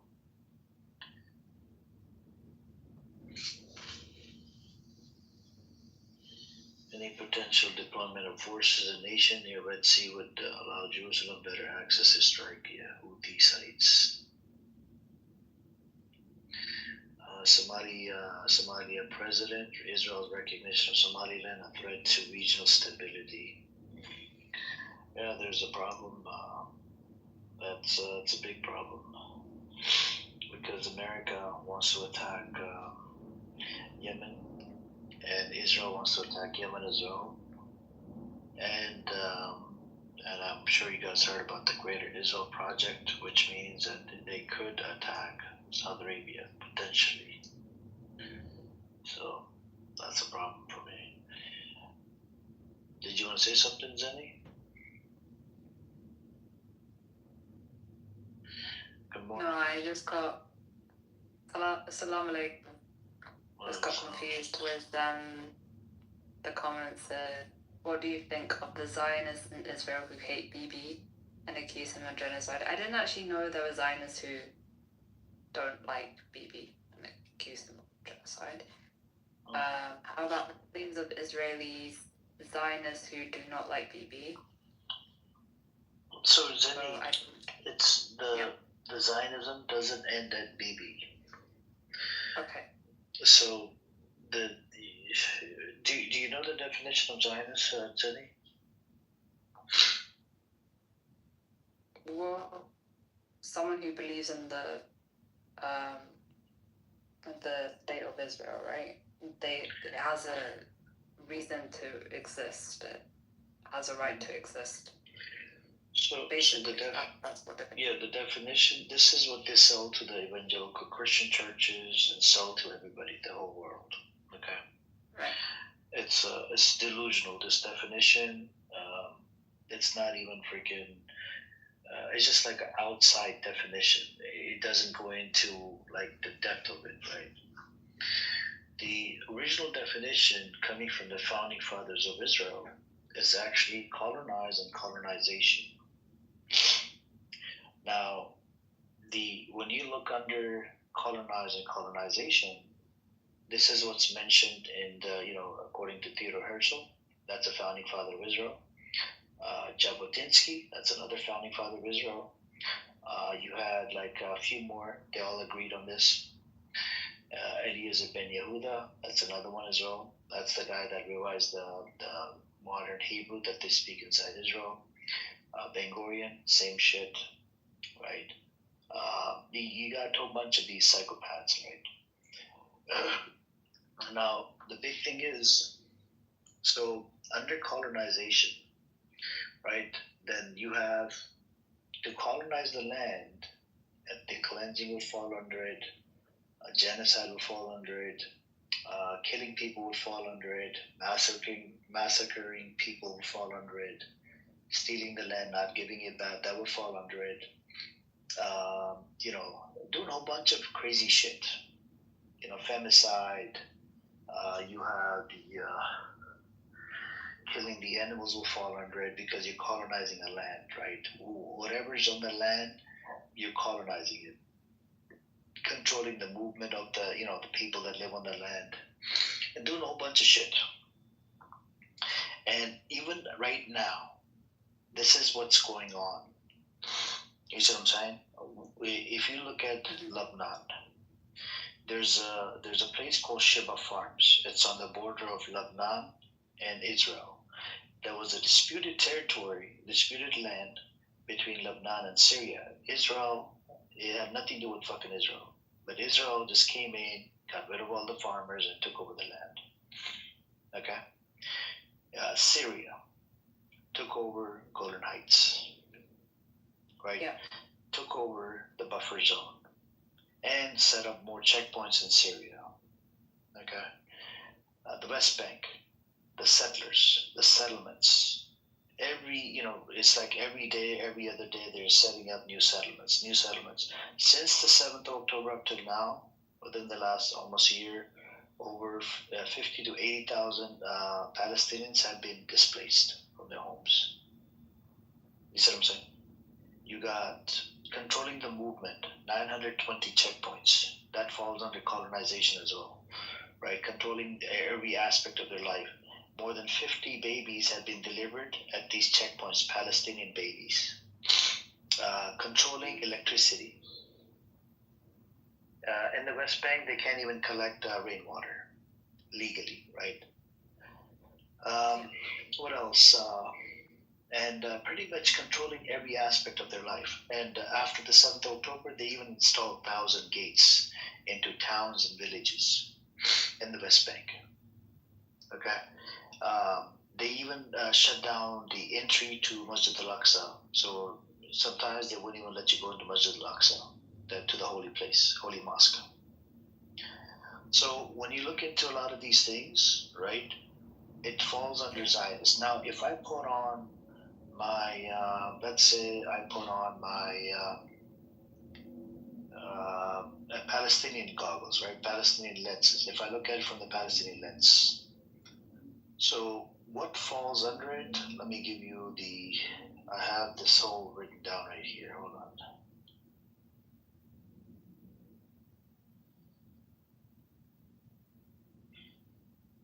Okay. Now, from the Palestinian lenses, right, if I put on my Palestinian goggles, so I'll tell you what Zionism is, right?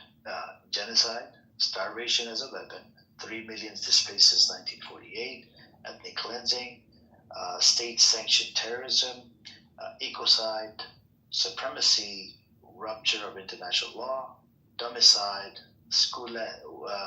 scholastic side, settler colonialism, 40,000 murdered since 7th October. Crimes against humanity. 9,000 Palestinian hostages held with no charge. Over 9,000. Right now they got about 15,000. Illegal land annexation. Battle testing. Murder tech on siege and concentrated population. Fascism. Torture and abuse of Palestinian hostages. Segregation. 300 Palestinian children in cages every year. More than 300. You see what I'm saying? So now this is a definition coming from Palestinian. You see what I'm saying? You see what it means to be a Zionist?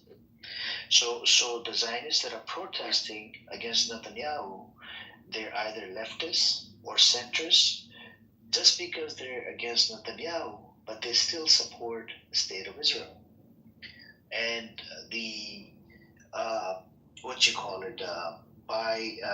so when it comes down to Netanyahu, they'll protest. Let's say tomorrow Hamas does the attack, or Hezbollah does the attack on Israel. Okay, they will side with Netanyahu on one thing, that he attacks back, and that's what ended up happening. Prior to 7th of October, people were protesting against him. They wanted to take him out, get rid of him. But what ended up happening, because of this, so-called war, whatever you want to call it, the 7th of October, his rating went up. You see what I'm saying? He started killing right, left, or whatever. And even the people that were anti-Netanyahu, they started supporting him. And now they supported him for about 5, 6 months, 7 months, 8 months. Some of them they lost support, and it's because they had to serve in the military. People inside Israel, they're divided. So there's this one group of Jews they're called Haredim. They're freeloaders. The men from Haredim don't even want all they do is they study the Torah. They get paid $200-300 from yeshiva. Yeshiva is like a private religious school, you could say. They get about $300 or whatever, $400. The women, they're working their ass off, do 2-3 jobs to pay the bills, and they have 5, 10, 20 babies per family. Their family is usually the large family, and they don't serve an idea. They don't really freaking add anything to the economy. They're just a bunch of freeloaders. And in that area, you have to wear modestly. They got signs all over the place. They will throw tomatoes on your car if you drive on the Shabbat, which is usually Friday or whatever. And I watched a whole bunch of documentaries. On one of them, this lady moved into close by synagogue. Synagogue, I think it was run by Haredim or whatever. And this lady, she turned on the radio, a little music or whatever. Do you know the rabbi came in from the synagogue, went into her house without her consent, broke the radio, and then just walked back out and went back to the synagogue without even apologizing. This is how extreme some of these people are, because they're extreme religious. You see what I'm saying? So, and the secular Jews, they hate these people because they're freeloaders. Because they have incentives from the government because of the amount of kids they have, and they're freeloaders and blah. And some of the yeshivas are run by paid by the government as well. And the secular Jews, they have to serve in the idea, right? They're not religious. They're just they pay their taxes and whatever bullshit, and they die as well on the battlefield. And so there's infights that are going on inside Israel. And there's another group of Jews that are Nakati Karta, whatever you want to call it. They literally have Palestinian flags in the area, right? They're anti-Zionist. They don't, they do. Some of them support the Palestinian cause, but they're more on the anti-Zionist side, because they believe that we should not have a state until a Mashiach gets, comes in or whatever. So you have a lot of these factions inside Israel where they don't really like each other. They hate each other's guts. And I don't even know what connects all these people together. What makes you a Jew? And the more and more documentary I watched, I'm like, what the fuck is this? This is all fucked up inside Israel.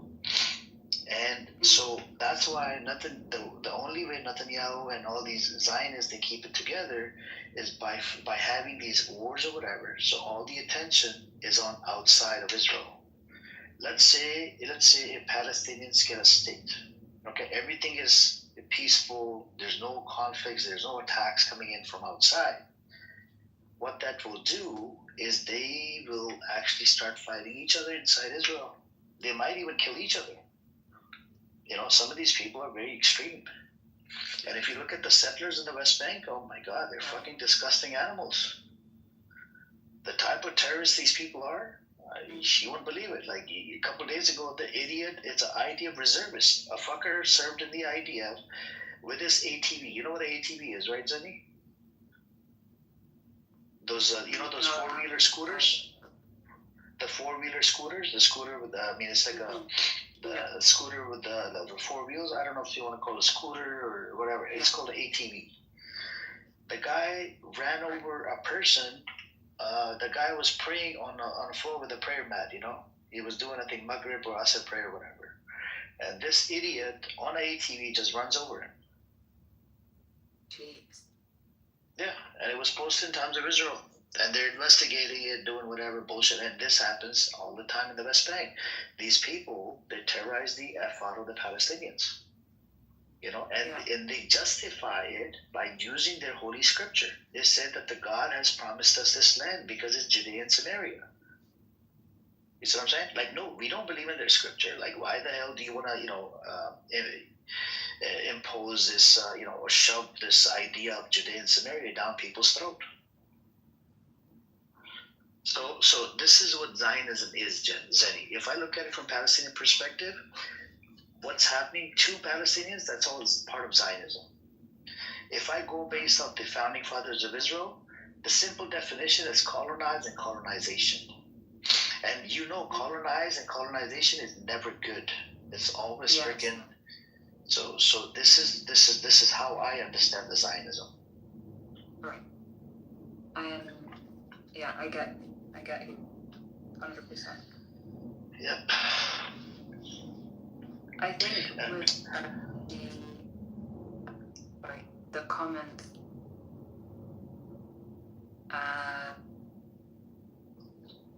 just one of them saying, "What do you think of the Zionists in Israel who hate Bibi and accuse him of genocide?" Right? How about the millions of Israeli Zionists who do not like Bibi? So I actually looked up on Google and it said, well, you have Zionists who far right, right? And then you have leftists, and you have people who are not exactly, you have moderate Zionists, so I guess you have different levels of Zionism in terms of, but you have the extreme ones, get them 100%, get them out of Gaza, get them out of Palestine. What they're doing is not right. It's not right. Okay. I'll provide you the survey that was done in 2025. This, you got leftists, people on the right, and centrists. 82% of Israeli Jews, they believe in expelling Gazans out of Gaza. 56% of Israeli Jews, they want to kick Arabs out of Israel. 46% of them, they want to destroy everything in Gaza. Back in 2016, there was another survey. 48% of Israeli Jews, they want to kick the Arabs out of all of these places. 48%. So they're very consistent. And then if you look into 2015, the discrimination rate against the Arabs was at 72%. The discrimination rate in 2022, according to Jerusalem Post, was at 37%. And now the discrimination rate has gone up more. So there is a lot of discrimination inside Israel, and even against the Arab Jews and Sephardic Jews, right? So Arab Jews, what Israel did is Israel is very fucking conniving. This Zionist entity is very smart. I'll give it that. It's smart in a sense. Yeah, they are. 100%. You know, they coined the term Mizrahi in 1950s, and what these people did, they shoved. So Mizrahi in Hebrew it means Eastern Jews. They shoved Arab Jews and Persian Jews under that title, Mizrahi. Okay, because there was a lot of racism. Okay. There was a lot of racism against the Arab Jews and the Sephardic Jews. Okay, I mean the Arab Jews and the Persian Jews, right? So because they started doing false flag attacks in the 1950s in Iraq and Yemen and a whole bunch of other places, Egypt, whatever. So then they wanted to bring them in, and they wanted to put fear in their hearts or whatever to move them into Israel, right? To populate Israel. Because Avi Shalom, he's an Arab Jew. He wrote it in his book, and he doesn't want to be called, this Mizrahi. He wants to be called an Arab Jew. So he came, he said that these people came in and they did a whole bunch of fucking attacks, false flag attacks, and whatever. It brought us into Israel, right, to populate, offered us incentives and whatnot. And there was a lot of racism coming from Ashkenazi Jews towards the Arab and, Persian Jews and Sephardic Jews. So Israel just coined the term. And up to 1970s, they protested, did a whole bunch of, stuff against the Ashkenazi Jews to tell them that give us the same rights as you have.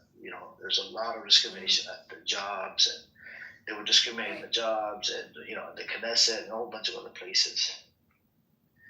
So finally, the racism slowly started going down, and the Zionist entity knew that these people are gonna, date each other, marry each other, sleep with each other, whatever.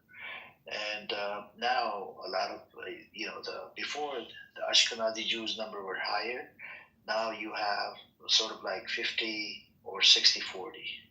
So now you have more Mizrahi. So every time you come across somebody on this app, right, if it's Israeli, you'll see half of it is like Arab, half of it is Ashkenazi. That's what I'm saying? So now nobody can say that they're not from that land. This is how conniving this is a disgusting Zionist criminal entity is. You see what I'm saying?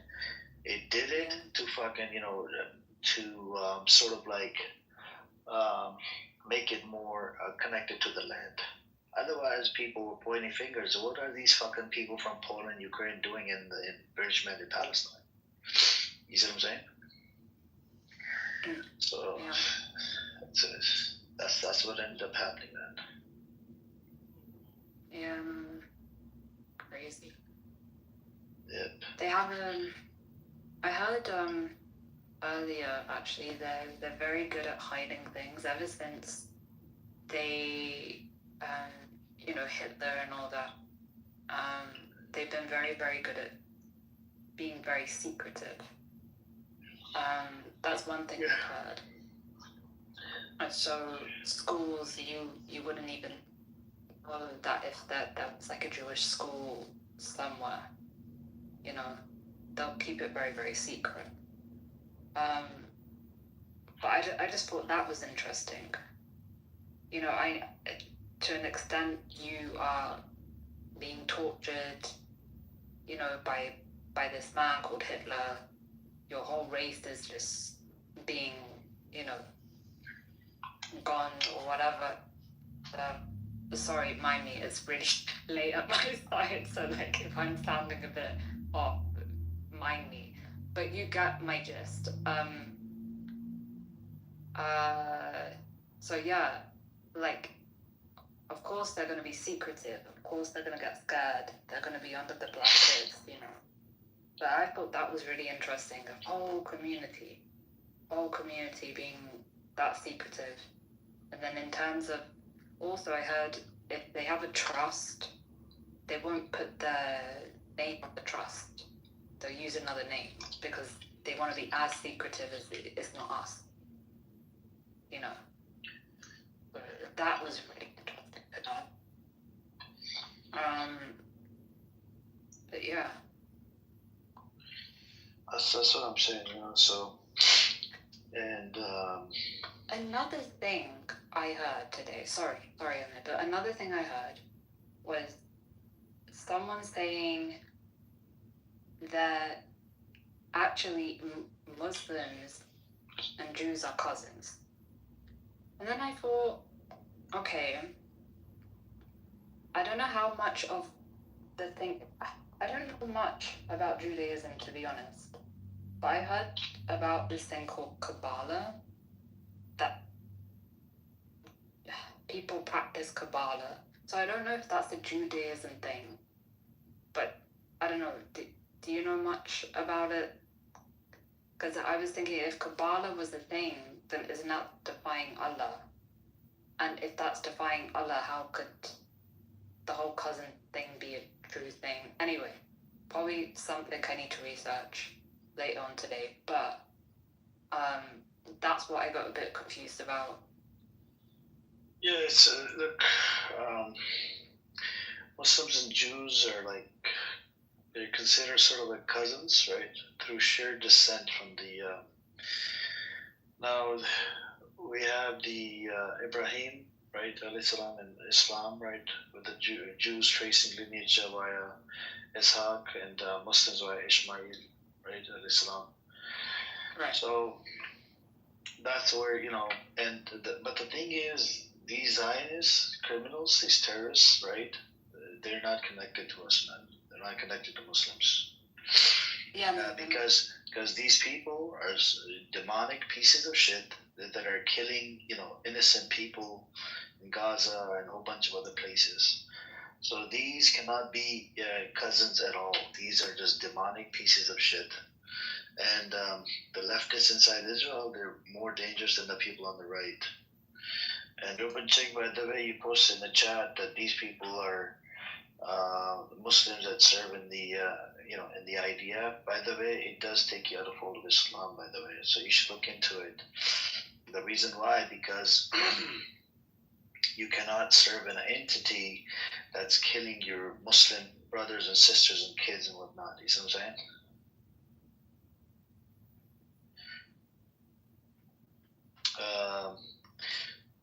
I think you meant so the Jews, yes. No, I was just telling Zenny about Israel. So Zenny, there's a difference, right? The Jews, yes, some of them are actually, that you could say that they're cousins, right, to Muslims or whatnot. Yeah, but I was referring to the Zionist Jews that live inside Israel. You know what I'm saying? I know there's a huge difference, and they're not. Yeah, it's a big difference. If these people were cousins, they would be killing innocent Palestinians. You see what I'm saying? Yeah, 100%. And oppressing them and suppressing them and doing a whole bunch of atrocities against them. Yeah, but the Jews that stand with the Palestinians, yeah, those you could say they're cousins, they're connected to the Muslims, right? And yep. Yeah, thank you for the reminding me. I kind of went off the step about Ruben Chick, you don't believe in God, man. You're an atheist, bro. I don't take shit from atheists. I don't even know how are you a Jew, man. Atheist Jew. Like, this concept, I can't even understand this. An atheist Jew? Yeah, he's an atheist How Jew. can you be an atheist Jew? I don't know, bro. Don't believe in anything, but then the Jew does believe in, well, as we just established, I don't know, man. cousins to Muslims. I don't get this. I actually want to hear from I don't know how to say your name. Ruben Chick? I want to hear this concept of atheist Jew, because that's the first time. You know, another crazy concept I've heard from someone was Muslim Jew. That was like, what? That got me in all sorts of confusion. Like, how do I even comprehend that? Muslim Jew. I'm a hybrid. I'm a Muslim. I'm a Jew. No. You can't be a Muslim Jew, by the way. So what ends up happening is if you're born into a Jewish family in America, right? And let's say you become an atheist, all right? So you can still do Aliyah and get citizenship inside Israel, right? Based on your ethnicity.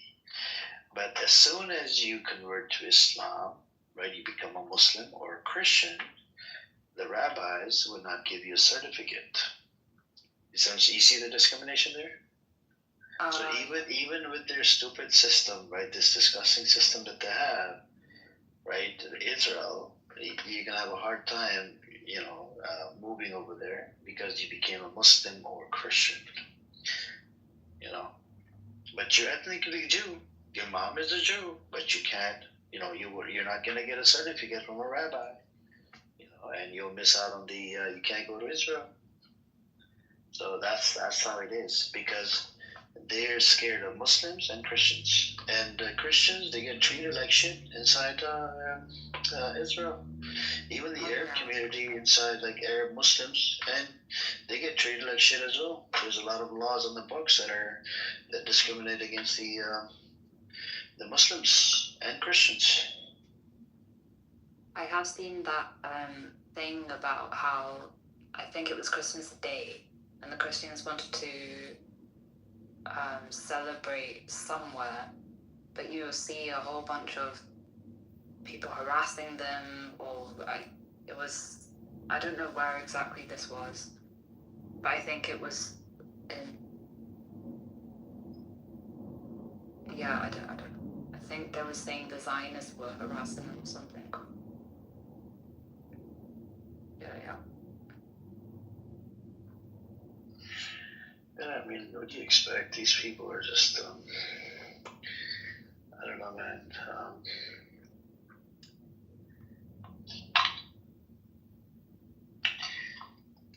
These people are no good. I think that was on the day when Trump attacked Nigeria. I think that's what happened. It was like a distraction sort of thing. So that Christians don't do something like that.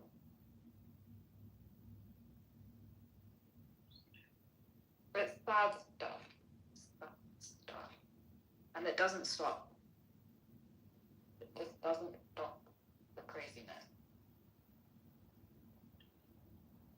Yep. Allah definitely has created the good and the evil. I guess the evil, like everywhere right now.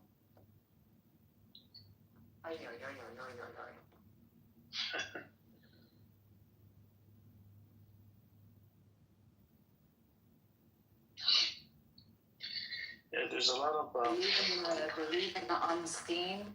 That's a thing. I think.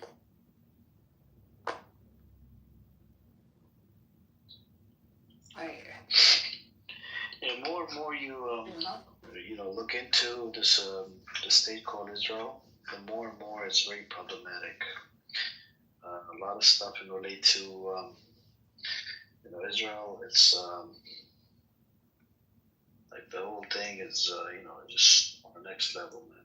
To tell you.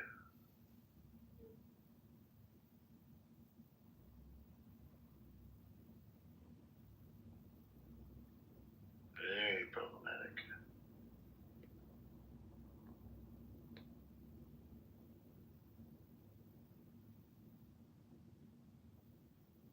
Wow.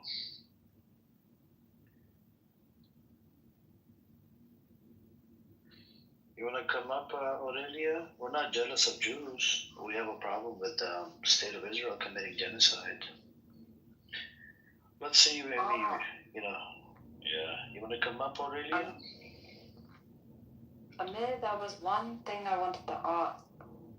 I think it was yesterday when you guys were talking about, because I was in the room and I remember it was on the Syrian army It was on Al-Assad, and it was on the Palestinians in Lebanon. They got attacked by the regime. But my question I wanted to ask, why did that happen? Palestinians in Netherlands? Not in Netherlands, in Lebanon. Oh, in Lebanon, okay. I mean, there was, I don't know, I think Prince was saying that it was due to the Bashar al-Assad. Then we had another brother, he said that there was other things involved in it. What happened to the, not just to the Palestinians, I mean, what happened inside Syria, that was like more than 500,000 people killed under the Bashar al-Assad regime. And a lot of different factions played a role. Iran played a role, Hezbollah played a role, ISIS played a role, Israel played a role, and there was other, Mossad played a role, and even CIA played a role. There's a lot of these different factions, and relate to Lebanon, I would have to look into the Lebanon part. But I think even in relate to Lebanon, it was actually, I believe, was it Bashar al-Assad or Hezbollah played a role, you know. And Bashar al-Assad, you know that he killed a bunch of people, right, Zeni, his regime. Yeah, that's bad. Yeah. But there was other people involved as well. It wasn't just Bashar al-Assad.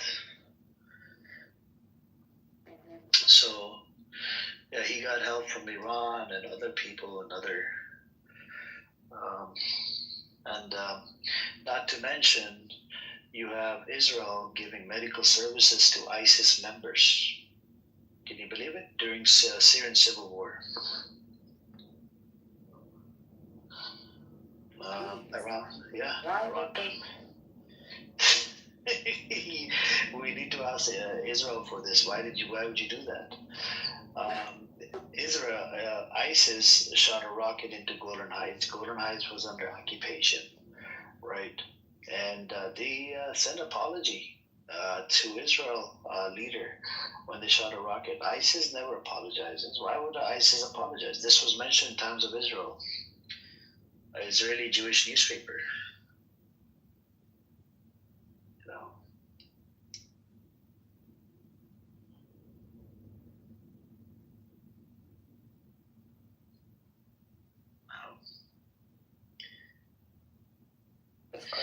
Do you want the article, Aurelia? I'll provide it to you. I don't mind. Yeah, please. Thank you. Let me give you the article, Aurelia. So that way, because I go based on the sources that I have available, and it's good to have the Jewish sources, All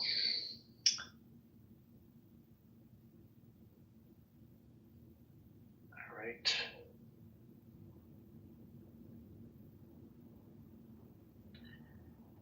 Haaretz is a Zionist newspaper. Yeah, I use Times of Israel. You know why? Because it's good to use your own sources to refute their stupid claims. Here's the newspaper. ISIS apologizing. You guys can read the newspaper, all right? I'll give you video from a director of Mossad was on Mahdi Hassan show. He said, yes, we have helped the Al Qaeda and ISIS and all these factions. Let me pull it up. What was it? Oh yeah.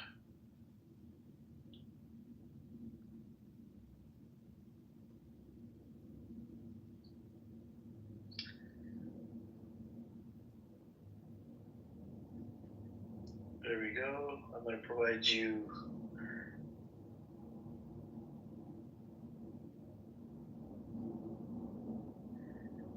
So this is the director of Mossad.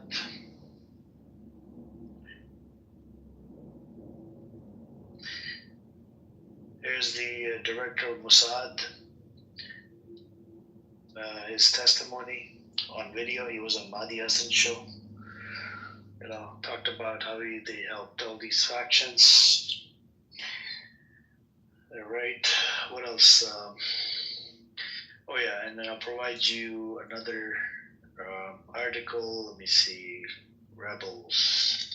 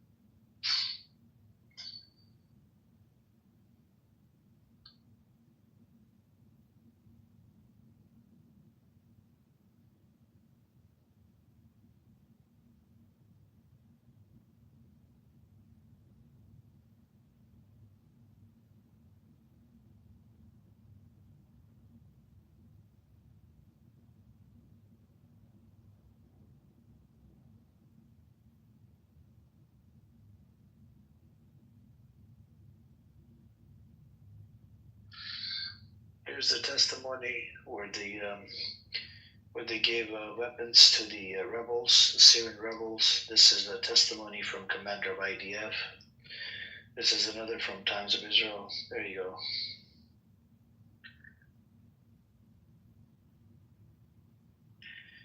Yep.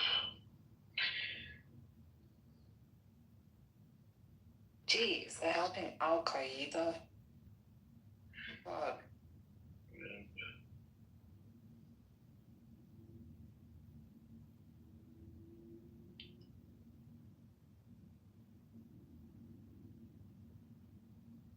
Do not allow yourself to be manipulated by it into thinking all Zionists are bad people. Oh, God. Don't believe anything you read. I read everything. I have to read everything, and some of the stuff is actually true. A lot of stuff is true, and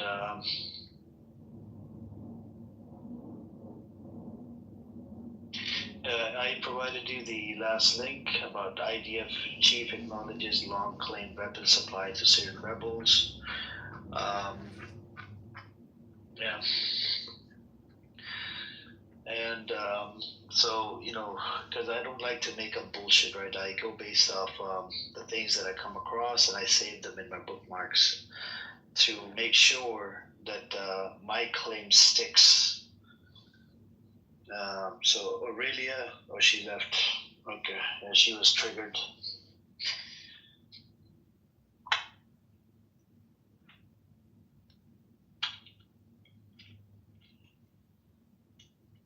Yeah, Faya, she left. She ran away. Yeah, Ruben Chick, I think you gotta go look into these articles, right? Your government is responsible.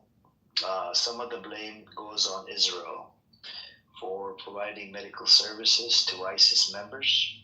I put a video testimony from Chief of Mossad,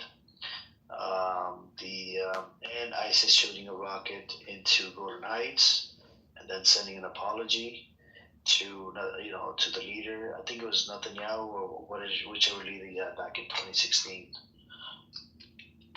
Hey, Faya, welcome. How you doing? Hi, Peter. How are you? Hi, everyone. Morning or evening? Morning here. It's morning. Morning. Okay, cool. Yeah, I just wanted to tell you that those people are not seeking truth. They're here just to make more chaos to the room and to just spread their rumors. That's it. Because there are employees of the Zionist government. They're not normal people who want to seek the truth, who want to know the truth. I mean, if you talk to me now about my country or my religion or whatever, something I believe in, and you provide me with evidence, I'm going to go and look at that evidence. I'm going to go search about it. But those people, they don't care. Even if you provide them with a lot of evidence, they don't care because their employees. They're just here to make more chaos, to spread their rumors and propaganda. That's it. That is true. Yeah. That is very true. You wouldn't believe it, Faya. So this happened about last week with Buttercup. You know, Buttercup is she's a Zionist, right? Oh, I didn't know. Yeah. So she says she's anti-Zionist, but she goes in defensive mode to defend Israel, and it has happened to me more than 10 times, 10 or 15 times. She did it in in front of me against a whole bunch and against me as well. I'm like, why did you even defend Israel? I mean, it was there. So last time, right? This was about 2 weeks ago. I made a claim that Israel gave weapons and whatever to ISIS and helped them get medical services and trained them as well. Yeah, and then she goes, "No, that's not true." I said, "Okay, I'll provide you evidence."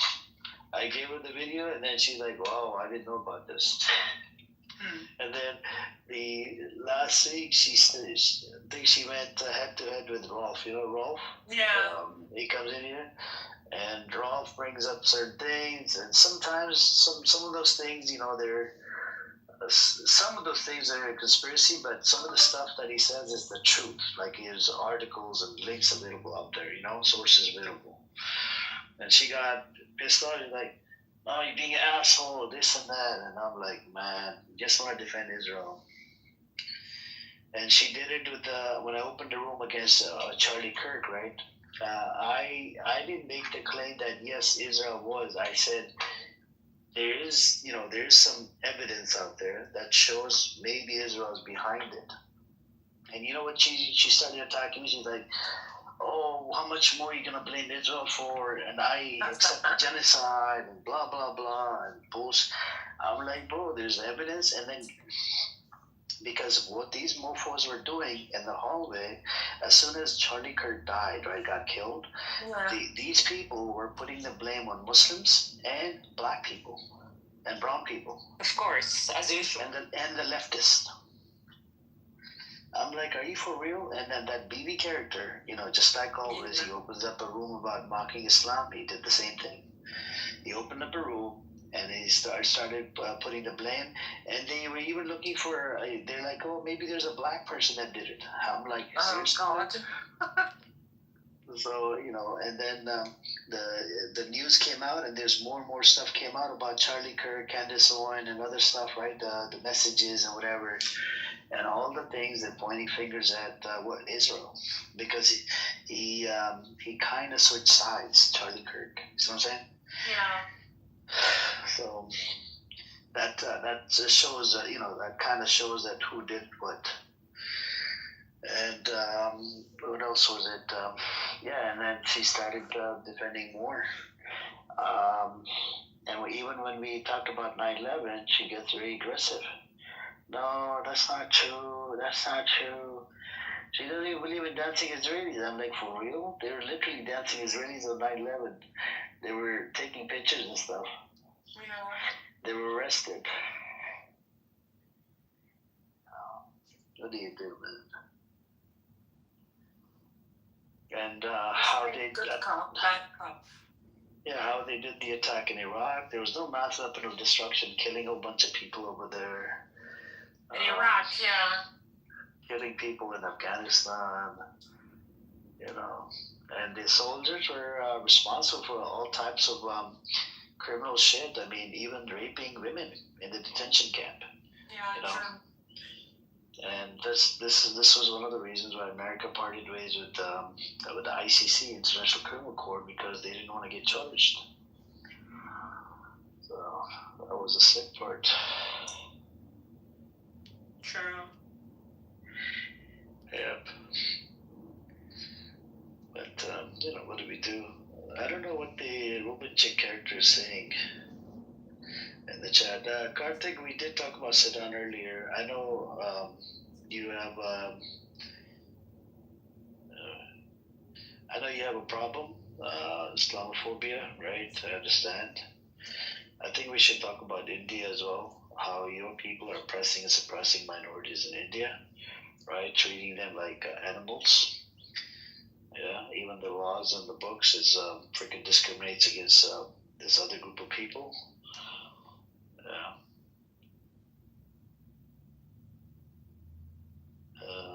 Ruben Chick, what the hell are you talking about, man? You're just typing it away. He's like a normal. Ruben I Chick, told you, normal. they're just, yeah, they want to add chaos to the room, to the conversation, that's it. Yeah. But, sometimes it's good to debunk their bullshit claims. Say, this guy will come in, Ruben Chick, and start writing, put a link in the chat about the massacres and blah, blah, blah. And then when you bring up the massacres on the Israeli side, he gets triggered, gets butthurt. Yeah, or they just leave the room. They run away as usual. Yeah. Cowards. That is the norm. That is the thing that to do, man. I can't believe this. Yep. Anyways, Amir said that all Zionists are bad people. Yeah, I mean, if you believe in Zionism, which means you believe in all this other, this part of definition that I brought up, colonized and colonization. That's how the state of Israel was established. That is bad shit. Yep. 100%. And that's what it is. But Faya, what made you change the position? You told me you were used to be Zionist, right? I wasn't a Zionist. I believed the Western propaganda because I lived most of my life abroad. I lived in different countries, and most of my friends were white. And I thought all Muslims are evil. Yeah, and I was scared of Muslims. I was scared if I saw a Muslim man praying before the plane took off, and I was like, oh my God, another September 11 is going to happen. Yeah, I swear to God. And then when I worked with refugees, and then I taught refugees as well, and a lot has changed, and it was gradual. And then I befriended Muslims, and then I married a Muslim. Oh, mashallah. Okay. Yeah, But you speak Arabic, right? Of course, yeah, of course. But how could you, I don't get it. How could you speak Arabic and you hate Muslims? I mean, didn't you live with the Muslim Arabs? I did, but not very much. And not for long. You were outside, basically. I was outside. I lived in different countries, and in Lebanon, it's like 50% Muslims, 50% Christians, and few minorities as well. So yeah. Okay. And then I changed my mind, and now I'm a very big supporter of Palestine, and I defend Muslims. I defend all minorities, to be honest, not just Muslims. Oh, that's good. Yeah. How's the life you marrying a terrorist Muslim?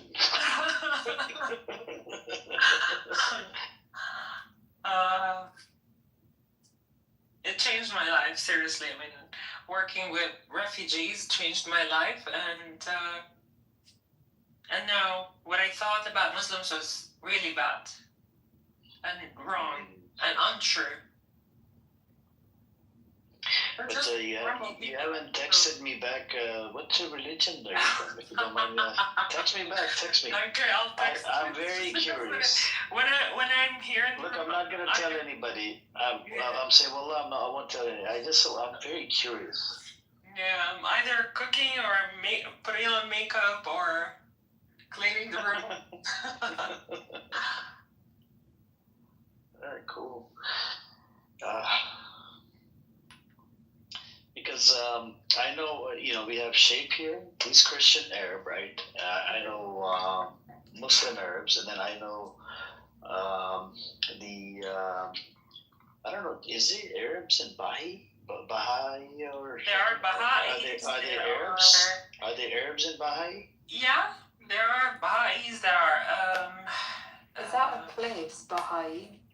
No, it's a religion. It's a religion, yeah. Okay. What about Zoroastrianism? Is there Arabs in there, Faya? I'm not sure because they're already a very small group. Very small group. Most of them are Iranians, or even the ones in India. there are Indians. I think they are like of Iranian origin, and I don't know if there are still any. Right. And then there's the Mundais and the Assyrians and the Chaldeans. Those are, I mean, they speak Arabic. So, I mean, being an Arab is not, as I said before, it's not an ethnicity, it's a culture, it's an identity. You speak the language, you have the culture, the traditions, that's it. But I thought the Arabs were like tribalistic. Okay, there are, and so is the Africans and Central Asians and old Europeans and everyone. It's fine, but some of the Arabs are Bedouins and some of them are not. They're people civilized. Yeah. Yeah, I lived in Saudi Arabia, so yeah, some. Yeah, you understand. Yep. Pretty hot. When it gets hot over there, man. Saudi Arabia. But yeah, I mean, good thing you're on the right side of history. Otherwise, it would have been a mission for me to change your perspective on this. Because look, there's somebody else on this app.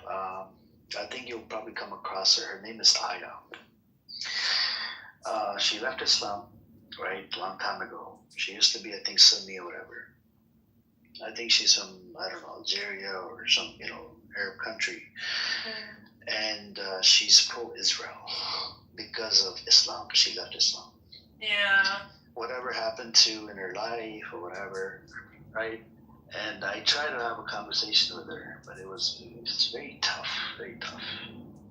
Yeah, I understand. This thing happens with some people who suffered from their societies or families.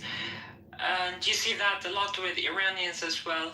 Just because they suffered from a very bad government, they think the source of the problem is Islam. And of course, Iranians are very whitewashed and they want to be white so bad. So they try to please the West by becoming like them. But unfortunately, the West doesn't see them as white. They see them as brown people, Muslims, even though they're atheists and they're against Islam, and still, they see them as us. We're all one part. All of us, from Pakistan until Morocco, we're all the same.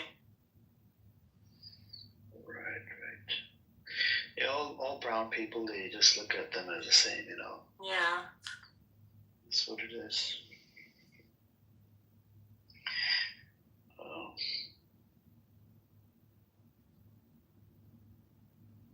But you know what I realized when I lived in Saudi Arabia? So a lot of Arab folks, they even watched like Bollywood movies and stuff, right? Yeah. That was something new I learned. I'm like, wow. And then when you ask them this question, how do you understand it? Oh, subtitles. I'm like, yeah. And I think a lot of Gulf Arabs, they speak Urdu, like from their grandparents, because some of them, I think they're married to Pakistanis and Indians, and other than that, because they used to trade with India, a lot of them speak Hindi as well. Right. Yeah, Do you speak Urdu? Do you understand Urdu or speak Urdu? Just a few, but no, I learned from my friend because she's married to a Pakistani guy, and okay. Nice.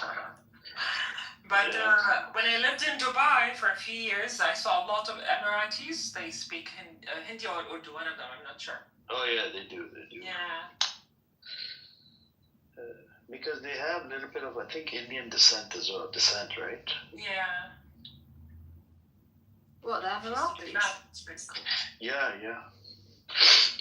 Wow. Well, I actually thought they didn't even have a hint of that. Like, it was just not a thing. Lenny, I came across somebody from that's Emirati. It's fluent. It's a Hindi speaker. Can you believe it? Yeah, a lot of Emiratis are originally from South Pakistan, because South Pakistan is very close to Oman and Emirates. Whoa. Yeah, like Baluch and Pakistan. I just thought it was. You see, my sister, she studied Arabic and international relations, And she told me one time, like, oh, Arabs, like, just take it like, this was way back in the day, you know, she was whatever, she was young, and I was young too, but she told me, like, Arabs will not mix with Pakistanis or Indians. Nowadays, true. Nowadays, but They before, they mixed with everyone. Wow. Yeah. I just thought it was impossible. So I always thought, like, Emiratis, 100% pure Arab blood running through their system, like, no Pakistani, definitely no Indian. Do you want to hear something interesting, Nothing. Zani? I came across a sister on this app. She's from Somalia. She married a Pakistani. See the match there? So she's from Somalia. Say that again. Yeah, she's from the UK, right? So background's from Somalia, and she's married to a Pakistani. I mean, Somalia is different. Like, Yeah, but it's completely different. You see what I'm saying? So times are changing. Yeah, just like my friend, she's half French, half Tunisian, and married to a Pakistani guy. Okay. And they're both British, so yeah. Are you gonna claim Fatima finally, Faya? I think your friend needs to claim Fatima. Sorry. I can't. She's annoying as hell. Is she in the room? No. She was in here earlier, oh my god. And the Zionists, they always tend to take her side. Oh no, this, that. Very apologetic. Ruben Chick is one of them in the audience. He's like a proper simp. Oh my god.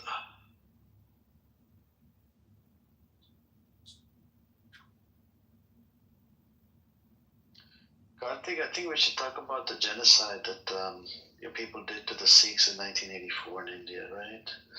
We should talk about the Constitution of India, right? How it treats the Sikhs as Hindu. They passed a law, right? That discriminates. It's a Citizenship Act law in India that was passed by Modi. Discriminates against the Pakistani Muslims. Muslims from Bangladesh, but if you're a Christian from Pakistan, it doesn't discriminate against it. If you're like a Jew from Pakistan, it doesn't discriminate. If you're a Hindu from Pakistan, it doesn't discriminate. As long as you're Muslim, yep, we're going to discriminate against you. It's a Citizenship Act.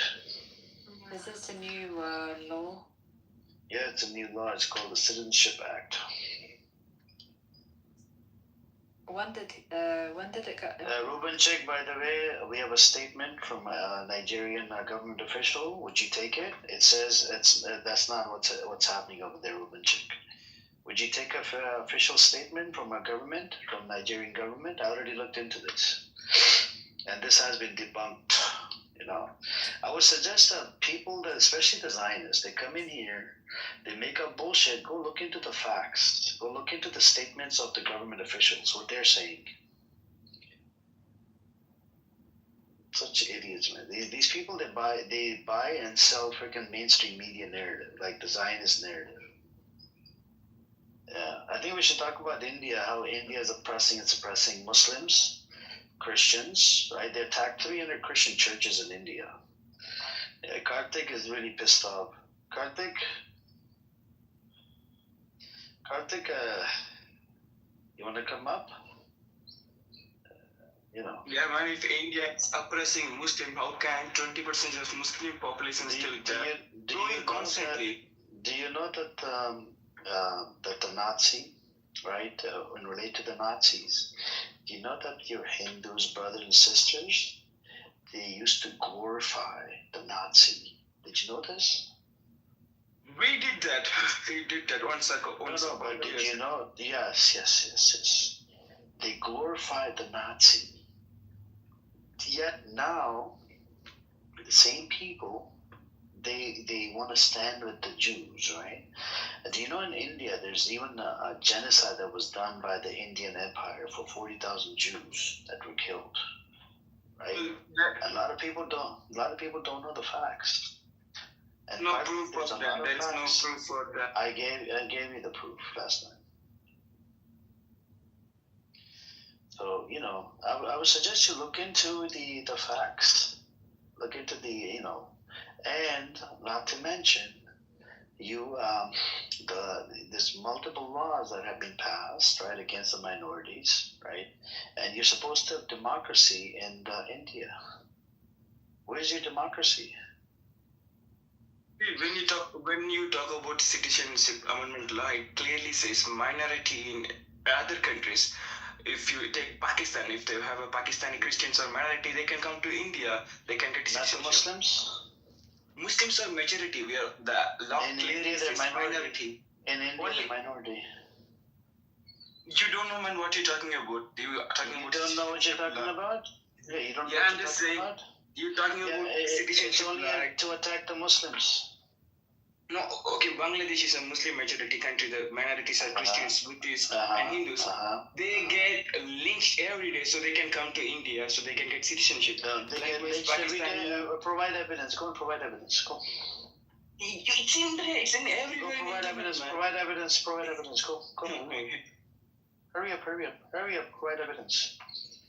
Freaking idiot. There's no difference between these Sanghis, right? They're Modi supporters, disgusting people. Same thing with the Zionists. They want to turn India into a Hindu nation, right?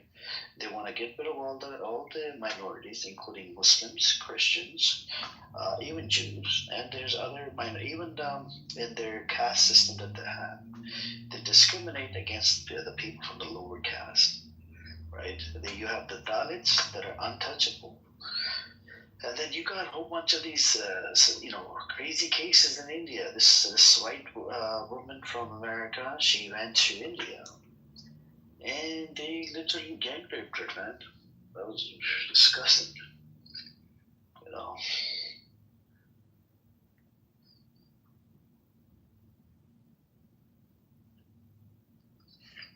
It's illegal for Jews and Christians to pray in Saudi Arabia. Romanchik, if I provide you an article from Times of Israel, right? There's a Jew that went inside the Medina. Would you slap yourself? I would like you to slap yourself and apologize. I'll put the link in the chat.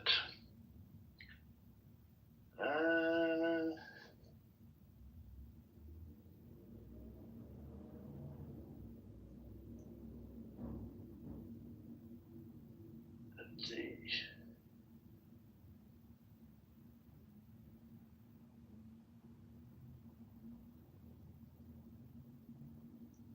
There we go. That's interesting that you said they're trying to get rid of the Jews. So Rubenchik, I'd like you to apologize after I post this article in the chat, okay? Can you put apology in the writing, please? I'll take the apology in writing. So I'll take a screenshot that you apologize. Check out this article from Times of Israel.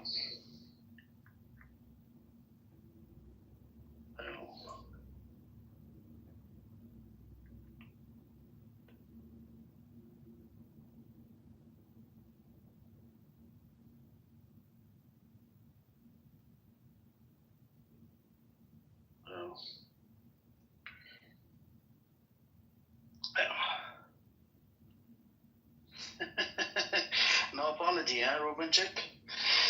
It bothers Rubenchik when I post articles from the Jewish source. Oh my god. Rubenchik, does it bother you? Do I get under your skin? Yeah, I think I do.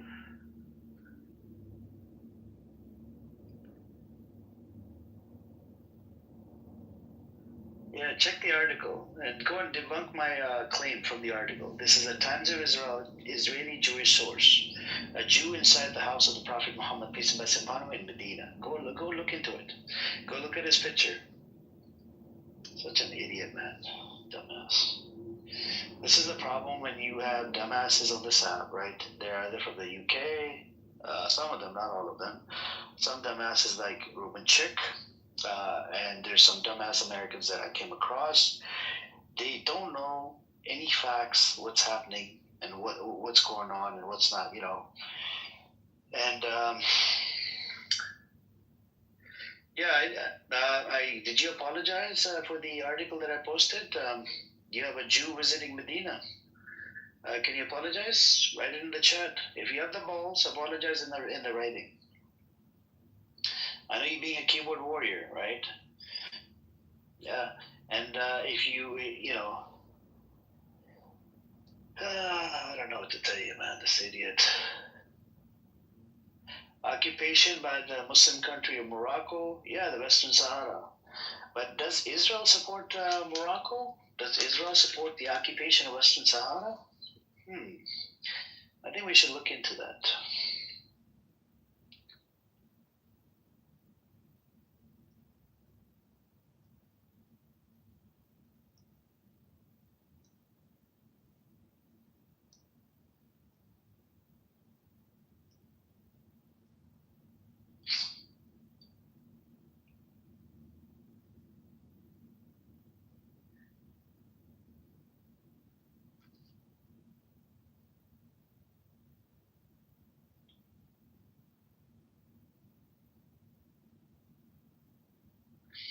Wow.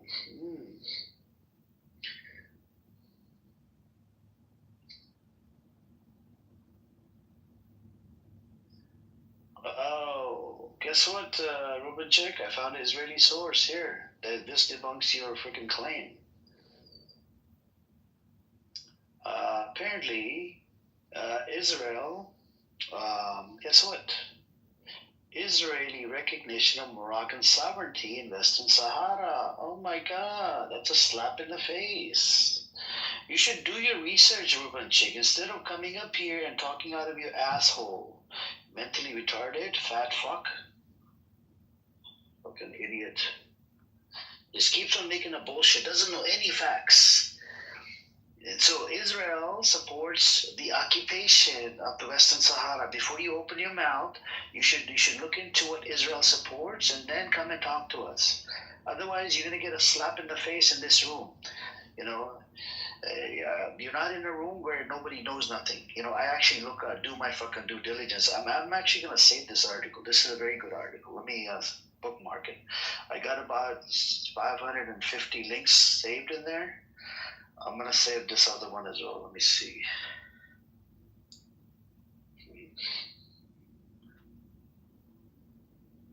Such idiot, huh, Faya? This guy. Aren't they all idiots? No, look. I need. So this fact I didn't even know. Right? I asked my Perplexity, right, the AI that I use. Does Israel recognize Western Sahara? No, it doesn't. Right. It doesn't. And guess what? It said yes. Israel. I posted the article. It says Israeli recognition of Moroccan sovereignty in Western Sahara. Yeah. This idiot is just typing it away. It's like he talks out of his behind, man, for real. Oh my God. I think next time you shouldn't be talking about Western Sahara when your disgusting state called Israel recognizes it, you know, to be part of the Morocco. You shouldn't be talking about that, Ruben Chick. I wish peace and happiness to everyone. Yeah. You do not support it? Wish peace and happiness to everyone. Just leave Palestine and go back to Eastern Europe. He's from the UK, by the way, Faya. Oh, okay. Okay. Wow, So in the UK. Is he a Zionist? Like. Yeah, he's a atheist, Zionist Jew. Oh, too complicated. Okay, so yeah, I don't know why they love labels so much. They're like T-shirts in a supermarket. Zionist, atheist, Jew. Wow. There's so much confusion, Ruben Chick. Yeah. Yeah, is any no, the Zionist, the Zionist atheist Jew, the atheist Jew, that just got me to I'm done. Like, oh God. I was looking at the video you shared on the Telegram.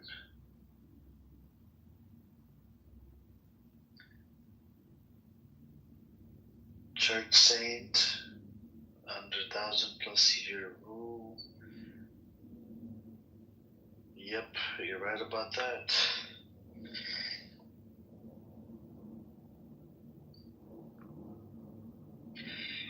Yep. It's very problematic. The Reuben chick, the state that you support, that state of yours supports the occupation of Western Sahara, and it supports now it supports Somaliland. That's a crazy idea there. What's up, General Salik, bro? Walaikum salam. General, the miracle happened today. You know, the Reuben chick wrote in the chat that the Jews are not allowed into Makkah or the mosque in Medina, whatever, right? Guess what? I gave him a Times of Israel article. The Zionist Jew was inside the Medina mosque. It's from Times of Israel. That debunks his claim. Second claim he makes, the Western Sahara is under occupation and blah blah blah. The Muslims are occupying it. I look up. I didn't know about this one, right? Israel supports the sovereignty of Morocco inside Western Sahara. Yeah. I gave him that link. He goes, I don't support it. I said that Israel supports it. You're Zionist, and your Zionist entity supports it. So you got to go with it. You can't bring up shit here, right? And without even doing the research. And this guy doesn't even do his research, man. He just types it away. He just types whatever comes to his mind. Go ask go ask Israel, what does Israel have to do with Western Sahara? Why did Israel recognize Western Sahara to be part of Morocco? That's your state, right, doing it, not me. I'm not your state. I would never want to be that part of that disgusting Zionist criminal state.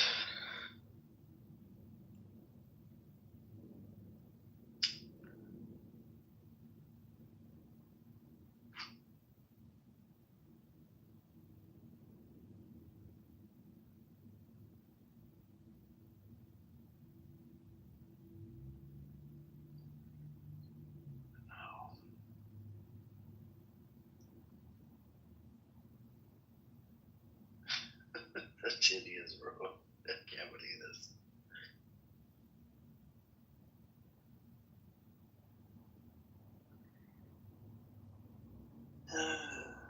That's what it is.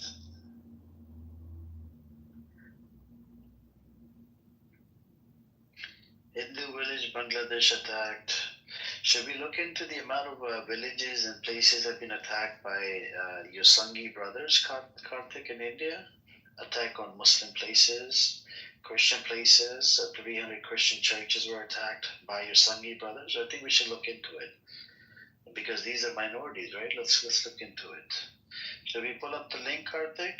Should I get under your skin with the facts? Or are you just gonna make up bullshit? One after another, one after another. You got Zionists, and then you got this Sanghi, right? This right-wing nationalist from India. They used to glorify the Nazi. Yet this idiot is here trying to put a whole bunch of, and they don't even do their research, man. That just sucks.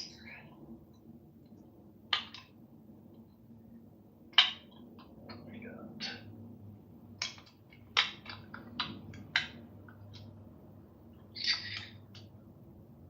I think I'm gonna drink some water. After cooking some Zionists, I think it's making me thirsty. I'm gonna drink some water. And, we're gonna see. I think I'm gonna drink some cold water.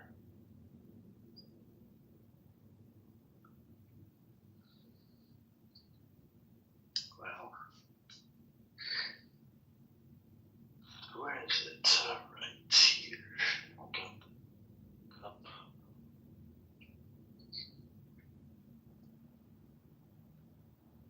Anyways.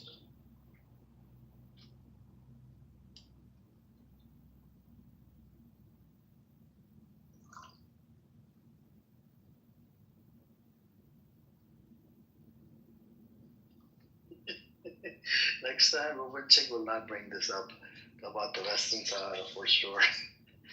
He's been bringing it up every time I see him. Western Sahara. That was funny, man. Oh my God.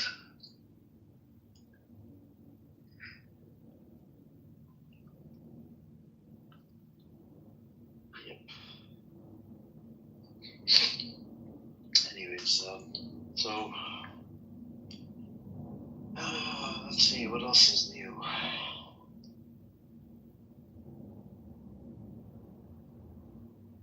All right. China condemns Israeli recognition of Somaliland after Taiwan becomes first country to welcome move. So, well,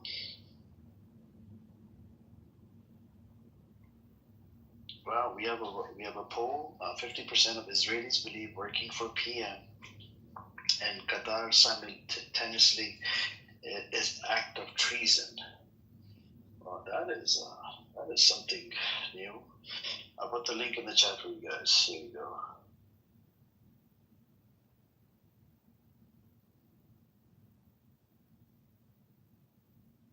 All right, we have this.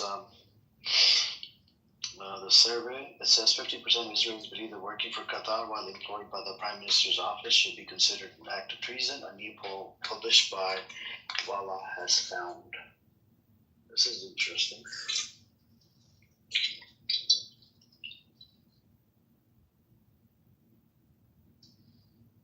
What else do we have?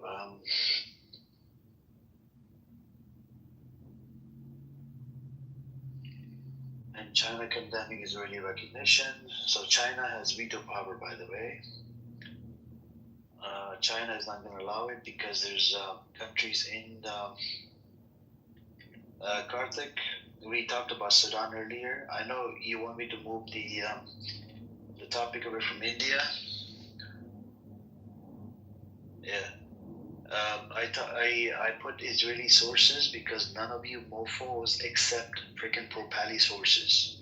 You know, the disgusting animals you are, the Zionists and mofos, right? You don't accept any fucking pro-Palis. So I go based on Israeli sources, and if it checks out, then I go with it. And the Israeli news will have to go with Israeli news. So one of the links I shared is about a poll that was taken inside Israel, not outside, inside Israel. And a lot of countries don't even, you guys even banned Al Jazeera. Al Jazeera has been banned from inside Israel. So they can't even go to AlJazeera.com inside Israel. Can you guys believe it? It's freaking demonic.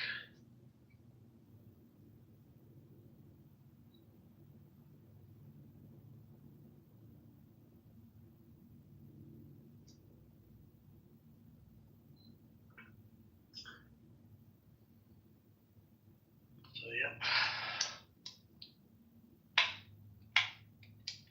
That's what it is.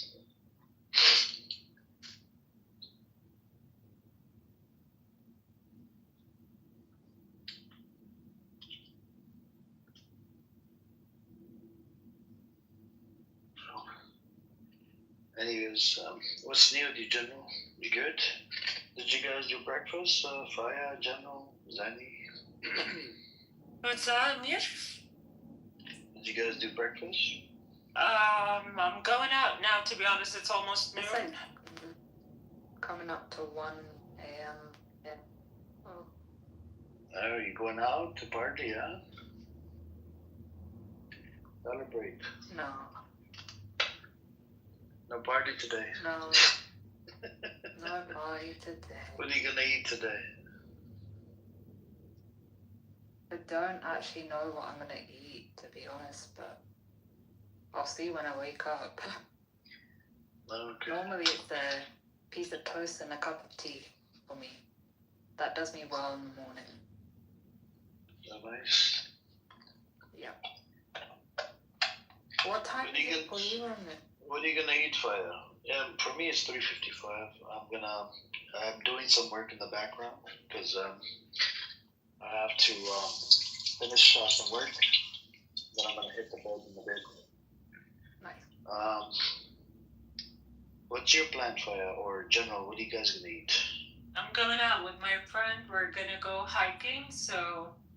Oh, nice. Yeah. Oh, okay. Don't let the mosquitoes bite you guys. Is there a mosquito season over there? No. That's good. In California, we usually have like these. We don't even get mosquito season in summer. Oh, seriously? No, there's no mosquitoes in Yeah, we don't get them. Oh, it's because the population, it's overcrowded. That's why. It's overcrowded. It's nothing to do with that. It's the climate. It's the climate, yeah. What about the rain? Does it still rain a lot, or it has a kind of? Yeah, it's always raining here and there. Always great. What are you gonna eat, General? I'm not sure yet.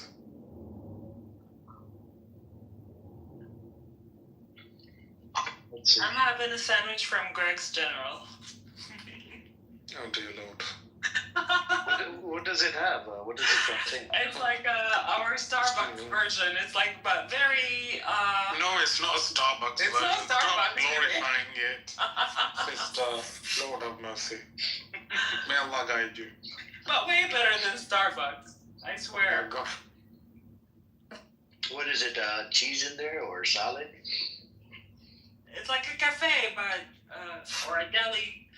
But No, the sandwich. He's What trying does it have? to glorify it by saying, I no, love it's a deli. Greg's General. Their food is good, really. It's not. Brother, have you ever been to New York? Mm-hmm. Okay, just imagine one of those trashy food carts. Oh, come on, no. It's a food cart? No, it's a shop. Not. It's like a national franchise. Not franchise, it's like a national store. It is in a the whole cafe, country. if you want to call it. They do It's like No, something I quick for everyone. Quick and cheerful. Cheap and I actually cheerful. haven't ever. I actually haven't ever had Greg's. Alhamdulillah. What? Yeah, Seriously? I was thinking about. I haven't had Greg's yet. Yeah, sister, you're not missing out on much. No, When I you come are. back, Believe I me. will. They sell But the I will best do my donuts research. in the UK. What do you mean Their come back, coffee- sister? I'm somewhere else. Oh, you're out of the country, okay. Oh, okay. Yes, yes. Yeah, you know, if you try Greg's, I think you should be deported. Actually, you can only Sure. finish it if you've never eaten from Greg. Come on. I will do my research. I don't know if it's a boycott list. You know what? It's not. It's not. I- It's local. I did such a silly thing today. I went to Movenpick. We have Movenpick here, where I'm at the minute. I forgot to look at the boycott list. I felt so stupid. And then afterwards, talking to my dad, he was like, "You do know it's on the boycott list." I was like, "What?" So yeah. Anyway, I'm trying to follow the boycott list as much as possible. Yeah, me too. Yeah. I think some brands will catch you off guard because sometimes you have this impression that they're not on the boycott list or they're not owned by the bigger brands that we're boycotting. Like, for example, in England, Costa, Costa Coffee. Owned by Coca-Cola. At face value, a lot of people think, it's Whitbread or it's an independent national franchise, but it's not. It's owned by Coca-Cola. Yeah. Yeah, yeah. Well, it used to be. Yeah, I know. I've been doing my research. Like, things I miss. Things I can live without Costa, but things I miss is like Gales. I love Gales. Gales is I used to love. It's really high on the boycott list. Yeah. Yeah, no. It is. Yeah. Yeah. That's why you should always support independent coffee shops Yeah, and that's why independent you should delis, always like go to family-owned businesses, not Greg's. somewhere local. Greg's. Greg's is not. It's not a family-owned business. It's not local. It's Not national. anymore. Yeah. Well, what do you mean not anymore? It's never been, has it? I think it was. Yeah. But many years Maybe ago. before we were born. Before I was born. Yeah. Yeah. Yeah. But I do like small coffee shops. I do go mostly, but from Plus the quality traveling. of coffee is better. Hmm? Drinks are better. Yeah. there are those new trendy coffee shops. They're all on the boycott list as well. I don't remember their names. Let me try to remember. Wait. Let me check it on Google Maps. These two places are so trendy now, but they're both on the boycott list. Okay, I think they're here. What are they called? Is it Blank? Blank Street, yeah. Blank Street, yeah. That's on the boycott list. It is on the boycott list. How is that on the boycott list? I didn't know. My friend told me, and I took her word. Oh, so you've The other one. Everyone goes for the. Everyone goes for the matcha. Yeah. Yeah. The green matcha is very popular there.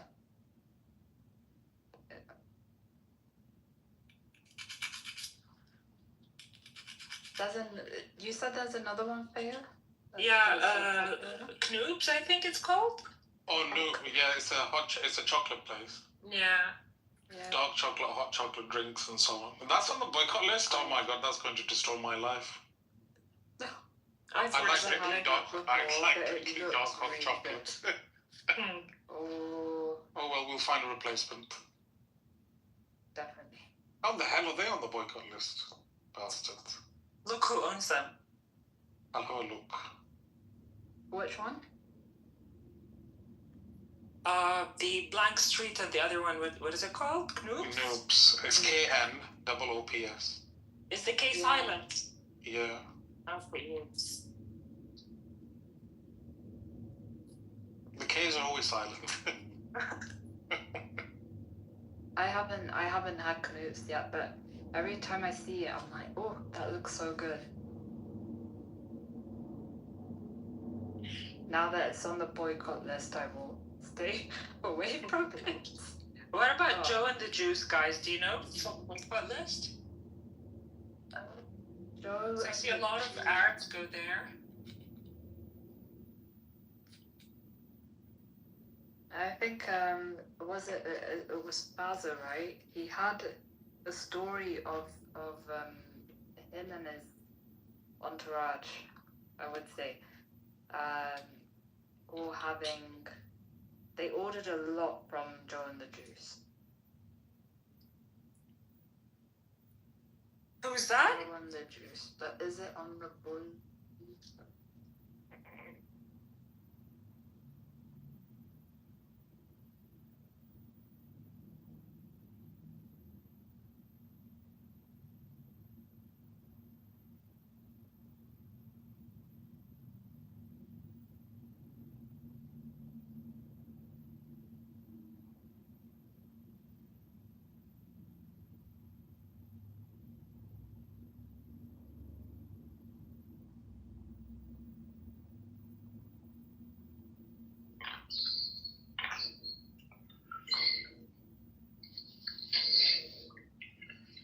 Well, check. I know. Do you want us to boycott every little thing? It's okay. They will do whatever they can to the best of their capability.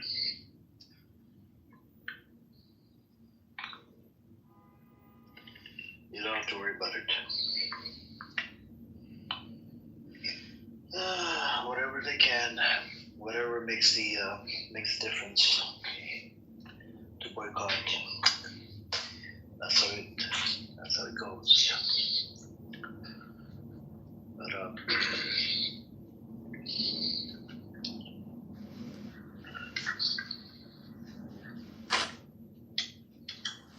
hello guys, good afternoon, good morning, good evening. How's everyone? How you doing? Hello, Adal. Good. Assalamu alaikum to those. Wa alaikum assalam. Hello from Somaliland. How are you all doing? Nice. Do you support Israel? What do you guys think of the news? That's actually where I came in. I want to ask you guys. We're not from Somaliland, so I'm asking you. Do I support Israel? No. But I support Somaliland. Do you support Netanyahu? No, not specifically. He's the one that recognizes Somaliland as a country. He's the head of state of Israel, and Israel and Somaliland have relations now, yes. just like Yeah, Morocco. but he's the one. He's the leader. Hold on. Just like Morocco, just like Egypt, just like UAE, just like so many other countries. We're not talking about other countries. That's called whataboutism. No, it's not called whataboutism. You guys wrote a letter. It's called selective outrage. Somaliland wrote a letter in 2010 to be recognized or whatnot, right, by Israel. So my question to you is: so Netanyahu, because of Netanyahu, right, it was recognized. So you do support Netanyahu, correct? Let's take emotion out of it. Let's have a real debate. That's what I'm saying. Take the emotion. I'm saying, do you support Netanyahu? No, hold on. Let me ask you some questions, right? Because it's not the way you're framing the question is you're trying to create a gotcha moment, like, I'm not creating a gotcha moment. I'm asking you. It's a simple question. It's a yes or no question. You are. Yes What I'm saying is, we're two adults. There's other people in the room. Let's have an honest conversation. You know, if you're open to learning, if you're open to wanting to learn. I'm asking you. Do you support Netanyahu? No, I don't. I already answered that question. Netanyahu, just because of Netanyahu, your state is getting recognized. That's not accurate. Okay, the man that's getting recognized, and who came out with the statement? Who came out with the statement saying he recognizes? Who's their head of state? Netanyahu. Okay, so who else do you expect to make that statement? No, that's not their head of state. Netanyahu is the one. He's the prime minister. Head of government, head of state, same thing. Yeah, Netanyahu is the one that recognized your state. Because of Netanyahu, it was recognized. If Netanyahu wasn't in power, your state would not have recognized. Okay, let me flip the script on you. So, you are saying that it is bad to have relations with Israel, right? I did not say that. I'm asking you a question. Why don't you just answer the question? Do you support Netanyahu? No, you haven't. No, you haven't. You said we take the emotions out of the picture, which I'm doing. You haven't answered my question. How are you going to ask me a question with a question? It was a yes or no question. It was a yes or no question. It was a yes or no question. Two ways. No, Amir. We have already cleared the way. Because of Netanyahu, look, I've already clarified. Because of Netanyahu, your state was recognized. Okay. So again, my question was: do you support Netanyahu? That's an incorrect framing. You were trying to create incorrect framing. He's the one that recognized Somaliland. Yeah, and he recognizes Morocco. He recognizes. I'm not talking. That's called whataboutism. That's called whataboutism. UAE. It's called whataboutism. Adel, it's called whataboutism. What about it? No, I'm not being outraged. And did I show you that I'm outraged? You are. No. When did I say I'm outraged? When did I say I'm outraged? How do I know you're outraged? Because you're not even willing to have a conversation. It's a conversation is a two-way conversation. You ask a question. It is a two-way. You never answer the question. You never answer the question. No, you never did. Do you support Netanyahu? I said no. You said first you said no, and then you said you do support Somaliland. Right? I support but I wanted a clarification. That's why I brought up this question. The clarification was because of Netanyahu, that's why your state was recognized. I don't agree with the premise.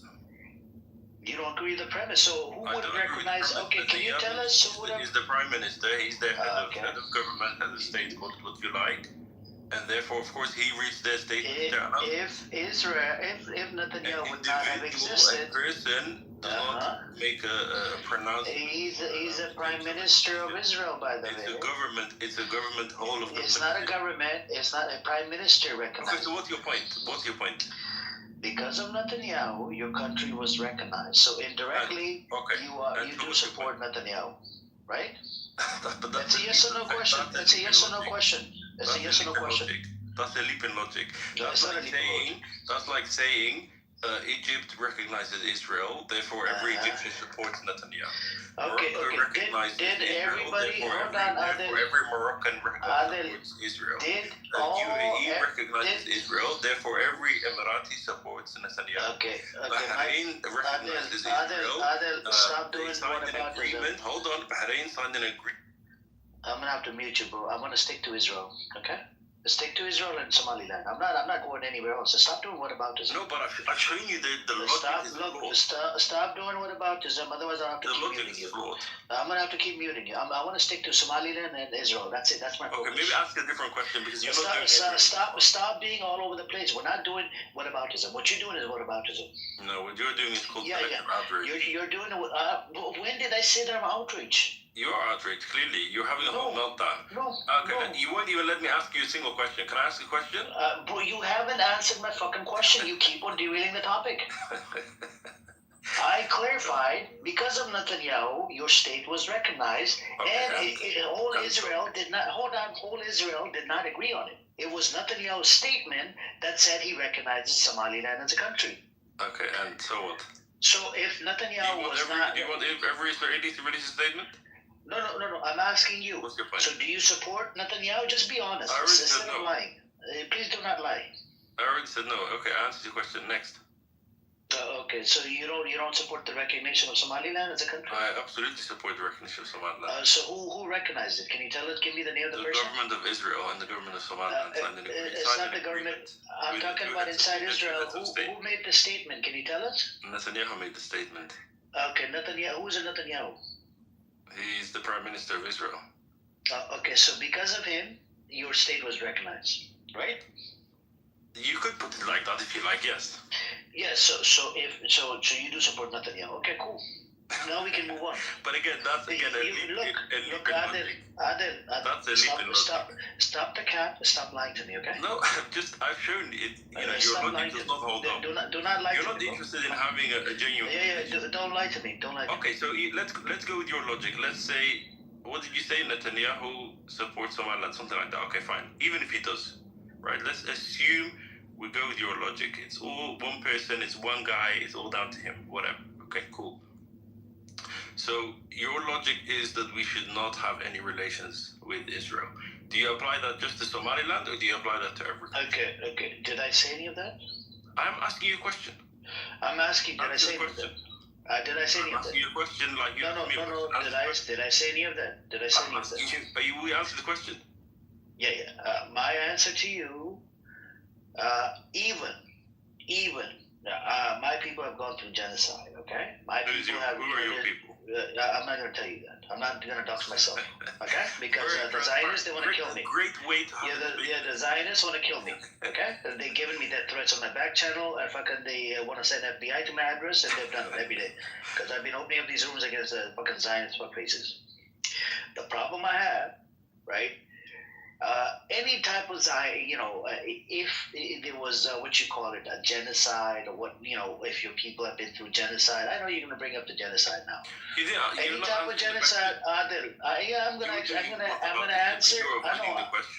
I am not avoiding it. I'm going to answer the way I'm going to answer. Do you believe that as a principle for all countries, or is it just reserved for if my country has gone through a genocide, and if Israel was to come around and freaking... That's not the question that I asked. Okay, what is your question? I said, you're saying Somaliland should not have relations with Israel. Do you reserve that just for Somaliland or for all countries? For all countries.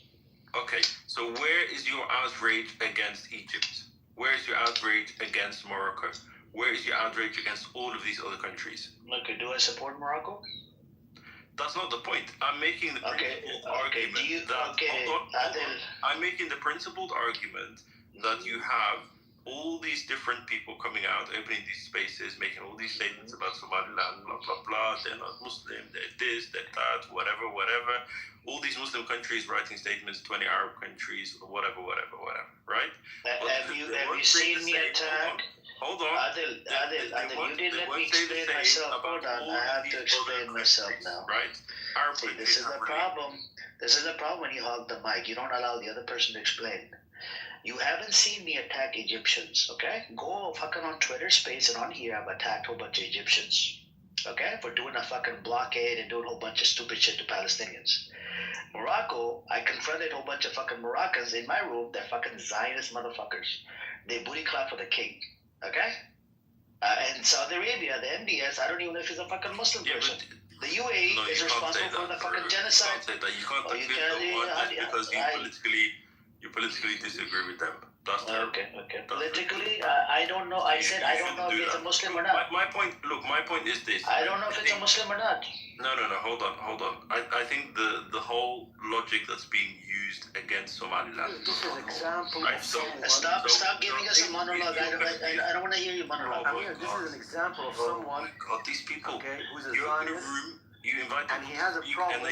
I didn't invite you. You came up uninvited. I didn't invite you. You're the one that started about the Somaliland. I never wanted to start with Somaliland. Any regime supporting, we against any regime supporting the Zionists. Any regime, be it Egypt, be it United Arab Emirates, be it the corrupt Somaliland, being United States of America, being any. If you want to give you the list, we can give you the list. Okay, why are you? We can give you any regime. Listen to me. Okay. Any regime, especially those who are undemocratic, like Somaliland, like Egypt, like.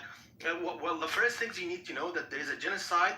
That this system, this regime, this ideology of Zionism wanted one thing. Okay, the existence of some people on expense of the other. In other words, if the others, hold on, it's not only the existence of the Jews, but it's also in the same time the destruction, but the obliteration of the Palestinian and the Arab. Okay, I agree. That's yeah, I mean, the Jews, they have the right to live, even in Palestine. Even in the Palestine. But it's not on the expense of the other. And this anyone with any ideology. Hold on. Do you agree if you have a problem, with my statement, I'm showing you please clarify what's wrong with it. Okay, I'll tell you what's wrong with it.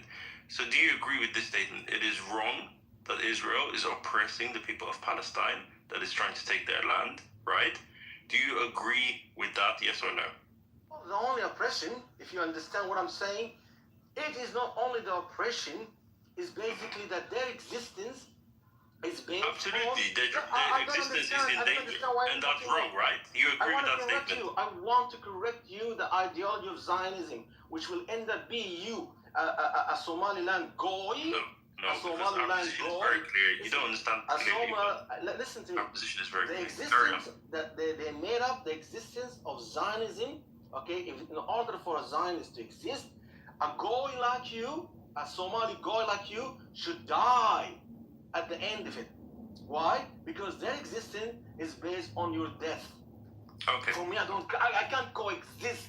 And anyone. Yeah, okay. You can't coexist because he's a traitor to me. Okay, so we're in agreement. So we're in agreement with that, right? Okay, all right. Agreement so with it's all not of only that. the Somaliland going. So your position is. It's not the only going who are. Okay, can I speak now? You understand what I'm saying? I do understand. It's not about only that. But you don't understand what I'm saying, so let me try and help you to understand. It's not about the Palestinians anymore. Okay. It's not about the Palestinians anymore. Okay. It's not about Palestinians. It's my existence as well. Yeah, I get that. Let me speak now. Okay. So we agree. Yeah, but I'm trying to get us to a point where we can see each other's side of view, right? So I'm saying to you, I agree with you on that, right? So we have established it is wrong to oppress people. It is wrong to take a people's land. It is wrong to try to deny their existence, and it is wrong to try and erase them from the face of the earth, right? And because of that, I didn't say that. But I'm saying that. Yeah, but I'm saying that. That shit. I don't care about what you say. I say what I say. Yeah, but that's how debates work. You have to listen to what the Zionists say. Wants you Somaliland going to die at the end of this process. Okay, that may or may not be the case. Well, that's their intention. That may or may not be the case. That's their intention. Hang on. Yes, the people from Somalia.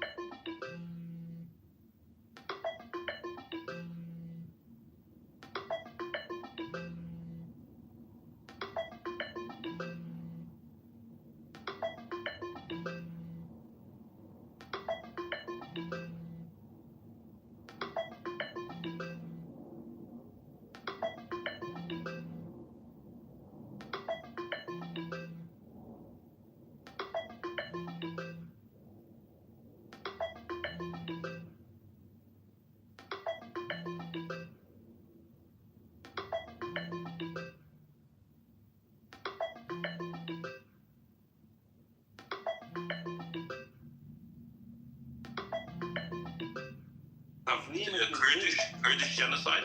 You have no That's the problem to have propaganda relations with them. made by the Americans in order Somalia, to which for is the killing the Muslims people to of fight Somaliland, the which Chinese. has killed 500,000 Yeah, no, Somalilanders, you want us to fight which the is trying to Chinese? take their land, which denies their existence. You have no problem to have relations with them. You have no problem to have international recognition with them. So, do you see the hypocrisy of do you see the hypocrisy of your position? I think you will be Now, this is my point. I think We've the been looking Somaliland for is going recognition in. and for The statehood. Somaliland is going says, I accept the operation. No, hold on. I accept the operation and distraction. Since you want you can tell me since we and you haven't heard of us talking about the Chinese Muslim, since you haven't heard us talking about the Native Americans, since you haven't heard us talking about the people in of Australian Aborigine, you're saying that we accept that. No, we don't accept that. The most worst things of all of that is to actually want to support someone who wants to seize me and seize you from existence at the short end. But none of your countries are willing to support. Because you stupid, fool, short-sighted, goy Somalilander thinks that this is getting me freedom. These Zionists want us to live free, but you don't understand that being a goy, being a short-sighted goy from a Somaliland, being under the rule of Zionist dictatorship, Somaliland is going, but Zionist. You don't see that. You don't see that I'm going to be short-lived. And soon you're going to see that. You're going to see yourself cease from existence soon than later. Because these people don't like you, don't like your color, don't like your religion, don't like your race, don't like anything of you. And in order for them to exist, someone like you, someone a black like you from Somaliland should cease from existence. You're a filthy goy to them. Cheap manipulation You're a filthy goy. You smell like shit for them, you know? They don't even consider you human. No, look, this manipulation and you is not see, you want to support them? You want Somaliland you don't want to support someone who wants to seize me from existence and you ask from existence? To kind of, this is kind of stupidity. Are you telling me, what about the eagle? What about the kangaroos in Australia? What about the, excuse me, don't tell me what about? We are all against any form of genocidal war, any nation, and we talk about them. We talk about the Igor, we talk about Native Americans, we talk about the same way we talk about Israel. But you want to distract us. You want to distract us about the situation. We know this game, but this is a game that even your Jewish, the Zionist masters can't play with us. Because you're a goy, actually masterminded their tactics. You want us to distract. You want to distract us. Isn't that true? Isn't that true? Being a Somalilander goy? Isn't it? You're a Somalilander goy. You're a Somalilander black goy. That's all. There you go. There's That's how they see you. You're not even a human being. There's just realize this, and they will cease from existence. But I don't want to be ceased from existence. So a stupid goy like you from Somalilanders, goy like you, okay, let you go to hell. I don't care. But at least I want to protect myself from a stupid goy like you from helping them to destroy me. Very emotional. Egypt is don't distract us about the Igor, because when we talk about the Igor, you don't want to come and listen. So don't tell us about the Native Americans. We'll keep talking about them. Don't tell us about the kangaroos and Aborigines in Australia. We all talk about them, but you don't want to, okay? Because you still live in that hateful spirits of yours that even you consider that you follow Somali person or Somali human being, your enemy, so you want to attach yourself to a Zionist fascist, okay, who wants you to be dead, consider you to be a goy, okay, at best you should die, and actually that's the one you think, because you're full of hate. I understand that. I understand the Somalilanders' hateful and resentment, but that's not in my expense. That's not for me to cease from existence. You're fine. But that's not going to happen. The Palestinians didn't do anything against you. So I look through right? The Arabs didn't do anything against you. You yourself hate everyone. That's why you're cheerful. But hey, I hope these vampires called Zionists will actually suck your blood dry, okay, and seize you from existence, because that's what you deserve. And people like you. There you go. That's wonderful, isn't it? This is the problem. I hope that's what's going to happen to you, and it's going to happen to you. You stupid. This is see everyone in May there. So what happened to may Allah South Sudan? The may South Allah Sudanese is return stupid like you. what you They will thought from that people of that the Israeli will save them. Now Allah there are return nothing but you so few Zionist monkeys in South Sudan jumping here and there, doing nothing, and the Jews. I'm sorry, the Zionists took everything. Let's Goodbye. This is all I keep wanted it to say. civilized. Yeah. Let's keep it civilized. Yeah, There's it's no about point. seizing. He helped. There's no point. The guy couldn't even. Hold on a second. Yeah, please. The guy couldn't even answer. I did send you invite. Check your profile. Accept speaker invite, Ali. Check speaker. Yeah, click on your profile and accept speaker invite. And Adil couldn't even answer the question, right? The only it's very simple. Netanyahu recognized your country, right? Somaliland as a country, right? Which this guy is such an idiot, couldn't even freaking concede to it. Yeah, no, it's the head of state, it's this, and try to flip flop. But anyways, that's the same guy that's actually has attacked 7 fronts: Iran, Lebanon, Yemen, Qatar, Gaza, West Bank, and it's still ongoing. Still fucking ongoing. But anyways, and then wants to come up here and freaking booty clap for Netanyahu. Fuck off, man. He masterminded from. And then he's gonna talk about the genocide. What about the genocide that's going on right now? But anyways, Look at the tactics, the Zionist tactic he masterminded from his masters. He said, "What about the Igor?" No, as if that Amir, as if that we're not talking about it. And what about the kangaroos in Australia? And what about this? And what about this is a called distraction, and this tactics of seeds actually masterminded by their masters, the Zionists. And guess what? That's actually giving an excuse that's why I'm helping. I'm actually supporting the Zionists to seize you from existence and me from existence in the future. But this guy Somalilanders is not really going.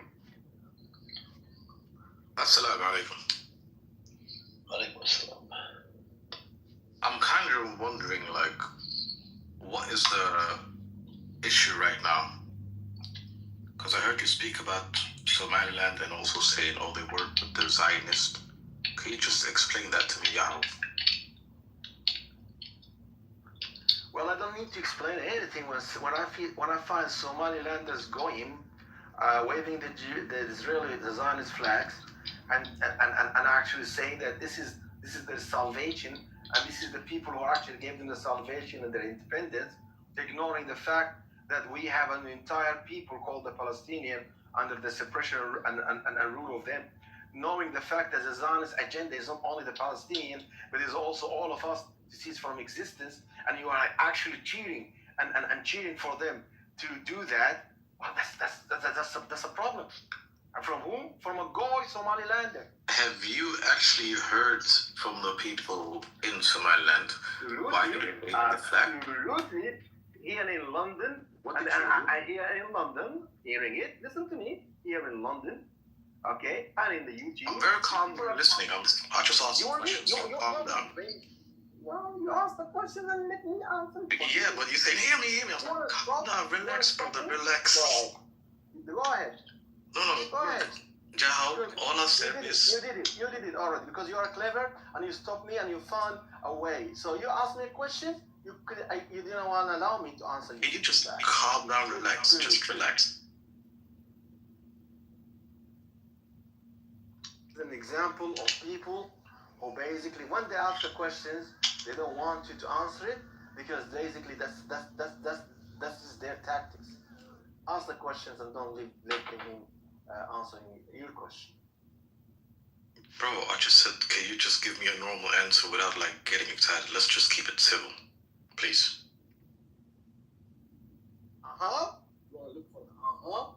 Yes, I asked Somalilanders. They're full of hate. They hate their fellow Somali people. They consider that they are actually something separate. Guess what? They say that to me many times. It is if the shaitan comes to us and give us the freedom, we will be beside him. And now the Satan came, and he actually said the same thing. And that's why these people hate anyone. They don't care, because they are going. They're going. But guess what? There will be a day that we will see these going Somalilanders pay the penalty. Okay? You're supporting someone who's actually wants you to see it from existence. You and me. I don't care about who you're gonna cease from existence. I care about myself. Okay. Can you say the same thing about Egypt and its government? Absolutely the same thing being said to Egyptian regime. The same things being said to United Arab Emirates, that Zionist entity, which is actually starting the genocidal war, the Israeli genocidal war in Sudan. I'm also against the Silva Gear. I'm against any regimes or any people. But I have a problem here. Why is it with the Somalilanders? Can you? Why do we have to freaking point fingers at other nations when we're talking about Somaliland? Can you please tell us why is it? Oh yeah, I mean I can tell you 100%. I think it's very hypocritical to judge a country fighting for its own existence who has been genocided like the Palestinians for over 40 years. What Israel How long has the Palestinians been genocided for? It's been over, what is it, 75 years? Okay, hang on a second. Yeah, how long has the IRA been genocided for? Can you tell us how long has the IRA since 1948. What about the IRA, the Irish? Oh, I wouldn't know that. So respectfully, and what about the Nelson Mandela, the South African, right? That was about, I believe it was like 30-something years, if I'm not mistaken. Yeah. And so my question to you is, why is it always, turns into, oh, can you condemn this nation? Why do we need to condemn any nation? Why do we care? The problem I have, right? You know it, I know it. We don't even know if these leaders, they're all puppets of fucking Western world, right? In the GCC country, Egypt, fucking, they have normalized shit with Israel. Jordan, you have the Hashemite kingdom over there, right? Lebanon, they don't have normalization with Israel, but look at what's happening in Lebanon. They killed over, a whole bunch of people over there. Iran, no normalization, right? They killed a whole bunch of people, right? Which country, which leader goes to fucking war with 7 fronts, right? 7 fronts, and wants to fucking kill innocent people, right? Innocent women, children, and whatnot, right? The disgusting Zionist criminal entity called Israel killing, has killed more than 20,000 children. And it pretty much surpassed fucking Nazi, right? 20,000 children. Right, and this leader, right, that your Somalilanders, I watch a bunch of videos on Twitter, whatever. It fucking, it would boil anybody's blood. They're waving Israeli flag in there. Fucking, some people are praying on Israeli flag inside Somaliland. Some people are doing this, and on this app, right, they're literally justifying it. Oh, can you condemn this one? Can you condemn this one? Can you condemn this one? Bro, your nation is not above Islam. Right? Islam comes first. Because of you allowing Israel, the disgusting Zionist criminal entity, there's a lot of reports out there. They want to set up a fucking military base on your land that would attack not only Yemen, it will attack Saudi Arabia next. And you heard of a Greater Israel Project, right? And I have a problem. My holy place comes before your nation. My Muslim identity is number 1, number 2, whatever nation I'm not fucking, the nationalistic. I don't really give 2 fucks about these lands. These lands, all of these lands are fucking made up. But yet you have this problem. No, we need a nation. We need a nation for this land. We need a nation. Can I reply? We need to add more. Please allow him to respond. Please allow him to respond. I agree with you, when it comes to the rights. I fully agree with you. But me personally, I also believe there is not one single Islamic country that actually follows Sharia. Not one. Not single one. Whether it's Pakistan, whether it's Bangladesh, whether it's Syria, whether it's Saudi, whether it's Somalia, none of them are. Because Egypt, Morocco. So with the Zionists. Please allow him to respond, man. Come on. Guys, subhanallah. So my point is this. I fully agree with you on that point. The Islamic identity should come first, 110%. But that will never happen until we're totally fragmented. Right now, we are fragmented, and we will be more fragmented as Ummah. That will happen whether you like it or not, right?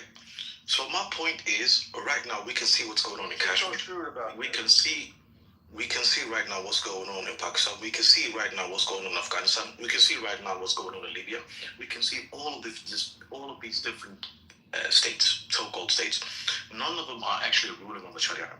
I fully agree with you when it comes to deen-wise, but at this moment, as you can see, we're not dealing with governments that are actually upon the Sharia. Look, that is just a clear fact. All of it are so-called either kingdoms or democracies. In that case, I would say, if Somaliland is working with the Zionists, which is not proven yet, right? And right now it's just all talks that they're going to bomb Yemen from Somaliland. It's not about a military base. The only person who would actually get a military base in Somaliland is America. And that is because the Americans got right. You make a wilaya. Look. Yeah, can I just finish? There's no Islamic state that's... Yeah, let him finish. Yeah, please allow him to finish. Stop coming off the mic, man. Come on. So the thing is, the United States has been one of Djibouti. Djibouti, the only Chinese military base that is outside of China before Sri Lanka happened, right? It was in Djibouti. Chinese are getting a foothold in Africa. Right now, there's a weapons race going on for Africa and all of its minerals. That is just happening. The Chinese are doing it, the West are doing it, the Zionists are doing it, and everyone's doing it from their own side, and the Russians are trying it as well, right? For the United States to have a base in Somaliland, it is actually one of the main things that Qatar and the allies of Turkey are not doing. Me personally, I do not agree with the Muslim Brotherhood. Egypt has a $35 billion deal with Israel. Egypt is also the one who is closer to Palestine and who never opened up the aid and still building walls and sending people back when they're dying hungry. I know 100%, I'm 100% certain if Somaliland was the neighbor, would never have done that. But Egypt did. So me personally, if I take a look at the whole, I think I can agree with you to a point where you say, hey, I can criticize it from the point of as a Muslim identity, but I also find it very hypocritical that we're not judging all these other Islamic countries. No one is having chat for that. Have you seen Amir not doing it? Have you seen Amir doing it? Hold on a second, hang on a second, brother. Hang on. I need to address all of these issues that he just How long have you been here for? So, hold on a second. Please. You haven't seen me fight with the Egyptians. I call them out. Even the nationalistic, I go after them, right? Because I do call them out for a lot of shit. Even in relate to the 2007 blockade, you know, one of the crossings, they cooperated with Israel to do a blockade on Gazans. Now, why do you think the tunnels were expanded all the way to fucking Egypt? Right, Sudan, we have the genocide going on over there, right? The RSF, they found a whole bunch of weaponry in the hands of RSF that has U.S. and Israeli serial numbers on it, right? The Saudi leader, we don't even know if it's a Muslim or not. Same thing with the UAE. That's literally funding the fucking weaponry to the RSF and there's other countries involved in it as well, right? And then you have other conflicts that are going on all over the world. So respectfully, brother, you can't come up here and assume shit that we don't talk about other genocides. We talk about other genocide, massacre. But the problem I have is you can't be ignorant. And I never said that these countries abide by Sharia. No, we don't have any single country out there that abides by Sharia. But I have a problem attacking Holy Kaaba. Okay? That's what my whole concern was. And you're saying, oh, it's not about this, it's not about that military-based. Literally, if Israel recognizes your country to be the first country to recognize, the Somaliland, can you tell us, did Yemeni Houthis, did they attack a whole bunch of their ships? Yes, the answer is yes. And America is having a problem as well, right? And this is why they can't freaking have it in Djibouti. So, they're like, okay, we're going to set it up in Somaliland. America right now is not about to recognize Somaliland, but it will eventually. But Israel, since Israel wants to set up a military base or whatever, not only they're going to go after Yemeni Houthis, go look into Greater Israel Project, right? And that project, it includes part of Saudi Arabia. I know about that.